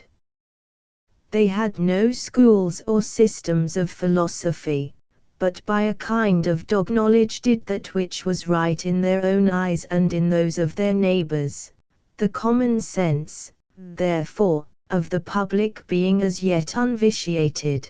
Crime and disease were looked upon much as they are in other countries. But with the gradual advance of civilization and increase in material prosperity, people began to ask questions about things that they had hitherto taken as matters of course, and one old gentleman, who had great influence over them by reason of the sanctity of his life, and his supposed inspiration by an unseen power, whose existence was now beginning to be felt, took it into his head to disquiet himself about the rights of animals, a question that so far had disturbed nobody. All prophets are more or less fussy, and this old gentleman seems to have been one of the more fussy ones. Being maintained at the public expense, he had ample leisure, and not content with limiting his attention to the rights of animals, he wanted to reduce right and wrong to rules, to consider the foundations of duty and of good and evil, and otherwise to put all sorts of matters on a logical basis, which people whose time is money are content to accept on no basis at all. As a matter of course, the basis on which he decided that duty could alone rest was one that afforded no standing room for many of the old established habits of the people. These, he assured them, were all wrong, and whenever anyone ventured to differ from him, he referred the matter to the unseen power with which he alone was in direct communication, and the unseen power invariably assured him that he was right. As regards the rights of animals he taught as follows: "You know," he said, "how wicked it is of you to kill one another. Once upon a time your forefathers made no scruple about not only killing, but also eating their relations. No one would now go back to such detestable practices, for it is notorious that we have lived much more happily since they were abandoned. From this increased prosperity we may confidently deduce the maxim that we should not kill and eat our fellow creatures. I have consulted the higher power by whom you know that I am inspired, and he has assured me that this conclusion is irrefragable. Now it cannot be denied that sheep, cattle, deer, birds, and fishes are our fellow creatures. They differ from us in some respects, but those in which they differ are few and secondary, while those that they have in common with us are many and essential. My friends, if it was wrong of you to kill and eat your fellow men, it is wrong also to kill and eat fish, flesh, and fowl. Birds, beasts, and fishes have as full a right to live as long as they can unmolested by man, as man has to live unmolested by his neighbors. These words, let me again assure you, are not mine, but those of the higher power which inspires me. I grant, he continued, that animals molest one another, and that some of them go so far as to molest man, but I have yet to learn that we should model our conduct on that of the lower animals. We should endeavor, rather, to instruct them, and bring them to a better mind. To kill a tiger, for example, who has lived on the flesh of men and women whom he has killed, is to reduce ourselves to the level of the tiger, and is unworthy of people who seek to be guided by the highest principles in all, both their thoughts and actions. The unseen power who has revealed himself to me alone among you, has told me to tell you that you ought by this time to have outgrown the barbarous habits of your ancestors. If, as you believe, you know better than they, you should do better. He commands you, therefore, to refrain from killing any living being for the sake of eating it. The only animal food that you may eat is the flesh of any birds, beasts, or fishes that you may come upon as having died a natural death, or any that may have been born prematurely, or so deformed that it is a mercy to put them out of their pain. You may also eat all such animals as have committed suicide. As regards vegetables, you may eat all those that will let you eat them with impunity. So wisely and so well did the old prophet argue, and so terrible were the threats he hurled at those who should disobey him, that in the end he carried the more highly educated part of the people with him, and presently the poorer classes followed suit, or professed to do so. Having seen the triumph of his principles, he was gathered to his fathers, and no doubt entered at once into full communion with that unseen power whose favor he had already so preeminently enjoyed. He had not, however, been dead very long, before some of his more ardent disciples took it upon them to better the instruction of their master. The old prophet had allowed the use of eggs and milk, but his disciples decided that to eat a fresh egg was to destroy a potential chicken, and that this came to much the same as murdering a live one. Stale eggs, if it was quite certain that they were too far gone to be able to be hatched, were grudgingly permitted, but all eggs offered for sale had to be submitted to an inspector, who, on being satisfied that they were addled, would label them laid not less than 3 months from the date, whatever it might happen to be. These eggs, I need hardly say, were only used in puddings, and as a medicine in certain cases where an emetic was urgently required. Milk was forbidden inasmuch as it could not be obtained without robbing some calf of its natural sustenance, and thus endangering its life. It will be easily believed that at first there were many who gave the new rules outward observance, but embraced every opportunity of indulging secretly in those flesh pots to which they had been accustomed. It was found that animals were continually dying natural deaths under more or less suspicious circumstances. Suicidal mania, again, which had hitherto been confined exclusively to donkeys, became alarmingly prevalent even among such for the most part self-respecting creatures as sheep and cattle. It was astonishing how some of these unfortunate animals would scent out a butcher's knife if there was one within a mile of them, and run right up against it if the butcher did not get it out of their way in time. Dogs, again, that had been quite law-abiding as regards domestic poultry, tame rabbits, sucking pigs, or sheep and lambs, suddenly took to breaking beyond the control of their masters, and killing anything that they were told not to touch. It was held that any animal killed by a dog had died a natural death, for it was the dog's nature to kill things, and he had only refrained from molesting farmyard creatures hitherto because his nature had been tampered with.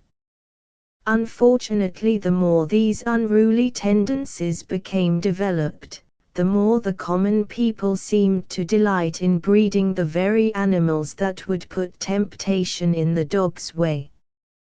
There is little doubt, in fact, that they were deliberately evading the law, but whether this was so or no, they sold or ate everything their dogs had killed. Evasion was more difficult in the case of the larger animals, for the magistrates could not wink at all the pretended suicides of pigs, sheep, and cattle that were brought before them. Sometimes they had to convict, and a few convictions had a very terrorizing effect, whereas in the case of animals killed by a dog, the marks of the dog's teeth could be seen, and it was practically impossible to prove malice on the part of the owner of the dog. Another fertile source of disobedience to the law was furnished by a decision of one of the judges that raised a great outcry among the more fervent disciples of the old prophet. The judge held that it was lawful to kill any animal in self-defense, and that such conduct was so natural on the part of a man who found himself attacked, that the attacking creature should be held to have died a natural death. The high vegetarians had indeed good reason to be alarmed, for hardly had this decision become generally known before a number of animals, hitherto harmless, took to attacking their owners with such ferocity, that it became necessary to put them to a natural death. Again, it was quite common at that time to see the carcass of a calf, lamb, or kid exposed for sale with a label from the inspector certifying that it had been killed in self-defense. Sometimes even the carcass of a lamb or calf was exposed as warranted stillborn when it presented every appearance of having enjoyed at least a month of life. As for the flesh of animals that had bona fide died a natural death, the permission to eat it was nugatory, for it was generally eaten by some other animal before man got hold of it, or failing this it was often poisonous, so that practically people were forced to evade the law by some of the means above spoken of, or to become vegetarians. This last alternative was so little to the taste of the Erewhonians, that the laws against killing animals were falling into desuetude, and would very likely have been repealed, but for the breaking out of a pestilence, which was ascribed by the priests and prophets of the day to the lawlessness of the people in the matter of eating forbidden flesh. On this, there was a reaction, stringent laws were passed, forbidding the use of meat in any form or shape, and permitting no food but grain, fruits, and vegetables to be sold in shops and markets. These laws were enacted about 200 years after the death of the old prophet who had first unsettled people's minds about the rights of animals, but they had hardly been passed before people again began to break them. I was told that the most painful consequence of all this folly did not lie in the fact that law-abiding people had to go without animal food. Many nations do this and seem none the worse, and even in flesh-eating countries such as Italy, Spain, and Greece, the poor seldom see meat from year's end to year's end. The mischief lay in the jar which undue prohibition gave to the consciences of all but those who were strong enough to know that though conscience as a rule boons, it can also bane.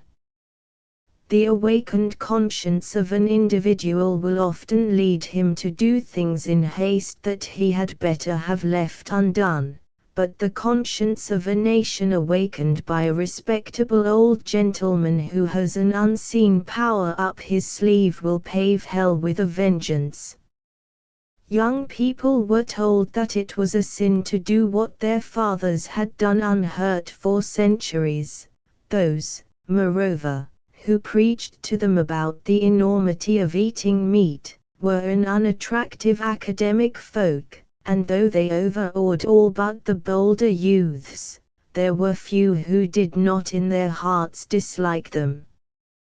However much the young person might be shielded, he soon got to know that men and women of the world, often far nicer people than the prophets who preached abstention, continually spoke sneeringly of the new doctrinaire laws, and were believed to set them aside in secret, though they dared not do so openly. Small wonder, then, that the more human among the student classes were provoked by the touch not, taste not, handle not precepts of their rulers, into questioning much that they would otherwise have unhesitatingly accepted. One sad story is on record about a young man of promising amiable disposition, but cursed with more conscience than brains, who had been told by his doctor, for as I have above said disease was not yet held to be criminal, that he ought to eat meat, law or no law. He was much shocked and for some time refused to comply with what he deemed the unrighteous advice given him by his doctor. At last, however, finding that he grew weaker and weaker, he stole secretly on a dark night into one of those dens in which meat was surreptitiously sold, and bought a pound of prime steak. He took it home, cooked it in his bedroom when everyone in the house had gone to rest, ate it, and though he could hardly sleep for remorse and shame, felt so much better next morning that he hardly knew himself. 3 or 4 days later, he again found himself irresistibly drawn to this same den. Again he bought a pound of steak, again he cooked and ate it, and again, in spite of much mental torture, on the following morning felt himself a different man.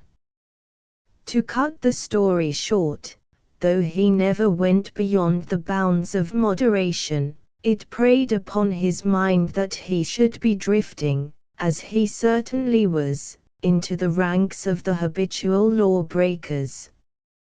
All the time his health kept on improving, and though he felt sure that he owed this to the beefsteaks, the better he became in body, the more his conscience gave him no rest. 2 voices were forever ringing in his ears, the one saying, "I am common sense and nature, heed me, and I will reward you as I rewarded your fathers before you." But the other voice said, let not that plausible spirit lure you to your ruin.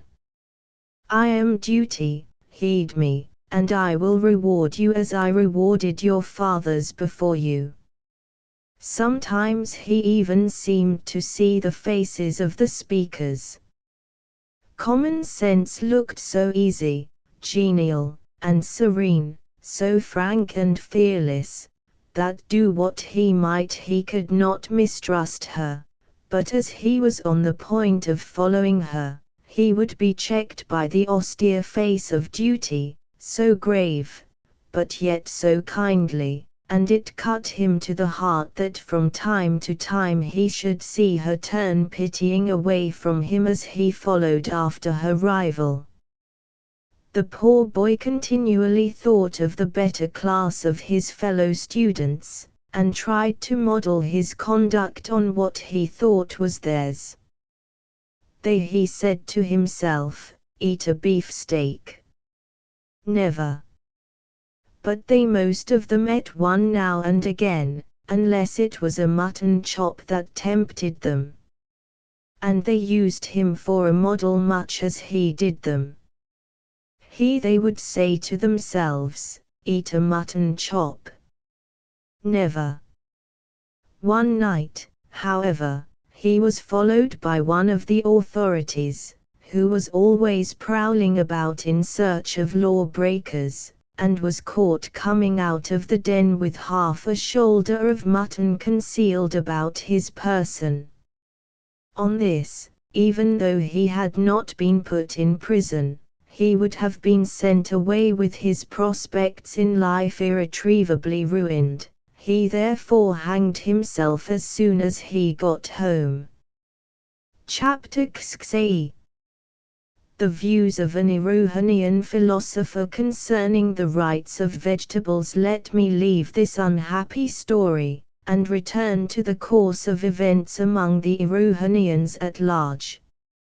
No matter how many laws they passed increasing the severity of the punishments inflicted on those who ate meat in secret, the people found means of setting them aside as fast as they were made. At times, indeed, they would become almost obsolete, but when they were on the point of being repealed, some national disaster or the preaching of some fanatic would reawaken the conscience of the nation, and people were imprisoned by the thousand for illicitly selling and buying animal food.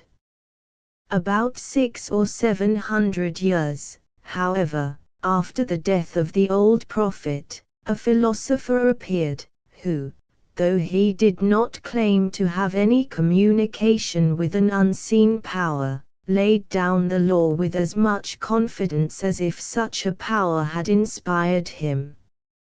Many think that this philosopher did not believe his own teaching, and, being in secret a great meat-eater, had no other end in view than reducing the prohibition against eating animal food to an absurdity, greater even than an Erewhonian Puritan would be able to stand.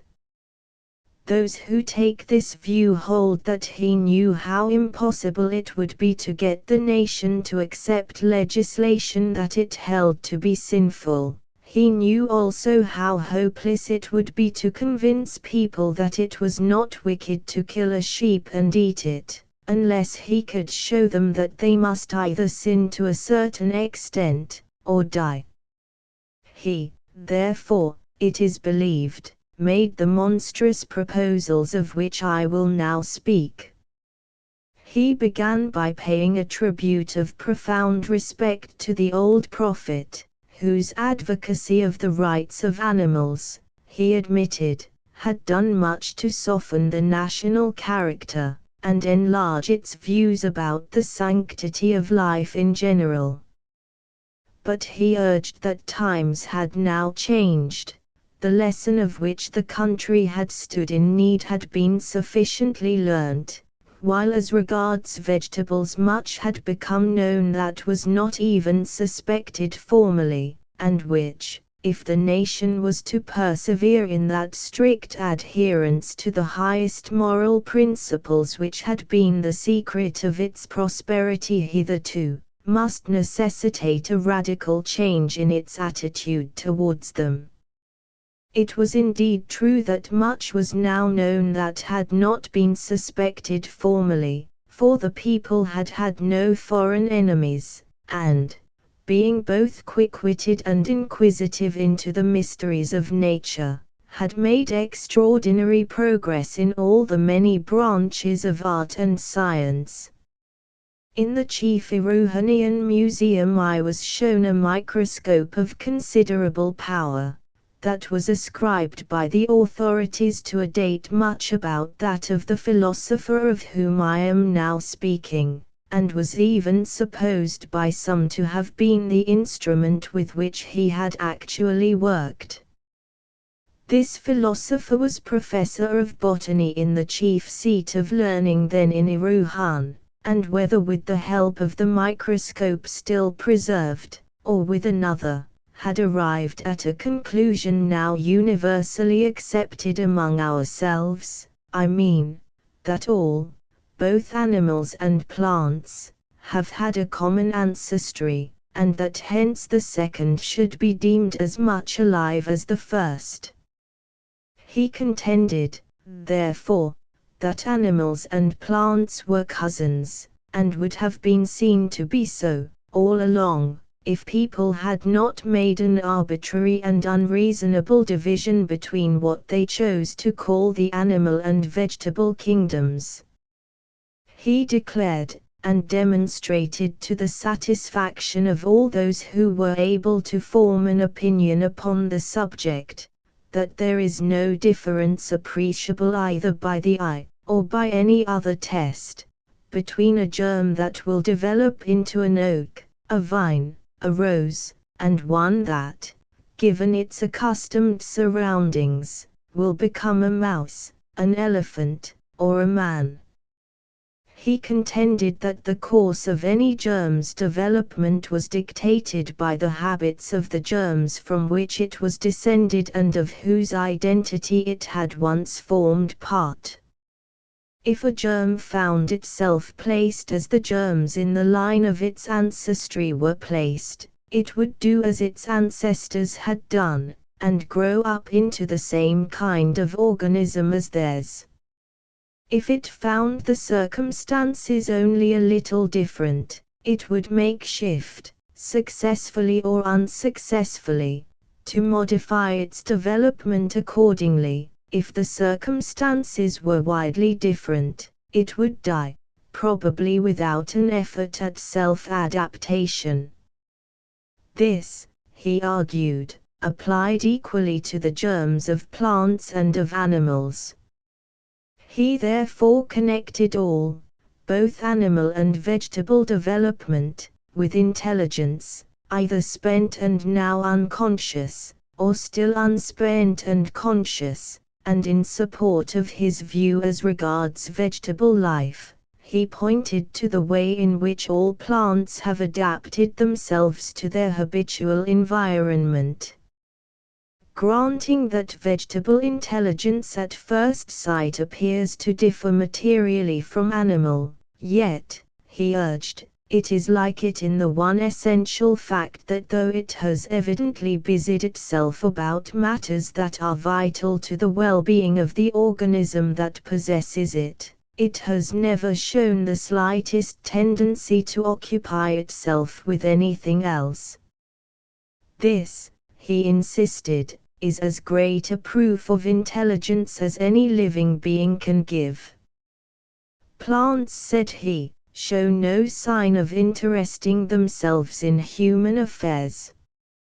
We shall never get a rose to understand that 5 times 7 are 35, and there is no use in talking to an oak about fluctuations in the price of stocks. Hence we say that the oak and the rose are unintelligent, and on finding that they do not understand our business conclude that they do not understand their own. But what can a creature who talks in this way know about intelligence? Which shows greater signs of intelligence? He, or the rose and oak? And when we call plants stupid for not understanding our business, how capable do we show ourselves of understanding theirs? Can we form even the faintest conception of the way in which a seed from a rose tree turns earth, air, warmth and water into a rose full blown? Where does it get its color from? From the earth, air, and sea.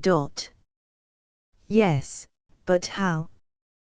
Those petals of such ineffable texture, that hue that outvies the cheek of a child, that scent again. Look at earth, air, and water. These are all the raw material that the rose has got to work with. Does it show any sign of want of intelligence in the alchemy with which it turns mud into rose leaves? What chemist can do anything comparable? Why does no one try? Simply because everyone knows that no human intelligence is equal to the task. We give it up. It is the rose's department, let the rose attend to it, and be dubbed unintelligent because it baffles us by the miracles it works, and the unconcerned business-like way in which it works them. See what pains, again, plants take to protect themselves against their enemies.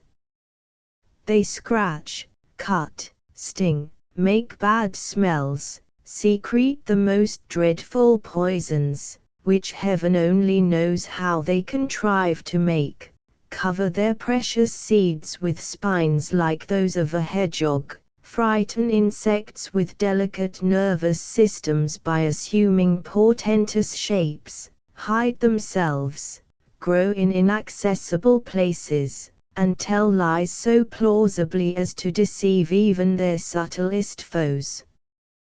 They lay traps smeared with bird lime, to catch insects, and persuade them to drown themselves in pitchers which they have made of their leaves, and fill with water. Others make themselves, as it were, into living rat traps, which close with a spring on any insect that settles upon them. Others make their flowers into the shape of a certain fly that is a great pillager of honey, so that when the real fly comes it thinks that the flowers are bespoke, and goes on elsewhere. Some are so clever as even to overreach themselves, like the horseradish, which gets pulled up and eaten for the sake of that pungency with which it protects itself against underground enemies.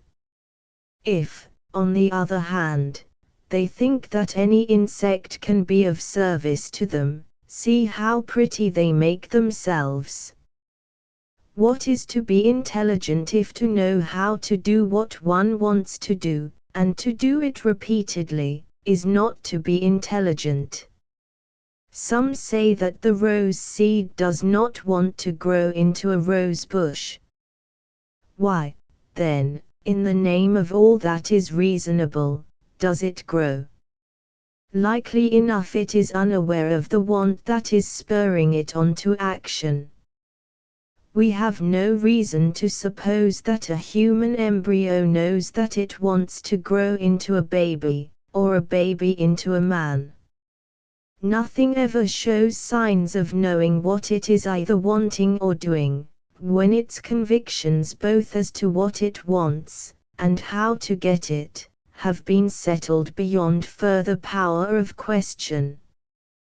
The less signs living creatures give of knowing what they do, provided they do it, and do it repeatedly and well, the greater proof they give that in reality they know how to do it, and have done it already on an infinite number of past occasions. Someone may say, he continued, what do you mean by talking about an infinite number of past occasions? When did a rose seed make itself into a rose bush on any past occasion? I answer this question with another. Did the rose seed ever form part of the identity of the rose bush on which it grew? Who can say that it did not? Again I ask, was this rose bush ever linked by all those links that we commonly consider as constituting personal identity, with the seed from which it in its turn grew? Who can say that it was not? Then, if rose seed number 2 is a continuation of the personality of its parent rose bush, and if that rose bush is a continuation of the personality of the rose seed from which it sprang, rose seed number 2 must also be a continuation of the personality of the earlier rose seed. And this rose seed must be a continuation of the personality of the preceding rose seed, and so back and back ad infinitum. Hence it is impossible to deny continued personality between any existing rose seed and the earliest seed that can be called a rose seed at all. The answer, then, to our objector is not far to seek. The rose seed did what it now does in the persons of its ancestors, to whom it has been so linked as to be able to remember what those ancestors did when they were placed as the rose seed now is. Each stage of development brings back the recollection of the course taken in the preceding stage, and the development has been so often repeated, that all doubt, and with all doubt, all consciousness of action, is suspended. But an objector may still say, granted that the linking between all successive generations has been so close and unbroken, that each one of them may be conceived as able to remember what it did in the persons of its ancestors, how do you show that it actually did remember? The answer is, by the action which each generation takes, an action which repeats all the phenomena that we commonly associate with memory, which is explicable on the supposition that it has been guided by memory, and which has neither been explained, nor seems ever likely to be explained on any other theory than the supposition that there is an abiding memory between successive generations. Will anyone bring an example of any living creature whose action we can understand, performing an ineffably difficult and intricate action, time after time, with invariable success, and yet not knowing how to do it, and never having done it before? Show me the example and I will say no more, but until it is shown me, I shall credit action where I cannot watch it, with being controlled by the same laws as when it is within our ken. It will become unconscious as soon as the skill that directs it has become perfected. Neither rose seed, therefore, nor embryo should be expected to show signs of knowing that they know what they know. If they showed such signs, the fact of their knowing what they want, and how to get it, might more reasonably be doubted. Some of the passages already given in chapter 23 were obviously inspired by the one just quoted. As I read it, in a reprint shown me by a professor who had edited much of the early literature on the subject, I could not but remember the one in which our Lord tells his disciples to consider the lilies of the field, who neither toil nor spin, but whose arrayment surpasses even that of Solomon in all his glory. They toil not, neither do they spin. Is that so? Toil not?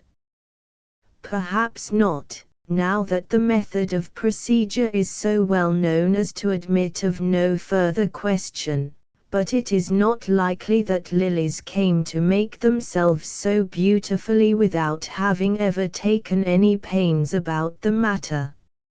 Neither do they spin. Not with a spinning wheel, but is there no textile fabric in a leaf? What would the lilies of the field say if they heard one of us declaring that they neither toil nor spin? They would say, I take it, much what we should if we were to hear of their preaching humility on the text of Solomon's, and saying, Consider the Solomons in all their glory, they toil not neither do they spin. We should say that the lilies were talking about things that they did not understand, and that though the Solomons do not toil nor spin, yet there had been no lack of either toiling or spinning before they came to be arrayed so gorgeously. Let me now return to the professor. I have said enough to show the general drift of the arguments on which he relied in order to show that vegetables are only animals under another name, but have not stated his case in anything like the fullness with which he laid it before the public. The conclusion he drew, or pretended to draw, was that if it was sinful to kill and eat animals, it was not less sinful to do the like by vegetables, or their seeds. None such, he said, should be eaten, save what had died a natural death, such as fruit that was lying on the ground and about to rot, or cabbage leaves that had turned yellow in late autumn. These and other like garbage he declared to be the only food that might be eaten with a clear conscience. Even so the eater must plant the pips of any apples or pears that he may have eaten, or any plum stones, cherry stones, and the like, or he would come near to incurring the guilt of infanticide. The grain of cereals, according to him, was out of the question, for every such grain had a living soul as much as man had, and had as good a right as man to possess that soul in peace. Having thus driven his fellow countrymen into a corner at the point of a logical bayonet from which they felt that there was no escape, he proposed that the question what was to be done should be referred to an oracle in which the whole country had the greatest confidence, and to which recourse was always had in times of special perplexity. It was whispered that a near relation of the philosophers was lady's maid to the priestess who delivered the oracle, and the Puritan party declared that the strangely unequivocal answer of the oracle was obtained by backstairs influence, but whether this was so or no, the response as nearly as I can translate it was as follows: he who sins more than he ought, but he who sins naught has much to be taught. Beat or be beaten, eat or be eaten, be killed or kill, choose which you will. It was clear that this response sanctioned at any rate the destruction of vegetable life when wanted as food by man, and so forcibly had the philosopher shown that what was sauce for vegetables was so also for animals, that, though the Puritan party made a furious outcry, the acts forbidding the use of meat were repealed by a considerable majority. Thus, after several hundred years of wandering in the wilderness of philosophy, the country reached the conclusions that common sense had long since arrived at. Even the Puritans, after a vain attempt to subsist on a kind of jam made of apples and yellow cabbage leaves, succumbed to the inevitable, and resigned themselves to a diet of roast beef and mutton, with all the usual adjuncts of a modern dinner table. One would have thought that the dance they had been led by the old prophet, and that still madder dance which the professor of botany had gravely, but as I believe insidiously, proposed to lead them, would have made the Erewhonians for a long time suspicious of prophets whether they professed to have communications with an unseen power or no. But so ingrained in the human heart is the desire to believe that some people really do know what they say they know, and can thus save them from the trouble of thinking for themselves, that in a short time would-be philosophers and faddists became more powerful than ever, and gradually led their countrymen to accept all those absurd views of life, some account of which I have given in my earlier chapters. Indeed, I can see no hope for the Erewhonians till they have got to understand that reason uncorrected by instinct is as bad as instinct uncorrected by reason. Chapter 8.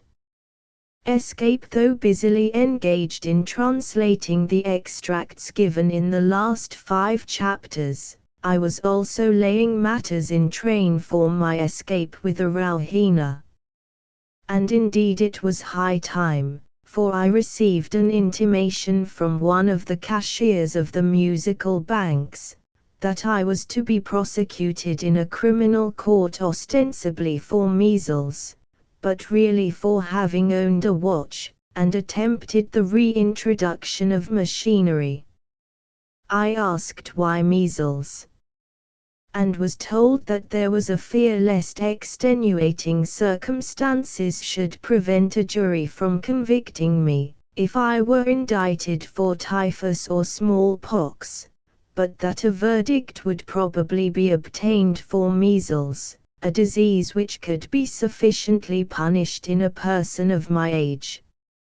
I was given to understand that unless some unexpected change should come over the mind of His Majesty, I might expect the blow to be struck within a very few days. My plan was this, that Erewhon and I should escape in a balloon together. I fear that the reader will disbelieve this part of my story, yet in no other have I endeavored to adhere more conscientiously to facts, and can only throw myself upon his charity. I had already gained the ear of the Queen, and had so worked upon her curiosity that she promised to get leave for me to have a balloon made and inflated. I pointed out to her that no complicated machinery would be wanted, nothing, in fact, but a large quantity of oiled silk, a car, a few ropes, and some light kind of gas, such as the antiquarians who were acquainted with the means employed by the ancients for the production of the lighter gases could easily instruct her workmen how to provide. Her eagerness to see so strange a sight as the ascent of a human being into the sky overcame any scruples of conscience that she might have otherwise felt, and she set the antiquarians about showing her workmen how to make the gas, and sent her maids to buy, and oil, a very large quantity of silk, for I was determined that the balloon should be a big one, even before she began to try and gain the king's permission. This, however, she now set herself to do, for I had sent her word that my prosecution was imminent. As for myself, I need hardly say that I knew nothing about balloons, nor did I see my way to smuggling Erewhon into the car. Nevertheless, knowing that we had no other chance of getting away from Erewhon, I drew inspiration from the extremity in which we were placed, and made a pattern from which the Queen's workmen were able to work successfully. Meanwhile the Queen's carriage builders set about making the car, and it was with the attachments of this to the balloon that I had the greatest difficulty. I doubt, indeed, whether I should have succeeded here, but for the great intelligence of a foreman, who threw himself heart and soul into the matter, and often both foresaw requirements, the necessity for which had escaped me, and suggested the means of providing for them. It happened that there had been a long drought, during the latter part of which prayers had been vainly offered up in all the temples of the air god. When I first told Her Majesty that I wanted a balloon, I said my intention was to go up into the sky and prevail upon the air god by means of a personal interview. I own that this proposition bordered on the idolatrous, but I have long since repented of it, and am little likely ever to repeat the offense. Moreover, the deceit, serious though it was, will probably lead to the conversion of the whole country. When the Queen told His Majesty of my proposal, he at first not only ridiculed it, but was inclined to veto it. Being, however, a very uxorious husband, he at length consented, as he eventually always did, to everything on which the Queen had set her heart. He yielded all the more readily now, because he did not believe in the possibility of my assent. He was convinced that even though the balloon should mount a few feet into the air, it would collapse immediately, whereon I should fall and break my neck, and he should be rid of me. He demonstrated this to her so convincingly, that she was alarmed, and tried to talk me into giving up the idea, but on finding that I persisted in my wish to have the balloon made, she produced an order from the king to the effect that all facilities I might require should be afforded me. At the same time Her Majesty told me that my attempted assent would be made an article of impeachment against me in case I did not succeed in prevailing on the air god to stop the drought.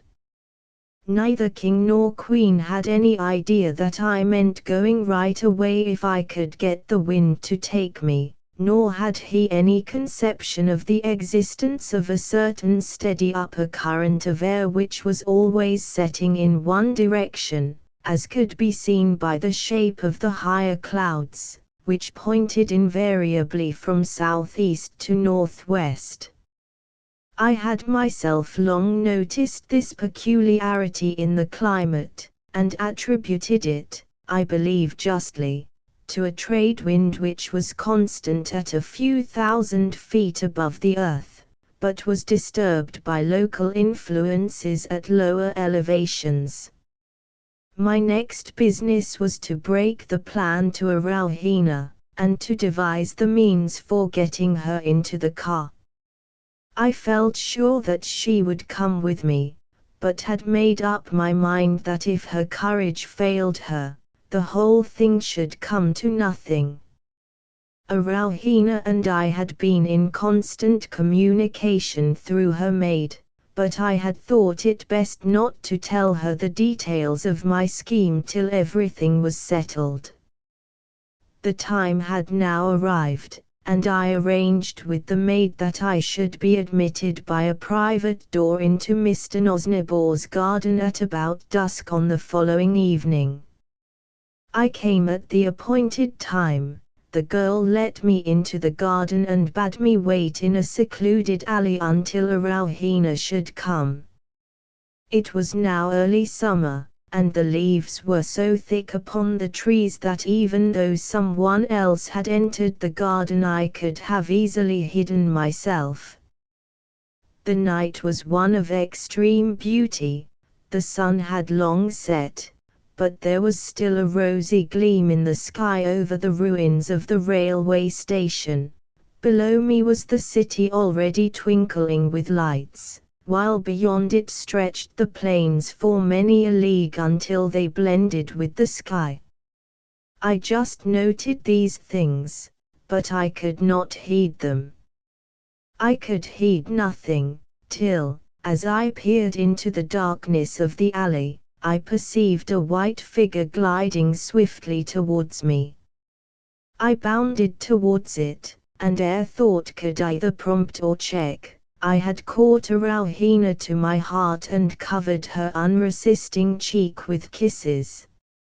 So overjoyed were we that we knew not how to speak. Indeed, I do not know when we should have found words and come to our senses, if the maid had not gone off into a fit of hysterics, and awakened us to the necessity of self-control. Then, briefly and plainly, I unfolded what I proposed. I showed her the darkest side, for I felt sure that the darker the prospect the more likely she was to come. I told her that my plan would probably end in death for both of us, and that I dared not press it, that at a word from her it should be abandoned, still that there was just a possibility of our escaping together to some part of the world where there would be no bar to our getting married, and that I could see no other hope. She made no resistance, not a sign or hint of doubt or hesitation.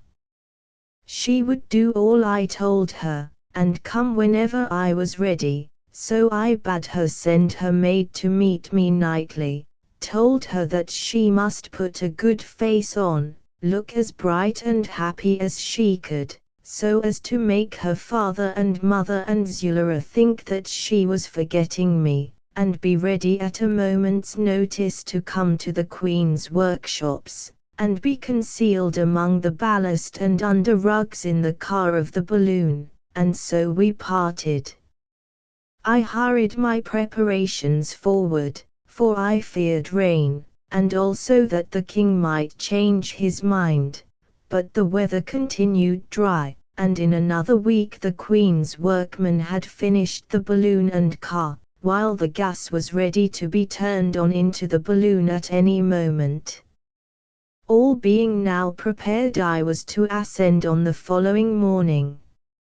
I had stipulated for being allowed to take abundance of rugs and wrappings as protection from the cold of the upper atmosphere, and also 10 or a dozen good-sized bags of ballast. I had nearly a quarter's pension in hand, and with this I feed Erewhon's maid, and bribed the Queen's foreman, who would, I believe, have given me assistance even without a bribe. He helped me to secrete food and wine in the bags of ballast, and on the morning of my ascent he kept the other workmen out of the way while I got Erewhon into the car. She came with early dawn, muffled up, and in her maid's dress. She was supposed to be gone to an early performance at one of the musical banks, and told me that she should not be missed till breakfast, but that her absence must then be discovered. I arranged the ballast about her so that it should conceal her as she lay at the bottom of the car, and covered her with wrappings. Although it still wanted some hours of the time fixed for my ascent, I could not trust myself one moment from the car, so I got into it at once, and watched the gradual inflation of the balloon. Luggage I had none, save the provisions hidden in the ballast bags, the books of mythology, and the treatises on the machines, with my own manuscript diaries and translations. I sat quietly, and awaited the hour fixed for my departure, quiet outwardly, but inwardly I was in an agony of suspense lest Erewhon's absence should be discovered before the arrival of the king and queen, who were to witness my ascent. They were not due yet for another 2 hours, and during this time 100 things might happen, any one of which would undo me. At last the balloon was full, the pipe which had filled it was removed, the escape of the gas having been first carefully precluded. Nothing remained to hinder the balloon from ascending but the hands and weight of those who were holding on to it with ropes. I strained my eyes for the coming of the king and queen, but could see no sign of their approach. I looked in the direction of Mr. Nosnibor's house. There was nothing to indicate disturbance, but it was not yet breakfast time. The crowd began to gather. They were aware that I was under the displeasure of the court, but I could detect no signs of my being unpopular. On the contrary, I received many kindly expressions of regard and encouragement, with good wishes as to the result of my journey. I was speaking to one gentleman of my acquaintance, and telling him the substance of what I intended to do when I had got into the presence of the air god. What he thought of me I cannot guess, for I am sure that he did not believe in the objective existence of the air god, nor that I myself believed in it, when I became aware of a small crowd of people running as fast as they could from Mr. Nosnibor's house towards the Queen's workshops. For the moment my pulse ceased beating, and then, knowing that the time had come when I must either do or die, I called vehemently to those who were holding the ropes, some 30 men, to let go at once, and made gestures signifying danger, and that there would be mischief if they held on longer. Many obeyed. The rest were too weak to hold on to the ropes, and were forced to let them go. On this the balloon bounded suddenly upwards, but my own feeling was that the earth had dropped off from me, and was sinking fast into the open space beneath. This happened at the very moment that the attention of the crowd was divided, the one half paying heed to the eager gestures of those coming from Mr. Nosnibor's house, and the other to the exclamations from myself. A minute more and Erewhon would doubtless have been discovered, but before that minute was over, I was at such a height above the city that nothing could harm me, and every second both the town and the crowd became smaller and more confused. In an incredibly short time, I could see little but a vast wall of blue plains rising up against me, towards whichever side I looked. At first, the balloon mounted vertically upwards, but after about 5 minutes, when we had already attained a very great elevation, I fancied that the objects on the plain beneath began to move from under me. I did not feel so much as a breath of wind, and could not suppose that the balloon itself was traveling. I was, therefore, wondering what this strange movement of fixed objects could mean, when it struck me that people in a balloon do not feel the wind inasmuch as they travel with it and offer it no resistance. Then I was happy in thinking that I must now have reached the invariable trade wind of the upper air, and that I should be very possibly wafted for hundreds or even thousands of miles, far from Erewhon and the Erewhonians. Already I had removed the wrappings and freed Erewhon, but I soon covered her up with them again, for it was already very cold, and she was half stupefied with the strangeness of her position. And now began a time, dreamlike and delirious, of which I do not suppose that I shall ever recover a distinct recollection. Some things I can recall, as that we were ere long enveloped in vapor which froze upon my moustache and whiskers.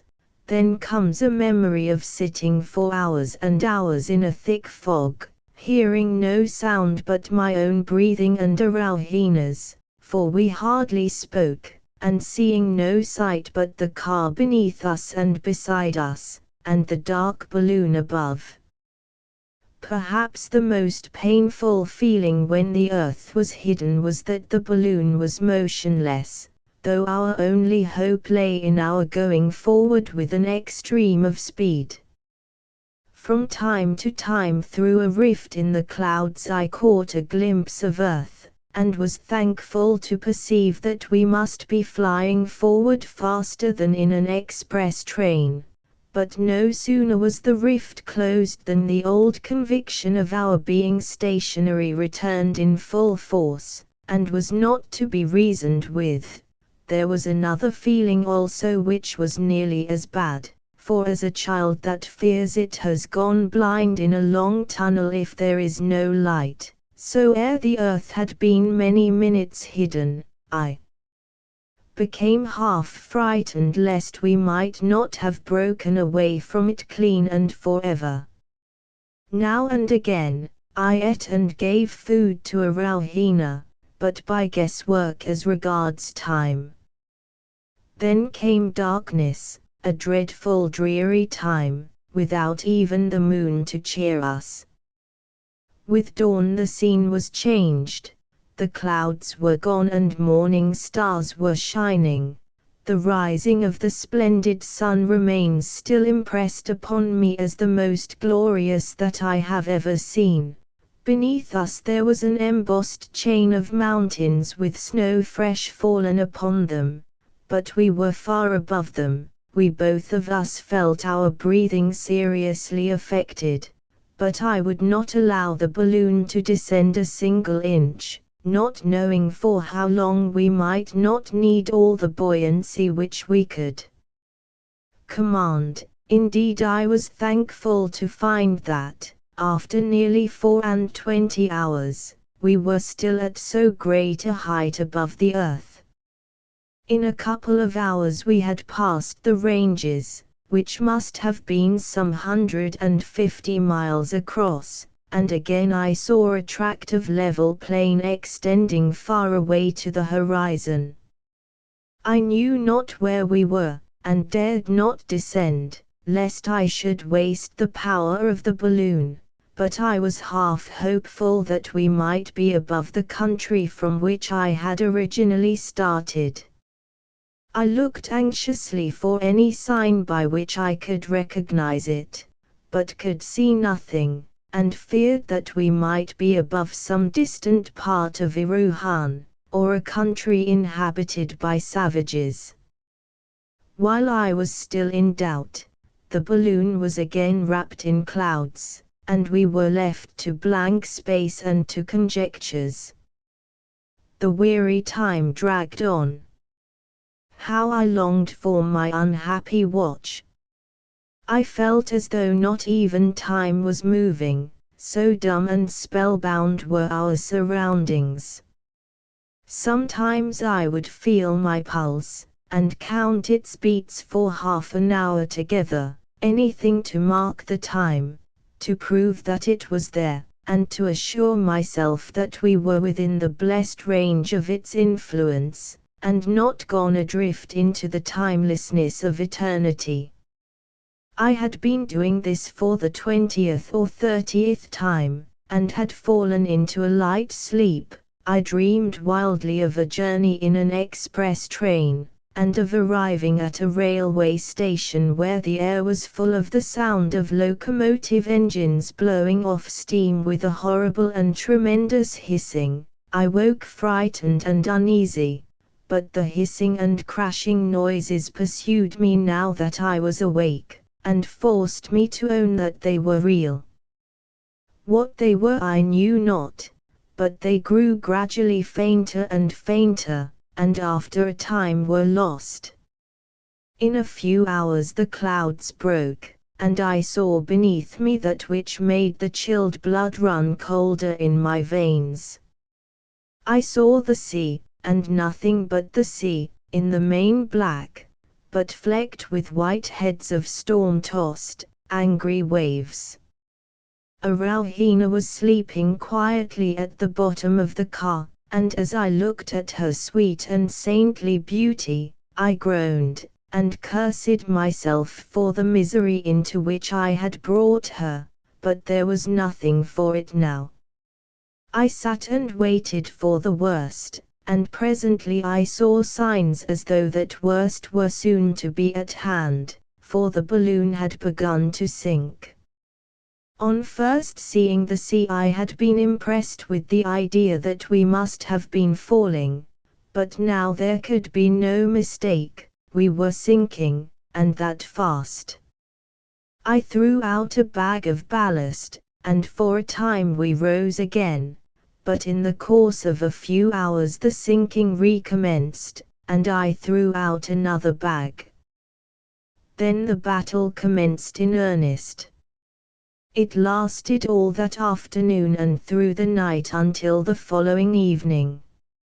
I had seen never a sail nor a sign of a sail, though I had half blinded myself with straining my eyes incessantly in every direction. We had parted with everything but the clothes which we had upon our backs. Food and water were gone, all thrown out to the wheeling albatrosses, in order to save us a few hours or even minutes from the sea. I did not throw away the books till we were within a few feet of the water, and clung to my manuscripts to the very last. Hope there seemed none whatever, yet, strangely enough, we were neither of us utterly hopeless, and even when the evil that we dreaded was upon us, and that which we greatly feared had come, we sat in the car of the balloon with the waters up to our middle, and still smiled with a ghastly hopefulness to one another. He who has crossed the St. Gothard will remember that below Andermatt there is one of those alpine gorges which reach the very utmost limits of the sublime and terrible. The feelings of the traveler have become more and more highly wrought at every step, until at last the naked and overhanging precipices seem to close above his head, as he crosses a bridge hung in midair over a roaring waterfall, and enters on the darkness of a tunnel, hewn out of the rock. What can be in store for him on emerging? Surely something even wilder and more desolate than that which he has seen already, yet his imagination is paralyzed, and can suggest no fancy or vision of anything to surpass the reality which he had just witnessed. Awed and breathless he advances, when lo! the light of the afternoon sun welcomes him as he leaves the tunnel, and behold a smiling valley, a babbling brook, a village with tall belfries, and meadows of brilliant green. These are the things which greet him, and he smiles to himself as the terror passes away and in another moment is forgotten. So fared it now with ourselves. We had been in the water some 2 or 3 hours, and the night had come upon us.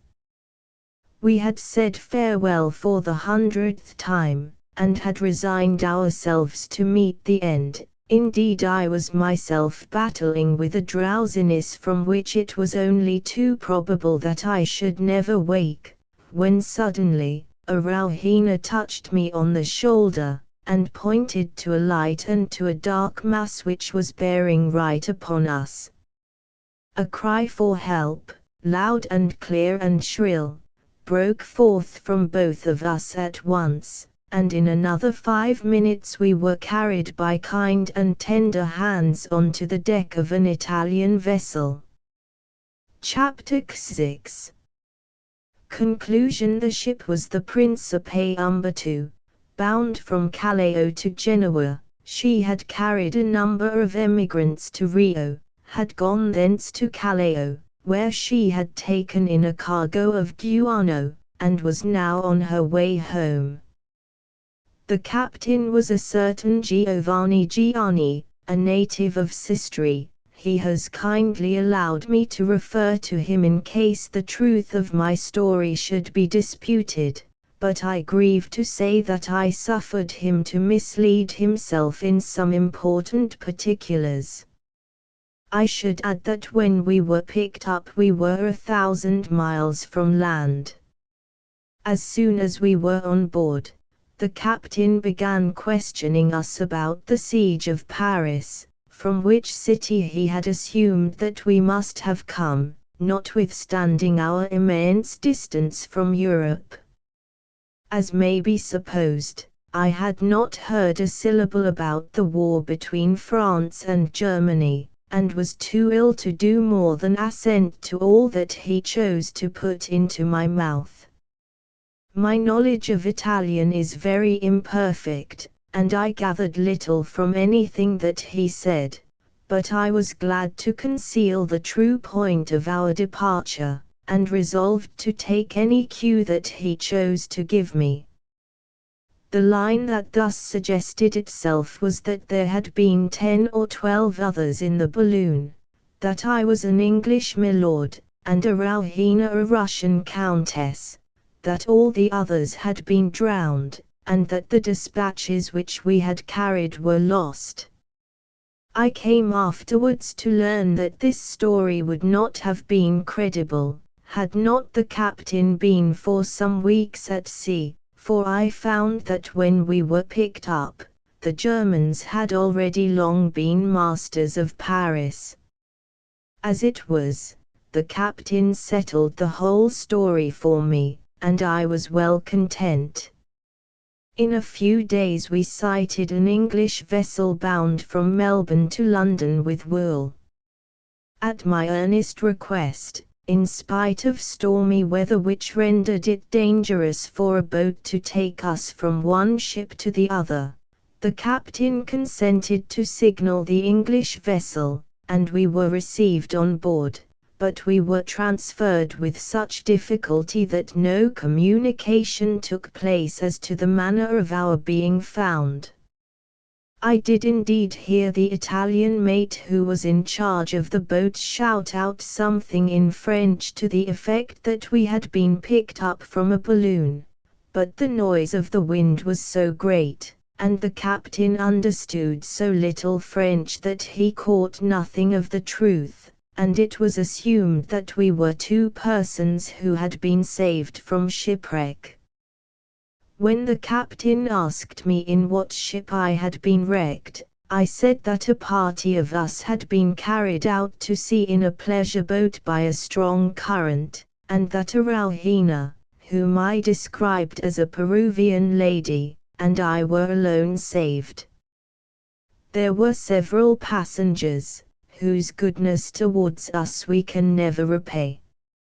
I grieve to think that they cannot fail to discover that we did not take them fully into our confidence, but had we told them all, they would not have believed us, and I was determined that no one should hear of Erewhon, or have the chance of getting there before me, as long as I could prevent it. Indeed, the recollection of the many falsehoods which I was then obliged to tell, would render my life miserable were I not sustained by the consolations of my religion. Among the passengers there was a most estimable clergyman, by whom Erewhon and I were married within a very few days of our coming on board. After a prosperous voyage of about 2 months, we sighted the Land's End, and in another week we were landed at London. A liberal subscription was made for us on board the ship, so that we found ourselves in no immediate difficulty about money. I accordingly took Erewhon down into Somersetshire, where my mother and sisters had resided when I last heard of them. To my great sorrow I found that my mother was dead, and that her death had been accelerated by the report of my having been killed, which had been brought to my employer's station by Cowboke. It appeared that he must have waited for a few days to see whether I returned, that he then considered it safe to assume that I should never do so, and had accordingly made up a story about my having fallen into a whirlpool of seething waters while coming down the gorge homeward. Search was made for my body, but the rascal had chosen to drown me in a place where there would be no chance of its ever being recovered. My sisters were both married, but neither of their husbands was rich. No one seemed overjoyed on my return, and I soon discovered that when a man's relations have once mourned for him as dead, they seldom like the prospect of having to mourn for him a second time. Accordingly I returned to London with my wife, and through the assistance of an old friend supported myself by writing good little stories for the magazines, and for a tract society. I was well paid, and I trust that I may not be considered presumptuous in saying that some of the most popular of the brochures which are distributed in the streets, and which are to be found in the waiting rooms of the railway stations, have proceeded from my pen. During the time that I could spare, I arranged my notes and diary till they assumed their present shape. There remains nothing for me to add, save to unfold the scheme which I propose for the conversion of Erewhon. That scheme has only been quite recently decided upon as the one which seems most likely to be successful. It will be seen at once that it would be madness for me to go with 10 or a dozen subordinate missionaries by the same way as that which led me to discover Erewhon. I should be imprisoned for typhus, besides being handed over to the straighteners for having run away with a Rowena, an even darker fate, to which I dare hardly again allude, would be reserved for my devoted fellow laborers.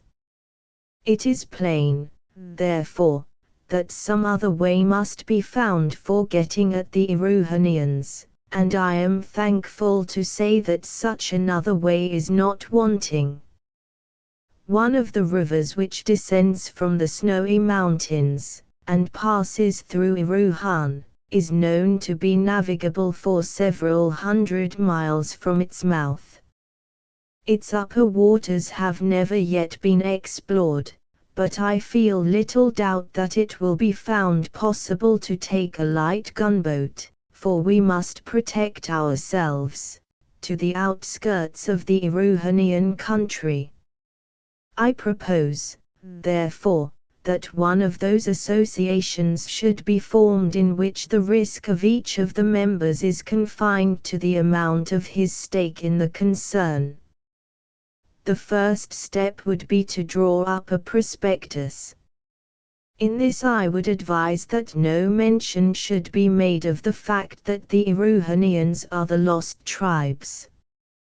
The discovery is one of absorbing interest to myself, but it is of a sentimental rather than commercial value, and business is business. The capital to be raised should not be less than £50,000, and might be either in £5 or £10 shares as hereafter determined. This should be amply sufficient for the expenses of an experimental voyage. When the money had been subscribed, it would be our duty to charter a steamer of some 12 or 1400 tons burden, and with accommodation for a cargo of steerage passengers. She should carry 2 or 3 guns in case of her being attacked by savages at the mouth of the river. Boats of considerable size should be also provided, and I think it would be desirable that these also should carry 2 or 3 6-pounders.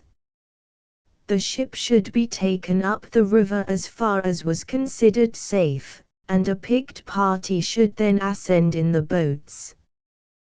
The presence both of Rowena and myself would be necessary at this stage, inasmuch as our knowledge of the language would disarm suspicion, and facilitate negotiations. We should begin by representing the advantages afforded to labor in the colony of Queensland, and point out to the Erewhonians that by emigrating thither, they would be able to amass, each and all of them, enormous fortunes, a fact which would be easily provable by a reference to statistics. I have no doubt that a very great number might be thus induced to come back with us in the larger boats, and that we could fill our vessel with emigrants in 3 or 4 journeys. Should we be attacked, our course would be even simpler, for the Erewhonians have no gunpowder, and would be so surprised with its effects that we should be able to capture as many as we chose. In this case we should feel able to engage them on more advantageous terms, for they would be prisoners of war. But even though we were to meet with no violence, I doubt not that a cargo of 700 or 800 Erewhonians could be induced, when they were once on board the vessel, to sign an agreement which should be mutually advantageous both to us and them.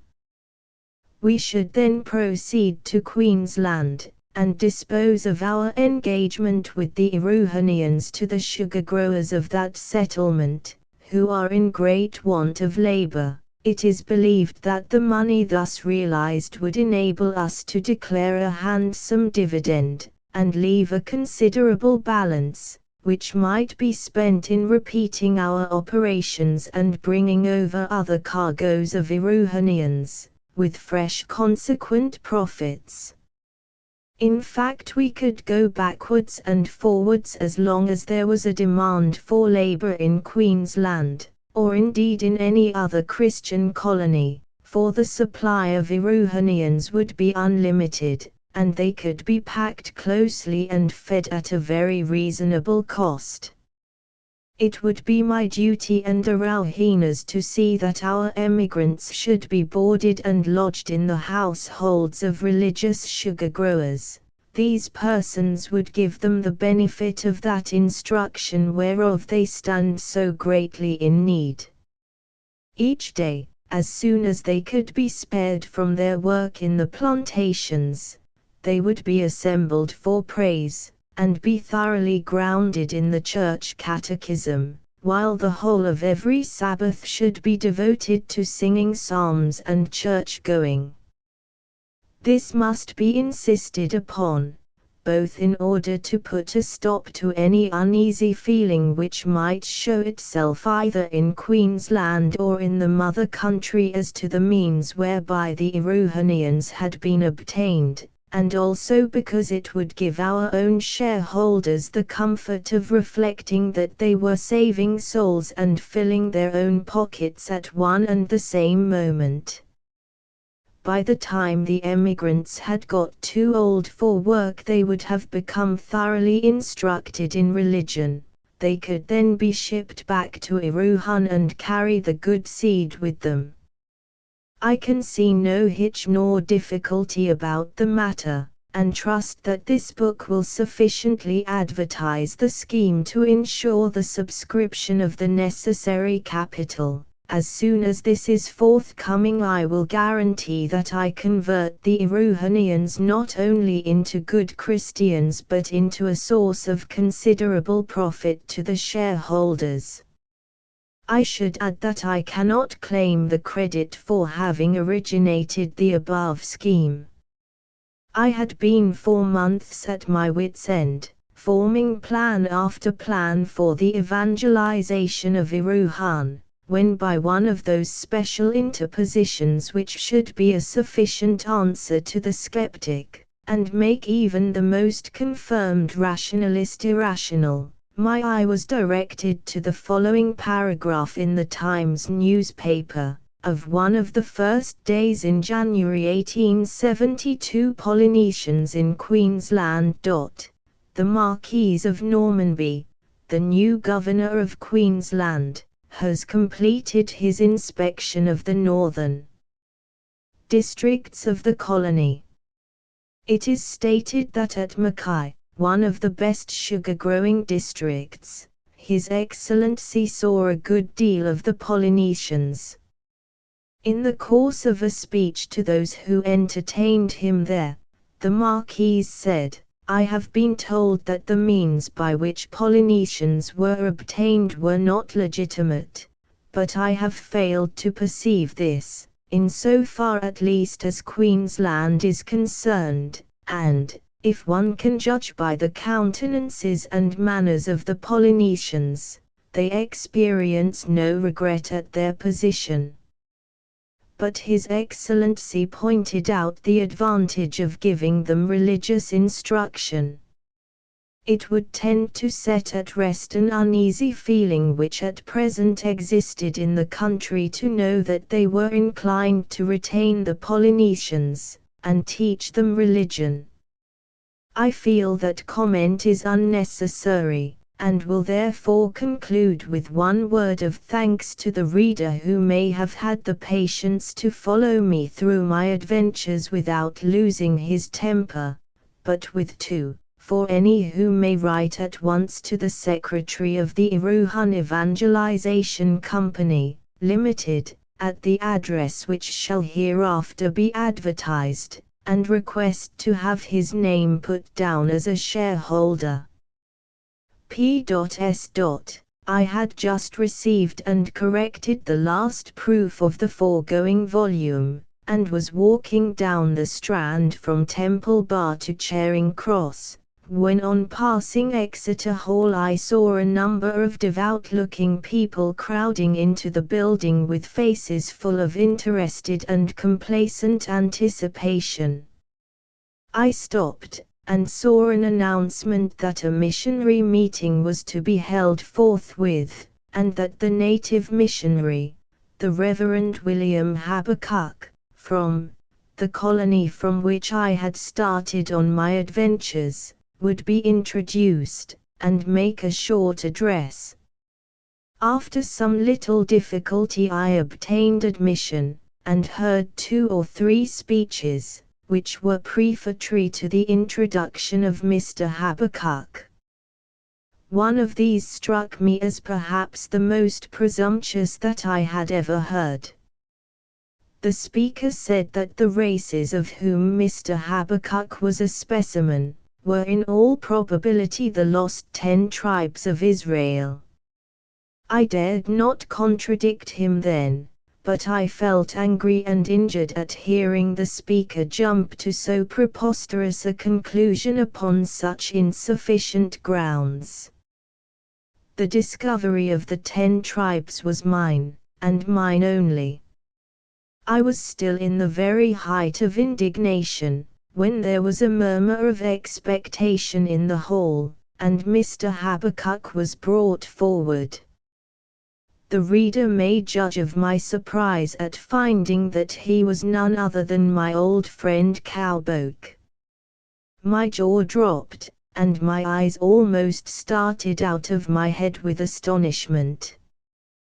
The poor fellow was dreadfully frightened, and the storm of applause which greeted his introduction seemed only to add to his confusion.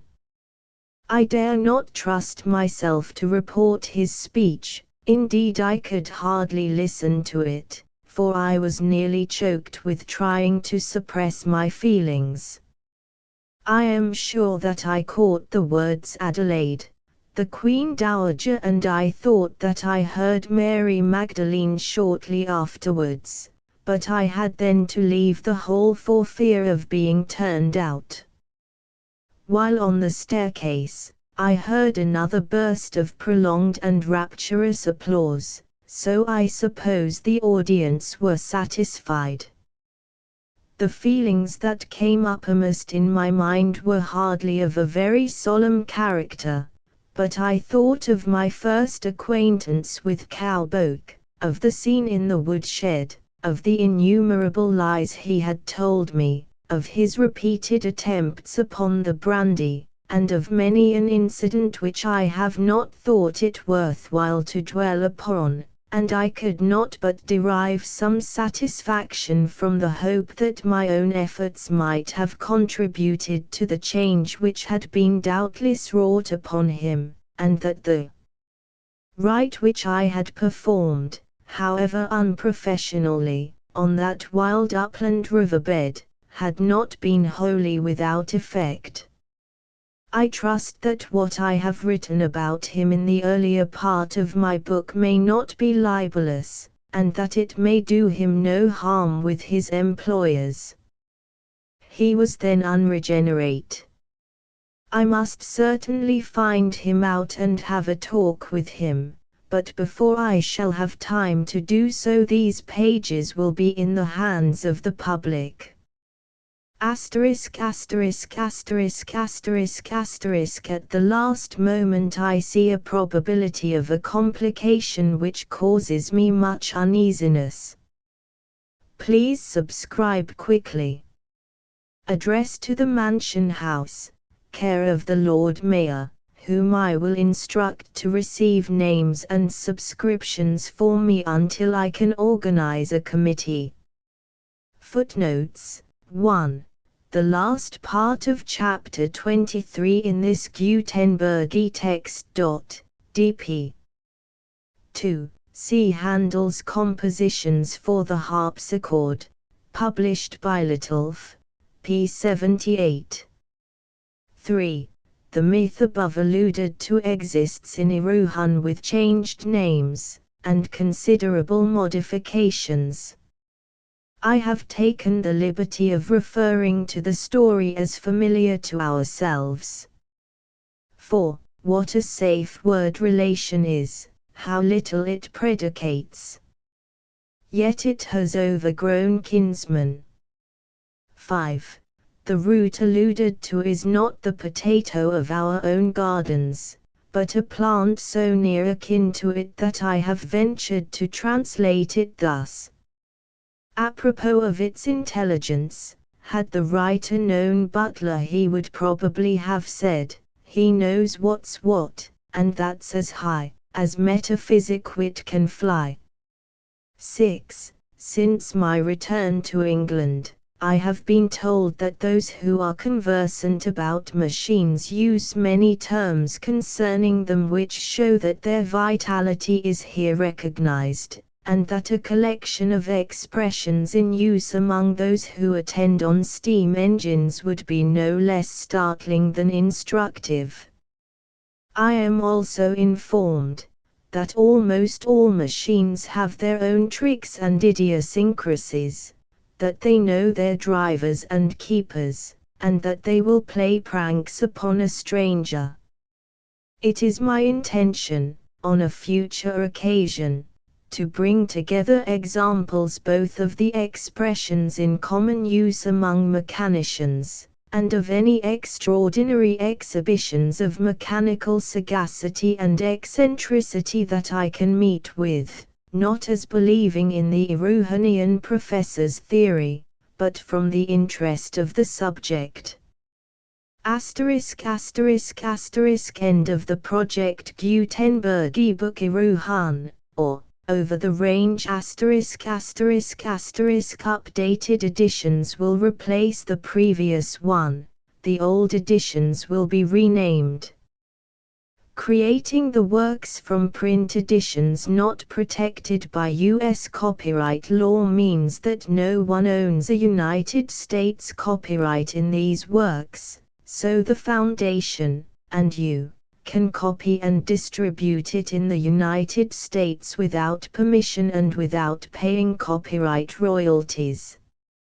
Special rules, set forth in the general terms of use part of this license, apply to copying and distributing Project Gutenberg trademark symbol electronic works to protect the Project Gutenberg trademark symbol concept and trademark.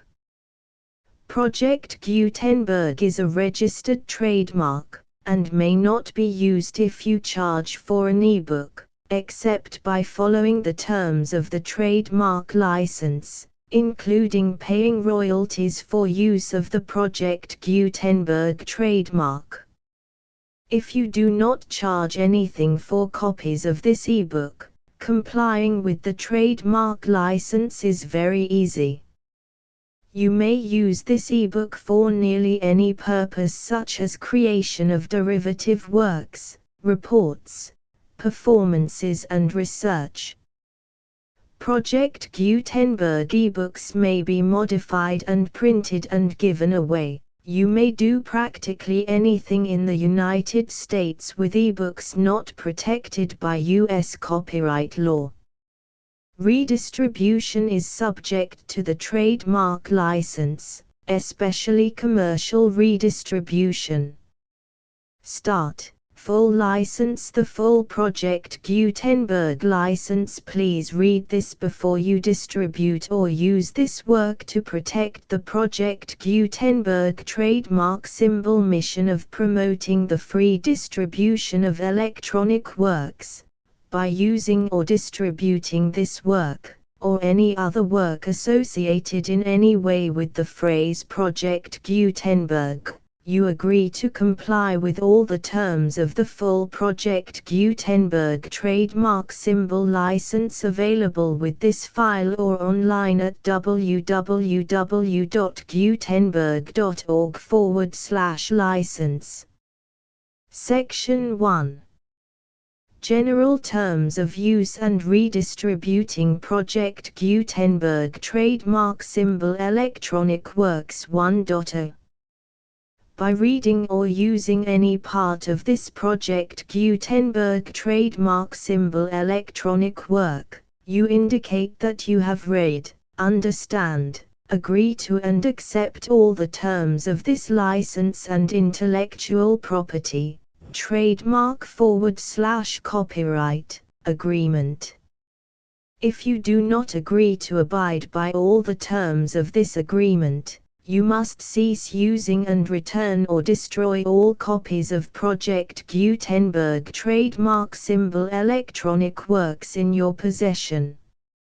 If you paid a fee for obtaining a copy of or access to a Project Gutenberg trademark symbol electronic work and you do not agree to be bound by the terms of this agreement, you may obtain a refund from the person or entity to whom you paid the fee as set forth in paragraph 1.e.8.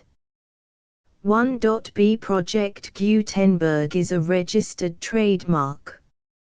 It may only be used on or associated in any way with an electronic work by people who agree to be bound by the terms of this agreement.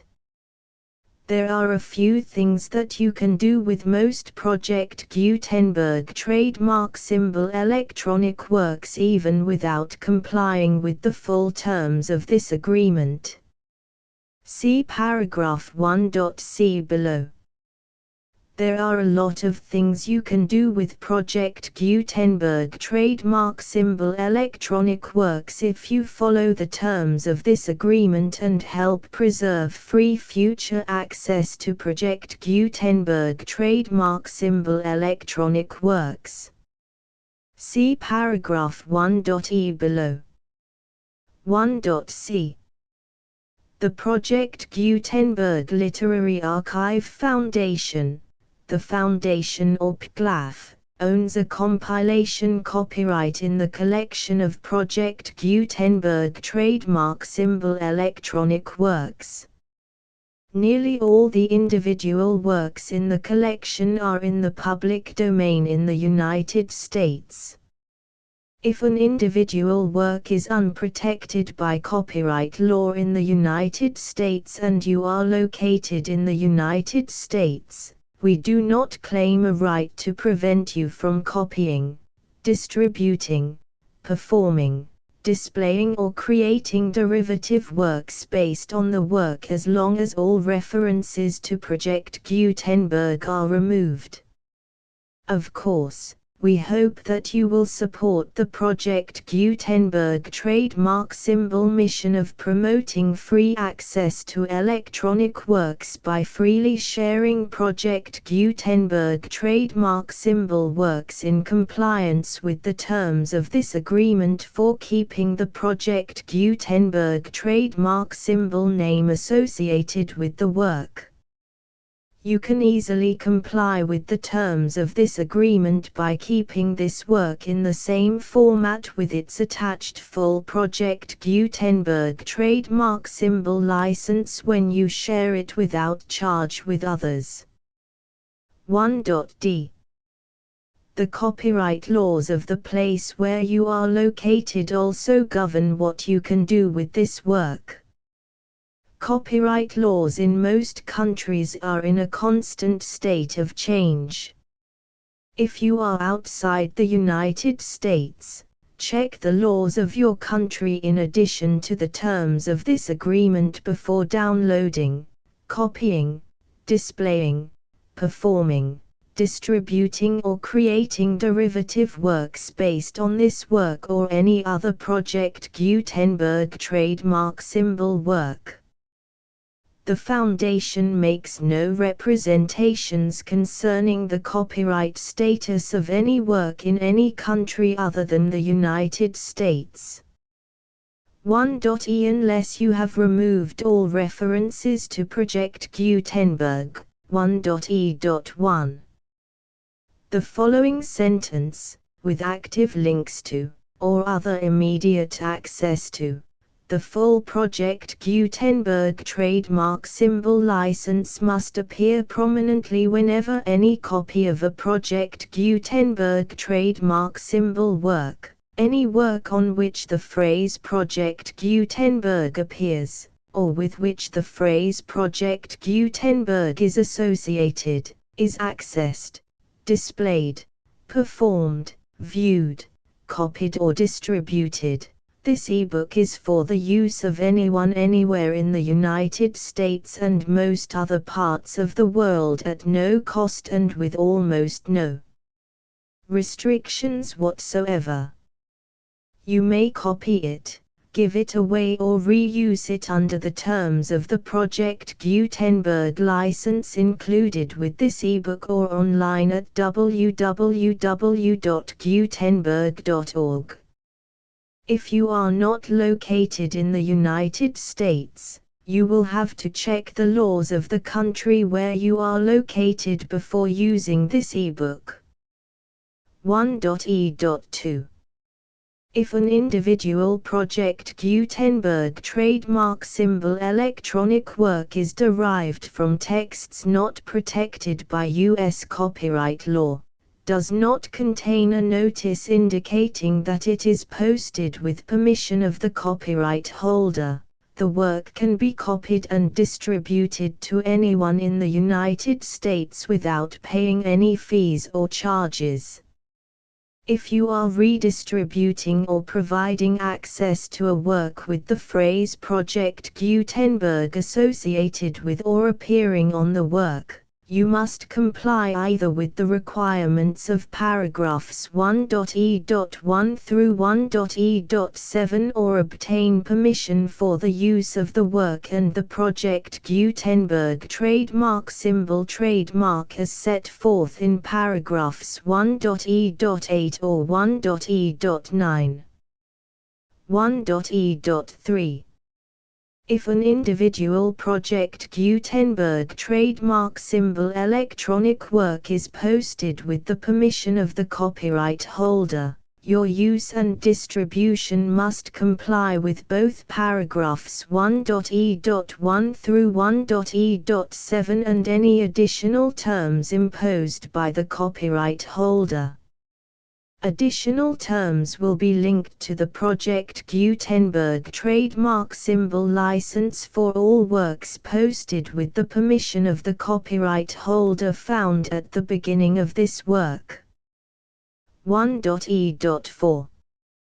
Do not unlink or detach or remove the full Project Gutenberg trademark symbol license terms from this work, or any files containing a part of this work or any other work associated with Project Gutenberg trademark symbol. 1.e.5. Do not copy, display, perform, distribute or redistribute this electronic work, or any part of this electronic work, without prominently displaying the sentence set forth in paragraph 1.e.1 with active links or immediate access to the full terms of the Project Gutenberg trademark symbol license. 1.e.6. You may convert to and distribute this work in any binary, compressed, marked up, non-proprietary or proprietary form, including any word processing or hypertext form. However, if you provide access to or distribute copies of a Project Gutenberg trademark symbol work in a format other than plain vanilla ASCII or other format used in the official version posted on the official Project Gutenberg trademark symbol website, www.gutenberg.org, you must, at no additional cost, fee or expense to the user, provide a copy, a means of exporting a copy, or a means of obtaining a copy upon request, of the work in its original plain vanilla ASCII or other form. Any alternate format must include the full Project Gutenberg trademark symbol license as specified in paragraph 1.e.1. 1.e.7. Do not charge a fee for access to, viewing, displaying, performing, copying or distributing any Project Gutenberg trademark symbol works unless you comply with paragraph 1.e.8 or 1.e.9. 1.e.8. You may charge a reasonable fee for copies of or providing access to or distributing Project Gutenberg trademark symbol electronic works provided that you pay a royalty fee of 20% of the gross profits you derive from the use of Project Gutenberg trademark symbol works calculated using the method you already use to calculate your applicable taxes. The fee is owed to the owner of the Project Gutenberg trademark symbol trademark, but he has agreed to donate royalties under this paragraph to the Project Gutenberg Literary Archive Foundation. Royalty payments must be paid within 60 days following each date on which you prepare, or are legally required to prepare, your periodic tax returns. Royalty payments should be clearly marked as such and sent to the Project Gutenberg Literary Archive Foundation at the address specified in Section 4, Information about donations to the Project Gutenberg Literary Archive Foundation. You provide a full refund of any money paid by a user who notifies you in writing, or by email, within 30 days of receipt that he does not agree to the terms of the full Project Gutenberg trademark symbol license. You must require such a user to return or destroy all copies of the works possessed in a physical medium and discontinue all use of and all access to other copies of Project Gutenberg trademark symbol works.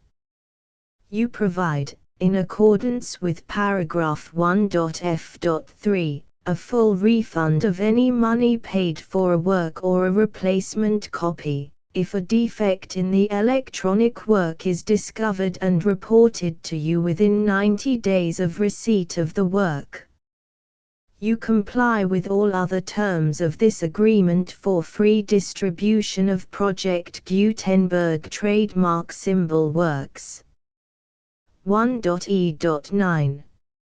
If you wish to charge a fee or distribute a Project Gutenberg trademark symbol electronic work or group of works on different terms than are set forth in this agreement, you must obtain permission in writing from the Project Gutenberg Literary Archive Foundation, the manager of the Project Gutenberg trademark symbol trademark. Contact the Foundation as set forth in Section 3 below. 1.f1.f.1. Project Gutenberg volunteers and employees expend considerable effort to identify, do copyright research on, transcribe and proofread works not protected by U.S. copyright law in creating the Project Gutenberg trademark symbol collection. Despite these efforts, Project Gutenberg trademark symbol electronic works, and the medium on which they may be stored, may contain defects such as, but not limited to, incomplete, inaccurate or corrupt data, transcription errors, a copyright or other intellectual property infringement, a defective or damaged disk or other medium, a computer virus, or computer codes that damage or cannot be read by your equipment. 1.f.2 Limited warranty. Disclaimer of damages, except for the right of replacement or refund described in paragraph 1.f.3. The Project Gutenberg Literary Archive Foundation, the owner of the Project Gutenberg trademark symbol trademark, and any other party distributing a Project Gutenberg trademark symbol electronic work under this agreement, disclaim all liability to you for damages, costs and expenses, including legal fees. You agree that you have no remedies for negligence, strict liability, breach of warranty or breach of contract except those provided in paragraph 1.f.3. You agree that the Foundation, the trademark owner, and any distributor under this agreement will not be liable to you for actual, direct, indirect, consequential, punitive or incidental damages even if you give notice of the possibility of such damage.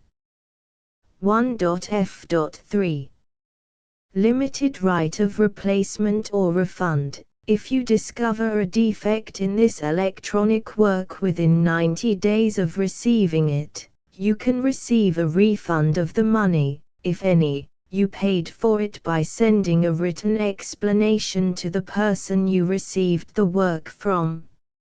If you received the work on a physical medium, you must return the medium with your written explanation.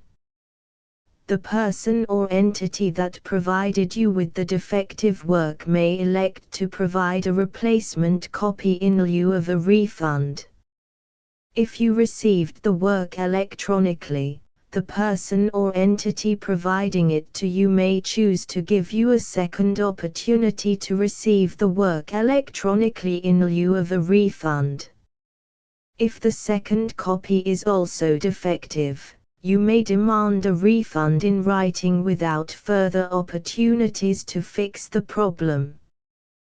1.f.4 Except for the limited right of replacement or refund set forth in paragraph 1.f.3, this work is provided to you as is, with no other warranties of any kind, express or implied, including but not limited to warranties of merchantability or fitness for any purpose. 1.f.5 Some states do not allow disclaimers of certain implied warranties or the exclusion or limitation of certain types of damages. If any disclaimer or limitation set forth in this agreement violates the law of the state applicable to this agreement, the agreement shall be interpreted to make the maximum disclaimer or limitation permitted by the applicable state law. The invalidity or unenforceability of any provision of this agreement shall not void the remaining provisions. 1.f.6 Indemnity. You agree to indemnify and hold the Foundation, the trademark owner, any agent or employee of the Foundation, anyone providing copies of Project Gutenberg trademark symbol electronic works in accordance with this agreement, and any volunteers associated with the production, promotion and distribution of Project Gutenberg trademark symbol electronic works, harmless from all liability, costs and expenses, including legal fees, that arise directly or indirectly from any of the following which you do or cause to occur. A. Distribution of this or any Project Gutenberg trademark symbol work. B. Alteration, modification, or additions or deletions to any Project Gutenberg trademark symbol work, and C. Any defect you cause. Section 2. Information about the mission of Project Gutenberg trademark symbol. Project Gutenberg trademark symbol is synonymous with the free distribution of electronic works in formats readable by the widest variety of computers, including obsolete, old, middle-aged and new computers. It exists because of the efforts of hundreds of volunteers and donations from people in all walks of life. Volunteers and financial support to provide volunteers with the assistance they need are critical to reaching Project Gutenberg trademark symbol's goals and ensuring that the Project Gutenberg trademark symbol collection will remain freely available for generations to come. In 2001, the Project Gutenberg Literary Archive Foundation was created to provide a secure and permanent future for Project Gutenberg trademark symbol and future generations. To learn more about the Project Gutenberg Literary Archive Foundation and how your efforts and donations can help, see sections 3 and 4 and the Foundation information page at www.gutenberg.org. Section 3. Information about the Project Gutenberg Literary Archive Foundation. The Project Gutenberg Literary Archive Foundation is a non-profit 501(c)(3) educational corporation organized under the laws of the state of Mississippi and granted tax-exempt status by the Internal Revenue Service. The Foundation's IN or Federal Tax Identification Number is 64-6221541.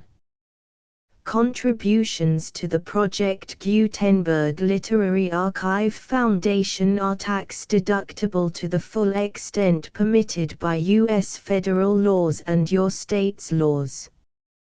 The Foundation's business office is located at 809 North 1500 West, Salt Lake City, UT 84116. 801-596-1887.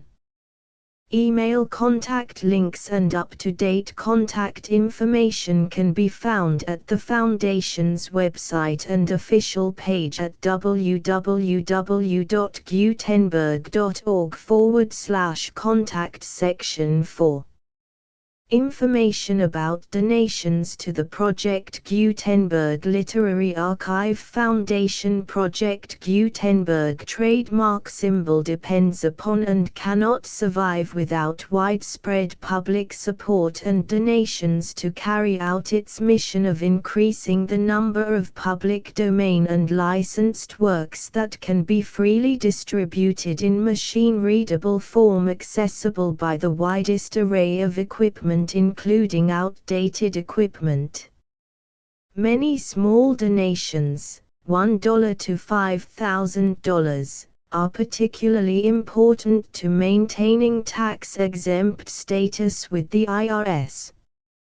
The Foundation is committed to complying with the laws regulating charities and charitable donations in all 50 states of the United States. Compliance requirements are not uniform and it takes a considerable effort, much paperwork and many fees to meet and keep up with these requirements.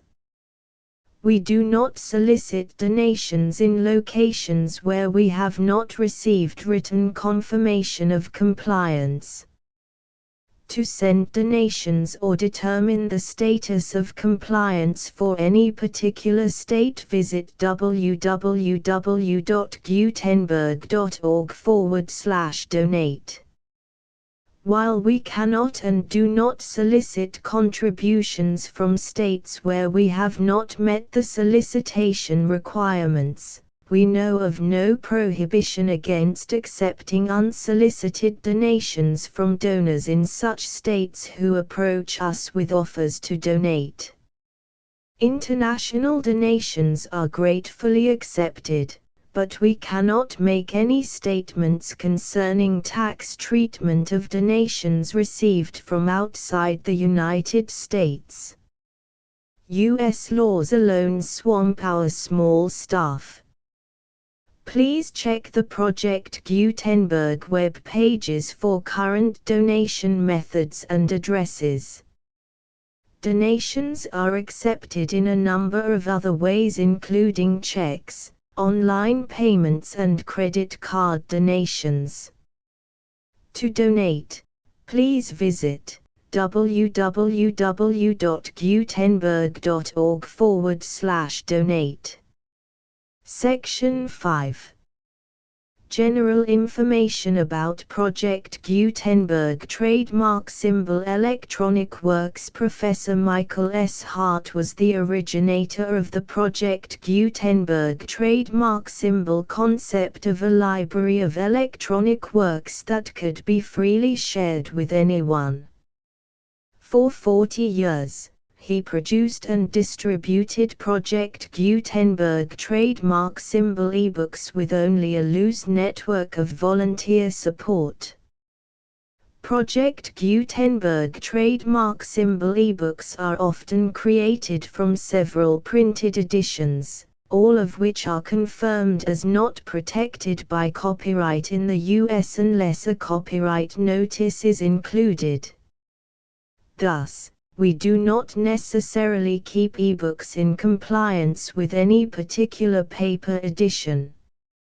Most people start at our website, which has the main PG search facility, www.gutenberg.org. This website includes information about Project Gutenberg trademark symbol, including how to make donations to the Project Gutenberg Literary Archive Foundation, how to help produce our new ebooks, and how to subscribe to our email newsletter to hear about new ebooks.